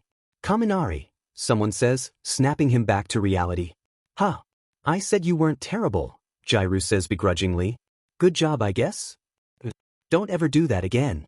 You giving me a compliment? It's so unnatural, Denki says with a shiver. Noted. Denki goes to sit with the rest of his classmates, still in a dazed shock that he won. He wasn't a failure today, he was a winner. And he didn't even have to suffer to win. Aizawa ended up disqualifying Izuku and Bakugo, but the lineup for tomorrow's class is not what Izuku predicted, and that's really exciting. Kaminari, Uraraka, Jiru, Shuji, Hagakure, Tokoyami, Mina, Iida, and Ojiro passed for the next round. They're not too surprising, but Izuku was expecting Yaoyorozu, Kirishima, and Todoroki to have won for sure. But then there's the 10th person, the person that Izuku would not have expected, Mineta. Mineta won and Todoroki didn't. Izuku's baffled, utterly baffled. Well, that's going to be a problem for tomorrow. Bakugo heads back with Izuku after school. They've got a lot to talk about. Not that either of them really feel like talking. So, me and Kirishima, did that happen too? Izuku stops in his tracks. Of all of the possible ways for this discussion to go, this is not what he was expecting. Oh god, what if he asks for advice? Izuku doesn't know how to give dating advice. This is going to be horrible. Yes. Oh. They don't talk for a minute. Did you not want to talk about it or something? Izuku asks. This is so painfully awkward. I don't know if we'll ever be able to have a normal conversation after everything that's happened. Not really. I just thought I don't know what to say to you. You don't know what to say to me either. He's repeating his words from the other timeline. I wonder if he even realizes. I'm having the same problem, Izuku admits. They've got to the entrance of Dagoba Beach. It's become one of Izuku's favorite places to talk. It's still not that busy, and with the trash gone, it's calming to look at. Izuku sits down at a bench facing the ocean. How do we even start this conversation? Bakugo asks, staring at the waves. How do we even talk to each other after everything? Izuku takes his time to respond. As normally as we can, Izuku says with surety. That's what we have to do. Bakugo looks at him like he's grown another head. Bullshit. Hey. That's bullshit. You're going to suppress even more emotions than before. Bakugo says. He sounds outraged, but Izuku's pretty sure he's just worried. Maybe. It's Bakugo, so it's kind of hard to tell. Don't forget, last time you didn't handle your emotions, you nearly killed me with your quirk. That was a long time ago for me. I'm handling it. Bullshit. I'm handling it. That's so what's one for all, anyway? Bakugo asks. And why did All for One call you the ninth? I forgot he heard that. Why didn't he ask me in the last timeline? Well, I better just tell him. I don't see the point in lying. One for All is my quirk. All for One called me the ninth, because I'm the ninth person to have this quirk.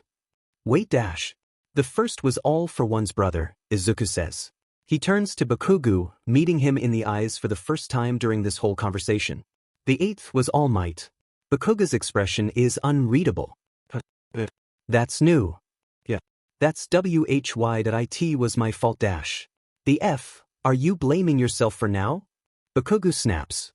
In the first timeline, you were abducted by the villains. They tried to recruit you dash. Bakugo's eyes widen at that revelation. But you refused and they left you unharmed. The second time the training camp attack happened, I tried to save you. That's why we were both captured, why you lost your quirk, why Kaminari. Izuku trails off, turning his face away. He doesn't want Bakugo to see the tears.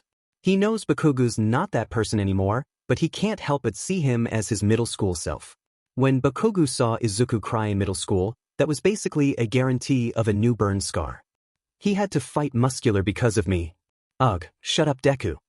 Excuse me? This is fucking Tenseal over again. Izuku flinches. He wasn't prepared to hear that name. Did you not learn? Bakugo continues. How many FING times do we have to tell you it's not your fault? You were trying to do the right thing. It's not your fault it had all of these unexpected consequences. Izuku's quiet.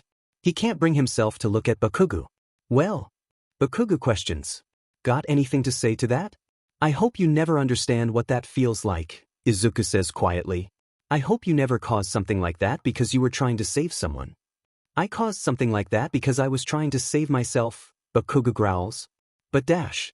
And you can't even accept the fact that you're not doing okay because you're too worried about everyone else. Kaken I'm dash. Don't you FNG dare say you're fine. Don't say that, you got it? But dash. Deku, stop. Just stop. I can't get you out of my head. I've never been someone that's been bothered all that much with injuries. Like, I've seen villain attacks growing up, but he trails off. The tears raise to his eyes. When All for One showed me what Overhaul did to you to God, I've never been more horrified. Izuku feels like he's lost the ability to speak. I could see everything. I saw your heart beating. Your blood was everywhere, everywhere. I don't think you remember, but you were screaming at the top of your lungs. You want to know the first thing I did after remembering that? Bakugo snaps. I threw up. I didn't sleep, because just seeing you effing traumatized me. I'm sore dash. Don't finish saying that. Bakugo shouts. He takes a deep breath, but he still looks like he's about to explode. My point is, I'm not doing well with even just that one moment. That's not even counting the effing guilt I have with betraying everyone. You went through that and much more, you dumbass, so don't ever, and I mean tell me you're fine. Because you're just bottling it all up. Shit's not healthy, Deku. If Kaken's calling me out for dealing with my emotions in an unhealthy way, I need to check myself. So, what are we going to do? Izuku says softly. He's worried that if he speaks at full volume, he'll just end up a sobbing mess. I just texted Andy. Told her you're FNG mess, and she'd better make you some DM good katsudan today. Kaken, you did not just talk to my mom like that. Oh, I did. So here's what we're going to do, we're going back to your house. We're going to eat some FING delicious food. We're going to get some good sleep for once. And tomorrow, you and I are going to talk to All Might. I've got some things I'd like to say. Oh, I have a bad feeling about this. Katsuki wakes up, drenched in sweat. He looks at the clock, and sure enough, it's 8 p.m. Guess this is my life now. He just watched All for One torture Deku. He goes to the bathroom, splashes some water on his face. He's vaguely aware of the dark circles under his eyes and the sickly pallor of his skin. It feels well-deserved, anyway. This isn't even that much of a punishment compared to what he'd done. He doesn't ever think he can be redeemed. Every day, he's feeling less like the person in his dreams is an alternate version of himself. It wasn't evil Katsuki from another timeline that betrayed everyone and got Deku killed. It was him, their Katsuki, that suffered the pain of losing his quirk, of betraying his friends, of losing his love. Katsuki heads back to bed, but he feels anything but peaceful. Izuku and Bakugo are skipping class today. Normally, that's something that would bother Izuku, but he'd already checked with Aizawa. They're in the clear to talk with All Might about One for All. They get to All Might's favorite meeting place, a small, unassuming conference room. Izuku knocks on the door gently. All Might's sitting there in his skeletal form, an alarmed expression on his face. "Hey All Might," Izuku says. He gestures to Bakugo with a thumb. He knows. He knows? "Yeah, I know about your janky but quirk," Bakugo says gruffly. He sits on the couch, crossing his arms with a childish pout. "I've got some things I'd like to say." "Well, if young Midoriya is dash." "I'm all right with it," Izuku interrupts. All Might clears his throat. "Well then, let's hear what you have to say. I want to start off by saying I idolized you." "We both idolized you," Bakugo says. He turns, glaring at All Might straight in the eyes. "Too bad you're the idiot." "Kakin," Izuku chides. "Let's hear him out," All Might says, though he looks pale after receiving Bakugo's insult. "How fucking dumb do you have to be to give a power like that to someone like Deku?" Bakugo spits. "Or even if you'd chosen me, you'd still be a fing idiot." "Please, I could do without the foul language, young Bakugo. My language should be theliest off your goddamn priorities. Seriously, you promised your power to Deku on the day you met him? Excuse me, but what the f dash? And he's so young, too, why not give it to a pro hero you've known and trusted for years?" "Bakugo dash," All Might says. "And not only that, but even by time you actually gave him the quirk, his body was still not prepared to take the force of it, not to mention you didn't explain how to use it dash." "Bakugo dash," All Might repeats more sternly. "And you didn't warn him about the bodily harm. The FNG broken bones? Don't think that was a key detail? What the f dash? What the actual f dash? Like you told him you were training him over the summer so he wouldn't break his bones, and didn't warn him that could still happen? And don't even get me started on the fact that you didn't even understand the goddamn quirk dash." "Bakugo!" All Might yells. Izuku flinches. He's never heard him sound so angry. Bakugo remains stoic, somehow. It's never dawned on Izuku how terrifying All Might would be as a villain. Not until this very moment. "Oh, I'm not done. You gave him the quirk, you gave him no guidance, you had no idea it was going to manifest 6 more FING quirks, you didn't warn him about messages from the past users, you didn't even tell him the purpose of the quirk or about the other users dash." "Bakugo, shut your mouth," All Might says lowly. "This isn't a warning. This is a threat." Izuku feels frozen. This doesn't feel like All Might. This doesn't feel like his mentor. This doesn't feel like his father figure. This is Toga. This is Toga. Maybe it's a twice clone. Doesn't matter either way, because this is Noth's hero. "Kakin," Izuku says, praying his voice won't crack. "Could you get Aizawa in here? Maybe he can help clear up some things." "You think he's Toga or something?" Bakugo says, chuckling darkly. He sees through his plan like it was made of glass. "Sorry to break it to you, Deku, but that's pure All Might. You're still seeing him as this ideal, not a person with a temper. Not a person that makes mistakes or is a FING idiot." All Might's expression becomes unreadable. He turns to Izuku, placing a hand on his shoulder. Izuku jumps from the contact. "Young Bakugo, I apologize for snapping. My boy, did you really think I was an imposter?" he says. Izuku stares into his eyes, and they seem much kinder than a few moments earlier. That quick shift makes Izuku feel extremely uneasy. I did. My boy." Izuku slaps All Might's hand off of his shoulder before he realizes he's done it. "Sorry, it's just that this is wrong, that something's wrong here dash. Yeah, the FING is. You're realizing that he's been a shitty mentor to you and he's not perfect." "No," Izuku says, feeling like he's in a daze. "It's All Might, that's all. He wouldn't talk to you like that, Kakin, he wouldn't dash." "Tell me this, Deku," Bakugo says. "What has All Might actually taught you? In all of your hours together, what has he taught you?" I don't. "Gran Torino taught you how to do full cowling, right?" Bakugo says. "And that dead user told you about Black Whip. What has All Might done for you, other than cause you pain?" "That was a step too far. He supported me when no one else did." Izuku shouts. He found me when I was at my lowest and raised me up. Yeah, that's bullshit.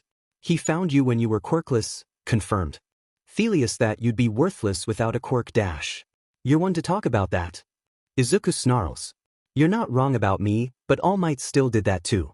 He gave you his quirk because he believed you couldn't make it as a hero without it. Stop! All Might shouts. Izuku feels childish, but he cowers away hearing All Might's voice raised in such a tone. Bakugo, get out. You can talk to me once you've cooled down. Young Midoriya, I would like to have a word.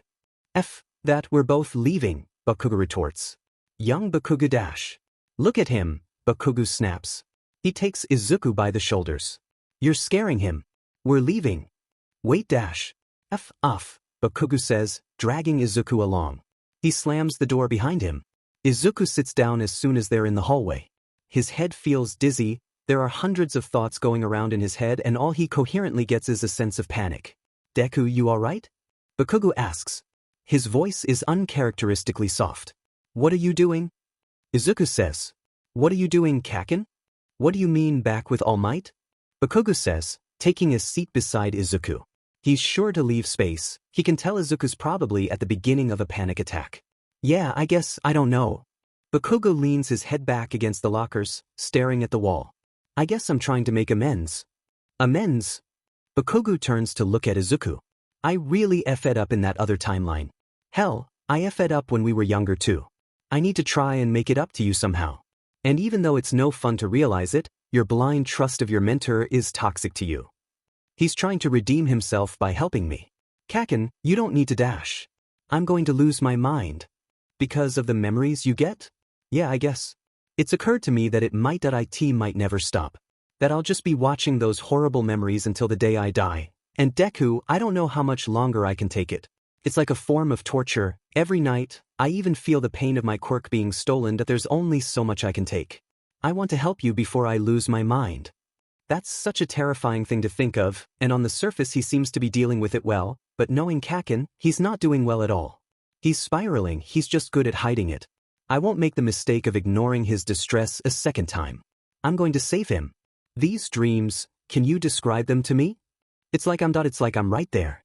Right in the FING memory. It all feels real, then I wake up and it's 8 p.m. You go to bed before 8 o'clock? No, you dumbass, the clock rewinds back to 8 p.m. every night. I fall asleep after that time. Rewind is still active even now? How is that possible? Deku? You spaced out there. Oh, yeah. I just don't understand how her quirk is still rewinding you, and why, especially why 8 p.m. Why is that important? I don't effing know. Izuku doesn't say anything after that, because his head's full of theories. He's not really my favorite person, but I think we should talk to Sir Nighteye. You know Sir Nighteye? 2 times over, yes, I interned for him. He's kind of a douchebag dash. Bakugo snickers. But he was there when I was dying, trying to stop the bleeding. I kind of saw a different side to him then. Bakugo's face looks pale. I think he might be able to help understand what's going on with Aries' quirk, and why it has this effect on you. He does have a time travel related quirk, after all. Bakugo pauses for a moment. What the F happened? He says, seemingly out of the blue. How did this get to be our lives, Deku? I just wanted to go to school. We both did. It was so simple, it really was. Nothing really feels simple anymore, does it? No, Izuku says quietly. The only thing we can do is try and move past it. Yagi Tashinori kinda feels like shit. Kinda as in totally. He didn't mean to snap earlier, not at all, and he shouldn't have either. It didn't matter what Bakugo was saying, losing his temper was inexcusable. He winces, gritting his teeth as he pulls up his shirt to check his torso. The scars on his stomach look absolutely horrible. So normal. The scars have been really hurting lately, and it's no excuse, not at all, but it definitely contributed to his temper earlier. There's a knock on the door, and Midoriya, deceptively meek and small, stands in the doorway. Young Midoriya? Yagi asks, are you feeling better from earlier? You know, when I scared you right out of the room. Midoriya doesn't respond right away. He doesn't even look him in the eye. The way Kakin talked to you today at IT wasn't right. This kid is too goddamn pure. He shouldn't feel like he has to apologize for others. You don't have to dash. He went about it the wrong way, Midoriya continues, locking eyes. His expression is intense, but it's hard to read. Yagi can't tell a thing he's thinking. I didn't say he was entirely wrong. Yagi feels defeated, sitting back down. He's not sure how to respond to that. My boy, Yagi trails off. He doesn't know why he started talking. It's not like he knows what to say, anyway. I'm not saying you're a bad person, Midoriya blurts, face flushing from embarrassment. He's acting like his normal self, yet there's still a trace of that intense look in his eyes. You're not. You're definitely not. Actually, you're one of the best dash. My boy, Yagi cuts off, because he knows the poor boy will apologize for hours if he doesn't stop now. What is it that you want to tell me? Midoriya takes a deep breath, looking stressed. Crap, I just put him on the spot. He hates that. I'm going to tell my mom about One for All. Oh no. But very bad. And before you say anything, Midoriya adds quickly, I wasn't asking for your permission. I was just letting you know. Bakugo may not have been right about everything, but he was right about me. I do everything you say, I never question it because you're not well you. The symbol of peace. My hero. How could you ever do anything wrong? But I've been hiding this from her, and while you've supported me since the sludge villain attack, it's my mother that's been there for me my whole life. I need to tell her. I need to stop being a liar. This has to have been bothering him for a long time, weighing on him. Why am I just hearing about this now? Why hasn't he let me know keeping a secret from his mother was upsetting him? Alright, young Midoriya, Yagi says. Midoriya nods, about to leave. Wait. Yagi continues. I have something I need to say. Alright, what is it? All Might? I'm sorry. Midoriya's face scrunches in confusion. Sorry? For what? I'm sorry that I made you feel like you couldn't talk to me about this. You keeping this secret from your mother was clearly on your mind for a long while, and yet, for whatever reason, you felt like talking to me about that was not a good option. Midoriya smiles. Oh, don't apologize, All Might. This is on me, it had nothing to do with you. Midoriya leaves before Yagi's got a chance to say anything else. He puts his face in his hands. Perhaps, young Bakugo, you had a point after all. Deku's freaking out. He's trying to hide it, but the nerd's honestly really bad at it. He keeps tapping his leg and being all fidgety and stuff, and it's got him annoying, but Katsuki ignores it. He's freaking out too. The difference is that he's actually good at hiding it. He follows Deku into the Nighteye agency. He said something about not liking Nighteye. I wonder what the bad blood was. I wasn't at UA when that all went down. I was already corresponding with the villains. At that point, I didn't know if I was on their side or spying for the heroes. Clearly, I made the wrong choice. Kaken? What? Katsuki snaps. Bubble Girl wants your ID? Deku says. So we can see Nighteye. F dash. Right. Bakugo hands his wallet to Deku. He can figure it out from there. I don't think I seriously considered working with the villains until that moment with Kaminari. He already saw me as one. Kaken, you sure you're alright? Deku asks. His eyes are wide with concern, and Katsuki, just barely, manages not to scream in frustration. Why is he treating me like I'm a child? Yeah, I'm fine, Katsuki says. Bubble Girl says Nighteye's ready to see us. He's probably mad I sent out the information on the Shy Hisaki to all of the pros. Why the fuck would he be mad at you? He didn't want to change anything about the past, Deku says, not bothering to hide the anger in his voice. Nerd's growing a spine. Dumbass. Let's go see him, Deku, Katsuki says. Let's hope he's not as much of a D this time around. By the time they get to Nighteye's office, Deku's practically shaking like a leaf. Nighteye's sitting at his desk with his signature, snobbish poise. Bakugo can tell there's some barely restrained anger there too. He can hardly blame Deku for being so anxious. Nighteye's presence is intimidating. Midoriya, Bakugo, this is certainly a surprise, Nighteye begins. I know you don't like me, blurts Deku, and I know you don't trust me to not sacrifice myself. But honestly, this time around, I need you to stop trying to discourage me from being a hero and changing the timeline. I could do without the insults. Thanks. Nighteye blinks, taking his time to process the information. You time traveled again. That's why you leaked all of that information about the Shy Hisaki raid. Yeah, Deku says with a defeated sigh. His expression becomes more determined. But I'm not here for me. I'm here because Kaken is being affected by the time travel too, and I don't know why. And you thought I would have the answers. Good, I want to punch this man in his condescending face. Midoriya, I'll make no promises, he says. Deku nods.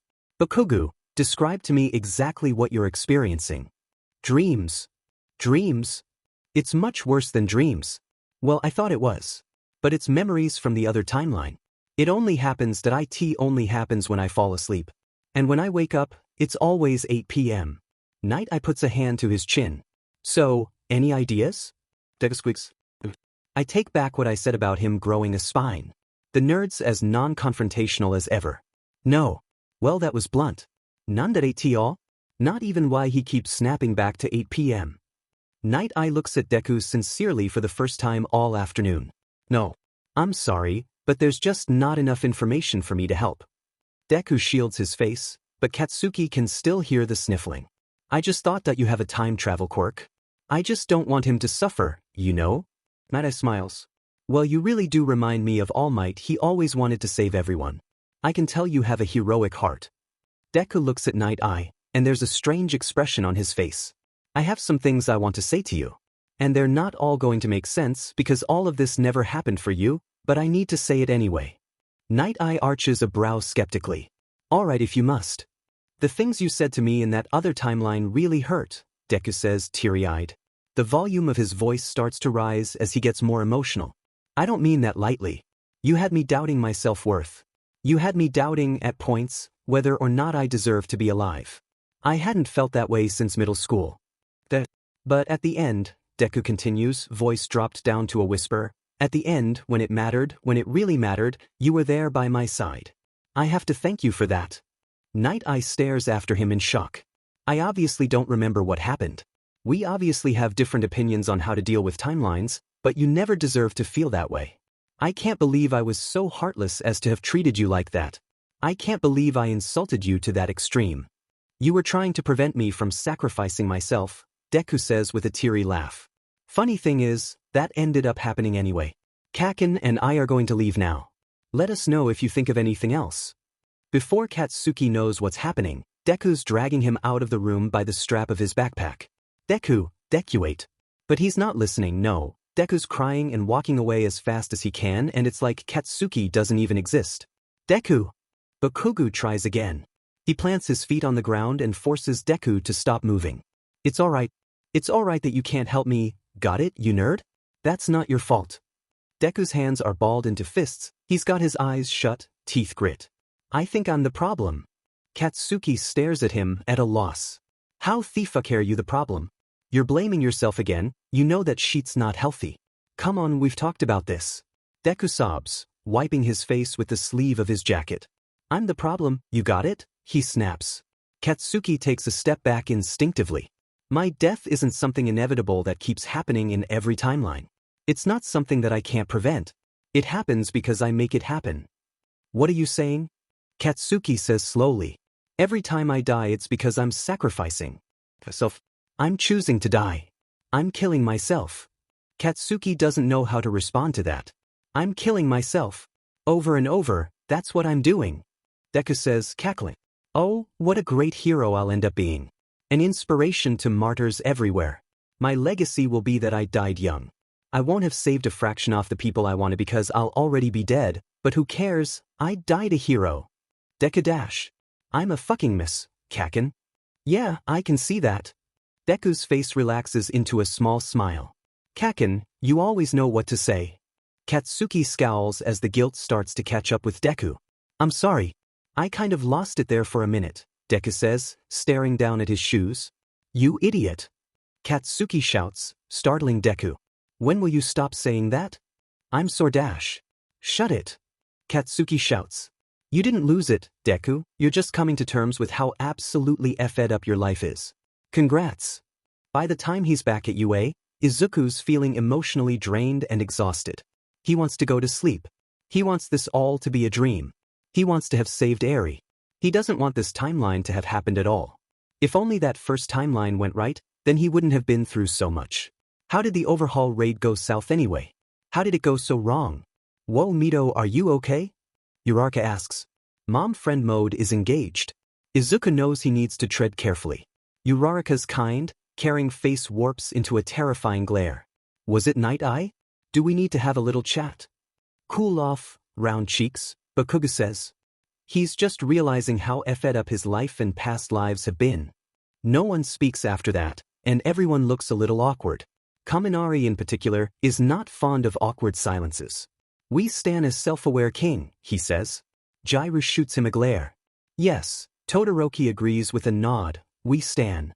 What Westan, Jiraiya says, is treating this seriously and getting him some help. Yes. Yeah, that too, Kaminari says. So, who won? Izuku interjects. He doesn't want to dwell on this conversation any longer. It's something he knows he has to deal with, but not right now. Right now he just wants to be a kid at a hero school, talking with his friends and not his self-destructive tendencies. What? Oh, you mean the mini-tournament? Uraraka says. Hagakure beat me, Kaminari says with a frown. It wasn't even because she was doing well. I obviously couldn't see her, and I tripped over her foot and fell out of bounds. She also fell and sprained her elbow. I still feel bad about it. You're fine, Jiraiya says. I won against Ojiro. Mina beat Iida by making him slip, which was kinda absolutely hilarious. Oh yeah. And Tokoyami and Shuji's match was super cool, but Tokoyami won at the end. The best was Uraraka and Mineta. She totally drop-kicked him. It was glorious. Uraraka blushes bashfully. So we would have had 5 people for tomorrow, but Hagakure was withdrawn because of her elbow, Uraraka explains. I still feel bad about that, Kaminari says, a haunted expression on his face. Dude, it's fine, Jiraiya reassures. She told you she trips over her own feet all of the time. She can't see them either, you know? Whoa, Izuku says, I never even thought of that. But anyway, I'm against Tokoyami, Uraraka says, and Jiraiya's against Mina. Glad I'll get to watch those. Izuku says, I really wish I'd gotten to analyze yesterday's fights. Nerd, Bakugo grumbles. You're calling me a nerd? You go to bed at 8, Izuku retorts. Kaminari snorts. Yeah? Well, you have way too much All Might merch. Oh, I'm sorry, were you talking about yourself? I'm not the one whose hobby is analyzing quirks, Bakugo challenges. So are you guys, like, friends now? Uraraka asks suspiciously. Yes. Of course not, Bakugo says at the same time. Izuku turns to Bakugo. We're not. How could we be? Bakugo asks. There's not a trace of malice in his voice. I got you killed. It's not like that's something you can forget. Plus, you put it best. I'm irredeemable. Isn't that right? Please, I don't want to talk about this right now. You can't forgive me for that. You shouldn't. But you didn't do that, Kakin. Izuku says. It wasn't you. But Dash. You keep talking about my self-destructive tendencies. It's your turn. Wait, Dash. You push everyone away whenever someone gets close to you. That's the only reason why you felt alone in that timeline. We all want to help you, okay? But I don't deserve your help. That's not for you to decide, is it, Kakin? Before he can respond, Izuku jumps at a sound. He looks over, and Kaminari's on the floor. Oh my god, what happened? Uraraka exclaims, picking him up and laying on the couch. Did he just pass out? I don't know, Jiraiya says, looking pale. He was fine a second ago. Please let whatever happened in the other timeline stay there. I don't want him to suffer again. Kaminari opens his eyes. Oh. Trippy. Something about Kaminari's expression looks different. More tired or serious or something. It's kind of unnerving. Dude, are you okay? Jiraiya. Did you faint or something? Huh, funny story, but this was time travel. Oh, if Dash. Are you okay? Why did you time travel? Izuku asks. I time traveled because I was the only one left. Everyone else died? Kaminari, what are you saying? Izuku says breathily. He feels like he's about to pass out himself. Oh, that sounded worse than it is, my bad. Kaminari says with a wince. But seriously, we need to stop time traveling. Each time you travel back, it messes with the timeline a little. That other timeline you created bleeds over into this one. I don't know, it has to do with quantum physics or something. Izuku takes a minute to process this. So that's why Kakin's got those nightmares, isn't it? Izuku realizes aloud. Because I time traveled again. Kaminari points finger guns. You got it. But if time traveling causes the timeline to mess up? Yeah, it makes it unstable, Kaminari clarifies. Unstable. Right, Uraraka continues. If that's happening, why were you sent back? Because, Kaminari says as if it were obvious, if I wasn't sent back, we'd all die. I thought you said we didn't all die, Izuku blurts frantically. We're not dead. But all for one got everyone's quirks except yours and mine, Kaminari says, locking eyes with Izuku. It's basically a whole sheet show. All for one. Bakugo asks quietly. He looks like he's seen a ghost. Yeah. He's more involved in this than anyone realized. I just need to warn you. About Dash. Kaminari doesn't finish that sentence. His head slumps forward. Kaminari, Todoroki says, come on, wake up. Kaminari jerks his head up, looking more energetic than before. Whoa, I think I passed out there for a second, he says with an embarrassed laugh. He looks around at all of the worried faces around him. Did I miss something? Whoa, I time traveled? Wild. Denki's trying to sound calm, but that couldn't be further from the truth. In reality, his brain's going 1,000,000 miles a minute. He's kind of definitely maybe freaking out a little. A lot. Like he load a lot. Future him just took over his mind and he didn't even remember. Yeah, you did, Midoriya answers. He looks really pale. Whatever future Denki said to Midoriya must have really freaked him out. We should, probably tell Aizawa-sensei or something, right? Denki suggests. Already called him, Uraraka says, lips pursed. I'm really worried about you. If a classmate's talking about him and it's not to make fun of him, that's a bad sign. You're worried about me? Denki blurts in disbelief. He can't stop himself. Uraraka furrows her eyebrows. Of course I am. You're my friend. You said something about the timeline being unstable. She trails off, looking a little pale herself. You think that time traveling's going to have a negative effect on Kaminari? Midoriya realizes aloud, eyes wide. Well, it's going to have a negative effect on something, Bakugo says gruffly. But this is bad. You sure you're feeling alright? Gyres. Denki opens his mouth to respond, but is interrupted by Aizawa coming through the door. What happened? Aizawa says. Denki tries not to be afraid, but come on, Aizawa, the guy's always at least a little bit intimidating. Apparently I time traveled for a few minutes? Denki says. I don't remember it. Future Kaminari said something about the timeline being unstable, that we'd been sent back too many times, Jiru says. Aizawa swears under his breath. He shoots Denki a sideways glare for a minute. His bloodshot eyes add to the intimidation. He pulls out his phone, texting someone. What is it? Uraraka asks. I'm texting Hisashi, he says. We've got to go. The last thing Denki expects is for Aizawa to bring him and Izuku to a cat cafe and meet up with Present Mike. But sure enough, that's what's happening. This whole day feels like a fever dream.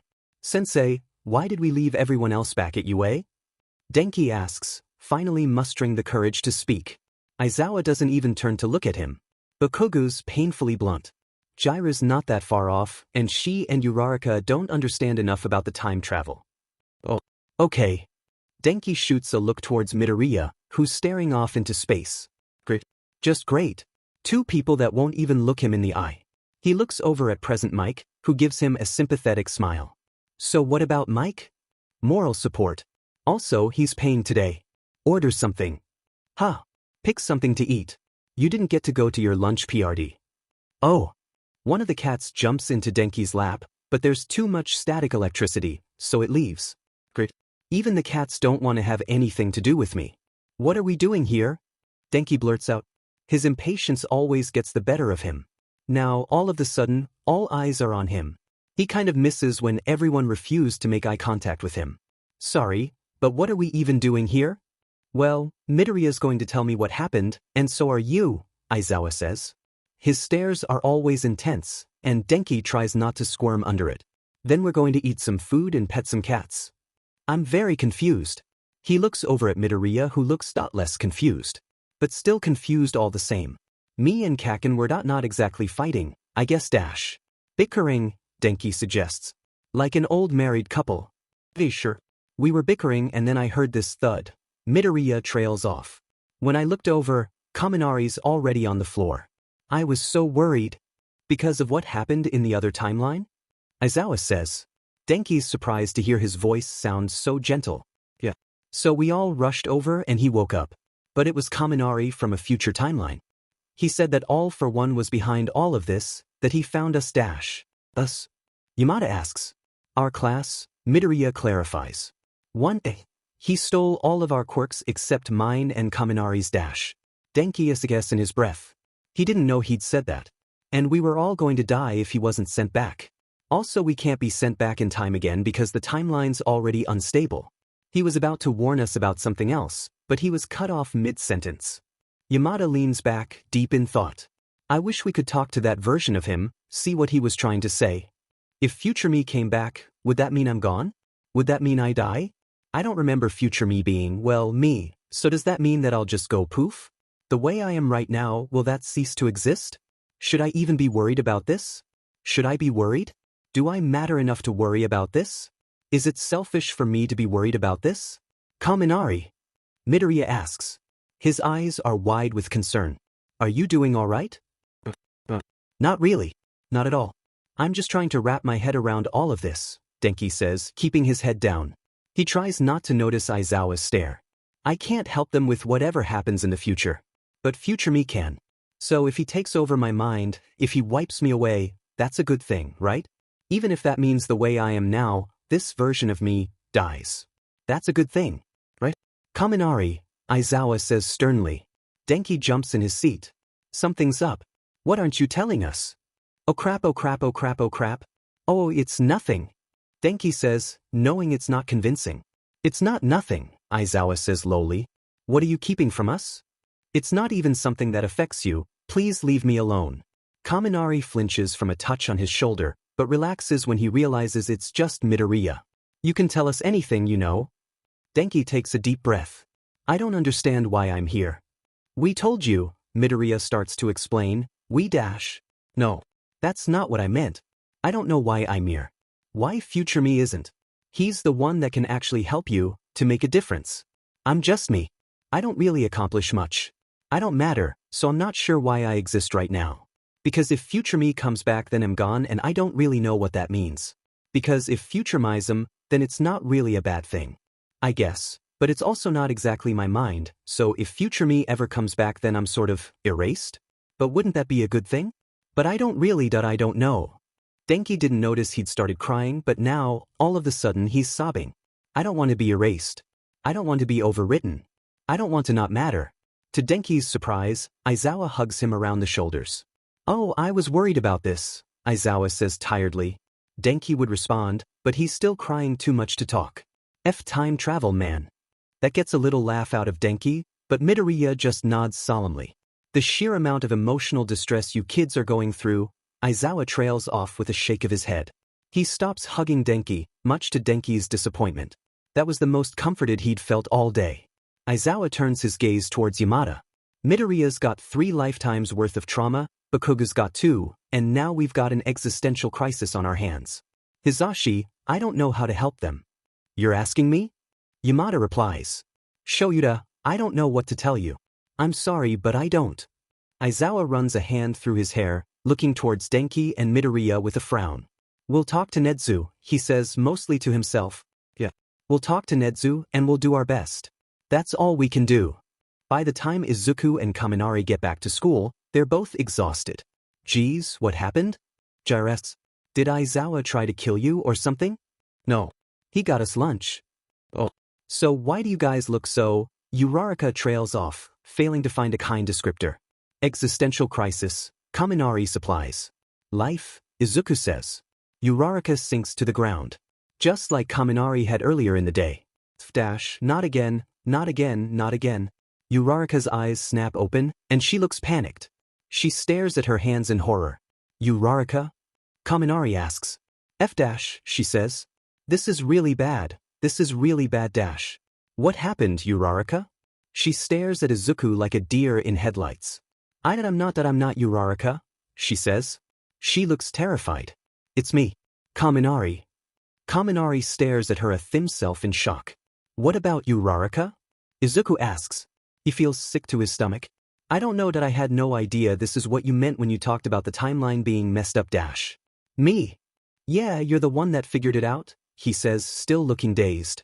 If I had an idea this would have happened, I never would have went back in time. Never. What? If it's just a couple of minutes, what's the big deal? Bakugo asks. Can't handle being a girl? Sounds kind of sexist. Because I don't know that, he hisses. I don't know if it's just for a few minutes, and I don't know if I'm going to permanently take over her mind. By accident. That's as bad as murder, Bakugo, don't make light of this. Current Kaminari steps forward. Then take over my body, he shouts to his future self. Uraraka shakes her head sadly. Take me instead. Trust yourself, you know you would if you could. I'm passive here, I can't control what happens. Not at all. This was supposed to happen just like Midoriya's first travels. Before everything started getting wonky. First, Izuku says, I'm going to time travel more? Yeah. That's why the timeline is so effed up, that's why this happened, he says, gesturing to his Uraraka's body. You kept saving us from worse futures, but things started to go wrong more and more from how unstable the timeline was. Like what? Not important. I need to tell you what I was trying to say last time, future Kaminari says. First things first, we need to take care of Iida. He killed Stain in our timeline. It sort of kickstarted a war. Because I never told him that it wasn't Stain that killed Tensei, Izuku realizes aloud. I've been so preoccupied that I completely forgot what he was going through.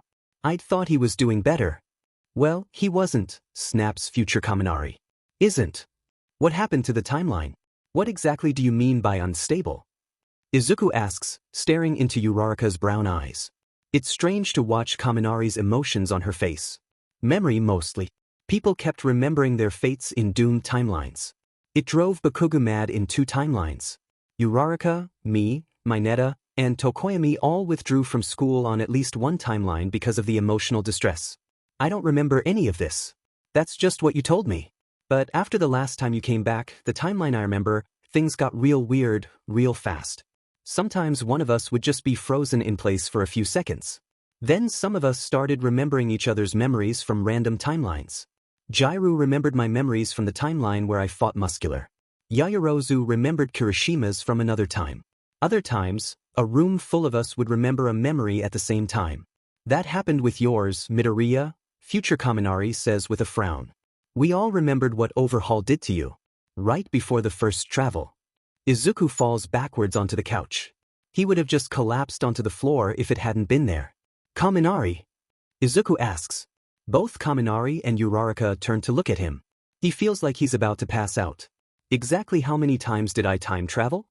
Had to be more than 10, but you started losing count after a while. I'm glad to have you back. You were kind of terrifying by the end there. What did I do? Each time you came back, you lost a little bit of your humanity, a little more of your mind, and worst of all, you kept losing your hope. Before Izuku can think of anything to respond to such a horrifying sentence, future Kaminari slumps forward again. When Uraraka's eyes open again, it's clear she's back. Don't tell me time traveled too, she grumbles. Kaminari starts hysterically laughing. Oh, Raka, you're about to hate me so much. Izuku recognizes where he is. He wishes he didn't. After dying here in 2 timelines, Izuku more than recognizes Overhaul's underground hideout. He fears it. Something is different, something is wrong. More wrong than usual. Kaminari stands beside him. That's the first odd thing. That certainly hadn't happened before. A quick glance around tells Izuku that they're the only ones here. Midoriya, are you sure about this? He asks. Kaminari's voice lacks his usual confidence. He's unusually timid, almost as if he's afraid. And not only afraid of the villains, he's afraid of Izuku. Something's wrong, something's wrong. More sure than anything, Izuku snaps. He's surprised to hear his voice sound so harsh, so calculating. But you seem that I don't know, man, you don't seem. I've got this, Kaminari, Izuku growls, turning to Kaminari. The others are all going to die. We need Eri. There's no other option. We don't know that, they could have escaped Dash. If I don't do this now, if I don't stop Overhaul and get Eri before All for One does, they're all going to be quirkless, Kaminari, Izuku continues. His voice wavers a little. They'll be quirkless and he'll be All for One. Izuku goes through the halls as if it were muscle memory. Kaminari follows behind him cautiously, as if he's worried Izuku's going to snap and attack him instead. They get to a door Izuku doesn't recognize from his 2 timelines. Izuku kicks it open, splintering shards of metal into the wall. It's some sort of laboratory. Overhaul speaking to a team of scientists. Eri strapped to a table. Izuku's blood boils. He lets his rage win, unleashing Black Whip to its full chaos. When he opens his eyes again, they're dead. The bodies on the floor don't have their heads attached. There's a fresh coat of blood everywhere. Kaminari turns away, throwing up as Eri starts to cry. Izuku looks at the blood coating his hands. It sort of reminds him of a candy apple. Midoriya, Kaminari says, horrified. What did you do? You killed them, you killed them. We're supposed to be heroes. Izuku does nothing about the coat of blood on his face. He starts laughing because Kaminari doesn't understand. How could he possibly? Kaminari, trust me, this was the best way for this to end, Izuku says. He walks over to one of the corpses, taking a gun from his belt. He tosses it to Kaminari, who barely manages to catch it. Now kill me. Kaminari freezes. Do it. Kill me, you coward. Kaminari throws the gun to the ground. No. I won't hurt my friends, no matter how lost they are. Kaminari moves to Eri, trying to comfort her. What are you doing? Izuku shrieks. Kill me and everything will work out fine. Eri's safe. Our classmates are safe. Kaminari, you're going to doom us all. You can't leave me alive. Kaminari holds Eri to his chest, letting her sob. You're one of the most selfish people I know, you know that? He says softly as to not bother Eri. His voice is in direct contrast with the desperate horror and heartbreak in his eyes. Didn't it ever occur to you that you were the one that needed to be saved? Izuku feels panicked as the room starts to fill with golden light. No, Kaminari, no. You're ruining everything. You can't go back, you can't. Izuku screams, reaching out his hand. By the time he grabs Kaminari's shirt, he's already gone. All of a sudden there's this loud pounding sound. It reverberates through Izuku's head and it's loud, so loud, almost like Kanosuke Kanosuke Kanosuke. Itstimetostopdng. Izuku jumps up from his bed in a panic. His anxiety flares around his heart like a bear trap. Izuku honey, are you alright? Your alarm's been going off for 30 minutes, Inko says. Her voice is slightly muffled by the door. She knocks on the door again. Izuku. Izuku can't bring himself to respond. It's like the voice was stolen right out of his throat. All he can do is grip his blankets and hope that what he saw was a dream and not a memory. All he can do is try and focus on what's happening now. Just a minute, Mom, I'll be right out, he manages to squeak out. He looks down at his hands. They're covered in blood. Shoyuda scans the classroom. Most of his students look like their normal selves. Bakugo looks like he hasn't slept in a week. Kaminari looks like he's about to pass out. Uraraka looks a little paranoid. Midoriya's not in the classroom at all. I've got an important announcement. Has anyone heard from Midoriya? Speak of the devil, the door flings open, and Midoriya rushes into the classroom, right to his seat. He looks absolutely horrible. He looks like he's lost the ability to blink. Midoriya dash. I'm sorry I'm late, sensei, he snaps, not meeting his eyes. It won't happen again. I'll talk to him later. As I was saying, I've got an important announcement. I've spoken to Nedzu, because some of you have been dealing with a lot. He's decided that it would be best if we moved into dorms now. What, because of the time travelers? Mineta says with a chuckle. Attention-seeking idiots. They're just faking it for some drama. Shoyuda doesn't even try to hide rolling his eyes. You shouldn't invalidate someone else's experience because you don't understand it, Shoyuda says. Mineta doesn't even seem to be listening. He's just pouting with his arms crossed.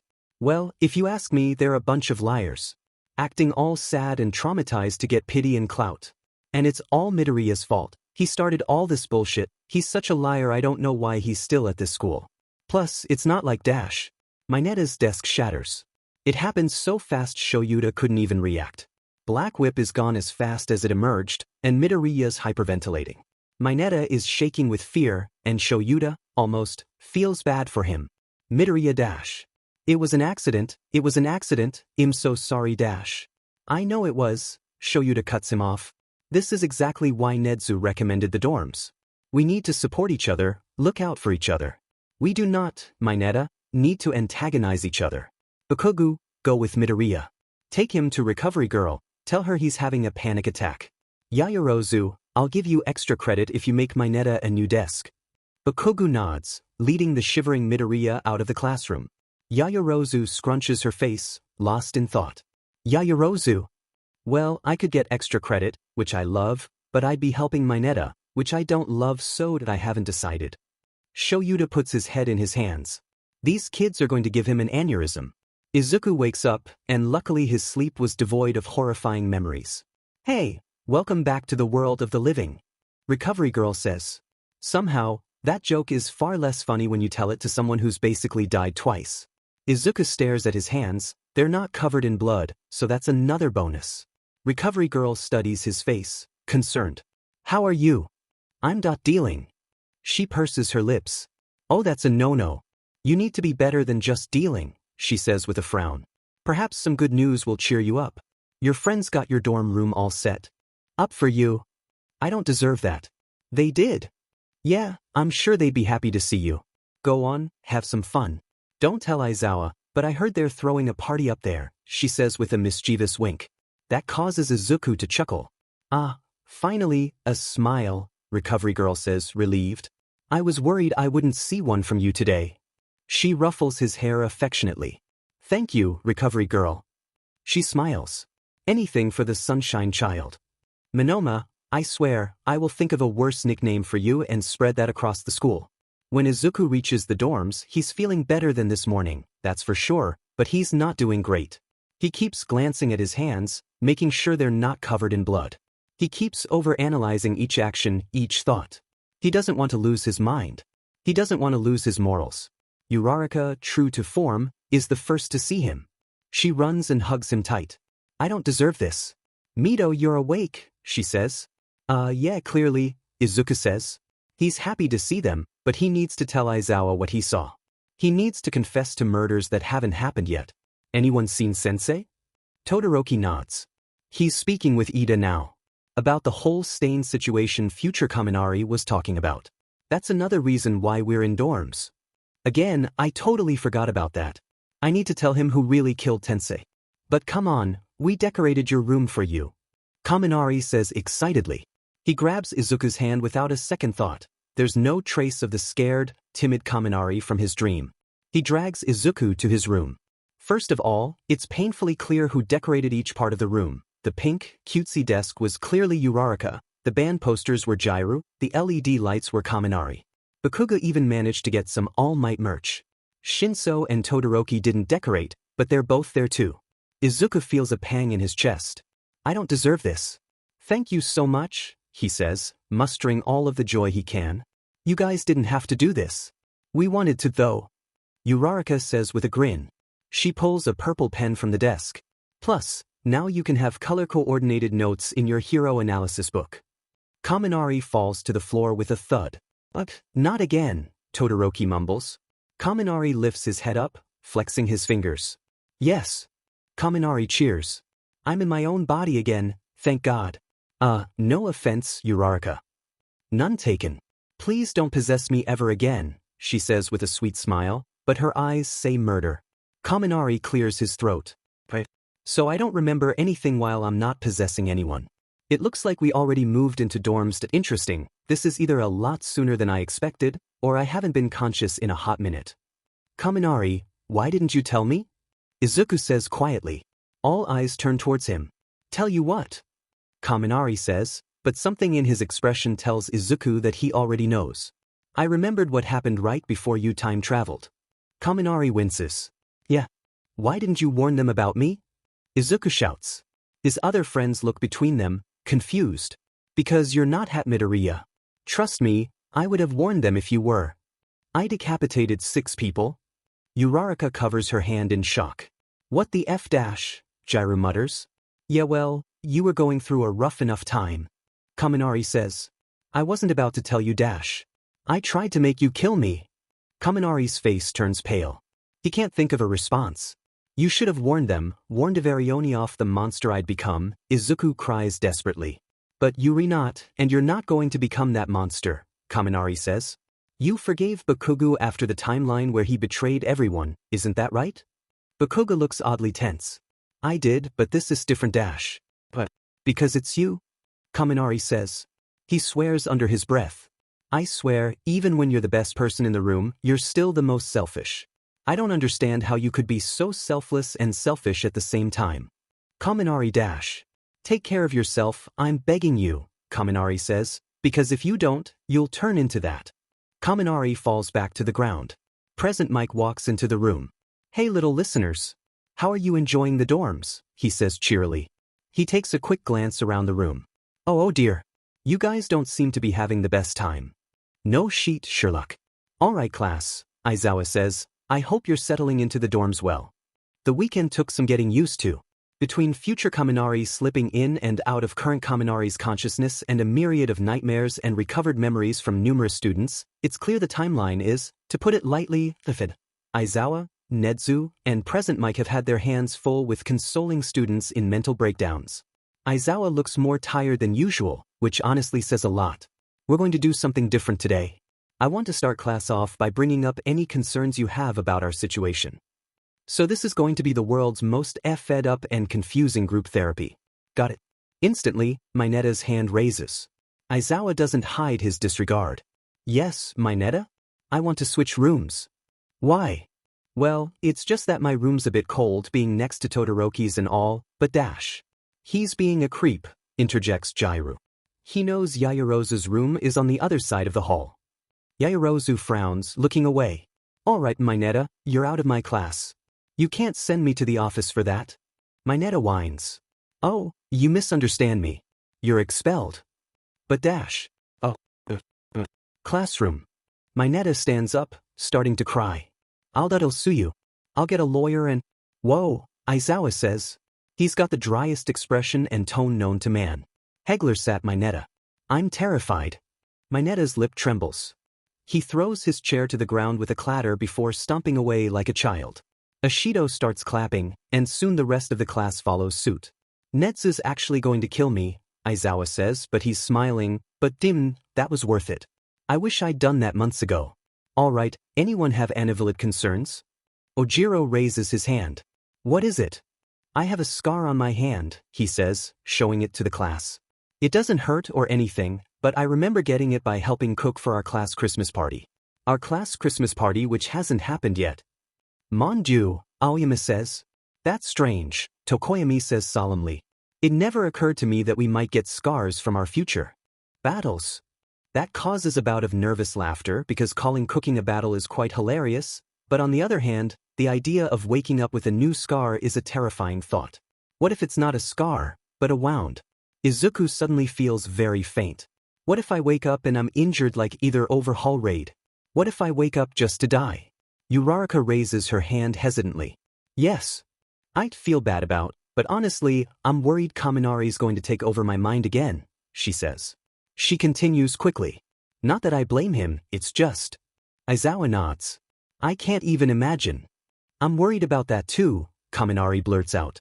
Like it's bad enough that he might permanently take over my mind, but if someone else gets hurt, that would be even worse.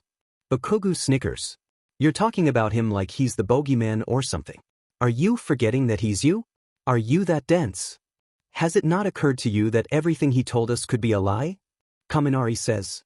His eyes are so wide he looks a bit crazy.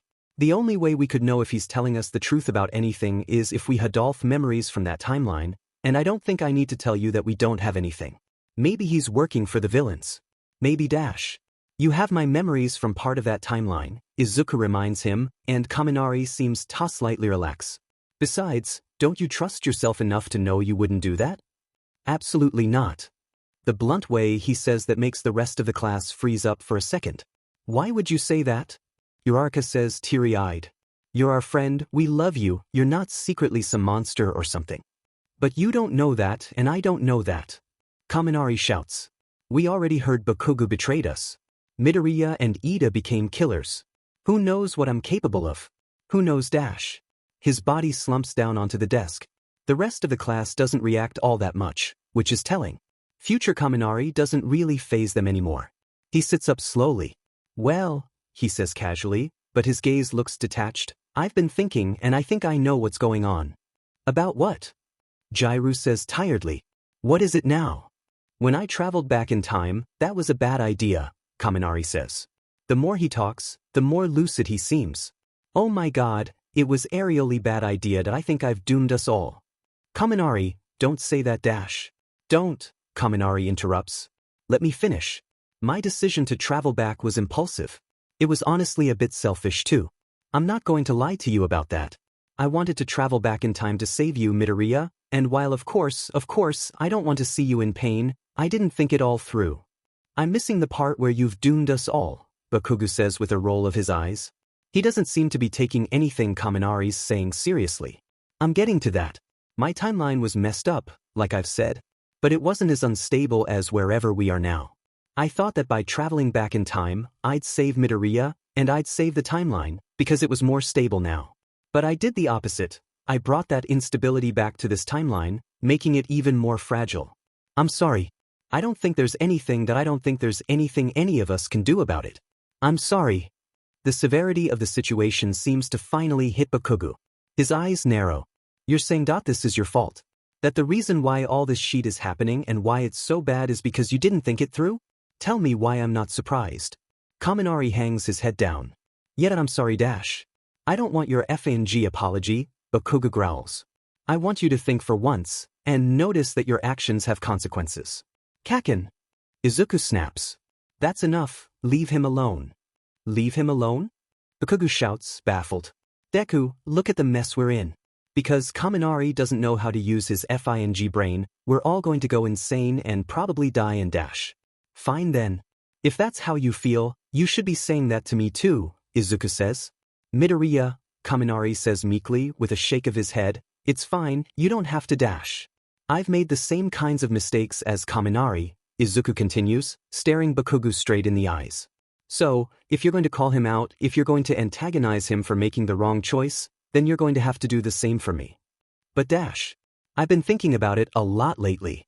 Ever since I remembered what I was in Kaminari's timeline, Izuku says, mostly to himself. I've been so blinded by my lack of self-worth that I couldn't see what was right in front of me. I've been causing more problems than I've been solving because I can't stand to see someone else in pain. Whenever someone's in trouble, I wonder why it's not me in their place. Doesn't matter who they are, they're better than I am, and I'm the one that deserves to be struggling. But it's exactly that line of thinking that killed Tensei, that caused Bakugo to lose his quirk, that made Kaminari lose his mind. So if you're going to criticize Kaminari, go right ahead. But you'd better criticize me as well. Midoriya, Mon Ami, Aoyama says, don't talk like that. It's not your fault. Oh, but Itis. That doesn't make me a bad person. It just means I don't think everything through as much as I can. Anytime there's a problem I try and fix it, DMN the consequences, and you know what happens? Consequences. You know why it's called a timeline, right? It's not individual events. Everything affects everything else, change one point in time and you change them all. Wow, you got a little too philosophical for me there, buddy, Kirishima says. I followed about 30% of that, but if I'm hearing you right, you're saying that you've always had good intentions but you caused a lot of things to go wrong? Yeah. That about sums it up. Todoroki raises his hand. Yes, Todoroki? Something happened with you? No, Todoroki says simply. He's staring at Aizawa intently. Something happened with you. I swear, he must have another quirk where he can sense where someone's on the edge of a mental breakdown or something. Somehow, he always knows. Perceptive. You get an A. We're being graded? Yaoyorozu shouts. No. Calm down. What is it, sensei? Uraraka asks. Did you remember something, or did something else happen? I remembered a few things, Aizawa says, laughing bitterly. Unfortunately, they had something in common. You remembered death, Tokoyami says ominously. I did. I remember Overhaul killing me, Aizawa says flatly. I'm so sorry, Kaminari murmurs. That didn't bother me that much. I wouldn't be surprised if one day I died fighting a villain. Please don't let that be foreshadowing, please don't let that be foreshadowing, please don't. But something's still bothering you, Todoroki presses. He might be wasted as a hero. Maybe he should be a therapist. Another thing I remembered, Aizawa trails off. He turns his head to the side, trying to hide his tears from the class. There's something extremely disturbing about watching Aizawa cry, like the balance of the universe is off. Which honestly is true. I remembered waiting in the hospital for hours. I remember talking to Mrs. Kaminari, and I remember seeing Kaminari and knowing that he died. When the doctor told me he was brain dead, I wasn't even surprised. And I remember being at the Overhaul raid, watching Nighteye trying to patch up Midoriya, and I remember holding him as he died. Uraraka rushes to the front of the class, hugging him. The fact that he doesn't brush her off indicates just how shaken up he really is. They're all right now, she says. They're here and they're healthy. No, he says, they're not all right. All of you are struggling mentally. I'm supposed to protect you, you shouldn't be the ones helping. We help each other, Uraraka says. After all, someone has to save the heroes too. He tilts his head back, trying to stop the tears, but they just trickle from the corners of his eyes anyway. Don't worry, you're allowed to cry, she says. I'm not crying. My eyes are dry. Yeah. Bullshit. Tenya's lying on the ground. It seems to be some sort of alleyway, but he doesn't recognize it. He does, however, recognize the man standing above him. Stain's holding a katana above his head. Iida's not a fan. All of a sudden, there's the familiar flash of lightning from Midoriya's quirk. Tenya's grown quite familiar with the color, but for some reason he actually seems surprised. As Midoriya fights Stain, Iida's helpless. He's motionless. Midoriya gets paralyzed, dropping to the ground next to Tenya. They're going to die, they're going to die. And it's all because Midoriya didn't listen. Midoriya didn't listen when Iida said he was fine. Midoriya didn't listen when Iida told him to save himself. Midoriya didn't listen, so now he's going to die. Right before the katana slices Midoriya's head off, Stain is blown backwards by a burst of flames. Todoroki's here, but that's not a good thing. They're both going to get hurt because of Tenya and... Boy. HY2 to ITS IMI. HYI de IED YOUTO LISTIN. IIDA. DONTCLOSE YOURGIS. IIDA. IIDA. YOUEDTOWAKEUP RIGHT NOW. With the harsh beep of an alarm clock, Tenya snaps back to his reality. He rubs his eyes, casually walking up to the mirror. His hair's standing up to one side, so he combs it over. He polishes his glasses, puts on his uniform, making sure to straighten the tie, and picks up his backpack, ready to start the day. They're really having meltdowns over some bad dreams? What was that? Some memories and spooky messages. Iida scoffs, even though he's alone. The idea of someone like Midoriya losing his mind over something like this is almost laughable. You think that's bad? Try losing a brother. Shudo's honestly not doing that badly. As reality crumbles and all of his friends go insane, you'd assume he's having a rough time, but honestly, all of the chaos has given him a chance to put his life in perspective. And by sorting through his own trauma, he's able to help others navigate through theirs. It's kind of therapeutic. So when Iida walks into the room, looking like his normal, formal self, no one else in the classroom reacts. But to Shudo, it's like an electric shock. Iida isn't just suffering, he's ignoring that suffering and replacing it with rage. And Shudo's been through that before. He's not about to let Iida suffer through it too. He watches Iida as class passes by. He watches Iida's movements so careful and normal, how exhausting. Iida doesn't seem a toe out of line. Iida seems fine. Iida seems normal. It shouldn't have taken Shudo this long to notice how untrue that was. Something seems particularly bad today. Something triggered his grief, and his grief triggered his rage. As soon as the bell rings for lunch, Shudo walks up to Iida's desk. Iida raises a brow, not expecting to interact with him. They don't talk. Shudo doesn't really talk much in general. Shudo probably wouldn't talk to anyone if it weren't for Midoriya. Hello Todoroki. Iida greets. Hello Iida. Want to grab some lunch? I was hoping to go over some of the class policies. Some of Iida's angry energy seems to subside slightly. Well, of course. Iida says with a fake smile plastered on his face, just like All Might.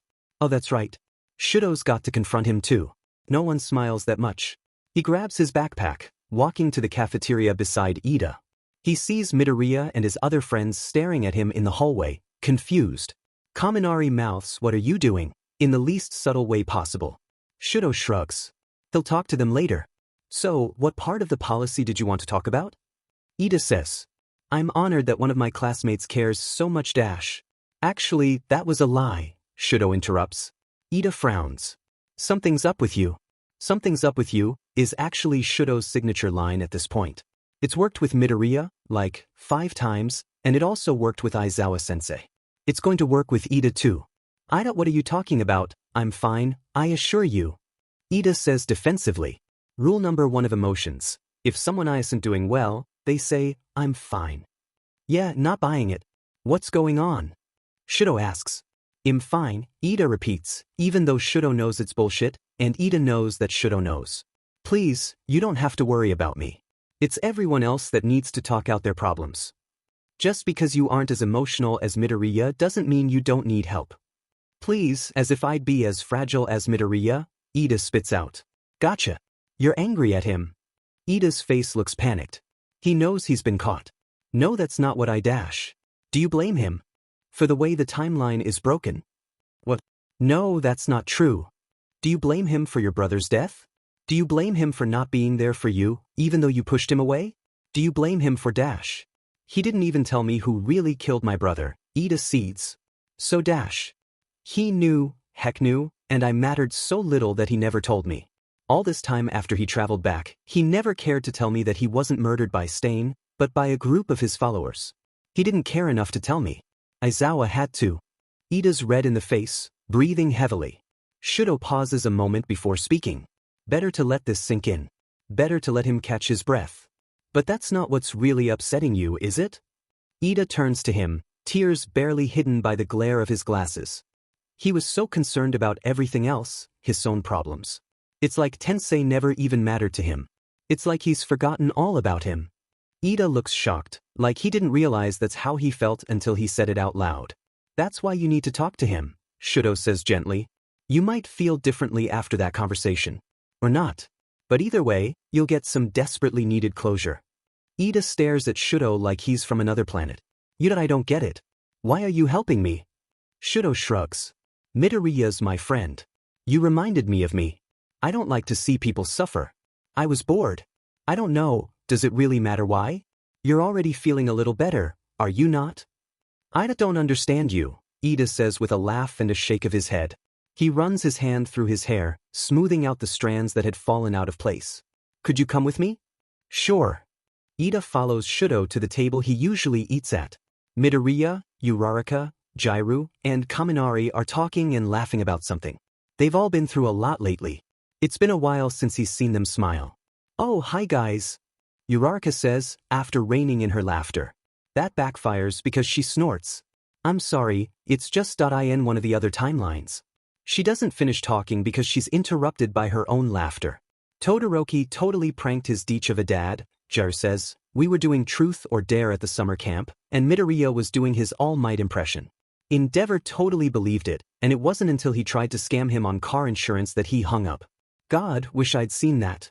That seems hilarious, Iida bristles. Midoriya, could I talk to you? Midoriya nods, standing up. He looks back at his friends. I'll be back in a few minutes. Not back in time, I hope, Jairu says dryly. Too soon, Kaminari says. Shudo leads Midoriya and Iida back to the classroom. It's empty as usual during lunch. Hey Iida, Todoroki, what's up? Midoriya says, not noticing Iida's intense mood. I need to be prepared if this backfires. I don't want to talk about Stain. Midoriya's face blanches. Oh my god, I'm so sorry Iida, he says. I've been meaning to tell you something about Tensei but I've been so distracted dash. No need, Iida says coldly. I already know. Midoriya stops, sitting on the ground, defeated. I'm so sorry. You must think I'm a terrible friend. I hope you believe me when I say I had too much going on in my mind to sort everything out. I know that's no excuse, but still. Iida's hands are curled into fists. Did he matter that little to you? Midoriya turns to Iida wide-eyed.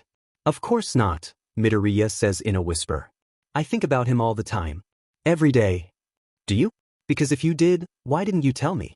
I don't understand, Midoriya. I don't understand. I don't think you could. I wouldn't want you to. I've got so many memories, so many mistakes I have to keep track of. I've had to come to terms with my death. I've had to come to terms with the fact that I've killed people. I know it's no excuse, but I'm honestly, Midoriya trails off, teary-eyed. I'm not handling anything very well. Iida clenches his jaw. You're right. It's no excuse. Iida turns to Shudo with a bow. You were right. This did bring me closure. Iida exits the room, and he wasn't lying. He's not as angry. He's probably on his way to forgiving Midoriya right now. But that doesn't change the fact that Midoriya's huddled on the floor, crying quietly to himself. Shudo's not sure what to do. He's great at identifying when someone's struggling emotionally. He's not great at consoling them. He sits down next to Midoriya. Are you going to be all right? I dunno. At least you're not a liar. Want to go grab some food? Midoriya wipes the tears from his face with the sleeve of his uniform. Sounds good. He walks with Midoriya back to the cafeteria. With any luck, he'd see his friends smile again today. We've got something special for class today, Aizawa announces. That could mean a bunch of things. That could mean a surprise therapy session, a pop quiz, a test, anything at this point, honestly. The fact that Aizawa actually seems alert, and that his yellow sleeping bag is nowhere to be found certainly means something sup. Izuku just doesn't know what. Then the door opens and Sir Nighteye walks in. Izuku tries to rein in his surprise. "Where are the rest?" Aizawa says by way of greeting. Nighteye doesn't look at him, instead staring out at the class, as if assessing the strengths and weaknesses of each student. "They're on their way. Traffic was bad," Nighteye responds. He finally turns to meet Aizawa's gaze. "They'll be here." Kaminari raises a hand, but is ignored. Hey guys? What is going on?" he asks anyway. "You'll find out soon," Aizawa says with a roll of his eyes. "Just be patient." The door is thrown open, and Netsu enters, but he's not alone. Rocklock, Fatgum, Ryukyu, the Wild Pussycats, and All Might enter the classroom. Izuku manages not to have a heart attack from being starstruck because he's too confused about what's going on. And, he's kind of worried about the timeline collapsing. Not fun. Not fun at all. To answer your question, Kaminari, Netsu says, "We are currently formulating a plan to fix everything. Everyone in this room has their role to play in that. Right now, you aren't students. You're heroes. And we're going to need every last hero if we want to fix the timeline." That doesn't seem right. There is no easy fix, and there never will be. I know Netsu's smart enough to have realized that. Maybe he's just trying to make us feel better. That is why all of us are going to work together and find out a way to take down Overhaul. Rocklock says, "I've had a few weeks to go over the information Midoriya sent out, and Nighteye's just briefed us on the time travel situation. We're going to take down Overhaul before he has the support of the League of Villains." "No, you can't change the timeline. I've seen that firsthand too many times. I've seen too many friends die. It doesn't matter how pure your intentions are, if you change the timeline, you're going to cause consequences. There's no way around it." "That's not going to work, though," Kaminari says. "Honestly, do you guys really believe this is going to work out? You're just fooling yourselves." "Why do you say that?" Netsu says. There's an amused twinkle in his eyes. This is probably all a game to him. He probably sees this as a fun thought experiment. He probably doesn't see the emotional impact it has on everyone else. There's no way that we can just take him down. There's no way that can happen without something worse happening to make up for it. Like, if we do something good, something worse will happen, like a balance or something. "How eloquent," Nighteye mutters under his breath. "You're one to talk. This is your philosophy after all." "No, it's just that I'm having trouble wording this, but listen to me, alright? It's not like Dash." Kaminari falls down onto his desk. The heroes jump in alarm, but Class 1A and Aizawa don't react. Kaminari raises his head, blinking to clear his vision. "When did this become our normal?" "Oh, I'm sorry about that," he says, rubbing his cheek where he fell. He looks around at the heroes, confused. What's going on? They're planning on taking down Overhaul before he's in contact with the League, Uraraka fills in. "You were in the middle of arguing against that when you passed out." "I'm sorry, what just happened? Does he need medical attention?" Ryukyu says. She turns to Aizawa, eyes narrowing. "Are you not concerned for the well-being of your student?" "No," Aizawa says quietly. "What you've just seen is a future version of Kaminari take over the current one. This happens quite frequently. There's no way to stop it." "That's freaky," Fatgum says with a shiver. "I don't like tease at all. That's just another reason why we've got to save Eri, we've got to stop Overhaul, and we've got to prevent any more time traveling."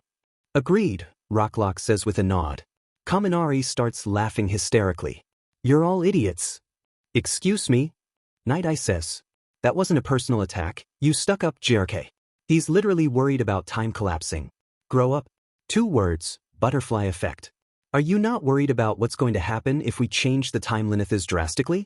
Every action we take ripples changes through the timeline. Are you really going to risk it breaking?" "What would you have us do?" Ryukyu says.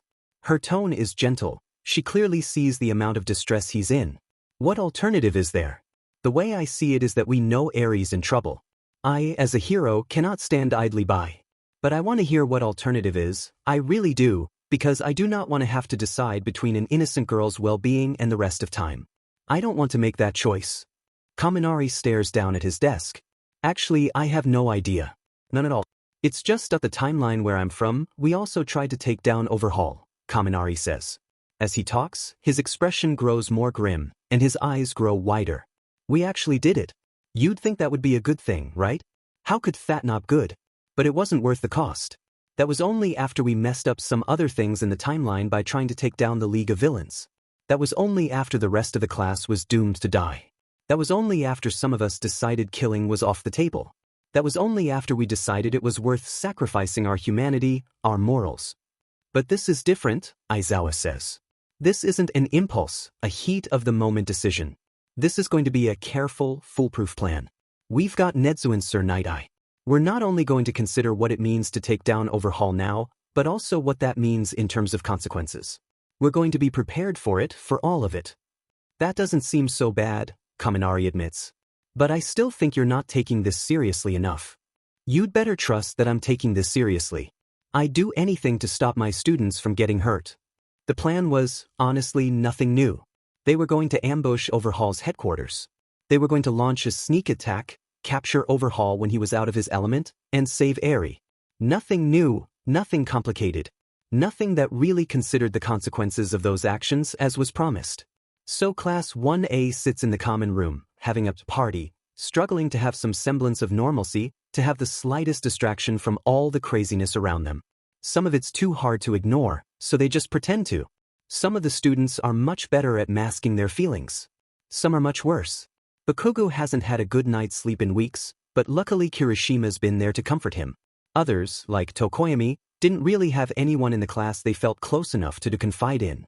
Luckily he'd reached out to Hound Dog for some therapy, but not everyone was getting the help they needed.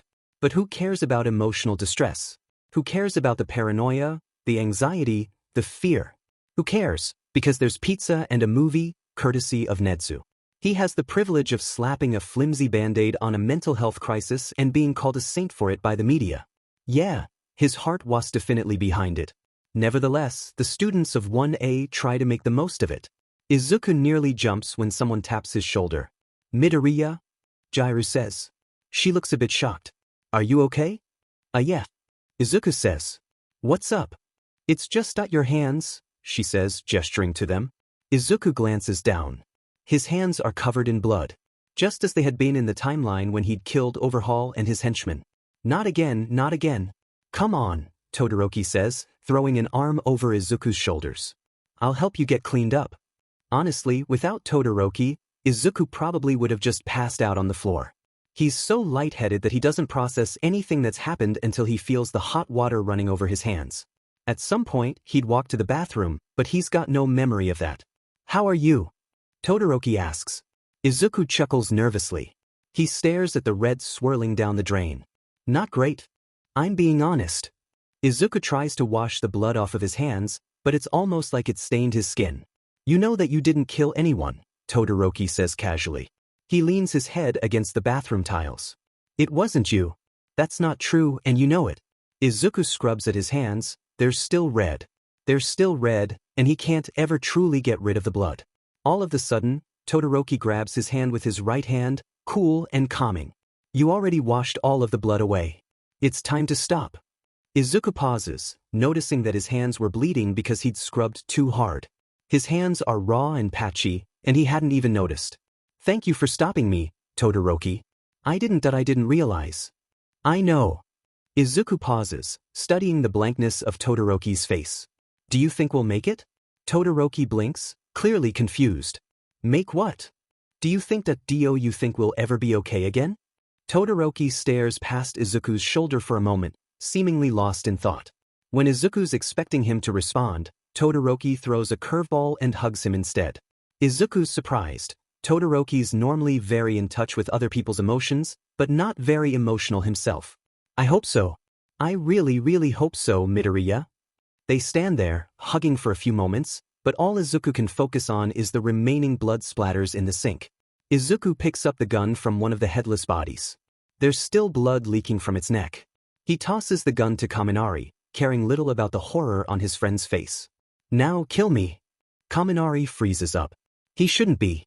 He shouldn't be hesitating. He should use that gun and pull the trigger while he's still got the chance. Do it, kill me, you coward. Izuku screams.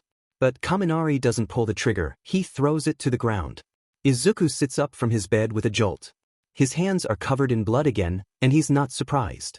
He's disturbed, but he's not surprised. He's slowly starting to get used to this. He doesn't consider that a good thing. The more desensitized he gets, the more likely he is to end up like that timeline's version of himself. The more likely he is to end up a monster. Aizawa decides to finally finish off the mini-tournament.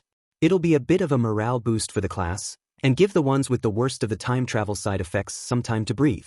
But Ochako thinks it's getting harder and harder to ignore the unstable timeline. Apparently, Yaoyorozu had to sit through the same English class 3 times the other day, and yesterday, Kirishima said he didn't even go to bed, but he was still somehow an hour late to school. Either way, Ochako knows Aizawa's trying his best with the given situation. She's just not sure his best is enough. Aizawa and the other pros seem to think that taking down Overhaul and saving Eri will solve all of their problems, but it's almost like they're ignoring the damage that's already been done. It's almost as if they're too intimidated by the idea of a broken timeline that they're avoiding the problem altogether. They are, but Ochako won't. Her friends are being hurt by this. They're being hurt by the unstable timeline, so Ochako has no choice but to find a way to fix it. And if she's going to take on that task, she's going to want everyone she knows to help her. So today, for class, she'll play along. She'll finish her little tournament. She'll try and win. And after all the fun and games, she'll give her little speech. And they're going to listen to her, because no one hurts her friends and gets away with it. Even if it's literally the force of time. First up is Ishido and Jiraiya. Honestly, Ochako doesn't even need to consult Midoriya's analytical skills in order to know who's going to win. Ishido, in close combat, easily beats Jiraiya in a fight. Jiraiya's more of a support fighter most of the time, and even though she's improved a lot, Ishido's still a lot stronger in that area. The match doesn't even last 3 minutes. That means it's already time for her matchup with Tokoyami. Ochako feels pretty confident as she steps into the court. While Tokoyami is no doubt one of the strongest students in the class, he lacks boldness. Ochako doesn't. Sure, it's not all about attitude, but Tokoyami's more likely to hesitate, to doubt himself. Ochako's aware of her skill. She's not about to second-guess herself. As soon as the match starts, Tokoyami sends Dark Shadow after her. Ochako drops to the ground, rolling away from his attack just barely in time. That was close. Too close. She needs to be faster, to be better. She needs to constantly improve. Her dodge served 2 purposes. First of all, clearly she wanted to dodge, but she also got closer to Tokoyami. Just slightly. They fight like this for a while. Tokoyami sends Dark Shadow at her, and she rolls away, getting closer and closer little by little. Are you going to fight back? Tokoyami asks, out of breath, or are you just going to dodge? Ochako grins, even though she's just as exhausted as he is. She's not certain she can win this. It's going to be close. It's going to come down to stamina. Worried you're going to lose if I go on the offensive? Ochako says smugly. You've got a competitive spirit, he says with a frown, as if that were an insult. Ochako takes that exclusively as a compliment. Well, at least I actually care about winning, she shouts. Finally, she's gotten close enough. She smacks Tokoyami across the face, and if she weren't so invested in winning, she'd actually feel kind of bad.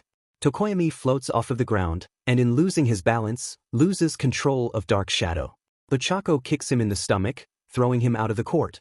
As the class cheers, she sits on the ground, panting. She probably can't defeat Ishido if she's this exhausted, but still that winning would be a whole lot of fun. Ishido steps in the court, grinning triumphantly before the match has even begun. Think you can beat me? Ochako challenges. Definitely, Ishido replies. You're barely standing as it is. This is almost going to be too easy. I almost feel bad for you. I'm so glad I'm finally against someone as competitive as me. It's about DMN time. Okay, Mina, whatever makes you fall asleep at night, Ochako retaliates. Oh, it's on. Give it your best, you don't have a chance. Ochako taunts. Alright. 3, 2, 1, begin. Aizawa announces. Ochako's fast, but Ishido's quicker. Ochako wishes she had some time to rest between fights, because Ishido uses her acid to slide across the court at lightning speed. Ochako doesn't have time to adjust her strategy as Ishido punches her in the face. Ochako falls back onto the ground. Ishido stares down at her with a smug expression. She knows she's won. Oh god, this is going to be so embarrassing. I'm about to lose in less than 30 seconds. This Essex, I wish. Suddenly, the lights in the gym shut off. Ishido's expression becomes grim. What's happening? Ochako asks. Is this a villain attack? Is this something about the timeline? The lights flicker back on. Ishido reaches out her hand towards Ochako. Come on, let's go. Ashido says. The tone of her voice is reassuring, but Ochako can tell she's just as worried as she is. Ochako moves to grab Ashido's hand, but the lights start to flicker like a strobe light. Ochako can't really tell what's going on, all she can see is flashes. Sometimes, Ashido's reaching out her hand to Ochako, other times, her arm is gone, and there's nothing but a bloody stump. Ashido's shrieking from pain or fear, Ochako can't tell, and there's screaming from all around the room. It seems like the timeline is confused, flip-flopping between two realities faster than the blink of an eye, and Ashido's suffering because of it. After a while, the lights stabilize and turn back on. Ashido stands in front of Ochako, looking terrified, but otherwise unharmed. The rest of the class rushes up to them in concern. Ashido Uraraka. Can you tell me what happened? Aizawa asks. Ashido seems unable to respond. She lost her arm, Ochako says as if dazed. Then she got it back. Then that kept happening over and over. Kirishima walks over to Ashido and hugs her. Why did this happen? Aizawa asks. Moonfish, Kaminari says as if it were obvious. What are you talking about? Aizawa demands, eyes narrowing menacingly. When we attacked the League of Villains, Ashido went after Moonfish, and she lost her arm, Kaminari says, looking downward. We all got hurt that day, but her injuries were the worst. Your future Kaminari? Ochako asks. You're not acting like him. I'm not future Kaminari, this already happened, he says, looking alarmed. This already happened, right? Aizawa shakes his head. Kaminari's face pales. Wait, but I thought it wasn't future Kaminari. Does that mean I can't even tell who I am? Does that mean I won't notice if I'm not myself? How can I tell if I'm me or not? You're you, you're always going to be you, Kaminari, Jar reassures him, but her expression is sad. Whether or not you're the past or current version Yurio.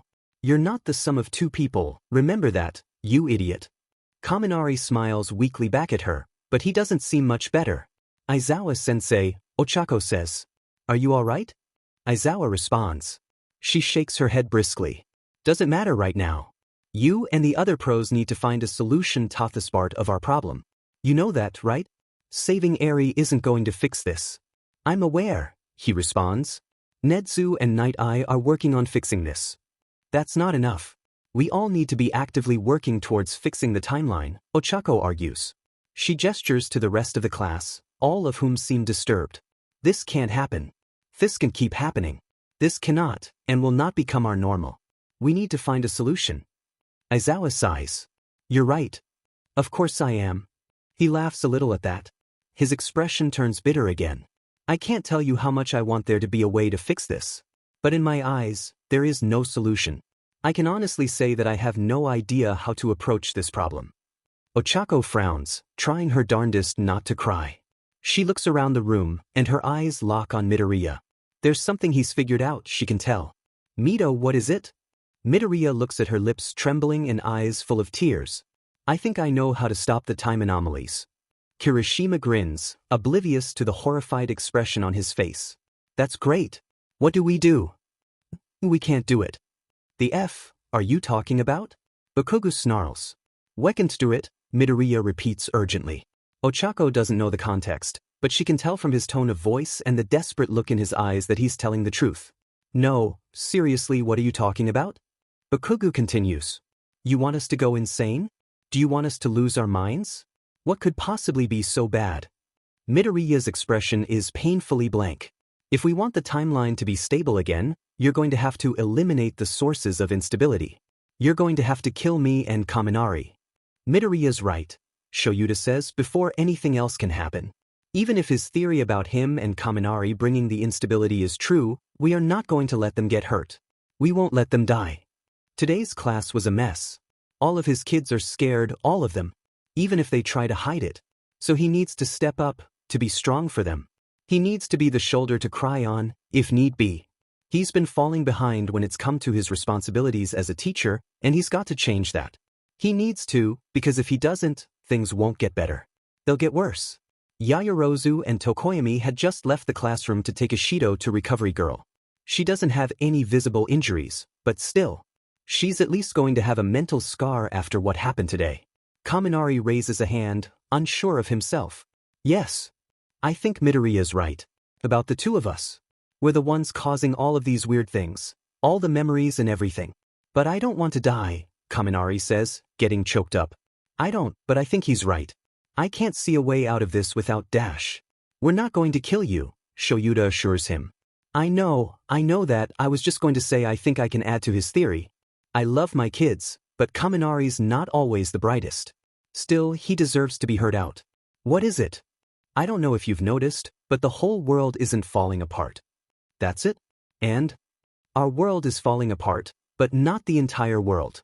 It's only the people that we're spending time with. It's only the people we care about and are close to. Oh, so what if you guys studied abroad in America or something? Kirishima suggests desperately, trying to bring even the smallest crumb of optimism back to the classroom. That would be pretty manly. No, that wouldn't work, Midoriya mutters.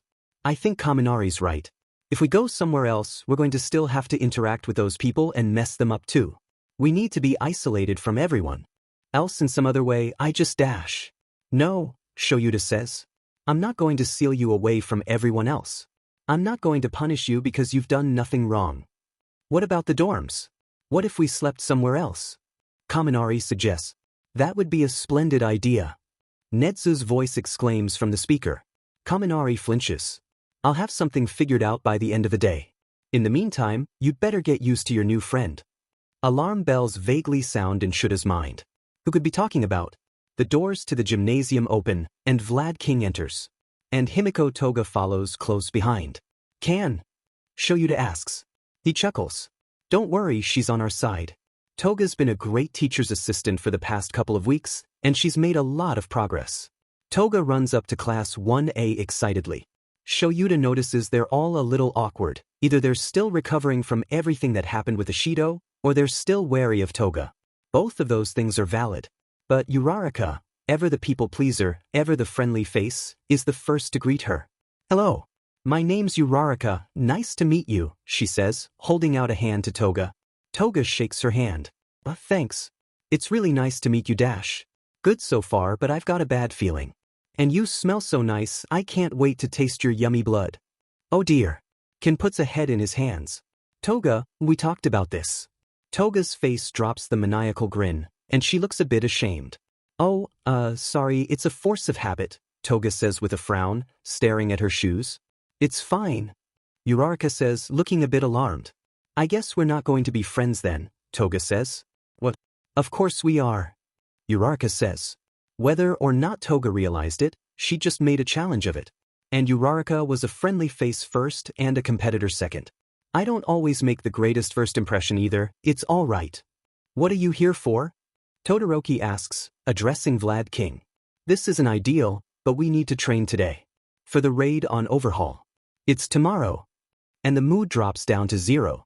Shoyuta notices Midoriya clench his fists, and Kaminari looks like he's about to pass out. The rest of his students look apprehensive and confused. They know how dangerous it is, but Shoyuta doesn't know if they truly understand that yet. And he doesn't really want them to. Why wasn't I informed of this? Shoyuta snarls. I just found out, around 5 minutes ago, Ken says. Netsu didn't tell you? No, he didn't. Do you have any more details? Only that Nighteye found an opening too good to miss. If we don't go tomorrow at 7 a.m., it may be many months before we have another chance to save the girl. Shoyuta curses, gritting his teeth. You don't have to go, Ken says reassuringly. Neither do the kids. It's your decision. Shoyuta turns to his students. It's not my decision to make. Whether or not you decide to go to the raid tomorrow is your decision, and yours alone. You have until tomorrow morning to decide. If you're ready, and Yurizuriuri ready, meet me in the gymnasium. I honestly would advise you not to go, it's very dangerous. And believe it or not, I care very much about you all. So please don't take this decision lightly. Just one itty-bitty question, Toga asks. What's that? Why am I here? That's because you are going to have a very important part to play tomorrow. If you're willing, of course. Do I get any blood? Concise. Yeah, you will. Then I'm in. Good, because you're about to be the most important part of Nighteye's plan, Ken says. So, Toga, what do you say? Are you ready to be a hero? Somehow, before the end of the day, Netsu had repurposed 2 of the quirk testing rooms into full bedrooms for Izuku and Kaminari. They were rooms with clear walls, and because they were designed to keep quirks inside, Netsu had decided that they were the best bet at restraining the effects of time travel. It's only temporary, Nezu had told Izuku and Kaminari. With any luck, you should be back to your old rooms by the end of the week. That didn't change the fact that it felt like a glass jail cell. Once Izuku finished his homework, he couldn't sleep, so he just started pacing around. He stops when he hears the sound of the observation room open. Izuku turns his head, and the person that walks through the door isn't who he's expecting. Well, if it isn't Yue's sunshine child? Monoma taunts. I'm disappointed, I thought you would have retaliated with a nickname by now. It seems 1B has surpassed 1A yet again. I've been a bit busy, Izuku replies dryly. He doesn't have the energy for this, and Monoma notices. Monoma sits on the other side of Izuku, so they're back to back against the glass. When they told me you were being isolated, I didn't think they meant like a zoo animal, Monoma says, more quietly. He toned down his flamboyant personality. Izuku laughs bitterly, leaning his head back on the glass. They're just trying to be careful, Monoma. I know, it's just, Monoma trails off. Are you alright? Not really, no, Izuku admits. Well, I'm here for you. I mean, so is the rest of 1B. I know we may be academic rivals, but I really don't want you to suffer, Monoma says. Then he decides that's too serious. After all, if you're not at your best, I wouldn't have a rival at all. Izuku smirks. He's kinda JRK, but for some reason he makes me feel better. Thanks for coming to see me, Monoma. Anytime, sunshine child, anytime, Monoma says. I'll send you a text. Feel free to text back if you need anything. Izuku's phone chimes and he stares at it in shock. How'd you get my number? Not important, Monoma says with a wave of his hand. Good luck tomorrow. And Monoma's out the door before Izuku has a chance to say anything else. Not even 30 seconds after he left, Uraraka and Todoroki walk in. Hey guys, Izuku says. Is everything alright? As good as it can be, Todoroki says. We just wanted to drop in and say hi, Uraraka says. Also, we're having a sleepover. They both hold up the bundles of blankets they brought. You guys didn't have to do that. Izuku says. Well, we felt bad. You're kind of in a jail cell for no reason, Uraraka says. Plus, Jairu and Shinso are with Kaminari, so he's not alone. Oh, that's good, Izuku says with a relieved smile. I brought a bunch of movies to watch, Uraraka says, fanning out a collection of all-might blockbusters. Do you have a favorite? The next morning, Shoyuta waits anxiously at the gymnasium, hoping none of his students would show up. Ken is already there with Toga, who's acting like an excited child waiting for a roller coaster ride. By the time it's 7 a.m., Shoyuta has his team. Because Midoriya, Uraraka, Todoroki, Kaminari, Bakugo, Kirishima, Tokoyami, and Yaoyorozu all showed up. Are you ready? He asks. As much as we'll ever be, Todoroki replies, and they nod in agreement. Then let's go. Let's take that BSRD down. Let's save Eri. Sir Nighteye clasps his hands together, surveying the array of heroes and students in front of him. He joined the UA crew along with Mirio, Rocklock, Ryukyu, Fatgum, and Centipede. Mirio glances at him, bubbling with nervous energy. What do you think, sir? Sir Nighteye's expression shifts from concern to a confident smirk. I'd say we have a pretty good roster. Aizawa's giving him the death glare. He bravely decides to ignore it. Are you certain, absolutely certain, that this is a good idea? Aizawa asks. Let's not forget that these students aren't even interns. I'm with Eraserhead on this one, Rocklock agrees. These kids shouldn't be here. I don't care that I'm a kid, Uraraka says, jutting out her chin defiantly. There's a maniac holding an innocent girl hostage. I'm going to do everything in my power to save her. I appreciate your boldness, and I support you fighting if that's what you wish, Ryukyu says hesitantly, but I want to emphasize the danger of this mission. I want all of you to pay attention, because this is your last chance to stay back. There's no shame in backing out, there may even be wisdom in it. More smaller arguments break out, but Nighteye can't focus on any of them. Alright everyone, let's circle back. We're going to save Eri. We will. And we will come back in one piece. Aizawa stares at him like he's trying to dissect him. Have you seen the future? No. I just have faith. But that was a lie. Because Sir Nighteye has seen the future. And everything's going to turn out alright. Just you wait and see. The first thing they do is split up. Nighteye takes a small team of Toga, Yaoyorozu, Tokoyami, Mirio, and Fatgum with him and enters Overhaul's hideout first. He doesn't explain why. I'm trusting you to neutralize Overhaul, Nighteye had said to Aizawa before he left. By any means necessary. Izuku doesn't fail to realize that there are more pro-heroes on their team.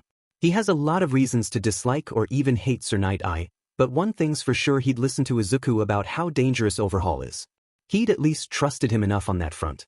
Izuku walks side by side with Aizawa as their team makes their way through the hallways of Aizawa's hideout. It's quiet, almost too quiet. Perhaps Sir Nighteye had been right about the opportunity, and Overhaul really was caught off guard, but something about this seemed like a trap. Anyone else got a not-so-great feeling?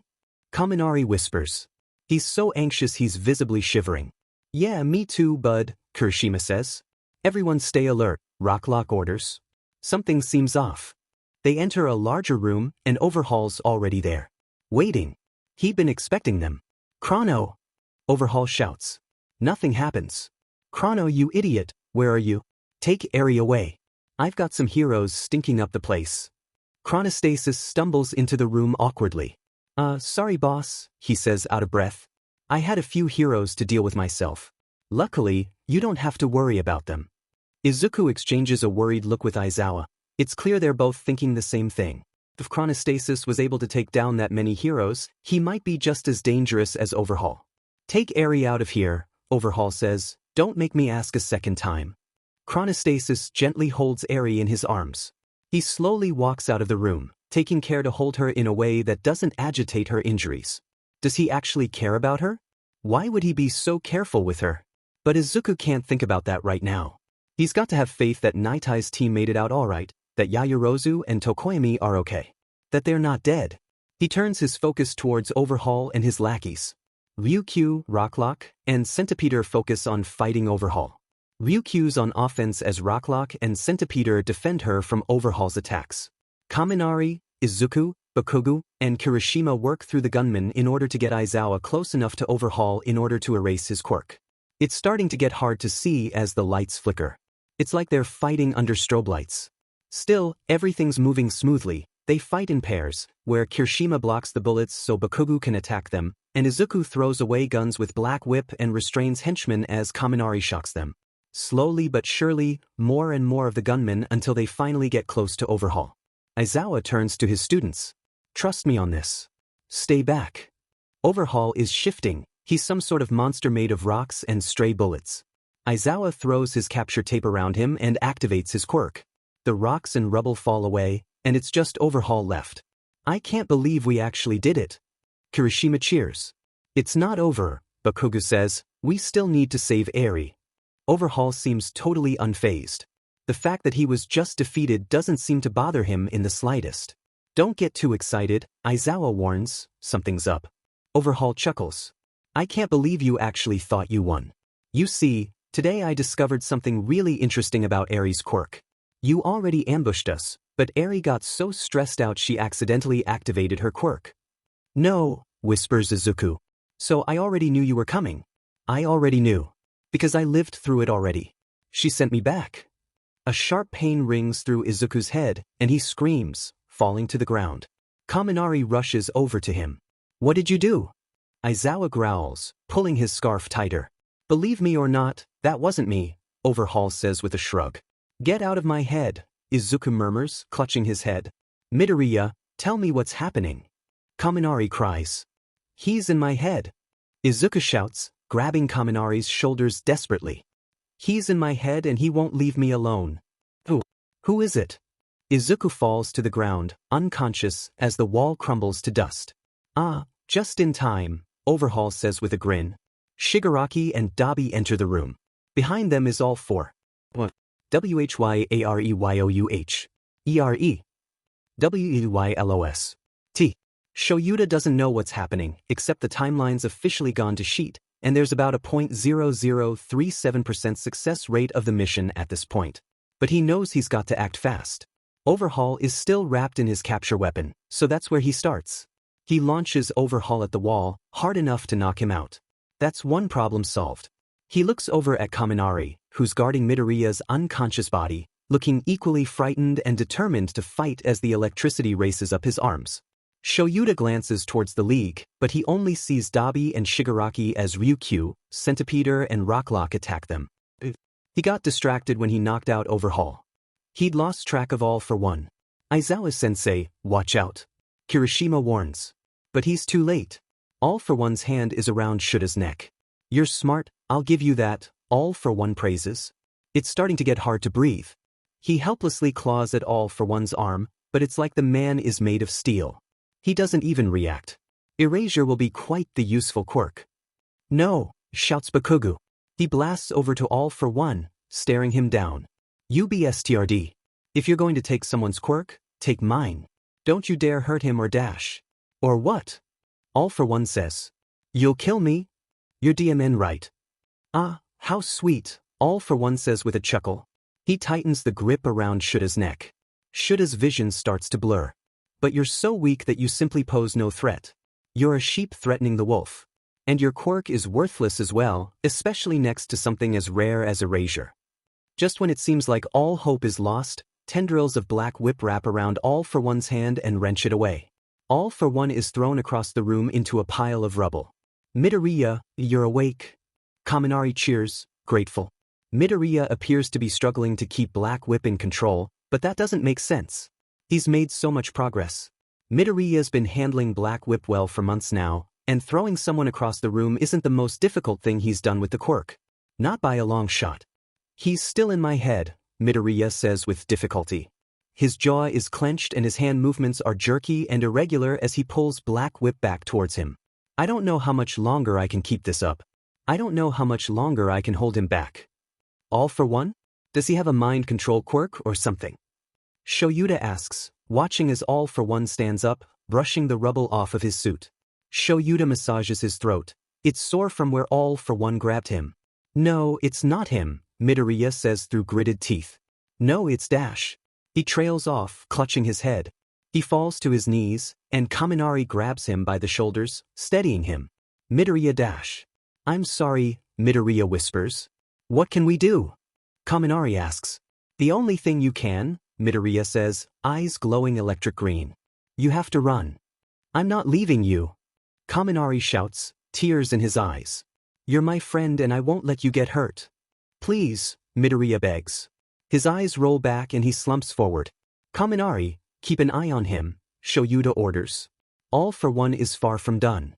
But what Shoyuda doesn't realize is that All for One won't be the real problem. Midoriya will be. Midoriya starts floating, actually floating. He starts laughing and he sounds deranged. Midoriya? Kaminari asks, cautiously. Is this a future version of you? Midoriya's grin is akin to Toga's. Yes.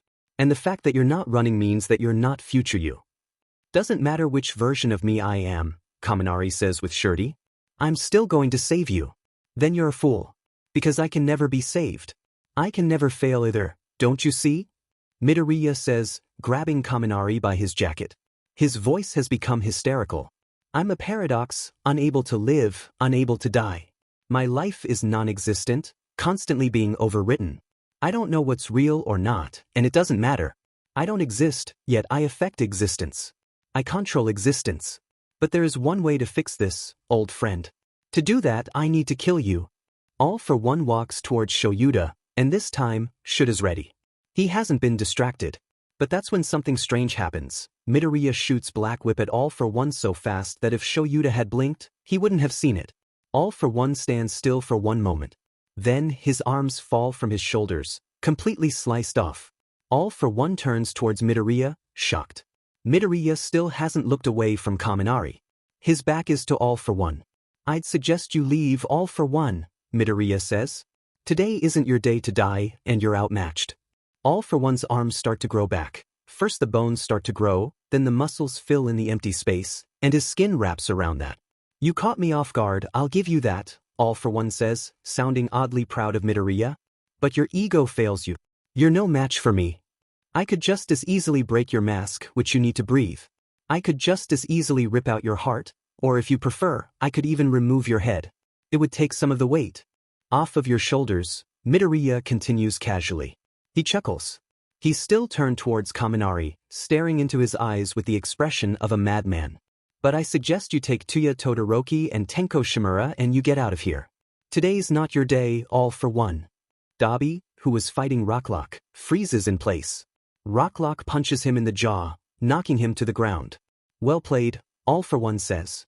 You might be a worthy enemy yet.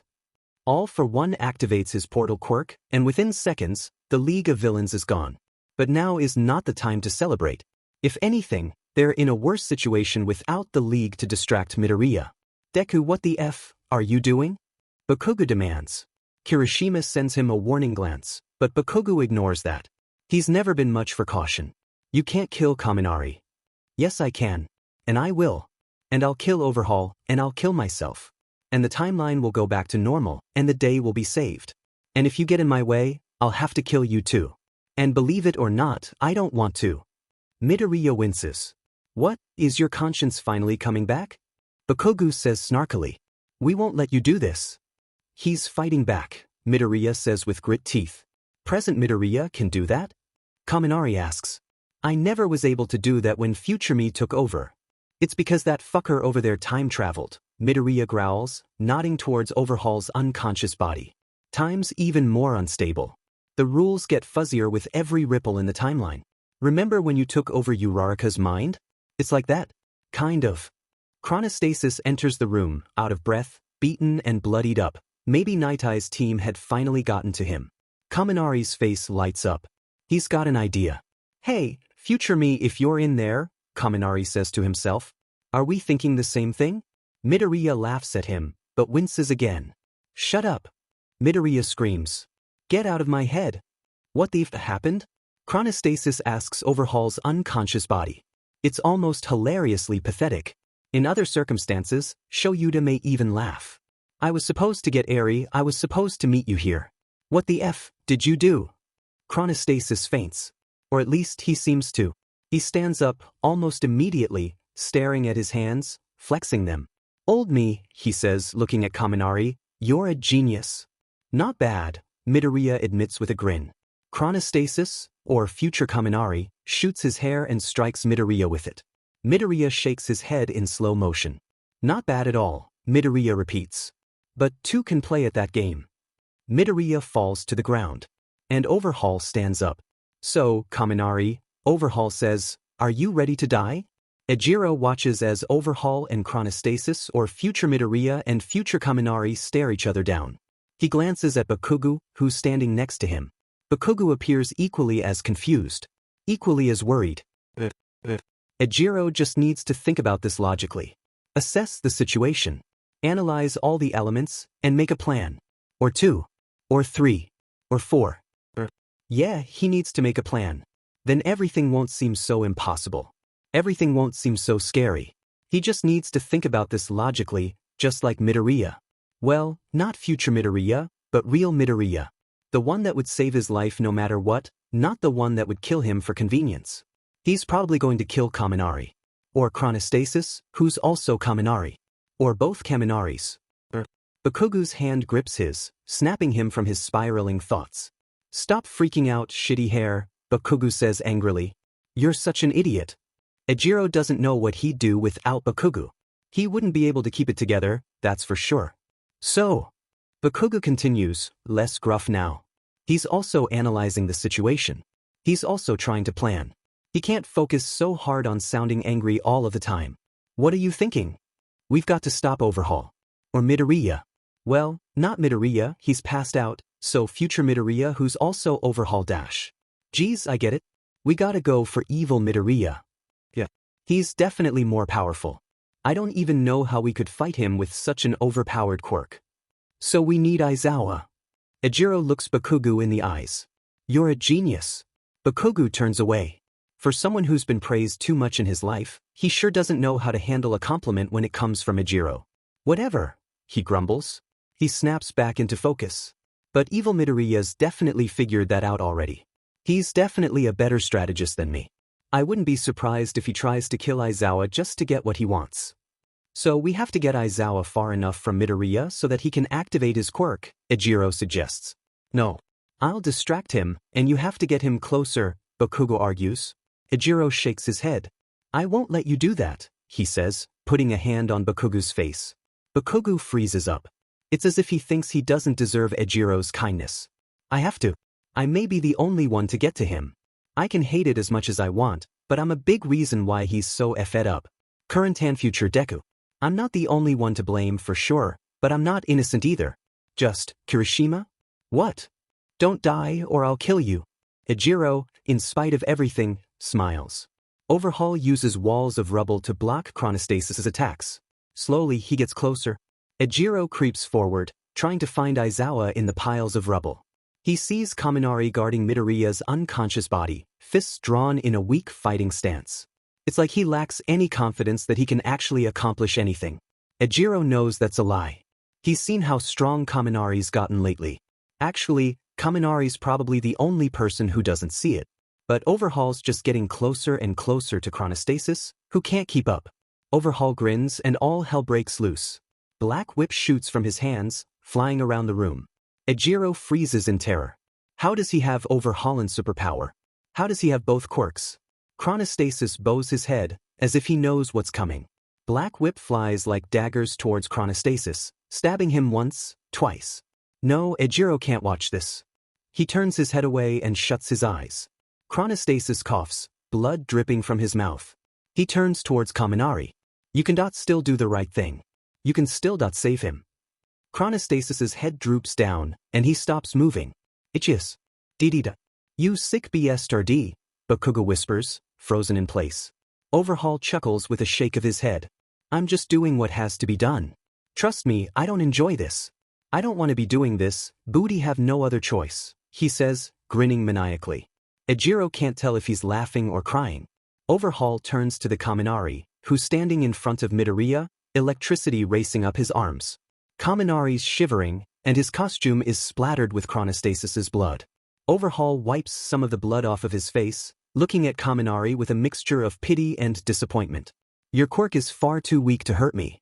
You'd only be hurting yourself if you tried to fight me. Plus, you don't stand a chance, and I don't want to kill you. Believe me, I don't. That's a lie, Kaminari says, sounding detached, but deactivates his quirk all the same.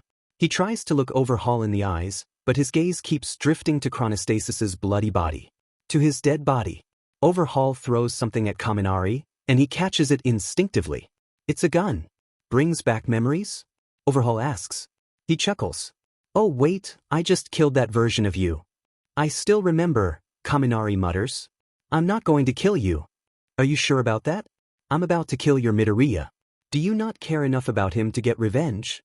Then, everyone falls to the ground, as if gravity just got 10 times stronger. The lights flicker. It's like the whole world is shaking. It's like the world is ending. Everything is purple. Purple static. Purple air, purple light. It's strange and otherworldly. Ejiro thinks he's dreaming until Bakugo squeezes his hand. There are 7 shadowy figures and 1 glowing, golden one surrounding Midoriya. Kaminari jumps in surprise. Who are you? He asks, trembling. He's still shaking from when he saw his future self die. The figures don't respond, but the golden one puts his hand on Kaminari's shoulder reassuringly. Whoever these people are, they're on the side of the heroes. Not the villains. Overhaul smiles, almost as if he expected this.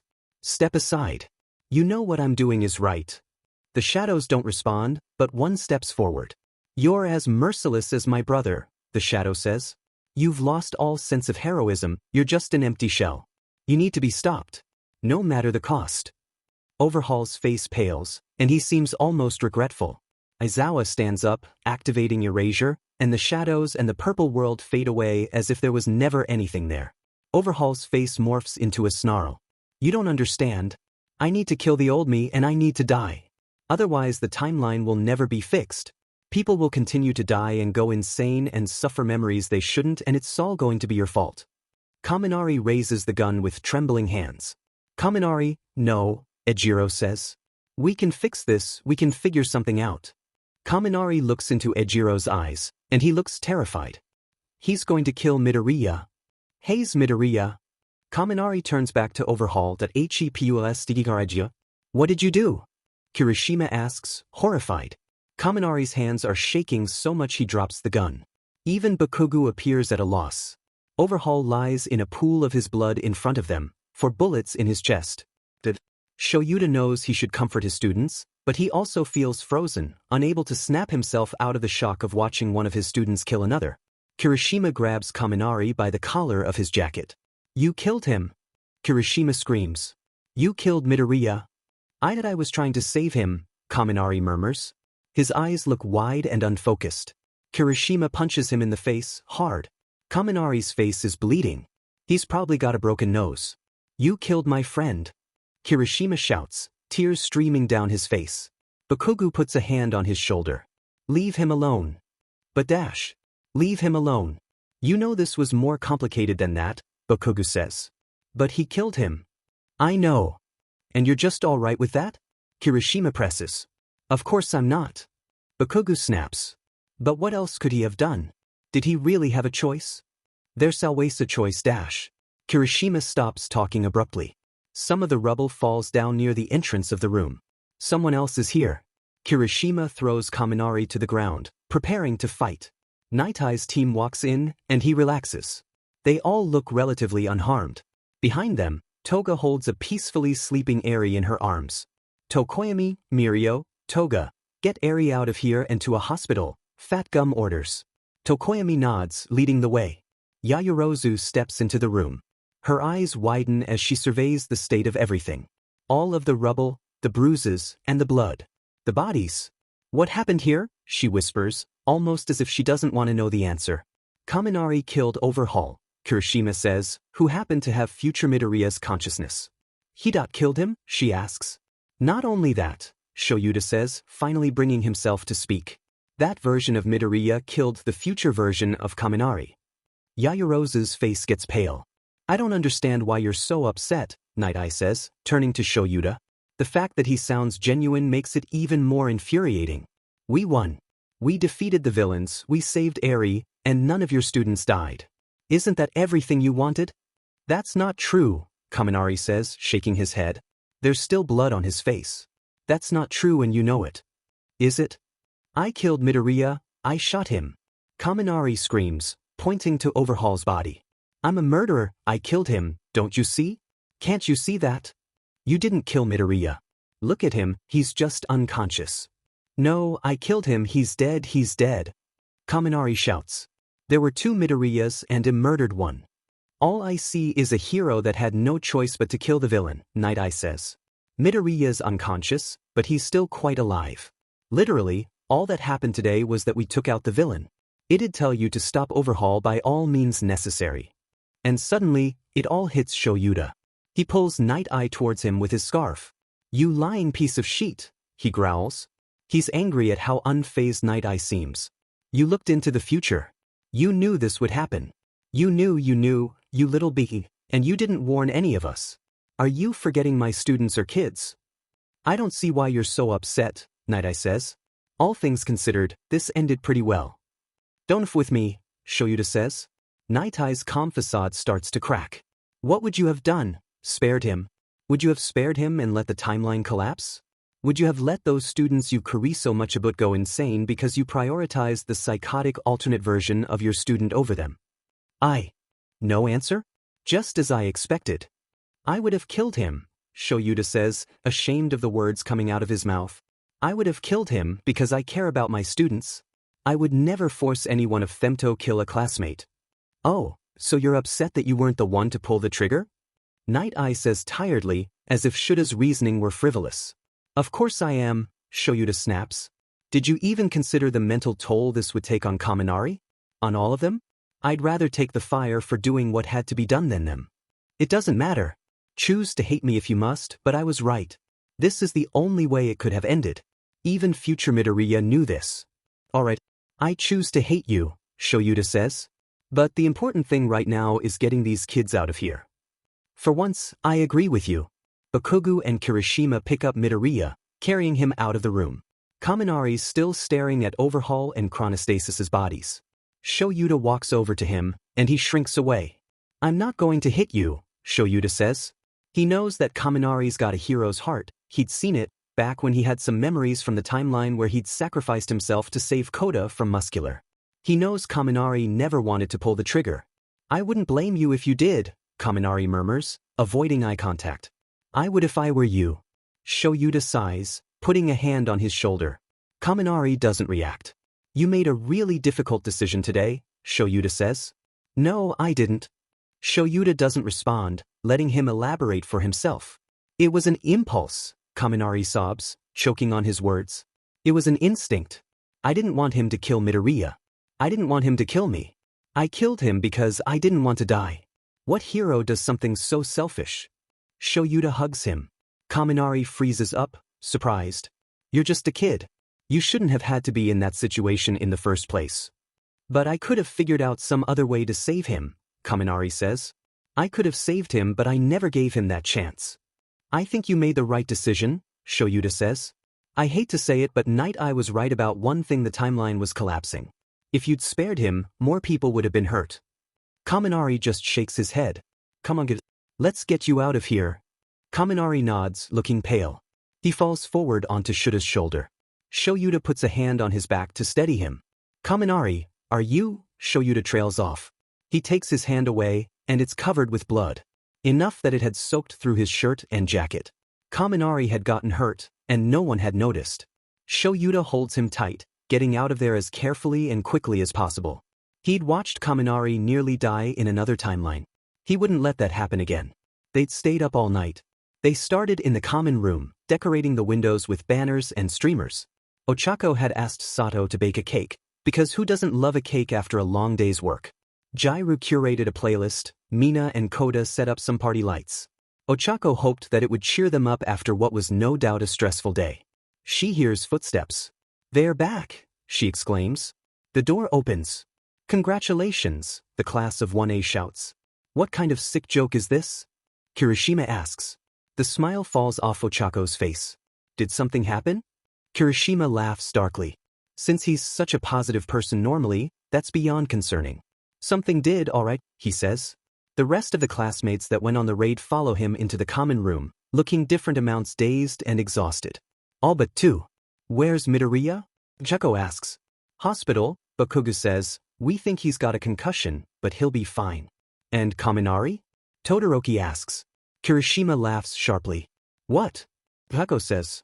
What is it? Who cares? He's probably off murdering someone else. I'm sorry, what? Jair asks. Before he can respond, Aizawa enters the room. Midoriya's going to make a full recovery, but he'll probably be out of the hospital in a few days, Aizawa says. The whole class seems to breathe a sigh of relief.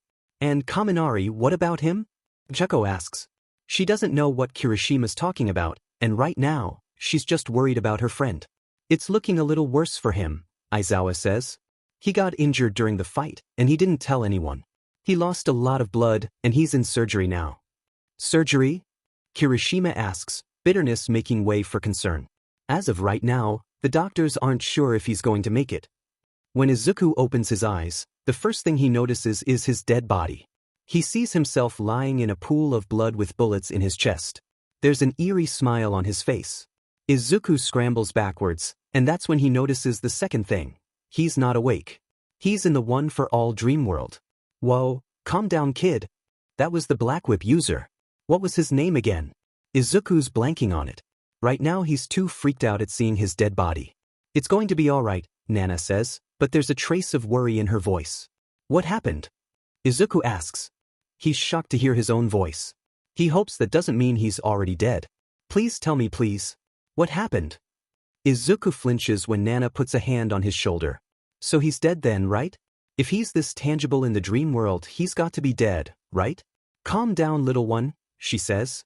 You're going to be all right. Izuku glances at the body on the floor. Am I dead? Nana exchanges a worried look with the Black Whip user. Yes. Banjo, she hisses. So that's his name. Well, yes and no, Banjo amends. That version of you from the future was skilled, Nana says. But not you. You're still alive, you're still real. So why do you look so worried? Something else is up, isn't it? They share another worried look. Great. Just great. Please just tell me. How much do you remember? I remember him inside my head, Izuku says. I remember my body moving even though I didn't want it to. I remember all of the horrible things he was thinking. I don't remember anything after that. Nana gives his shoulder a reassuring squeeze. Nothing. Just tell me what happened.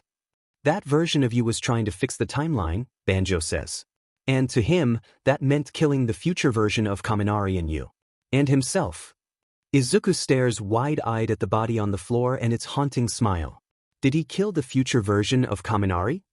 Izuku asks, voice barely above a whisper. Nana nods. Oh god, Izuku says, horrified. Nana and Banjo still look uneasy. What else did he do? The current version of Kaminari was doing his best to protect you. No. Tell me he's not dead too. Future, you hit him with Black Whip. Kaminari was injured and badly. He was able to stop him before he got to you, but he might not survive his injuries. No, Izuku murmurs, this isn't happening. I'm so sorry, little one, Nana says, pulling him into a hug. Don't blame yourself. You did nothing wrong. You held him off as long as you could. Izuku sobs into her shoulder, dreading waking up. Because if he wakes up and Kaminari doesn't, he'll never forgive himself. Kaminari, I don't think you're going to remember any of this. Shoyuta sits beside Kaminari, watching the steady rise and fall of his chest. It's too quiet, despite the beeping and whirring of the medical machines. Shoyuta wishes more than anything to hear one of his bad puns, or see his goofy smile, but he remains still, unconscious. His brow is furrowed as if he were troubled, as if even in his sleep he's unable to rest. I know you won't remember this, but I want to tell you anyway. I failed you. We've all failed you. Shoyuta pauses, trying not to get choked up, but there's no one around to see it. I failed you as a teacher. You're a great student, Kaminari, you really are. You're skilled, you're intelligent. I'm sorry I didn't always see that. I'm sorry I didn't see how hard you were trying. I'm sorry I didn't see how much you were struggling. I'm sorry I judged you at face value and that I didn't see how much effort you put in. I can't undo the mistakes of the past, but I promise you that if you wake up, I won't fail you. I'll do everything I can to help you. I'm so sorry. Shoyuta stops abruptly at the sound of knocking on the door. Shoyuta turns his head to see Bakugo standing there. Is this a bad time? Bakugo asks, unsure. Shoyuta clears his throat, blinking the redness out of his eyes. Of course not. What do you need? Well, he trails off, hesitant. He shakes his head, thinking better of it, and sits opposite Shoyuta. I just need someone to talk to. I just need to talk. All right, Shoyuta says with a nod. I'm so confused, Bakugo says, exasperated. Shoyuta can't tell if he's on the verge of laughter or tears. I'm so confused and I don't know what to do about it. Neither of them say anything for a moment. It's quiet except for the medical machines. It's just, with everything going on, with everything that happened, I don't know. I'm confused. I don't know what to do. What are you talking about? Am I cut out to be a hero? Bakugo asks. Should I even try? I don't think I could have made a decision like Kaminari did. I would have frozen and I probably would have died. Kaminari never should have been forced to make that decision, Shoyuta says, and knowing you would have struggled with something as complicated as that is a sign of strength. But it's not just that, Bakugo continues, frustrated. It's not just that, because I'm not a good person. Bakugo I haven't forgotten that other timeline. I haven't forgotten when I betrayed everyone because I was too selfish to see anything other than what I wanted. But you're If I hear one more person say, you're not that Bakugo, I'm going to scream. I'm the same person in every timeline. The fact that I happen to be nicer in this one just has to do with the situations I've been in. I agree with that last bit, Shoyuta says. Really? You're who you are because of your experiences and your choices. You know why I know everything else you said was bullshit? Bakugo glares at him. What did you just say to me? Because when I was in danger, you stood between me and All for One, and you told him to take your quirk instead. You knew what that meant, you remembered it, and you were still willing to sacrifice yourself for me. So Bakugo, what you said was bullshit. You are a good person. You're already a hero. You don't need to doubt yourself so much. Bakugo's eyes get teary with emotion, which seems to make him angry. Whatever, he says, turning away. He looks at Kaminari. You think he's going to be okay? Shoyuta pauses. I don't know. He deserves it, but sometimes life is cruel. Shoyuta doesn't respond. Bakugo repeats, that's not fair. That's just not fair. It's not, Shoyuta agrees. Bakugo hesitates for a moment. He stands up abruptly. I gotta go. I can't watch him like this. It's not fair. Shoyuta watches him leave, only for Todoroki to enter. Hello, sensei, Todoroki says. You seem calm, Shoyuta notices. Are you really after everything that's happened? Todoroki gives a little shrug. No, Shoyuta says, eyes narrowing. You're not calm, that's not quite it. You're not calm, you're sad. Todoroki doesn't reply to that. He just continues to stare at Kaminari. I didn't have many friends growing up. Shoyuta stays silent, unsure of where he's going with this. Well, that's a lie, I guess. I had no friends growing up. My father didn't even allow me to spend time with my siblings. I had one purpose, and one purpose only. It didn't matter what I wanted, and it didn't matter how lonely it was. I was just a kid. Now's not the time, but I'm beginning to think Problem Child had the right idea when he decided to dropkick that BSRD. That's a problem for later. And you're worried, Shoyuta realizes, because you think you're about to lose one now. Todoroki nods. Going to UA was surprising to me. I thought it was just another stone in the path my father paved for me, but for the first time, I actually feel free, Todoroki says. And it's the first time I ever truly enjoyed my life. Having friends will do that for you. I didn't even know my heart was capable of caring this much about anyone as much as I care about my friends. And you're worried you're going to lose that? I'm worried I'm going to lose him, Todoroki says. But there's really nothing I can do about it. I just have to wait. And I hate that. And Shoyuta can only nod to that. Shoyuta can only wait, watch the seconds tick by, and hope for the best. Because hope is the only thing that can save Kaminari now. Izuku wakes up slowly. Just blinked. I think he just blinked. Izuku, are you awake? Izuku Midoriya says. Groggily, Izuku fully opens his eyes. Yeah, Mom, I'm awake. Izuku hugs him.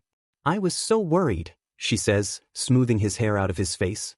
The doctor told me it was just a concussion, but you know me, I still thought the worst. It's good to see you looking better, young Midoriya, All Might says. How are you feeling? Izuku trails off. He has to lie, right? He can't be honest in how terrible he feels from an emotional standpoint. But then again, if it's just about physical health, I've still got a bit of a headache, but it's nothing I can't handle. I'm so glad, Izuku says, crying happy tears. Have you heard anything about Kaminari?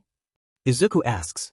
All Might frowns, but he'd expected that to be one of the first things he said when he woke up. He's in recovery from his surgery.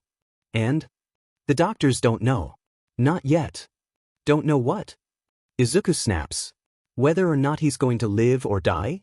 All Might looks away, unable to maintain eye contact. That's what they don't know yet, Izuku confirms. It's not your fault. Izuku cringes. That's a phrase he's heard far too many times for it to be true. He gets out of his bed, struggling a little with balance. Getting up so fast made him lightheaded. Where are you going? All Might asks. I just need to think, Izuku says. I just need to think. Izuku rushes out of the room, leaving the concerned expressions of his mother and mentor behind. He's got other things to worry about now. He stumbles through the hallway, glancing through the windows of each door frantically, until he sees who he wants, Eri. He opens the door, and Eri is sitting on Toga's lap, listening as Toga reads from a storybook.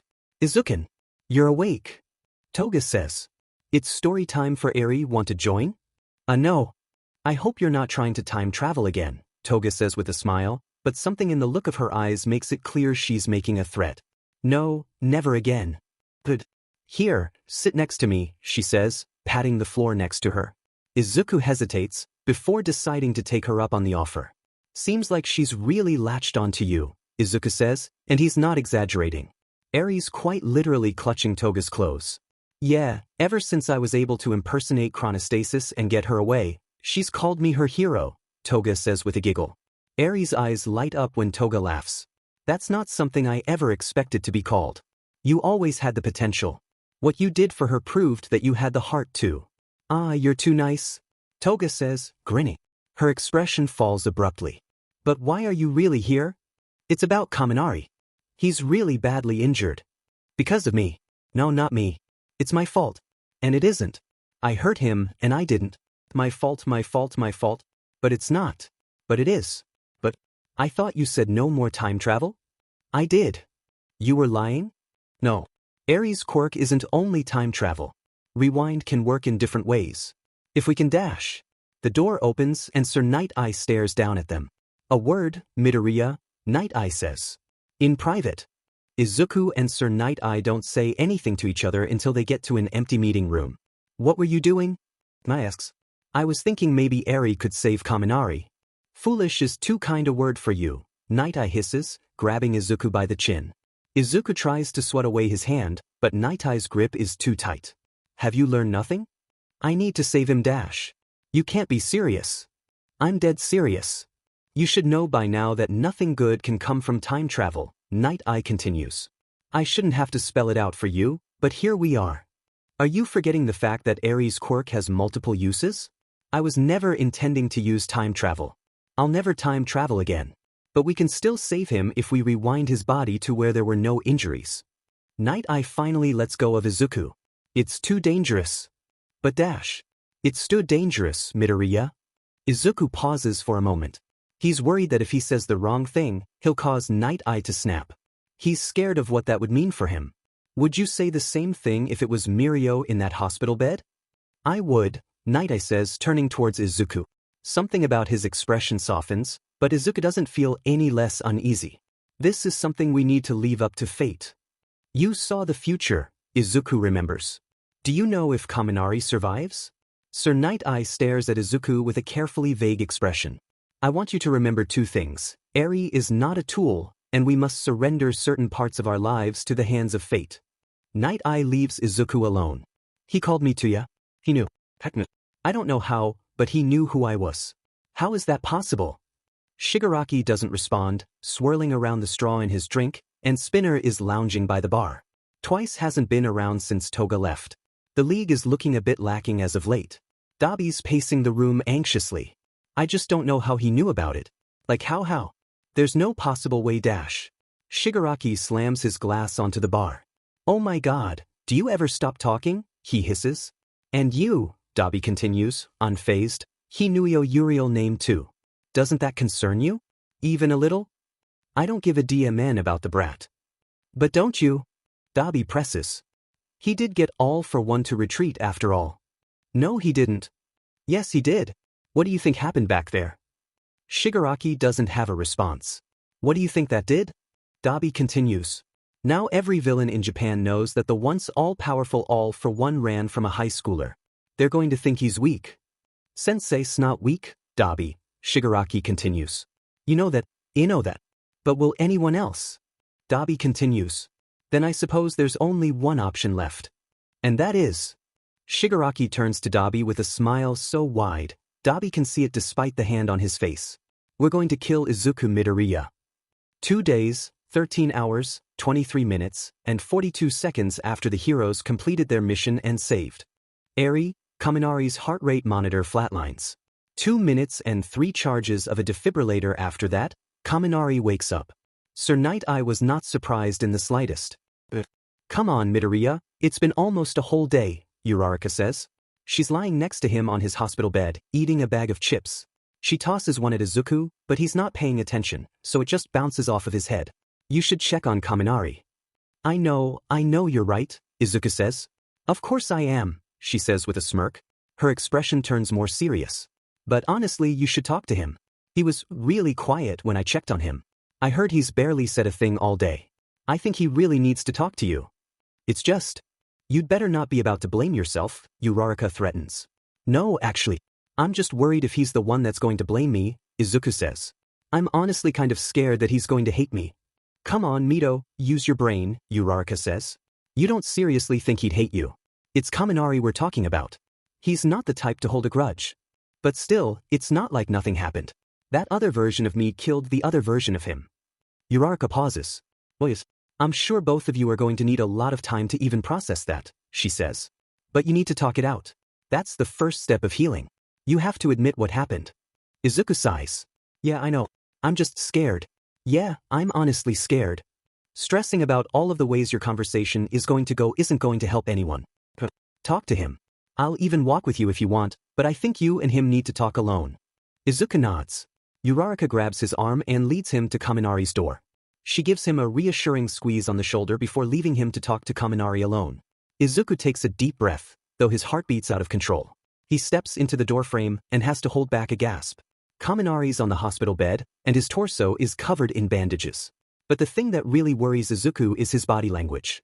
He seems lethargic and cowardly, like an old dog that doesn't want to be hit. He seems nothing like his normal, bubbly self. It's almost as if Izuku becomes depressed just by being in the same room as him. Hey, Izuku says weakly. Kaminari won't even look him in the eyes. Well, Izuku continues awkwardly, clearing his throat. Are you feeling okay? You don't have to be nice to me, you know, Kaminari says, keeping his head down. Izuku pauses at a loss. What do you mean by that? I killed you. No, you didn't. I did. You were unconscious, you didn't see it, but it did. Kaminari, what you did was murder an evil psychopath who was trying to kill us. He was you know. Izuku sits down beside him, feeling defeated. Kaminari, no one blames you for dash. That's not true. Kaminari shouts. Lots of our classmates can't even look me in the eye. Even Kirishima, he's literally the nicest person I know and he was so angry at me, I don't think he'll ever forgive me. So why aren't you dash?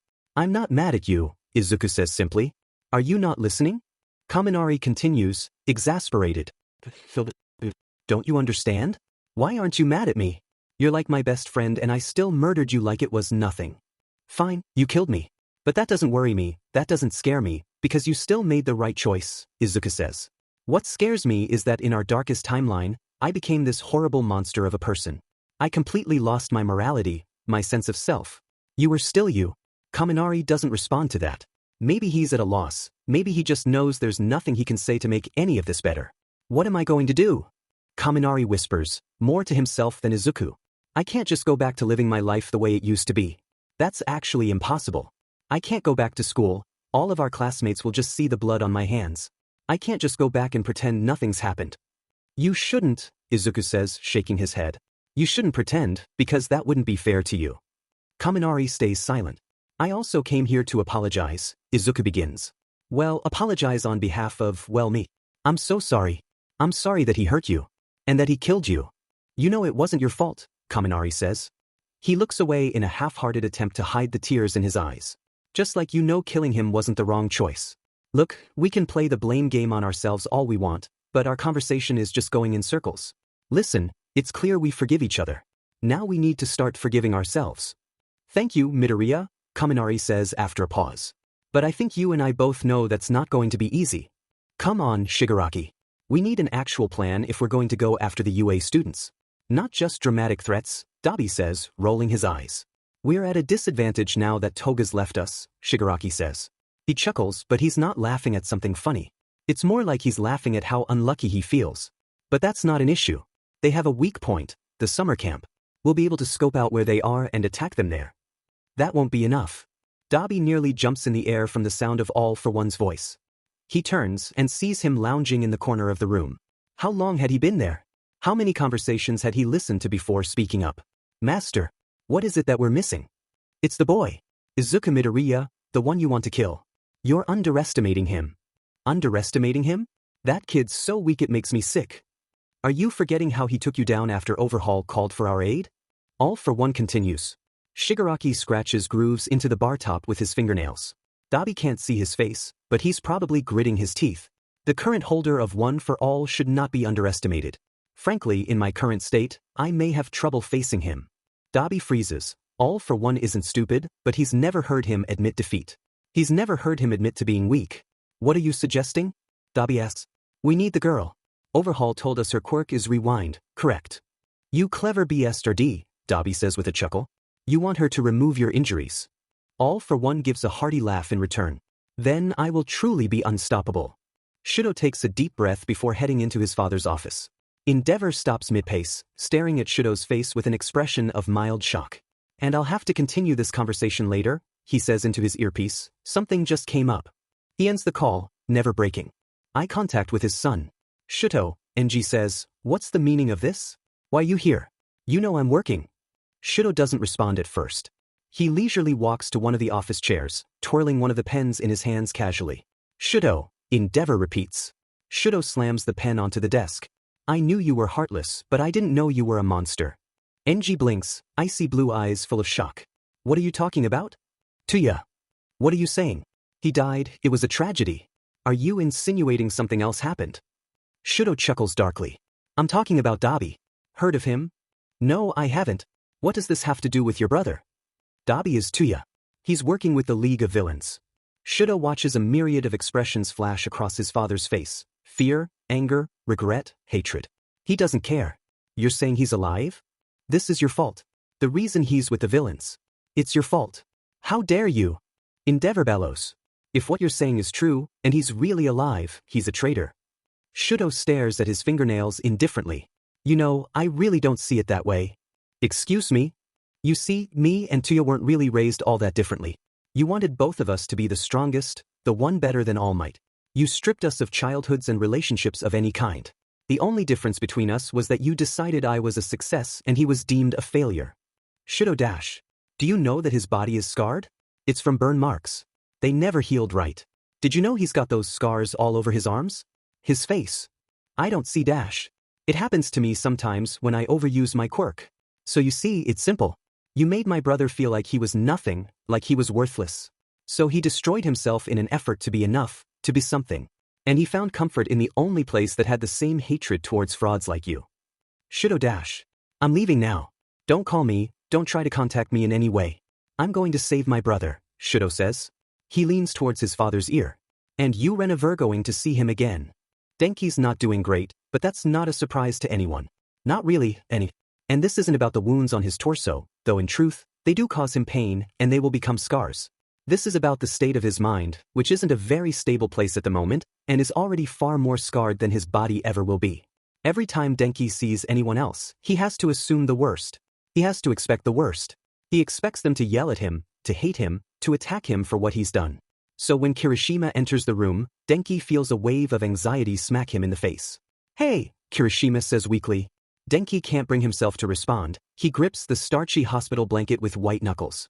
All he can see is Kirishima's face at the raid. Denki sees the angry arch of his eyebrows instead of his concerned, furrowed brow. He sees a look of disgust instead of one of regret. Kirishima frowns, looking towards Bakugo for advice. Tell him what you told me, Bakugo says gruffly. Kirishima still hesitates. Go on to talk to him. You're not going to sort through any of your sheet if you can't even talk about it. Denki still can't talk. It's like someone reached into his mouth and stole the voice right out of his throat. His heart's beating fast, and he feels a little bit like he might pass out from the anxiety. Kaminari, Kirishima trails off, looking back towards Bakugo. Bakugo grabs his hand reassuringly. Come on to talk to him. You know you need to. Kirishima takes another deep breath, composing himself. He looks directly at Kaminari. Kaminari, I'm so sorry. Denki isn't expecting that. He must have heard him wrong. I really shouldn't have talked to you like that, Kirishima continues. I was really mean to you when I didn't want to be. I was just so scared. I was so scared, and normally I freeze up when I get scared. I just stop. I stop moving, I stop thinking. And I made a promise that I wouldn't freeze up ever again, not even when I faced my worst fears. So instead of freezing, I panicked. And I took my stress out by yelling at you and I'm so sorry. Denki takes a few deep breaths so his heart doesn't feel like it's going to burst out of his chest. Why are you sorry? He asks. Kirishima blinks. Because you didn't deserve that? Kirishima says as if it were obvious. I mean, if he was scared, I can't even imagine what you went through. What you're still going through. But you were right. No, I wasn't. You were. Geez, Kaminari, I get that you're going through a lot. Bakugo snaps, interrupting Denki and Kirishima's argument. Honestly, I can't even comprehend what you're going through. But can you stop being so self-loathing for 1 second and listen to yourself? You sound like Deku, and not in a good way. You know what I mean? It's like you won't listen to anyone else because you've already decided that you don't deserve to exist. What is it that you said to him that one time? Oh, that's right, you know what you said? You asked him how he could be so selfless and selfish at the same time. But I was never selfless. I killed him because I didn't want to die. Denki shouts and the room goes quiet. Kirishima and Bakugo look equally shocked, and it feels like the air got SCD out of the room. I wasn't a hero, I was a coward. Bullshit, Bakugo says after a pause. He rolls his eyes. Geez, I feel like I have to be a cheerleader for you and Deku. Is this some karmic punishment for the sheet I did in that one timeline? Whatever, I'll take it. But Kaminari, come on, what were you supposed to do? I could have saved him, I could have dash. You could have what? Talk to him? Dude was basically rabid, you think you could have reasoned with him? And even if you could have, was saving that murderous psychopath really worth destroying the entire concept of time? Was he? He was still Midoriya. Bullshit. Deku died a long time ago, that monster was a shell. Deku would never hurt his friends. He killed the other. Deku would never do that. By the way, how are you dealing with all that? Geez, you also watched yourself die. No wonder you're so fed up. Thanks. It's just, that I don't even know what to tell you honestly. You've been through a lot of shit. You've had to see and do and deal with a lot of shit. I don't know how to help you. I appreciate that, Bakugo. It's not even your responsibility. Bullshit. If my friend is upset, I'm going to help them. Friend? Okay, Kakin. I'll let that slide, just this once, but don't ever call me that again. You got it, Kakin. Bakugo holds his head in his hands. Is this what I get for being nice? Kirishima chuckles, patting his back. You'll get over it. The girl's quirk is called rewind, correct? Mr. Compress ponders, flipping a playing card between his fingers. So what does it do? Shigaraki wants to bang his head into the desk. And Mr. Compress head while he's at it. She rewinds things, you absolute FNG donut. Shigaraki can't see Mr. Compress' eyes from behind his mask, but from the tone of voice, he's probably rolling his eyes. I'm aware, I assure you. I meant what are the things she can rewind? What are her limits? What has she already done? Shigaraki grits his teeth. They've been over this already, they've talked about this already. If the magician had just shown up on time like he was supposed to? We don't know. All Overhaul said was that he used her blood to create his bullets. We just want her so we can get rid of All for One's injuries. Shigaraki looks over to Dabi, who's sitting on a stool, staring into his drink.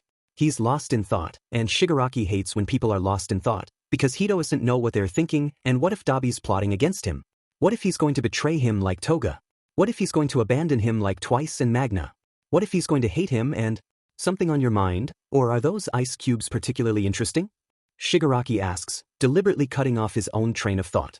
Eri's just a kid, right? Dabi says quietly. He pauses. She's really young, right? Shigaraki scratches the back of his neck. It's really itchy all of the sudden. Dabi, don't tell me you've grown soft. He's going to leave Shigaraki all alone, just like everyone does.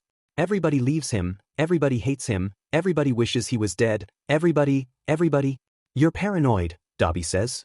He finally looks Shigaraki in the eyes. I'm not soft, but I have my limits. Shigaraki scratches his neck again. It's still itchy.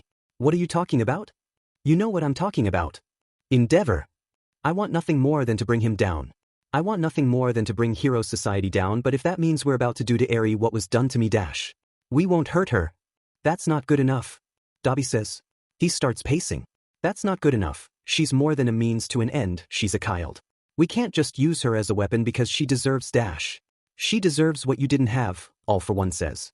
Dabi flinches, and Shigaraki has to suppress a snicker. Dabi never realizes when All for One is in the room, and it's kind of hilarious. She deserves a fulfilling childhood, a parental figure to guide her. And really, All for One is the best suited for that role. He's the only one ever that has never abandoned Shigaraki. Shigaraki would do anything and everything to prove he is worthy of All for One's love. Shigaraki would do anything and everything to stop All for One from leaving too. Yeah, Dabi says, and most importantly, she deserves happiness. Shigaraki wonders, has he ever experienced happiness under All for One? If he hasn't, All for One would be a horrible choice as a parental figure. Has he ever? No, he's being ungrateful for thinking such a thing, he's ungrateful, he's terrible, he's unworthy of All for One's presence. No, All for One has done everything for Shigaraki, he's given him a home, a life, a purpose. All for One can help Eri. Just like he helped Shigaraki. Izuku is walking down the hallway to see Eri when the alarms go off. Pale fluorescent light is flooded with a flashing red as low sirens blare. Izuku breaks into a run, looking for commotion anywhere but knowing it probably has to do with Eri. He makes his way to the hospital room where she'd been staying and freezes in the doorframe. The room is a mess, the chairs and sheets and the side table have been thrown, there's shattered glass and blood and a crumpled figure on the floor, seemingly motionless. Toga, Izuku breathes worriedly. Toga groans, rolling over on her side. He rushes over to her, gently shaking her. Toga, can you hear me? Stop them, she murmurs weakly, they're going to get her. They're going to get Eri. Don't talk, you need a doctor, Izuku says. His voice is far calmer than he feels. Eri, where's Eri? Toga says, waking up some more. Her eyes widen suddenly as she snaps to consciousness. Where is she? The League was here, they were here, and I tried to protect her, I really did, but Toga, you need to stop talking, you're really hurt. But I care about her, Toga says, tears trickling out of the corners of her eyes. I was trying to protect her, I was trying so hard, but I wasn't enough. They got her. I was trying to protect her, you know that?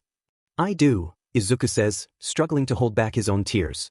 But we're going to do everything we can to save her, you got that? Toga shakes her head, scrunching her face. No, you don't understand. They've already got her, she sobs. They've already won. Dabi feels like he's being torn apart. He watches the child Eri as she whimpers and shivers. He stares at the bandages that run down the full lengths of her arms and legs. He remembers being in her place. He remembers wearing bandages much like hers. He remembers feeling isolated, alone, like the whole world betrayed him. He remembers being filled with hatred because he was beginning to understand how unfair life is. Yet it was the very same hatred that drove him to accept that abducting Eri was the only option. He knows his purpose is to bring down his father and any other frauds like him, but the truth is he's doubting if he's going about it the right way. Maybe there's a better way. Dabi isn't weak, he's watched countless people be tortured. He's watched them die. He's killed them. But Eri's a child. Eri's an innocent. None of those other people he'd hurt had been innocent. None of them had been children. He watches as All for One hands Eri a gift-wrapped box. The wrapping paper had unicorns on it, and there was a sparkly bow on the box. There was something viscerally disturbing about watching All for One's snake-like grin beside it. Go on, Eri, All for One coos, don't you want to see what's inside? Eri frowns tightly, shaking her head as the tears fall down her face. Dabi feels a wave of nausea. Now, don't be sad. We got this present just for you, because you're special, you're a miracle. Eri tears away the paper with shaking hands, revealing a doll toy. A beautiful doll for a beautiful girl. Eri mumbles something but it's quiet. What did you say, my dear? I want Toga. You hurt her. All for One's a crafty BSTRD, so he already thought of a response to that. Oh, well you see, Toga doesn't give you little presents, does she? Overhaul did. And I hated him. We're nothing like that man, All for One says, patting her on the head. We won't ever force you to do anything. But you stole me, and I don't know if I'm ever going to see Toga again. Truth be told, we do want to see what your quirk can do, All for One says, but only if you're willing. Say, what about a deal? A deal? You work for us for a little while and we send you right to Toga. How does that sound? Eri doesn't say anything, but she nods. Now, before you rewind me so I'm whole again, let's try something lower stakes, All for One says. Dabi has a bad feeling in the pit of his stomach. Come now, Dabi, All for One says gently, as if Dabi truly has any other option. Don't you tire of your scars? A diamond thief. Enji never thought he'd see the day where he'd find a particular type of crime nostalgic, but here he is. It's a classic and it's less disturbing than many of the crimes he has to stop. The fewer endangered citizens there are, the less he has to hold back his quirk. The thief is sloppy, rushed, throwing handfuls of diamonds from the jeweler's safe into a duffel bag. Some of the diamonds fall carelessly to the floor. The jeweler is handcuffed to a water pipe at the other edge of the store, so he helplessly watches as the thief botches robbing him. Enji blasts away the criminal with more fire than he intended to. He wrinkles his nose at the scent of burnt flesh. But it's not his fault, he's just been on edge. Ever since Shudo's crackpot theory about Tuya, his train of thought is interrupted by the man he burned. He's screaming in agony. God, not another PR nightmare. Endeavor turns to the man, whose jacket sleeve is alight with blue flames. Endeavor pats it out, annoyed. Why'd he have to be so loud? It's only his arm. Geez, you're alright, quit being such a wimp, Endeavor booms. Serves you right for stealing. My mother's dying, the man cries, and as Endeavor stares at him, he realizes he's not really a man, he's a boy. I need the money to save her, please. Have some sympathy, some mercy. Dying? How? It was a villain attack, the thief says, surprised that Endeavor would hear him out. The villain was throwing rubble and it crushed her. She's quirkless, so it's not like she's top priority for the hospitals. I need enough money for her surgery. Please, she's a good woman, can't you do something? Quirkless? Being a good person doesn't mean a dime if you can't be useful too. Earlier you asked for my mercy. You really want my advice? The boy nods, daring to look hopeful. There's only one way to be merciful, Endeavor says, staring down at the boy. You let her die. The boy's skin pales. Excuse me, he whispers. Now, I'm busy, I have other citizens to save. Endeavor walks away, not giving the boy a second thought. As he walks the city alleys, he trips over someone. Look where you're going, he barks. The person he tripped over is mostly hidden by a tattered blanket of sorts, and either short or incredibly hunched over. He sees the person's hands, and they're raw, red, as if there was no skin left. Enji shivers. If this was the result of some kind of illness, he wanted no part in it. Please, the person says, their voice isn't much more than a rasp. Help me. Geez, what was happening today? First a sob story, then some diseased beggar? I have no time for charity cases, Enji snaps. But if you're smart, you'd go to a shelter. Or the hospital, it's just a block away. Endeavor leaves too soon to see the person collapse to the ground. It's Kaminari's last hospital day today, and Izuku's grateful. He hopes that moving into dorms will bring some sense of normalcy, no matter how slight. He walks to Kaminari's room, where Kaminari and Kirishima are sitting on the bed, while Bakugo sits a little off to the side. Either. But Bakugo's pretty good at math, so maybe he can tutor both of us. Or Midoriya, I'm sure he'd be happy to tutor you. Oh hey Midoriya. Hey Kirishima. Izuku says. What's this about math? We hate it, Kaminari says, and you hate it less. Izuku smiles. Kaminari's not back to normal and he may never be, but Izuku's glad to see his personality peeking through. How are you doing? Bakugo asks, though he sounds more angry than concerned. Or, more accurately, he's angry that he's concerned. Oh, you know, Izuku starts. Bakugo glares at him. Maybe a little better. Right now I'm more worried about Eri. The good news is that Toga's fine. None of them speak for a beat. The only things they can think of to say involve the Overhaul raid in some shape or form, something none of them want to think about at the moment. Alright, so I know we're kind of avoiding, everything that happened, but I've just got to ask something, Kirishima says. Was I having some kind of stress hallucination or were there actually ghosts there? Ghosts? Izuku asks. Well, not like ghosts, but yeah, Kaminari clarifies. Everything was like purple. There were these shadows, I guess, standing next to me. And glowing dude. And they were talking to the other you and said he wasn't worthy. Izuku glances at Bakugo. Actually, that was my quirk. Your quirk? Kirishima echoes, deadpan. The one that makes you punch things real hard. It's also a pocket dimension? Why did you not mention that? Well, I don't actually know if it's a pocket dimension, but that's a really interesting theory. I hadn't really thought about that before. But in that case, it could recontextualize everything I know about the quirk and how the vestiges are passed down and dash. Deku. Get to the point. Right? So my power actually is passed down from holder to holder. I was quirkless before All Might gave one for all. That's what it's called. And there've been 9 holders including me. And rarely, I have been able to see and talk to them. Black Whip is actually one of the previous user's quirks, so I'll probably get 5 more quirks. Is that it? Izuku says, looking at Bakugo, who shrugs indifferently. I think that's it. That's it? Kirishima asks, dumbfounded. That's it. Before Izuku can say anything, the door is thrown open by Todoroki. His chest is heaving, his face is flushed as if he's out of breath from running there. There's an expression of shock on his face. Are you okay? Izuku asks. My brother's alive. Really? He's Dabi, Todoroki adds quickly. Whoa, what? And I found him dying by a dumpster. Ooh, is he okay? He's got 3rd-degree burns, Todoroki continues, but that's not all. What else? Todoroki stares right into Izuku's eyes. He's also 13 years old. Which means dash. Which means he knows where Eri is. Izuku watches Tsukachi as he drinks his 4th cup of coffee in one go. Tsukachi gives him a sideways glance. Well? Izuku asks, impatiently. As I've been telling you all week, we don't know where Eri is, but we're doing everything we can to find her, Tsukachi says. He sighs, taking in the dark circles under Izuku's eyes. You know, you don't have to keep on coming to the station every morning. You're one of the first people I'd tell if we found her. You know that, right? I'm just trying to be prepared, Izuku says.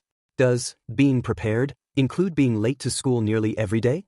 Tsukachi asks. Izuku avoids eye contact. Does being prepared mean allowing yourself to become sleep-deprived? You're one to talk, Izuku snaps.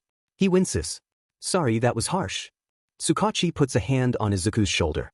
I'm not trying to be mean, I swear, Tsukachi says. I'm just worried about you. I don't think you've even had enough time to handle everything that happened with the Overhaul raid.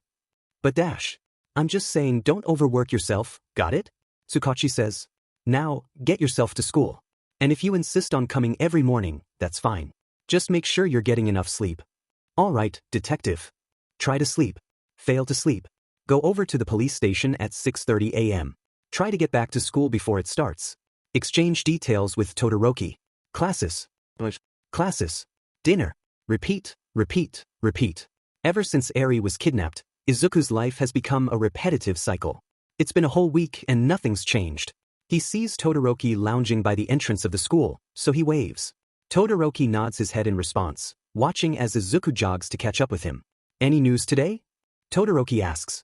Nothing new, Izuku says with a shake of his head. What about Tuya? Todoroki shrugs, trying to look unbothered. He's still recovering from his surgery. The doctors say he's going to wake up, Todoroki says with a shrug. My siblings and mother have managed to get a restraining order so Endeavor can't see him, but that's causing some problems on its own. Todoroki stops talking, looking pale. Are you all right?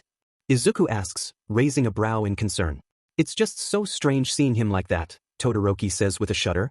In my mind, I know he's still in his 20s, but it's like Eri ripped him right out of my memories. It's like I'm being haunted by a ghost. I'm obviously beyond grateful that Eri just rewound his body and not the timeline, but something about this is just so unnerving. Logically I know that Tuya is Dabi, but looking at him like that, it's almost like he really died that day. I can't even imagine what that would be like, Izuku says with a shake of his head. He pauses, he doesn't know what would comfort Todoroki. What's going to happen when he wakes up?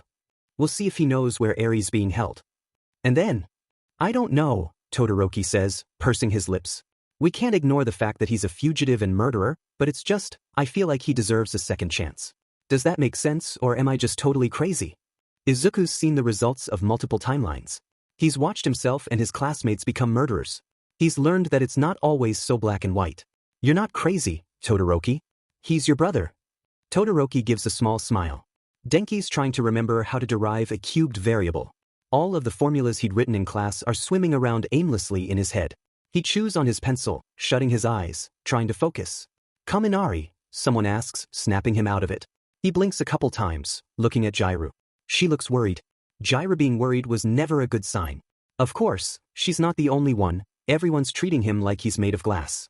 They don't want him to shatter, but they're also scared of how sharp he is. What's ya doing? Just math homework, Denki says, trying his best to give her what he hopes is a reassuring smile. Dude, that's dedication, she says, punching him in the shoulder. She's smiling now, but that concern still lingers in her eyes. You know you can take a break, it's not like it's final season. That isn't due until next Friday, Shinso says, pointing at the date in the top corner.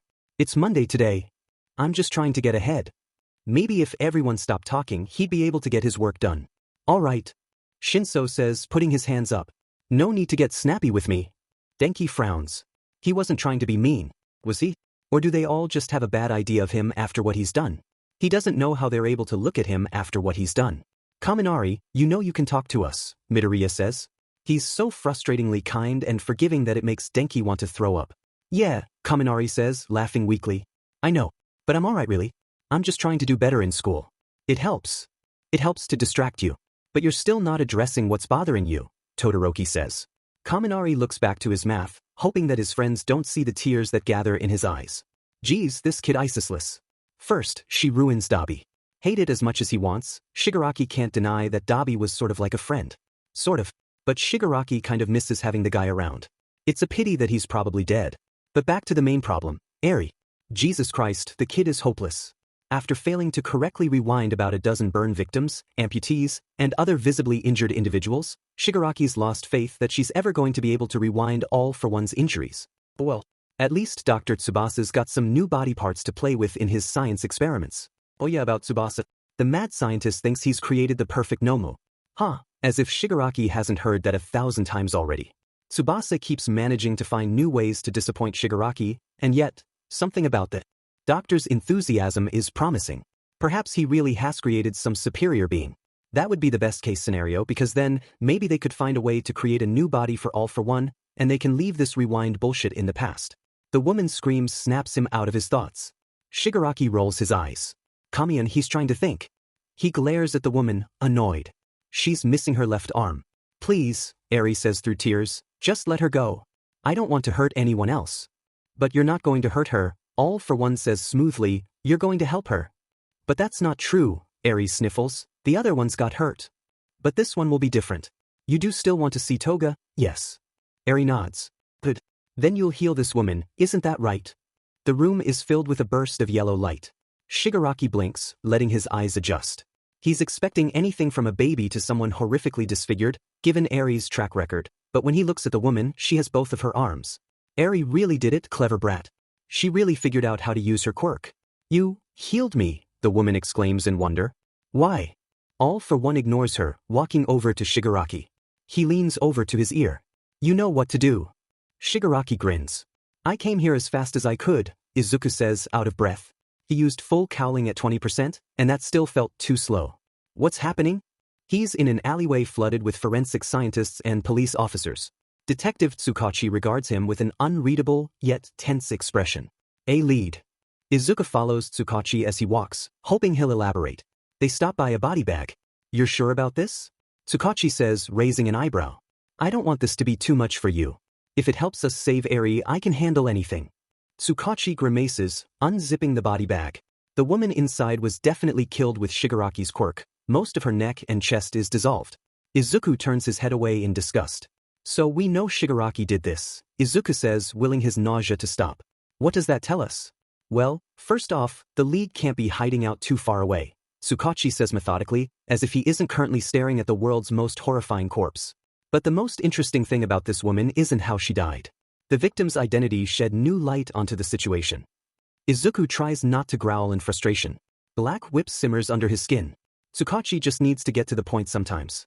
And that is, she was in a car accident a year ago, Tsukachi says. They had to amputate an arm. Izuku takes a breath, taking one final glance at the body. The woman has 2 arms. Eri rewound her, Izuku realizes. Tsukachi nods. So good news, Eri's alive, he says. Bad news, she might bring the world's worst supervillain back to his prime. And without the symbol of peace, that won't end well for us. When Dabi wakes up, he feels like he's trapped in a dream. No, a nightmare. When his eyes adjust to the harsh hospital lighting, he looks at his hands. They're not his. They're Tuya Todoroki's. And Tuya had died long ago. Wrapped in bandages with an intravenous attached, his arms are too small. They're the arms of a boy. He's a man trapped inside of the body of a child that doesn't exist anymore. This isn't right. This doesn't feel right. His breathing feels too fast, his lungs don't seem big enough for the amount of air he needs, and everything just feels wrong. His arms and face sting from when he burned over a decade ago. Scars that had healed weren't supposed to reopen. That pain belonged in the past, it had all transformed to anger now. He didn't need to experience that burn again. Oh my god, he's awake. I'm calling the doctor. Dabi blinks a couple of times, seeing a concerned nurse hovering over him. It's okay, sweetie, I'm going to get the doctor, she says. Her voice sounds almost condescending because of how saccharine it is. She presses a button near the head of his bed. Dabi studies her face. She's young. I'm probably older than you. Honey, can you hear me? The nurse asks gently. Dabi rolls his eyes, annoyed despite his fear. Was that a nod? Don't worry, your older brother is right out there waiting for you. I just called over the doctor, he should be here any minute. Older brother? That'd be hilarious if Dabi were in a better mood. If he wasn't currently in a bit of a panic for being in the wrong body. Dabi's barely aware of the doctor that comes in and checks his vitals. It isn't until Shudo Todoroki walks in the room that his focus returns. Tuya? That's not my name. Why are you here? Dabi asks. He flinches, unaccustomed to the childish sound of his voice. He tries to lower it, it doesn't make much of a difference. You don't care about me. Todoroki's jaw tightens. Don't assume anything, he says neutrally, but the slanted arch of his eyebrows betrays that neutrality. You don't know me. I know our family. I know our father. Todoroki turns to Dabi, ice in his expression. We are Renote like him, he says lowly. He regains his composure, glancing at Dabi with a more concerned expression. How are you feeling? A simple question with a complicated answer. What should he say? Should he be honest about how his skin still burns? Should he be honest about how terrifying it is to be in a body that doesn't feel like his own? I don't feel like myself, Dabi says. He curses himself under his breath, angry at how pathetic the wavering in his voice made him sound. He holds up his bandaged hand, wincing from the movement against his raw skin. He's struck again by just how small he is. He'd hated it when he was 13, and he hates it now. He hates feeling weak. He hates feeling helpless. I can't imagine what you're going through, Todoroki comments, looking away. It's as if he notices Dabi's weakness and can't stand to keep watching. Dabi scoffs. No, you can't. He cringes again, hating the alien feeling of his voice sounding like someone else. Mom's still in that hospital, Todoroki says, continuing to avoid Dabi's eyes. I know. Yeah, I figured you would have kept tabs on us, Todoroki ponders. He seems oddly at ease and caring. It bothers Dabi. Why are you here? Dabi repeats. Todoroki finally looks at him again. Because you're my brother, and I care about you. But you never knew me, Dabi says, not believing him for a second. I was 5. What did you expect me to do? Todoroki snaps. Dabi chuckles bitterly. Guess Dad messed us all up? Huh. Todoroki doesn't respond to that. You still haven't told me why you're here. You still haven't told me why you saved me when you saw me by that dumpster. You could have let me die. One less villain to deal with, right? Because you're my family, Todoroki says. Our father stole that from me. I never had a family, and I won't let him continue to destroy us. And you're a part of that family, just as much as Mom and Fuyumi and Natsuo. And I won't lose that because of our father, not anymore. Dabi frowns, staring at the bandages on his arms. I've done bad things, Shudo. Todoroki raises a brow, not expecting a confession. And I'll forgive you. You're my brother. I've killed people. Tia dash. But I need to make something right first. Todoroki nods. Tell me what I can do. 2 more bodies were found in the week since the first. Only one of them had been successfully healed, but both were dead by Shigaraki's hand. Izuku doesn't need Tsukachi's confirmation to know that All for One is close to succeeding. Sooner rather than later, they would have to face All for One in his prime, or worse. If Eri sends anyone back in time again, the entire timeline's in danger. So here's what I don't understand, Kaminari says, tapping his pen to his chin in thought. He'd started accompanying Izuku to the police department ever since the first body had shown up. Maybe he thought Izuku needed the support. Maybe he needed a distraction that desperately. Why kill the ones Eri doesn't heal? Izuku stares at Tsukachi's whiteboard of names and causes of death. He's getting rid of witnesses.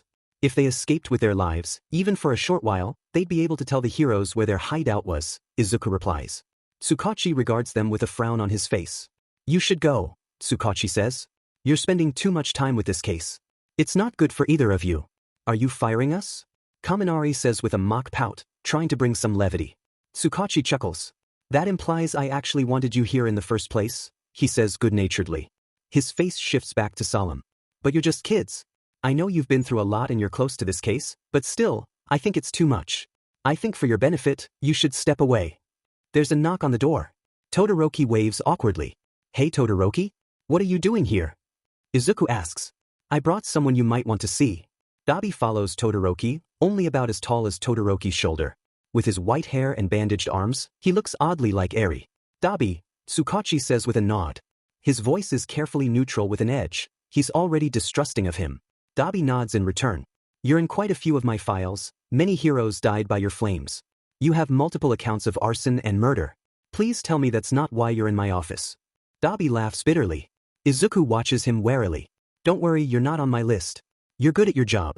You don't take any shortcuts. Izuku isn't sure what to make of Dabi either. The facts are these. He's a murderer, he's a villain. He helped kidnap Eri.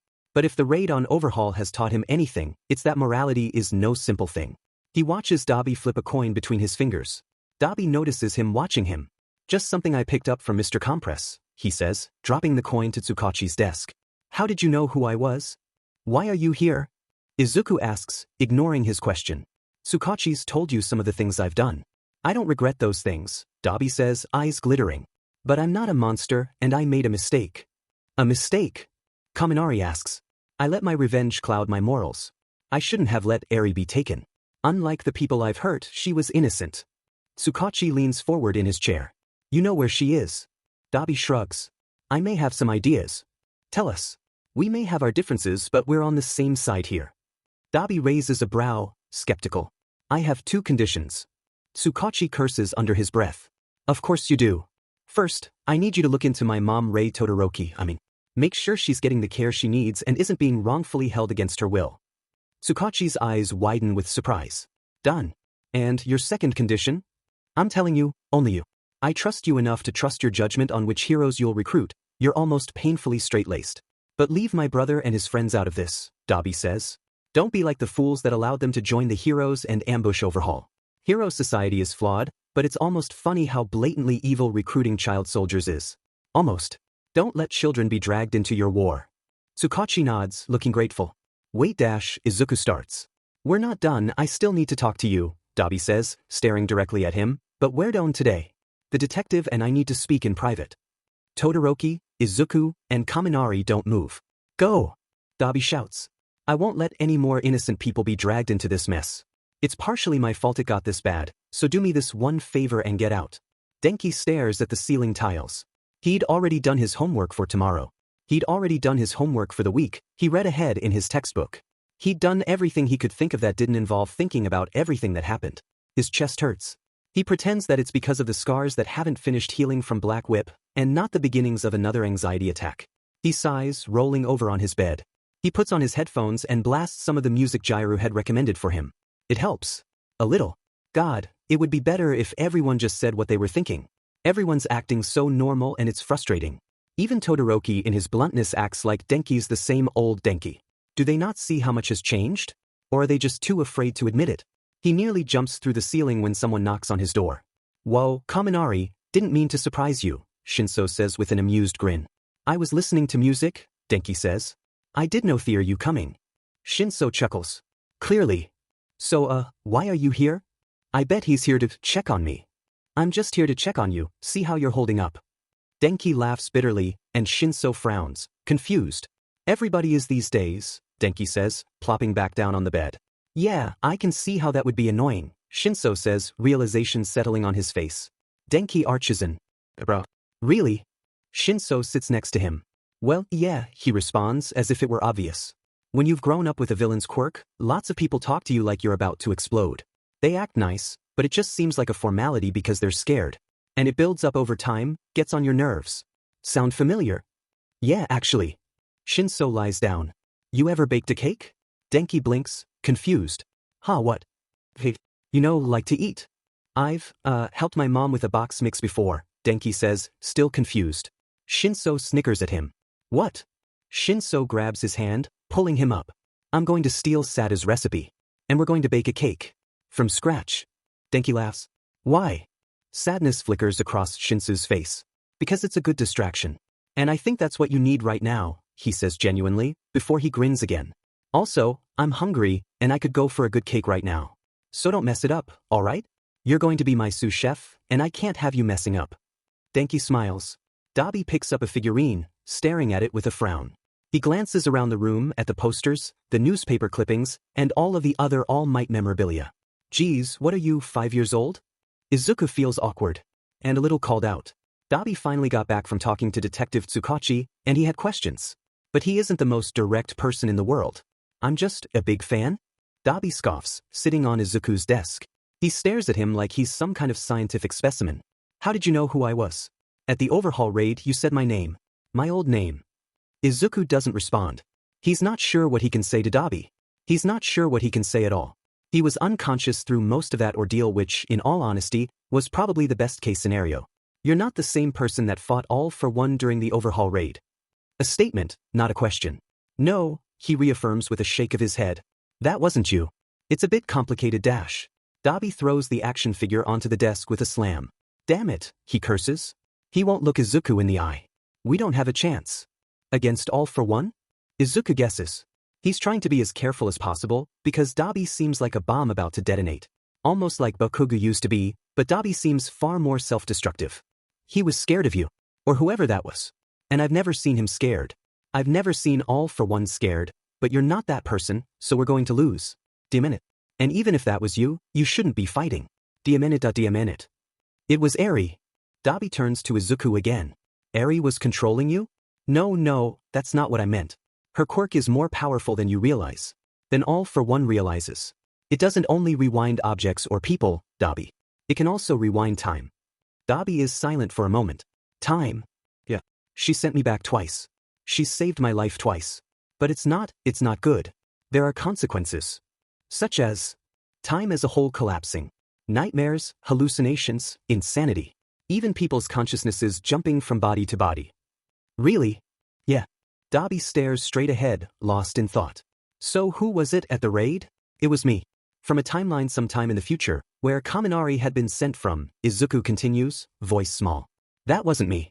I don't want to become that monster. I won't let that happen. Dabi grabs his white hair. How the f do you keep up with this? I'm confused from this one conversation, Dabi says with a grimace. It's still strange being around Dabi. His child appearance is in direct contrast to his personality. And even though he'd only be 2 or 3 years younger than Izuku, he looks younger still. It's not easy. It's not pleasant, Izuku says bitterly. If all for one figures it out dash. He can't conquer the world if there's no world to conquer, Dabi interrupts. That's true, but I'm worried about who might be caught in the crossfire. Dabi and Izuku are silent until the door slams open. Hey Midoriya, want some cake? Kaminari says. There's frosting all over his shirt. Shinso stands beside him, looking reliably bored. Maybe later, I was kind of in the middle of dash. Oh hey, you're Todoroki's brother, nice to meet you. Kaminari says with a grin.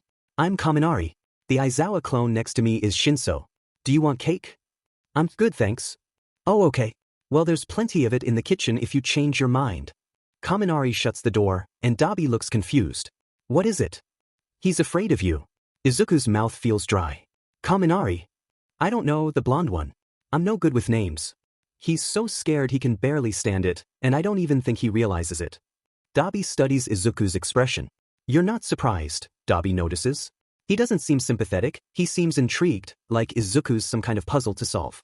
It has to do with the time travel, Izuku says. Basically, that future version of me killed the future version of him. And then after that he killed future me. F-. That's so screwed up I don't even know what to say. Guess you weren't kidding about time travel causing more problems than it fixes, Dabi says, teeth grit. His hands are clutched in fists, and Izuku winces in sympathy for his healing skin. I'm going to kill them. All of them. Who? Sir Nighteye, Ryukyu. Erase your head.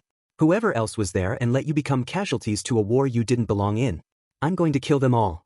But Dabi turns to Izuku, snarling. You don't get it, do you? Dabi continues. His face becomes sympathetic. You don't see it. You're being used. You are being used.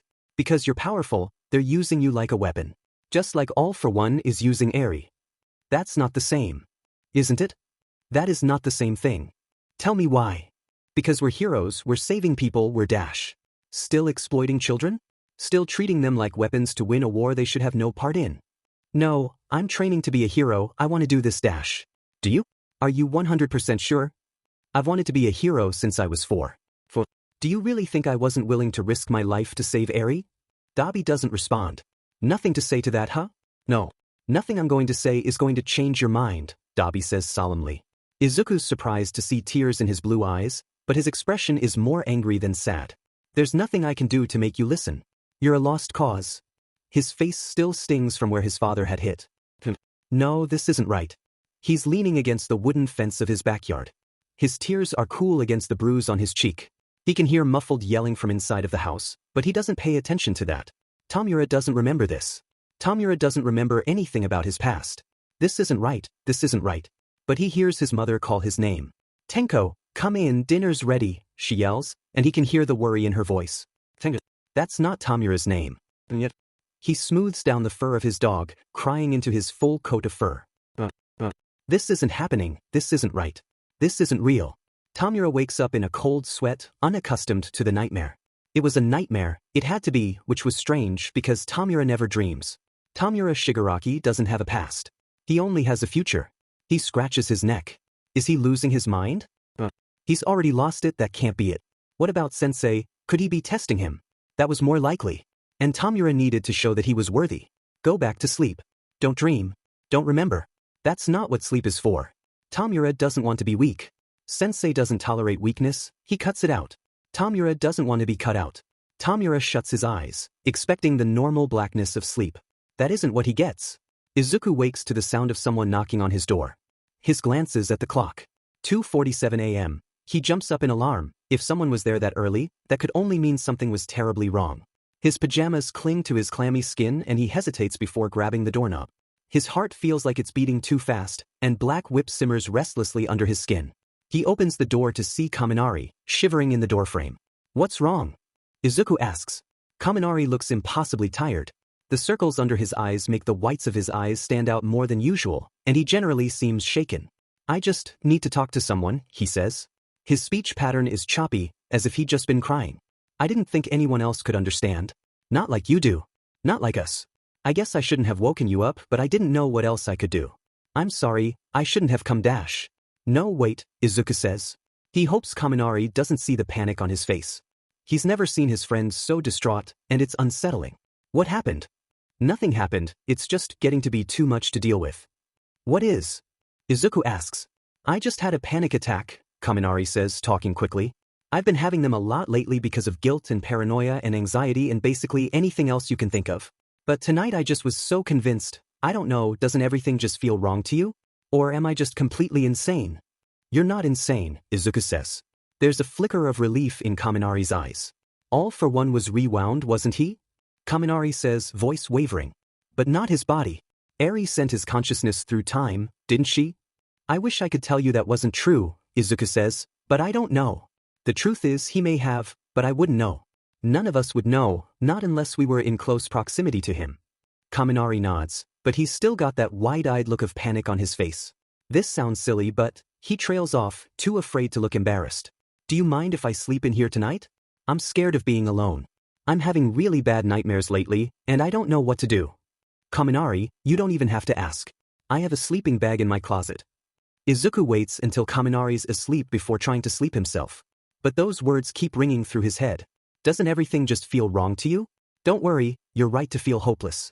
Even if you're brave, you can't change anything. Just remember, you can't win this battle. Another day wasted, another day lost. Vicious is the force of time. Until the day death greets you. Tensions are running high today.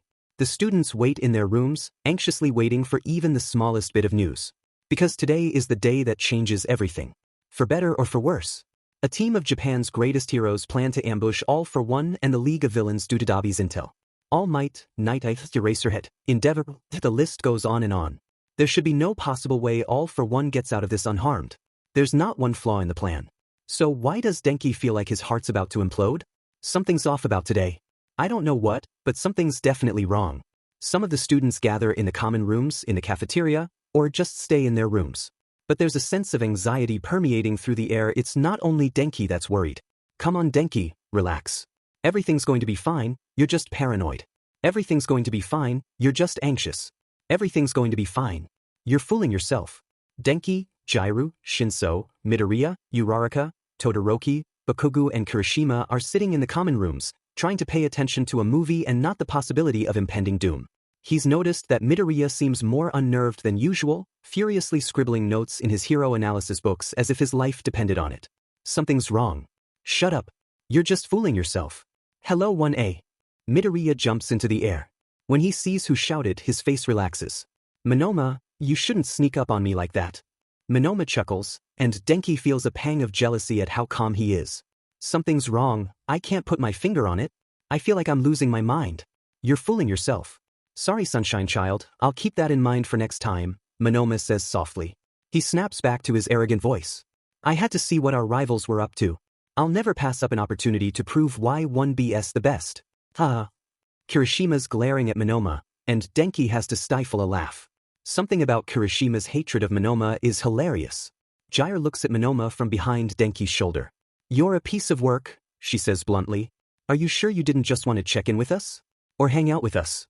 Monoma sits on the couch between Midoriya and Denki. That's preposterous. Fraternizing with the enemy? I would never, Monoma says, putting a hand to his chest in mock offense. Oh, you're so full of shit, Bakugo says. Monoma winks at him. So how's your brother doing? Monoma says, acknowledging Todoroki. I heard he's recovering well. He's healing. But he's distant. He's not exactly a talk about your feelings kind of guy. He'll get there, Midoriya says with a smile. Todoroki smiles back. Something feels super wrong. I want to scream. I'm going insane, I must be. Kaminari. Huh. You look like you're about to throw up, Jiru says. Todoroki, do the honors. Kaminari, something's up with you. Oh my god. There's only one sentence that can sum up how he's feeling. Doesn't everything just feel wrong to you? Midoriya freezes mid-scribble. Monoma pats Denki on the shoulder. That, my friend, is what we call anxiety. Denki swats his hand away. I'm not an idiot, I know that. But it's more than that, isn't it? No one responds, and he feels like a spotlight's shining on him. Come on, I can't be the only one that thinks dash. Give me the remote, Uraraka interrupts abruptly. Her eyes are locked onto her phone. What? Denki asks weakly. Uraraka ignores him, snatching it from his hands. She switches onto the news. And many of the pros involved are unaccounted for, a news anchor reports. She stands in front of a building that's on fire. From what we know so far, the heroes ran straight into a trap. The explosives in that building were rigged ahead of time. There are no casualties so far, but at least 4 of the heroes are in critical condition. No civilians have been reported dead. Uraraka mutes the television. They were set up, it's all over the news. They were tricked, and All for One's still out there. Shigaraki's still out there. Dabi, Todoroki realizes with wide eyes. He picks up his cell phone, and Denki only hears Todoroki's side. Dabi, can you come to the common room? It's important. No, really it's important. We need to talk. It feels like hours by the time Dabi walks into the room. He raises his eyebrows, smirking. Whoa, is this some kind of intervention or something? Have you seen the news? Todoroki asks. Dabi looks at the screen, and his smug expression changes to horror as he stares at the flames. No, he says. No, this can't be happening. There's a flash of green, and Midoriya's in front of Dabi. You planned this, didn't you? Midoriya asks, voice low. Denki's heart begins to race. This could get ugly real fast. It's just Midoriya. You can't be scared of Midoriya, that's silly. Get a grip. No, I didn't, I swear dash. Liar. Would you just dash? You told me you were going to kill all of our heroes. Didn't you? Yeah, but I didn't mean dash. Midoriya chuckles maniacally. It's just Midoriya, it's just Midoriya. He wouldn't hurt you. He wouldn't hurt anyone unless he had to. You're fooling yourself. Bullshit. You said you were going to kill them. You told me. Dabi turns to leave, but Midoriya traps him with Black Whip. He's grinning and his smile is terrifying. That's not the Midoriya I know. That's the one that killed me. That's the one I killed. Black Whip gets tighter around Dabi's neck. Tell me where All for One really is, Midoriya threatens. Tell me where he is if you ever want to breathe again. Midoriya. Denki shouts. He doesn't know where he got the courage from, because he's shaking like a leaf. Midoriya's eyes widen and he lets go of Black Whip in shock. Dabi falls to the ground, catching his breath. I'm so sorry, Midoriya says, breathless. I don't know what came over me, I don't know. We don't have time for that, Dabi says. All for One is still out there, and chances are he wants you. You're a threat to him. But I hurt you, Midoriya says lamely. Like I said, we don't have time for that. He tricked me. He must have known, somehow, that I survived. And because he knew that, he knew I'd go to the police and the pros. Diamenit that I fell for it. Diamenit. It was always going to be a trap for the heroes, a distraction and dash. Shoo, stop talking, Jiru warns, eyes wide. Her ear jack is plugged into the floor. They're already here. Tenko's sobbing. He's screaming. He just wants help. He just needs help. He can't touch anything but he doesn't realize it. He doesn't understand. He doesn't understand why his dog turned to dust and blood under his hands. He doesn't understand why the same thing happened to his sister. To his mother. He doesn't understand.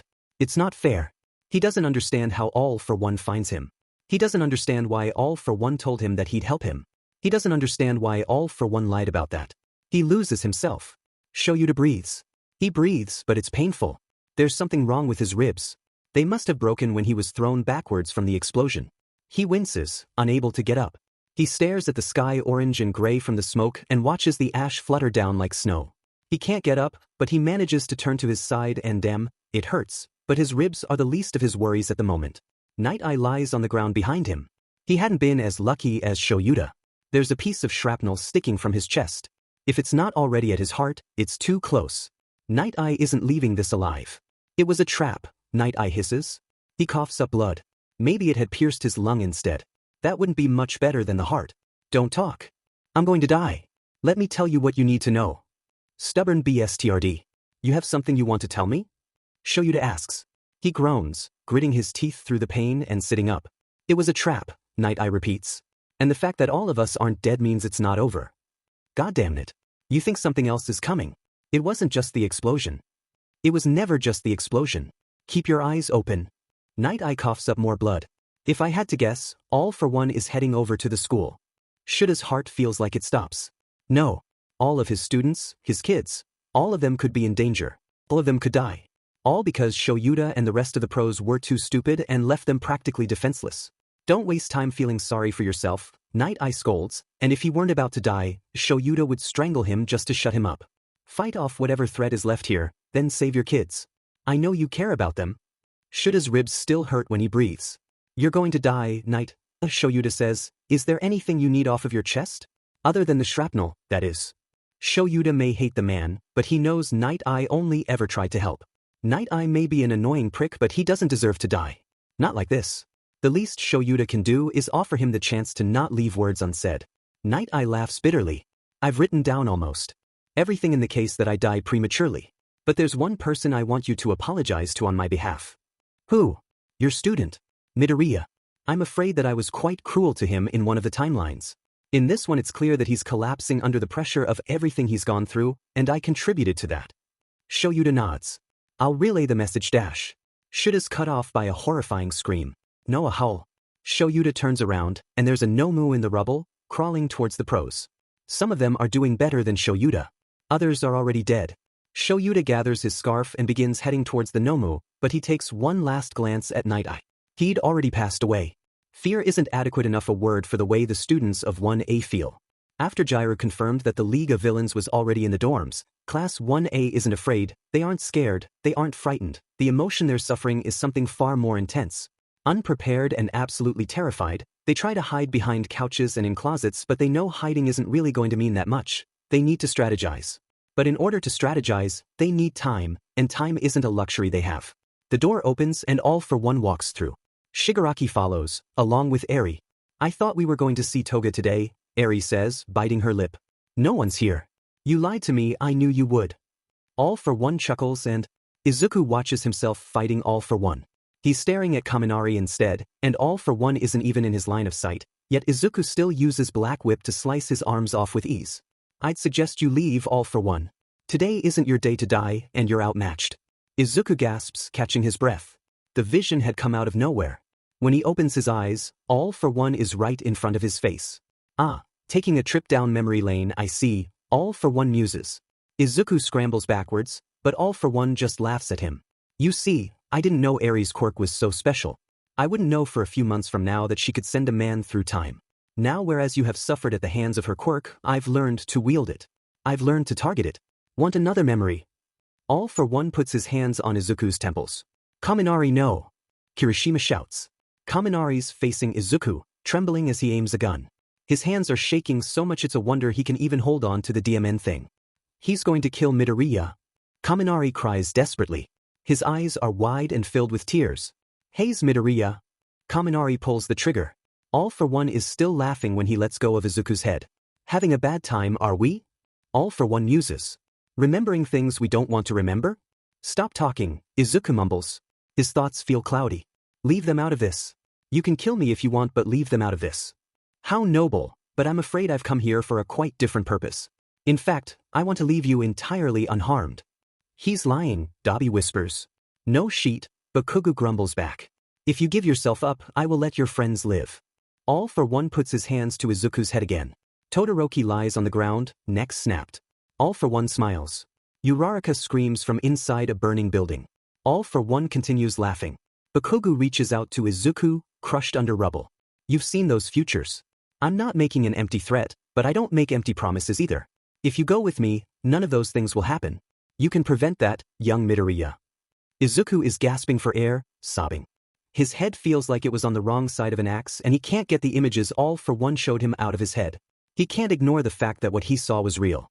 He can't ignore the fact that his choices killed his friends. Leave him alone, Dabi threatens, standing in between Izuku and All for One. You're no threat to me, All for One says. You've never been anything but a mild nuisance. Get out of the way unless you want to experience an excruciating and painful death. That can be arranged if it's what you desire. Todoroki grabs Dabi's arm, and Dabi looks shocked. You don't only have to deal with Dabi, you have to go through me too. Todoroki smiles, holding his first place medal from the second-year sports festival. He puts the medal around Izuku's neck. You should have gotten this, Todoroki says. I wouldn't be here without you. Well, it's Dash. I can't overstate it enough, you're the reason I'm alive. You, Izuku Midoriya, are the reason why I'm standing here today. Don't sell yourself short. Izuku blinks. His head hurts so much that his vision's blurry. Deku, what the fuck are you doing? Bakugo snarls. Snap out of it. Bakugo's crying into Izuku's shoulder. He hadn't meant to, but he just couldn't hold in his tears any longer. Ever since he died, Bakugo blamed himself for All Might's death. Izuku was the only one who knew what truly happened, and Bakugo can't bring himself to talk about it with anyone else. Not even Kirishima. Don't blame your friend, All for One says, addressing Bakugo. He's experiencing the futures of multiple timelines. Sheet. All for One laughs. Well, you're not eloquent, but you're not wrong. This isn't a good thing. The human brain can only take so much stress, and I need it as intact as possible. So, young Midoriya, make up your mind. Give yourself up or watch your friends die. Uraraka punches Izuku in the face. She'd been crying and the punch wasn't really that hard, she was just so upset with him and didn't know how else to express it. How could you let her go by herself? She slaps him this time.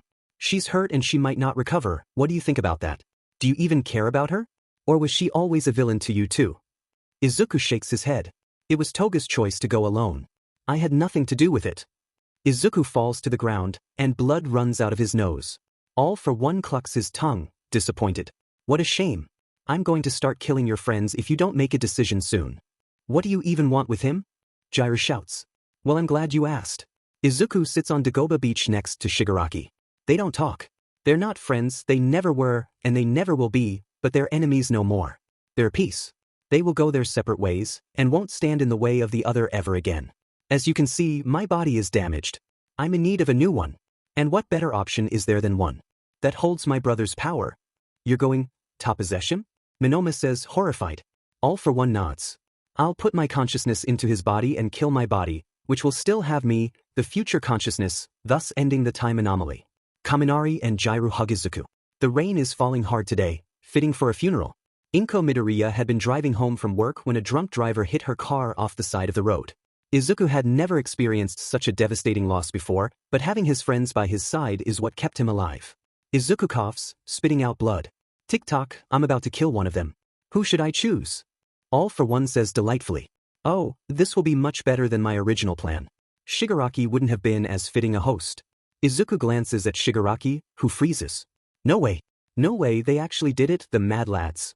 Shinso taps Izuku on the shoulder. What? Izuku asks with a laugh. Look at your phone. Look at your phone. Look at your dash. Okay geez. Shinso had sent Izuku an image of the Todoroki family Christmas photo. Shudo and Dabi wore matching cat ears, marijuana glasses, All Might onesies, and light-up sneakers. No way, Izuku says with a grin. I think I'll start with this one, All for one says, pointing to Todoroki. Izuku wheezes, desperately trying to say something, say anything to stop him, but Kaminari looks at peace, but Izuku's not convinced. It's been 3 years since he became catatonic. He'd overused his quirk in a desperate attempt to save the day, but the cost was too high. He'd lost his mind, and Izuku had lost one of his closest friends.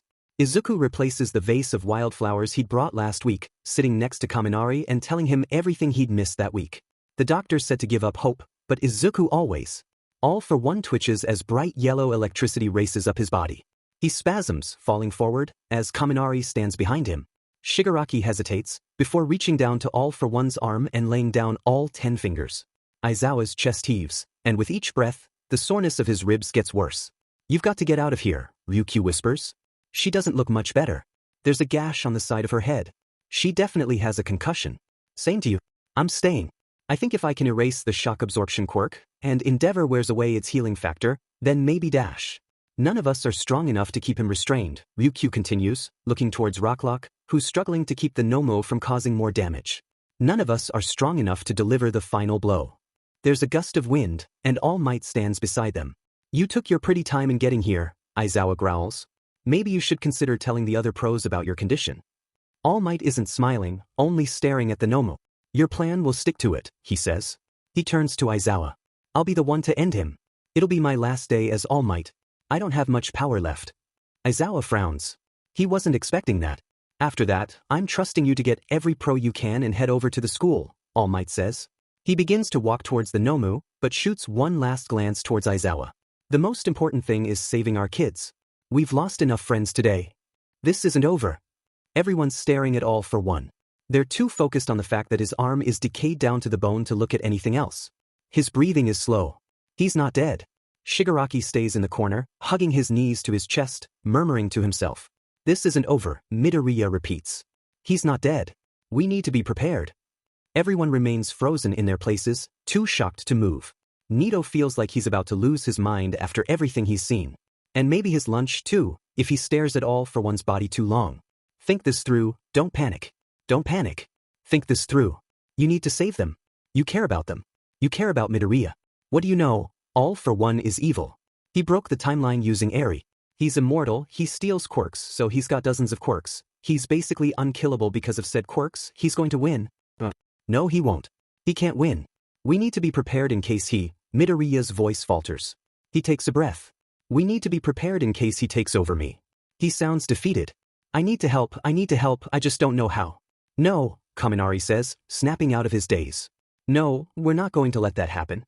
We can't take chances, Midoriya says. I don't care what you want, we need to prepare. Can't we just kill him? Like actually. Dabi says. That's not what a hero does. Maybe I shouldn't be a hero today. Maybe I should kill him. But Midoriya wouldn't. Midoriya wouldn't kill him. I can't disappoint him. I can't let him be better than me. I won't let anyone else bloody their hands, Kaminari says. His eyes look wide and haunted. Charming, isn't it, Bakugo says, that your friends and compatriots are so selfless, they doom themselves? Bakugo's body said those words, but there's no doubt that it was All for one. No, Kirishima says, horrified. Don't worry, you'll get him back, Bakugo says, turning to Midoriya. Assuming, of course, that you give up. I can't let Bakugo die. I can't, Midoriya would never get over that. More importantly, I can't let Midoriya lose. I can't let him throw his life away. Bakugo walks towards Midoriya, who backs away in a desperate effort to avoid him. He stumbles, falling onto the ground, and Bakugo stares down at him. Poor scared, little hero, Bakugo mocks. I'll sweeten the deal if you wish. Just give me one for all. Just give me one for all. Surrender your body, and no one dies. Surrender your quirk, and I'll kill only one of the people in this room. It's now or never. Are you going to even try to save him? Sunshine child, Nito says, drawing Midoriya's attention. His green eyes shine with desperation. Nito doesn't want to see that expression on his face ever again. Nito stands beside All for One's body, trying not to shake from his nerves. I have an idea. Bakugo tilts his head, intrigued. What are you doing? Hisses Shinso. Nito shoots him a quick glare. Shut up, I have a plan. I've been thinking about your offers to Midoriya here, Nito begins. He tries to keep the fear out of his voice. He probably doesn't. You're not great at proposing deals. The whole point is that you make one of them seem better than the others. You've simply failed to make any of them appealing. It's kind of sad, really. You'd think an immortal would have learned to be charismatic by this point. What is the meaning of this? Bakugo asks. All for One's language and tone of voice sound alien coming from Bakugo. Nito tries not to let the uneasiness get to him. You're not the only smart one in this room. You're not the only one that can create ultimatums. Bakugo smirks. You've caught my attention. I'd love to see how you think you'll best me, with that petty, pathetic mind. I bet over the years, you've gotten quite the collection of quirks, Nito says. His voice trembles, giving away some of his fear. How would you feel if you lost them all? Bakugo's smirk turns to a scowl. You bore me with your empty threats, he grumbles, turning back to Midoriya. He raises his hand, starting to spark an explosion. You aren't capable of such things. It's now or never. Do you have what it takes to be a hero, or are you all talk? Do you have what it takes to be a hero, or are you too scared? Nito shuts his eyes, taking a deep breath to brace himself. He reaches down to the arm Shigaraki hadn't dissolved, and copies the monster's quirk. Sorry, scratch that, quirks, as in multiple. Nito hadn't been prepared for that. He never expected Fataloff the quirks would be copied. His brain feels like it's an overload. He's struggling to breathe, to think. Midoriya smiles at him. God, that smile. It's almost infuriating how infectious it is. What? You come here to gloat? Nito says. No, I didn't place this year, Midoriya says with a shrug. But you got second. Second, second, second. Always second place. Always an insult. Never first. Never the winner. But hearing Midoriya congratulate him, as if it's truly a praise, as if it's truly something to be proud of, it makes the loss sting a little less. Nito gasps. He looks down at his hands. They're glowing, crackling from the energy of All for One's quirks transferring. It's not exactly a pleasant feeling. It's kind of like fire. Or something far worse. Nito's eyes roll, his vision blurs as the quirks sting his nerves, but he refuses to pass out. He refuses to. You'll never get there. Nito's composure falters as he stares at his father. Excuse me? In the polls, you'll never get there. You'll never make it to the top 10, and with good reason, his father says, shaking his head. You won't ever be a true hero. What are you talking about? Look, kid, you're smart, you're a fresh face right out of UA, you're talented. But you're nothing, not without someone else's powerful quirk. Your power is being a second-rate copy of every real hero you come across. You can't be iconic because you're using someone else's moves. You can't be useful unless there's someone more important standing beside you. Hush, his mother chides, you're being too harsh. Don't get mad at me. He needs a dose of realism, I'm just trying to help him. Come on, you agree with me, don't you? His mother pauses, pursing her lips. That's not the point. Nito grits his teeth and a tear slides down his cheek. He tries to ignore that memory for now. The pain started to subside. Now it's time for the real fun. He wiggles his fingers experimentally and fuck that hurt, but at least he's got the BSDRD's quirk. That means he's got the upper hand. He reaches back down to All for One's body, concentrating onto one singular thought. Still brought down. Defeated. Defeated by an arrogant child. All for One has never felt so weak. He's never felt so pathetic. He's never been bested like this. He's never lost like this. All for One was not defeated by One for All. He was not defeated by his brother, nor the heroes that continued his vendetta. In his disbelief, his control falters. He loses control of the explosive boy and fades back into his dying body. He feels the sting of his student's quirk where his arm used to be. He experiences the struggle of breathing without functional lungs.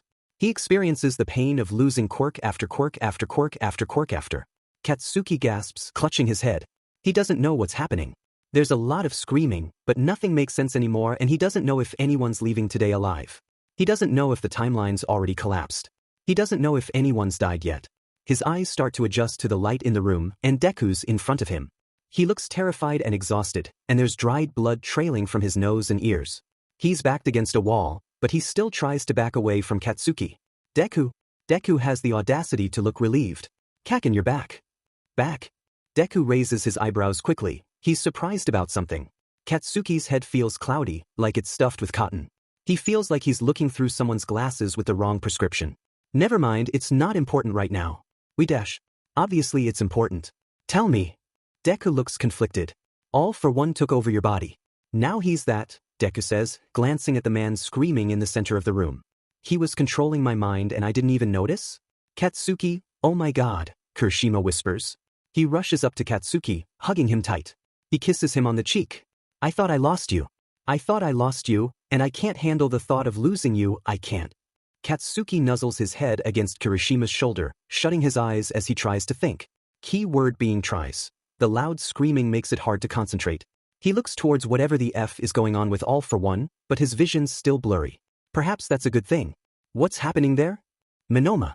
He copied all of his quirks, and now he's stealing them. Katsuki lets himself feel a little victorious. Serves the BSRD right, he says. Deku looks concerned. What is it? What else? What else is happening? What else is falling apart? I feel like nothing's going to ever go right again. I don't know if Monoma can handle all of those quirks, I'm just worried. We can't do anything about that now, interjects Uraraka, who puts a hand on Deku's shoulder reassuringly. We've got to focus on what we can do. And that's not much, but look at Eri. We have to do something. Katsuki looks over, and her horn is large. Sparks of yellow energy flow around it. Sheet. I can't handle any more of this time travel bullshit. Eri can't do this again. Deku's basically lost his mind, Kaminari too. I'm on the edge. We can't let her time travel. Anyone else, Uraraka says, jaw set. I don't know how to stop her though. I don't want to hurt her. Deku walks up to her. He's probably the best person to talk to her. I'd probably scare her into sending me to the last century or some sheet. Seems to be my luck. Eri, we need you to stop.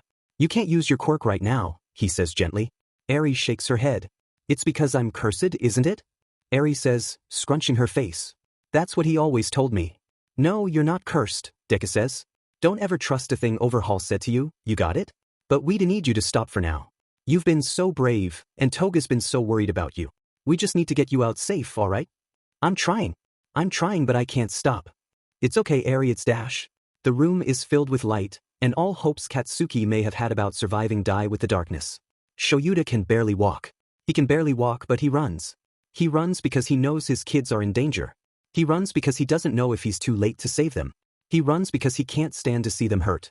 From outside of the dorms, he sees a flash of yellow light. I'm too late. I'm too late, it's too late. He hesitates only for a moment. I'm too late, I'm too late. He kicks open the door to the common room and he sees, well, he's not really sure what he sees. There's a lot of blood on the floor, but it's not from his students. It's from All for One, whose arm is missing unless you count the bone. He's screaming at the top of his lungs while Monoma grits his teeth and Yusumi squirk on him. Midoriya, Uraraka, Kirishima, and Bakugo are staring at Eri cautiously. Shigaraki looks traumatized as he huddles in the corner, and Shinso, Kaminari, and Jiraiya watch Monoma worriedly. Dabi and Todoroki look utterly confused. Is everyone alright? Shoyuta asks. Midoriya doesn't look away from Eri. I don't know, he says honestly. Eri, Uraraka asks. Her voice is gentle, but the expression in her eyes is panicked. What did you just do? Eri frowns, looking down. She fiddles with the hem of her shirt. I fixed the problem. What do you mean by that? Bakugo says more bluntly. Overhaul used to hurt me to take away people's quirks. So I used my quirk to take away my quirk. See, look, she says, brushing the hair away from her forehead. Her horn is gone. I'm not cursed anymore. Shuta's at a loss. He looks towards his students, who seem even more baffled. The screaming stops, and Shoyuta tears his attention away from Eri. Monoma smiles triumphantly, and Shoyuta might even feel relieved if he knew at all what was happening. Monoma copied all for One's quirks, Shinso explains, sensing Shuta's confusion. Then he stole all for One's quirks. That can't be good. I doubt his body can handle holding all for One's quirks, not to mention twofold. I did it. Monoma shouts. His skin looks flushed and clammy, and he stumbles as he walks, but his smile is wide and bright. I saved the day, I was the hero I won. Monoma struggles to stand upright. His eyes flutter closed, and Shoyuta catches him before he hits the floor. He watches Monoma twitch, as if he were having a bad dream.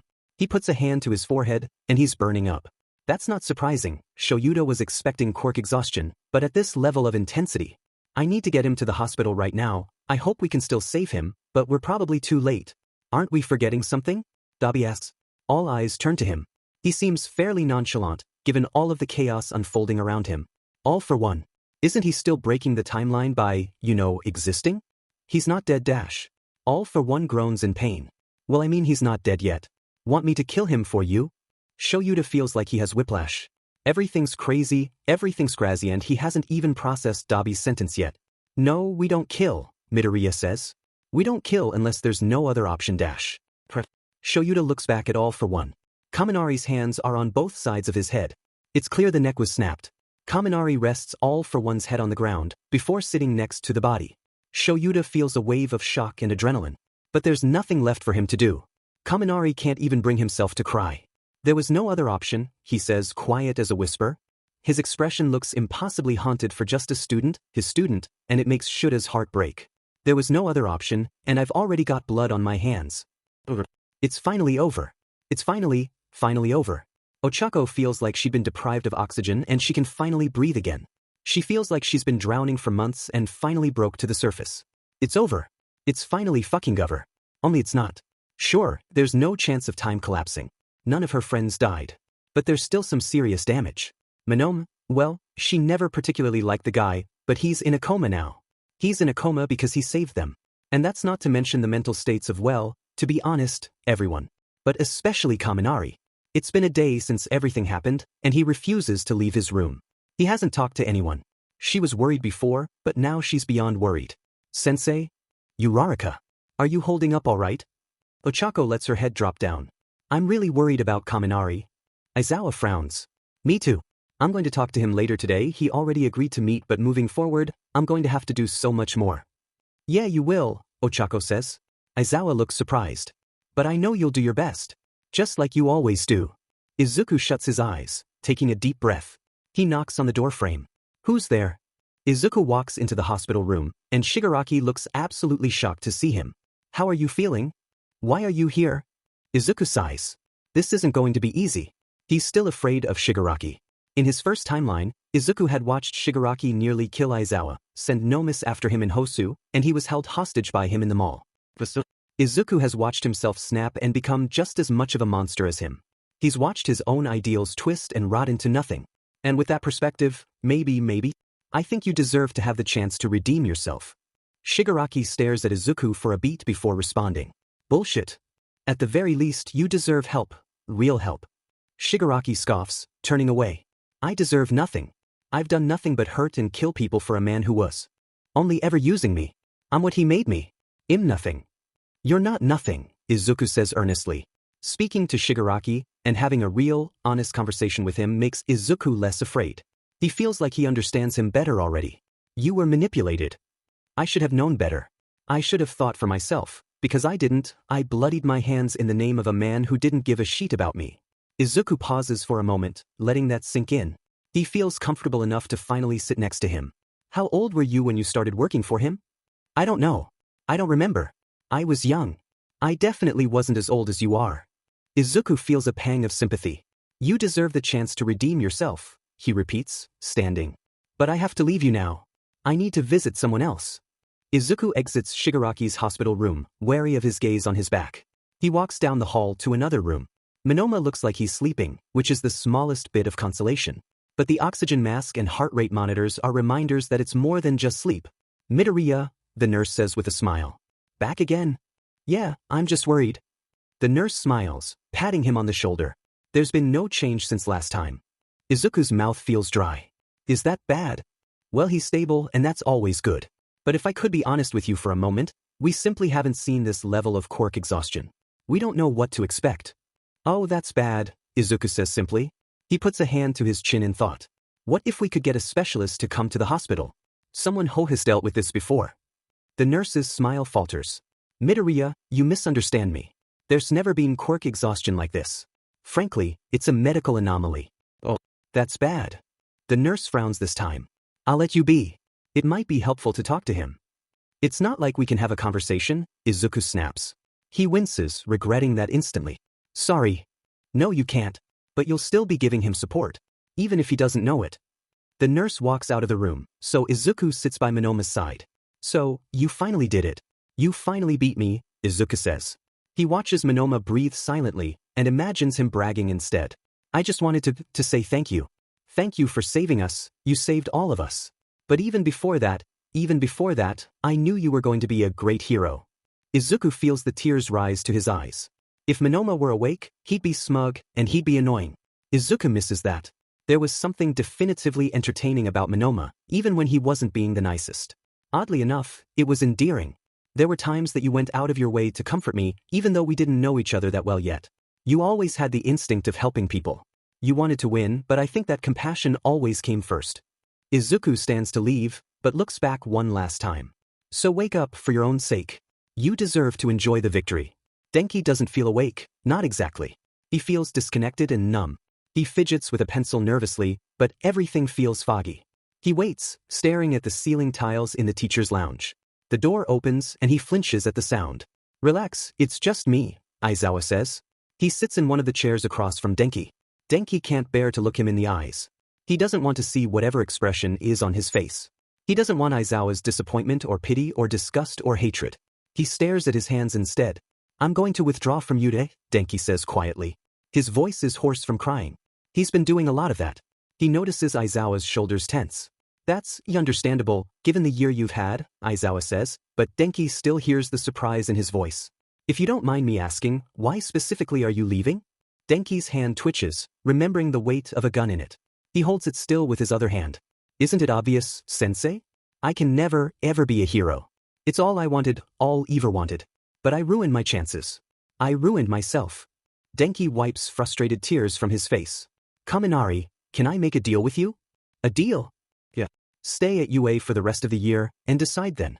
I still believe in you, your classmates do too. You can't really believe that. You can't really believe that they'd think that. I do. No, you can't. You can't because What? You stopped time from literally collapsing twice. I'm a murderer, sensei. I can't just move on from that. Like nothing happened. I can't do that. It did happen, and I'm not pretending it didn't. I can't imagine what you're going through, Aizawa says. He leans forward, putting a hand on Denki's shoulder. But I'm listening. Denki sniffles, finally looking Aizawa in the eyes. His face is blank, and Denki's kind of grateful. After the first time it happened, everyone treated me the exact same way. And I hated it so much. The only one who sort of understood was Shinso, but he only understood why I was upset with everyone acting normal. He didn't really get what I was going through. And Midoriya, he probably could relate to it the most, but he wasn't even upset. He wasn't, and he should have been. Aizawa nods for him to go on. He should have hated me. He should have hated me, or been scared of me, or something. He should have been something, anything, but he was just frustratingly nice as usual. It killed him, and he didn't even seem fazed by it. But now that I've also killed all for one, they can't ignore it anymore. And I don't want them to, but I also don't want to see how they're going to look at me. That's why you killed all for one, isn't it? Excuse me? Shigaraki could have done it. Dabi too, he even volunteered. And let me tell you, their hands are still far bloodier than yours. You killed all for one because you didn't think you deserved your classmates' kindness. You killed them because you think you deserve to be punished. I wasn't thinking about that at the time, but maybe you're right, Denki says, lost in thought. Listen, tell me by the end of the week if you're staying. I don't want to put pressure on you. Hell, I wouldn't blame you if you wanted to leave because of all of the hell you went through. But if it's because you don't feel like you can be a hero, I disagree. Take the week to think about it, Aizawa says. Oh, and one last thing. Aizawa hugs Denki and he finally starts to relax. A little. Hey Midoriya, are you all right? Ochako watches him stare at Eri and Toga through the window. Eri has been staying in an observation room ever since her quirk disappeared, but the doctors claim she's healthy. Toga visits every day. Eri isn't smiling yet, but there's a brightness to her eyes when Toga laughs at something she says. Midoriya blinks a few seconds later, as if it took him a while to notice Ochako. Oh, yeah. I was just thinking. Ochako frowns. He's being dismissive about something, and that's not a great sign.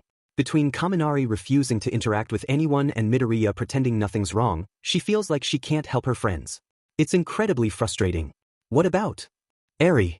About the time travel? Midoriya's shoulders tense. Not even about that, he says quickly, as if he wasn't expecting her to bring that up. She'd caught him off guard. She's just been through so much and I'm glad she's doing better now. I mean, look at her and Toga. They look really happy. Ochako smiles as she watches Toga pick up Eri and spin her around, laughing. She frowns again, noticing Midoriya's worried expression. But there's still something bothering you, isn't there? Midoriya hesitates. She's quirkless now. She's going to have to deal with a whole lot of people being cruel to her for no reason. She's already been through so much. Yeah, I hadn't really thought about that. You would know what it's like after all those years. You thought you were quirkless too. I was quirkless. What do you mean? You have a quirk, Mido? You can't just dash. All Might gave it to me, Midoriya says quickly, glancing at Ochako nervously. I don't want to get into it right now, I promise I'll tell you another time. But I really was quirkless. Ochako feels like she was hit in the head with a brick. I mean, you owe me that conversation, you got it? Midoriya nods, and his focus drifts back to Eri. She's just suffered enough, you know? And I feel horrible for saying this, but I'm just so glad. I'm beyond relieved that her quirk is gone, and I feel guilty for being relieved because now she's going to have the kind of life I did and I wouldn't wish it on anyone, but dash. Ochako puts her hands on Midoriya's shoulders. He meets her gaze, surprised. You're not the only one that's relieved, Mido. I am. Aizawa is. And most importantly, so is Eri. And we're all going to be there for her, alright? You can be there for her in the situations that you wished you had someone. So don't feel guilty, because you're going to help her out. You got it? Midoriya seems to finally take a breath. Yeah. Thank you, Uraraka. Have I ever mentioned you're an amazing person? Not enough. And you still owe me that explanation, you got it, okay? Midoriya finally smiles. Monoma wakes up fast. His entire body feels like it's in shock, like he'd been lying in ice water. He breathes quickly, getting a grasp of his surroundings. The fluorescent lights and monitors and wires blur into an overwhelming collection of sounds and lights. Calm down, someone shouts. Recovery girl, most likely. Calm down, you're safe. Monoma relaxes a little, taking deep breaths to slow his heartbeat down. There, that's better. How are you feeling? Monoma blinks again, trying to clear the blurriness out of his vision. I feel kind of quirky. He hears Recovery Girl sigh, disappointed. I'm being serious. Honestly, I don't know how you survived. I'd really rather not think about that right now. Fun. Monoma says sarcastically. Recovery Girl looks less blurry now, which means he can see how much she's frowning. Your body is holding 103 quirks.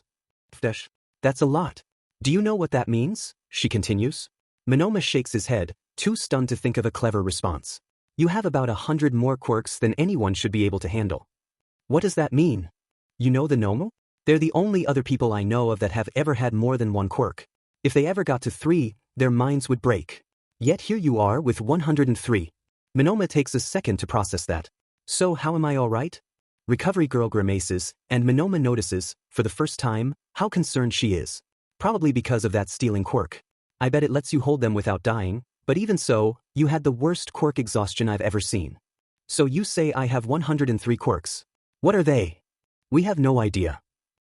Fun. I'm sure that won't cause any issues. Come on, get serious, how are you really feeling? Anxious. Overwhelmed. You know the usual but worse. But on the plus side, I just got the most wonderful idea. Recovery Girl looks concerned. Do I even want to know? Monoma grins. Izuku braces himself and knocks on Kaminari's door. Aizawa had sent him to check on him, and Izuku has a bit of a bad feeling about it.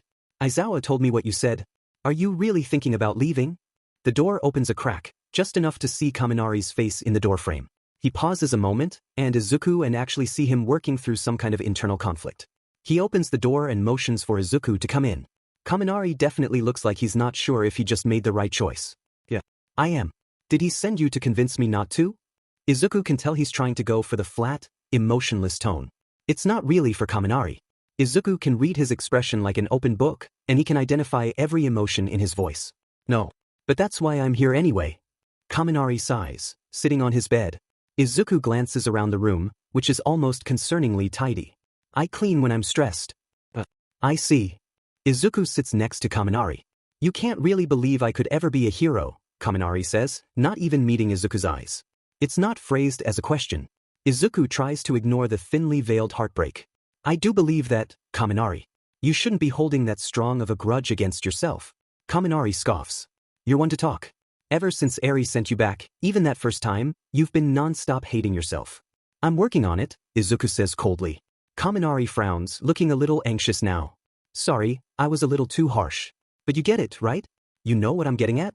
If you can't find it in yourself to forgive you, how could you ever forgive me? Come on, Izuku says, frustrated. It's different and you know it. Different how?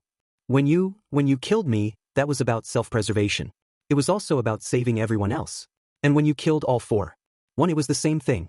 You judged the situation, weighed all of the consequences, and made the best move based on all of that. Were you influenced by your fear at all? By your guilt?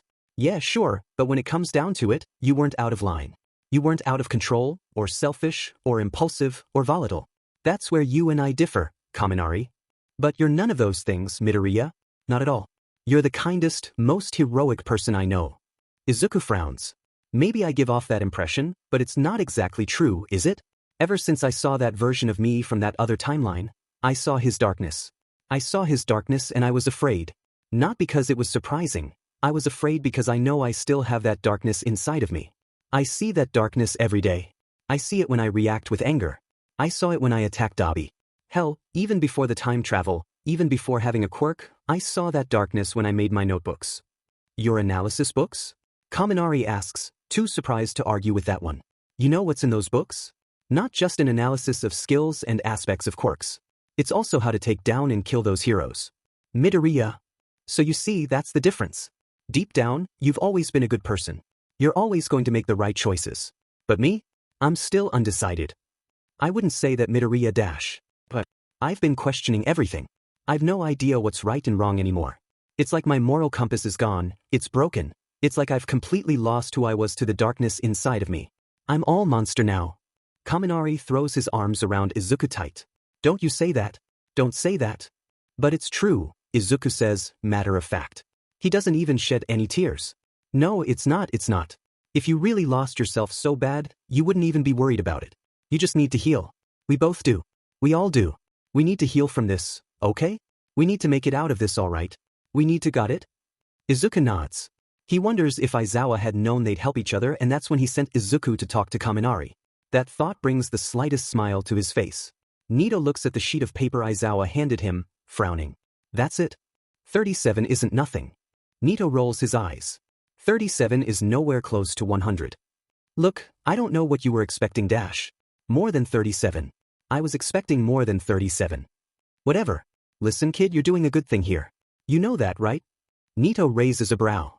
He's not too familiar with Aizawa or the way he speaks, but if he's not wrong, the grump is actually proud of him. Fringe. Of course I do. And regardless of good, what could I possibly do with 100 quirks anyway? Nito says with a shrug.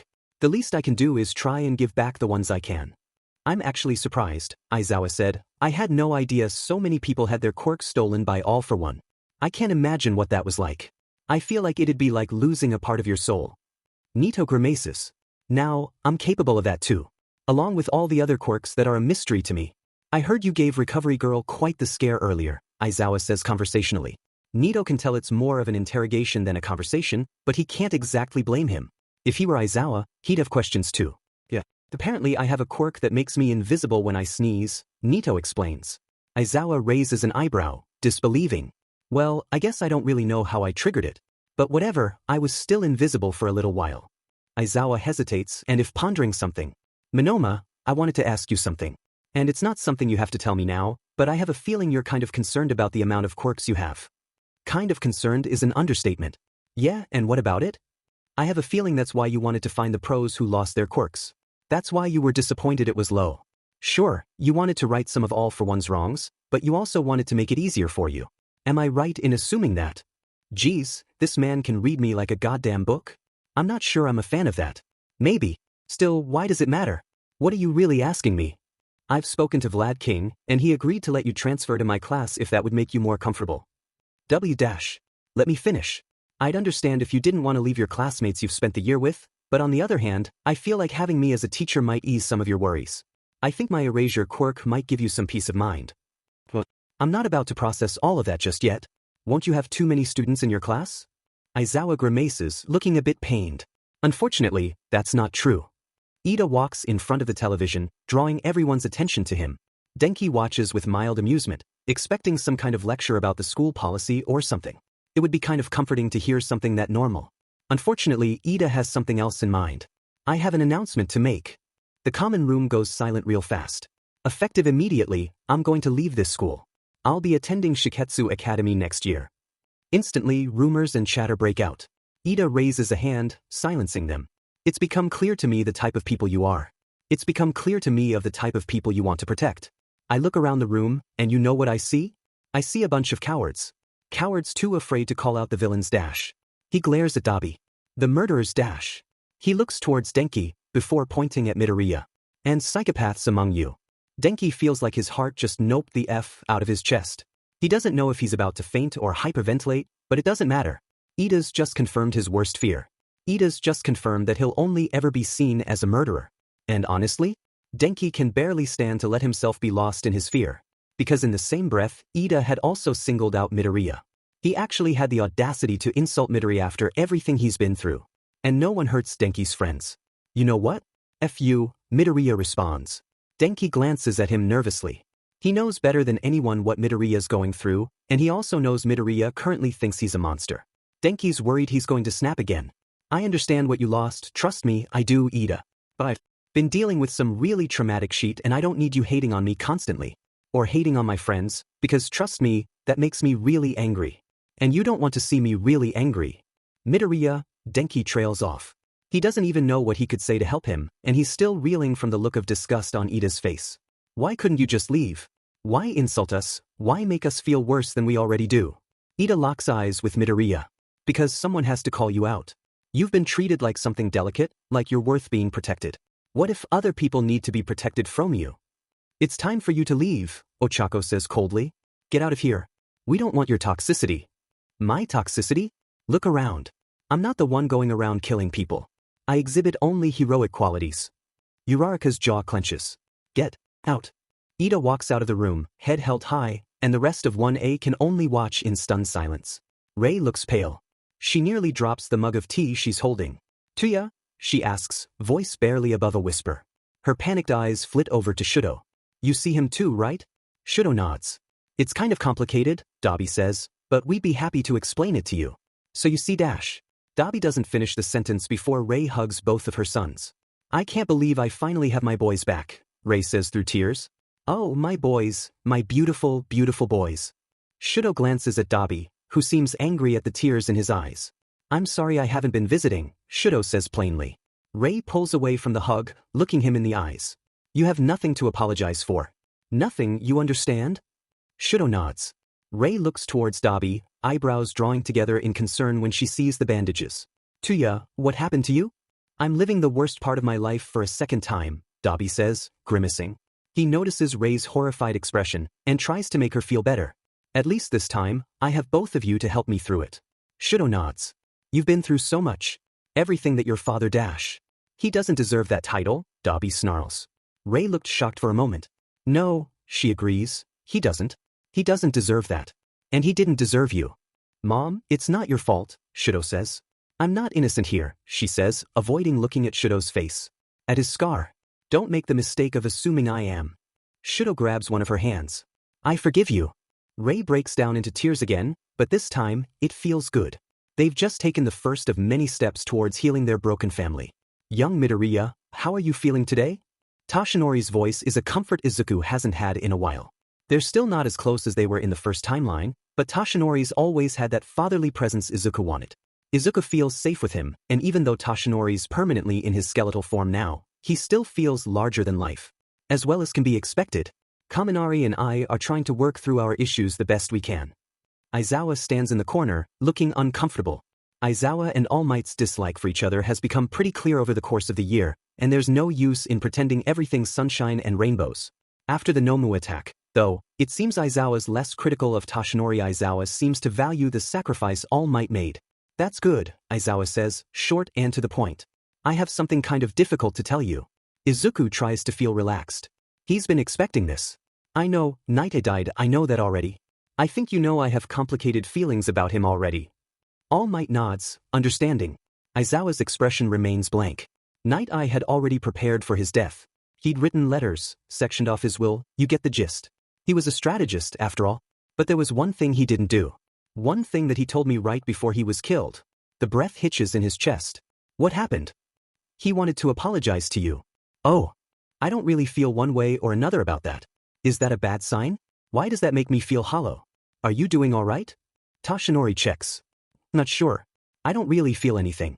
I probably should feel grateful for the fact that he realized he should apologize. I should probably feel angry for some of the things he's done, for some of the things he said. But I just feel nothing. I feel nothing and that feels wrong. That's a perfectly valid emotional response, Aizawa says. Your reaction isn't a bad one. Maybe you need time to process this. Maybe you don't, and it just didn't affect you. Either way, the way you're feeling isn't wrong, Midoriya. Izuku lets himself take a breath. At least All Might and Aizawa have got his back. Iida calling him a psychopath earlier had gotten to him more than he'd like to admit, but this conversation took a bit of the sting away. It wasn't a break, exactly. It was more of a mandated couple of days off with required social interaction. Aizawa wanted to make sure everyone knew they had support. He knew almost everyone wasn't okay, but he wanted them to know they could rely on each other. So, what did Class 1A decide to do with the mental health days? Truth or dare was a pretty good distraction, Mina had thought. And Class 1A had no objections. Uraraka's laughing so hard she snorts. Come on, whines Zero, my singing's not that bad. Anyway, boo, truth or dare? Dare. Does it look like I'm a coward?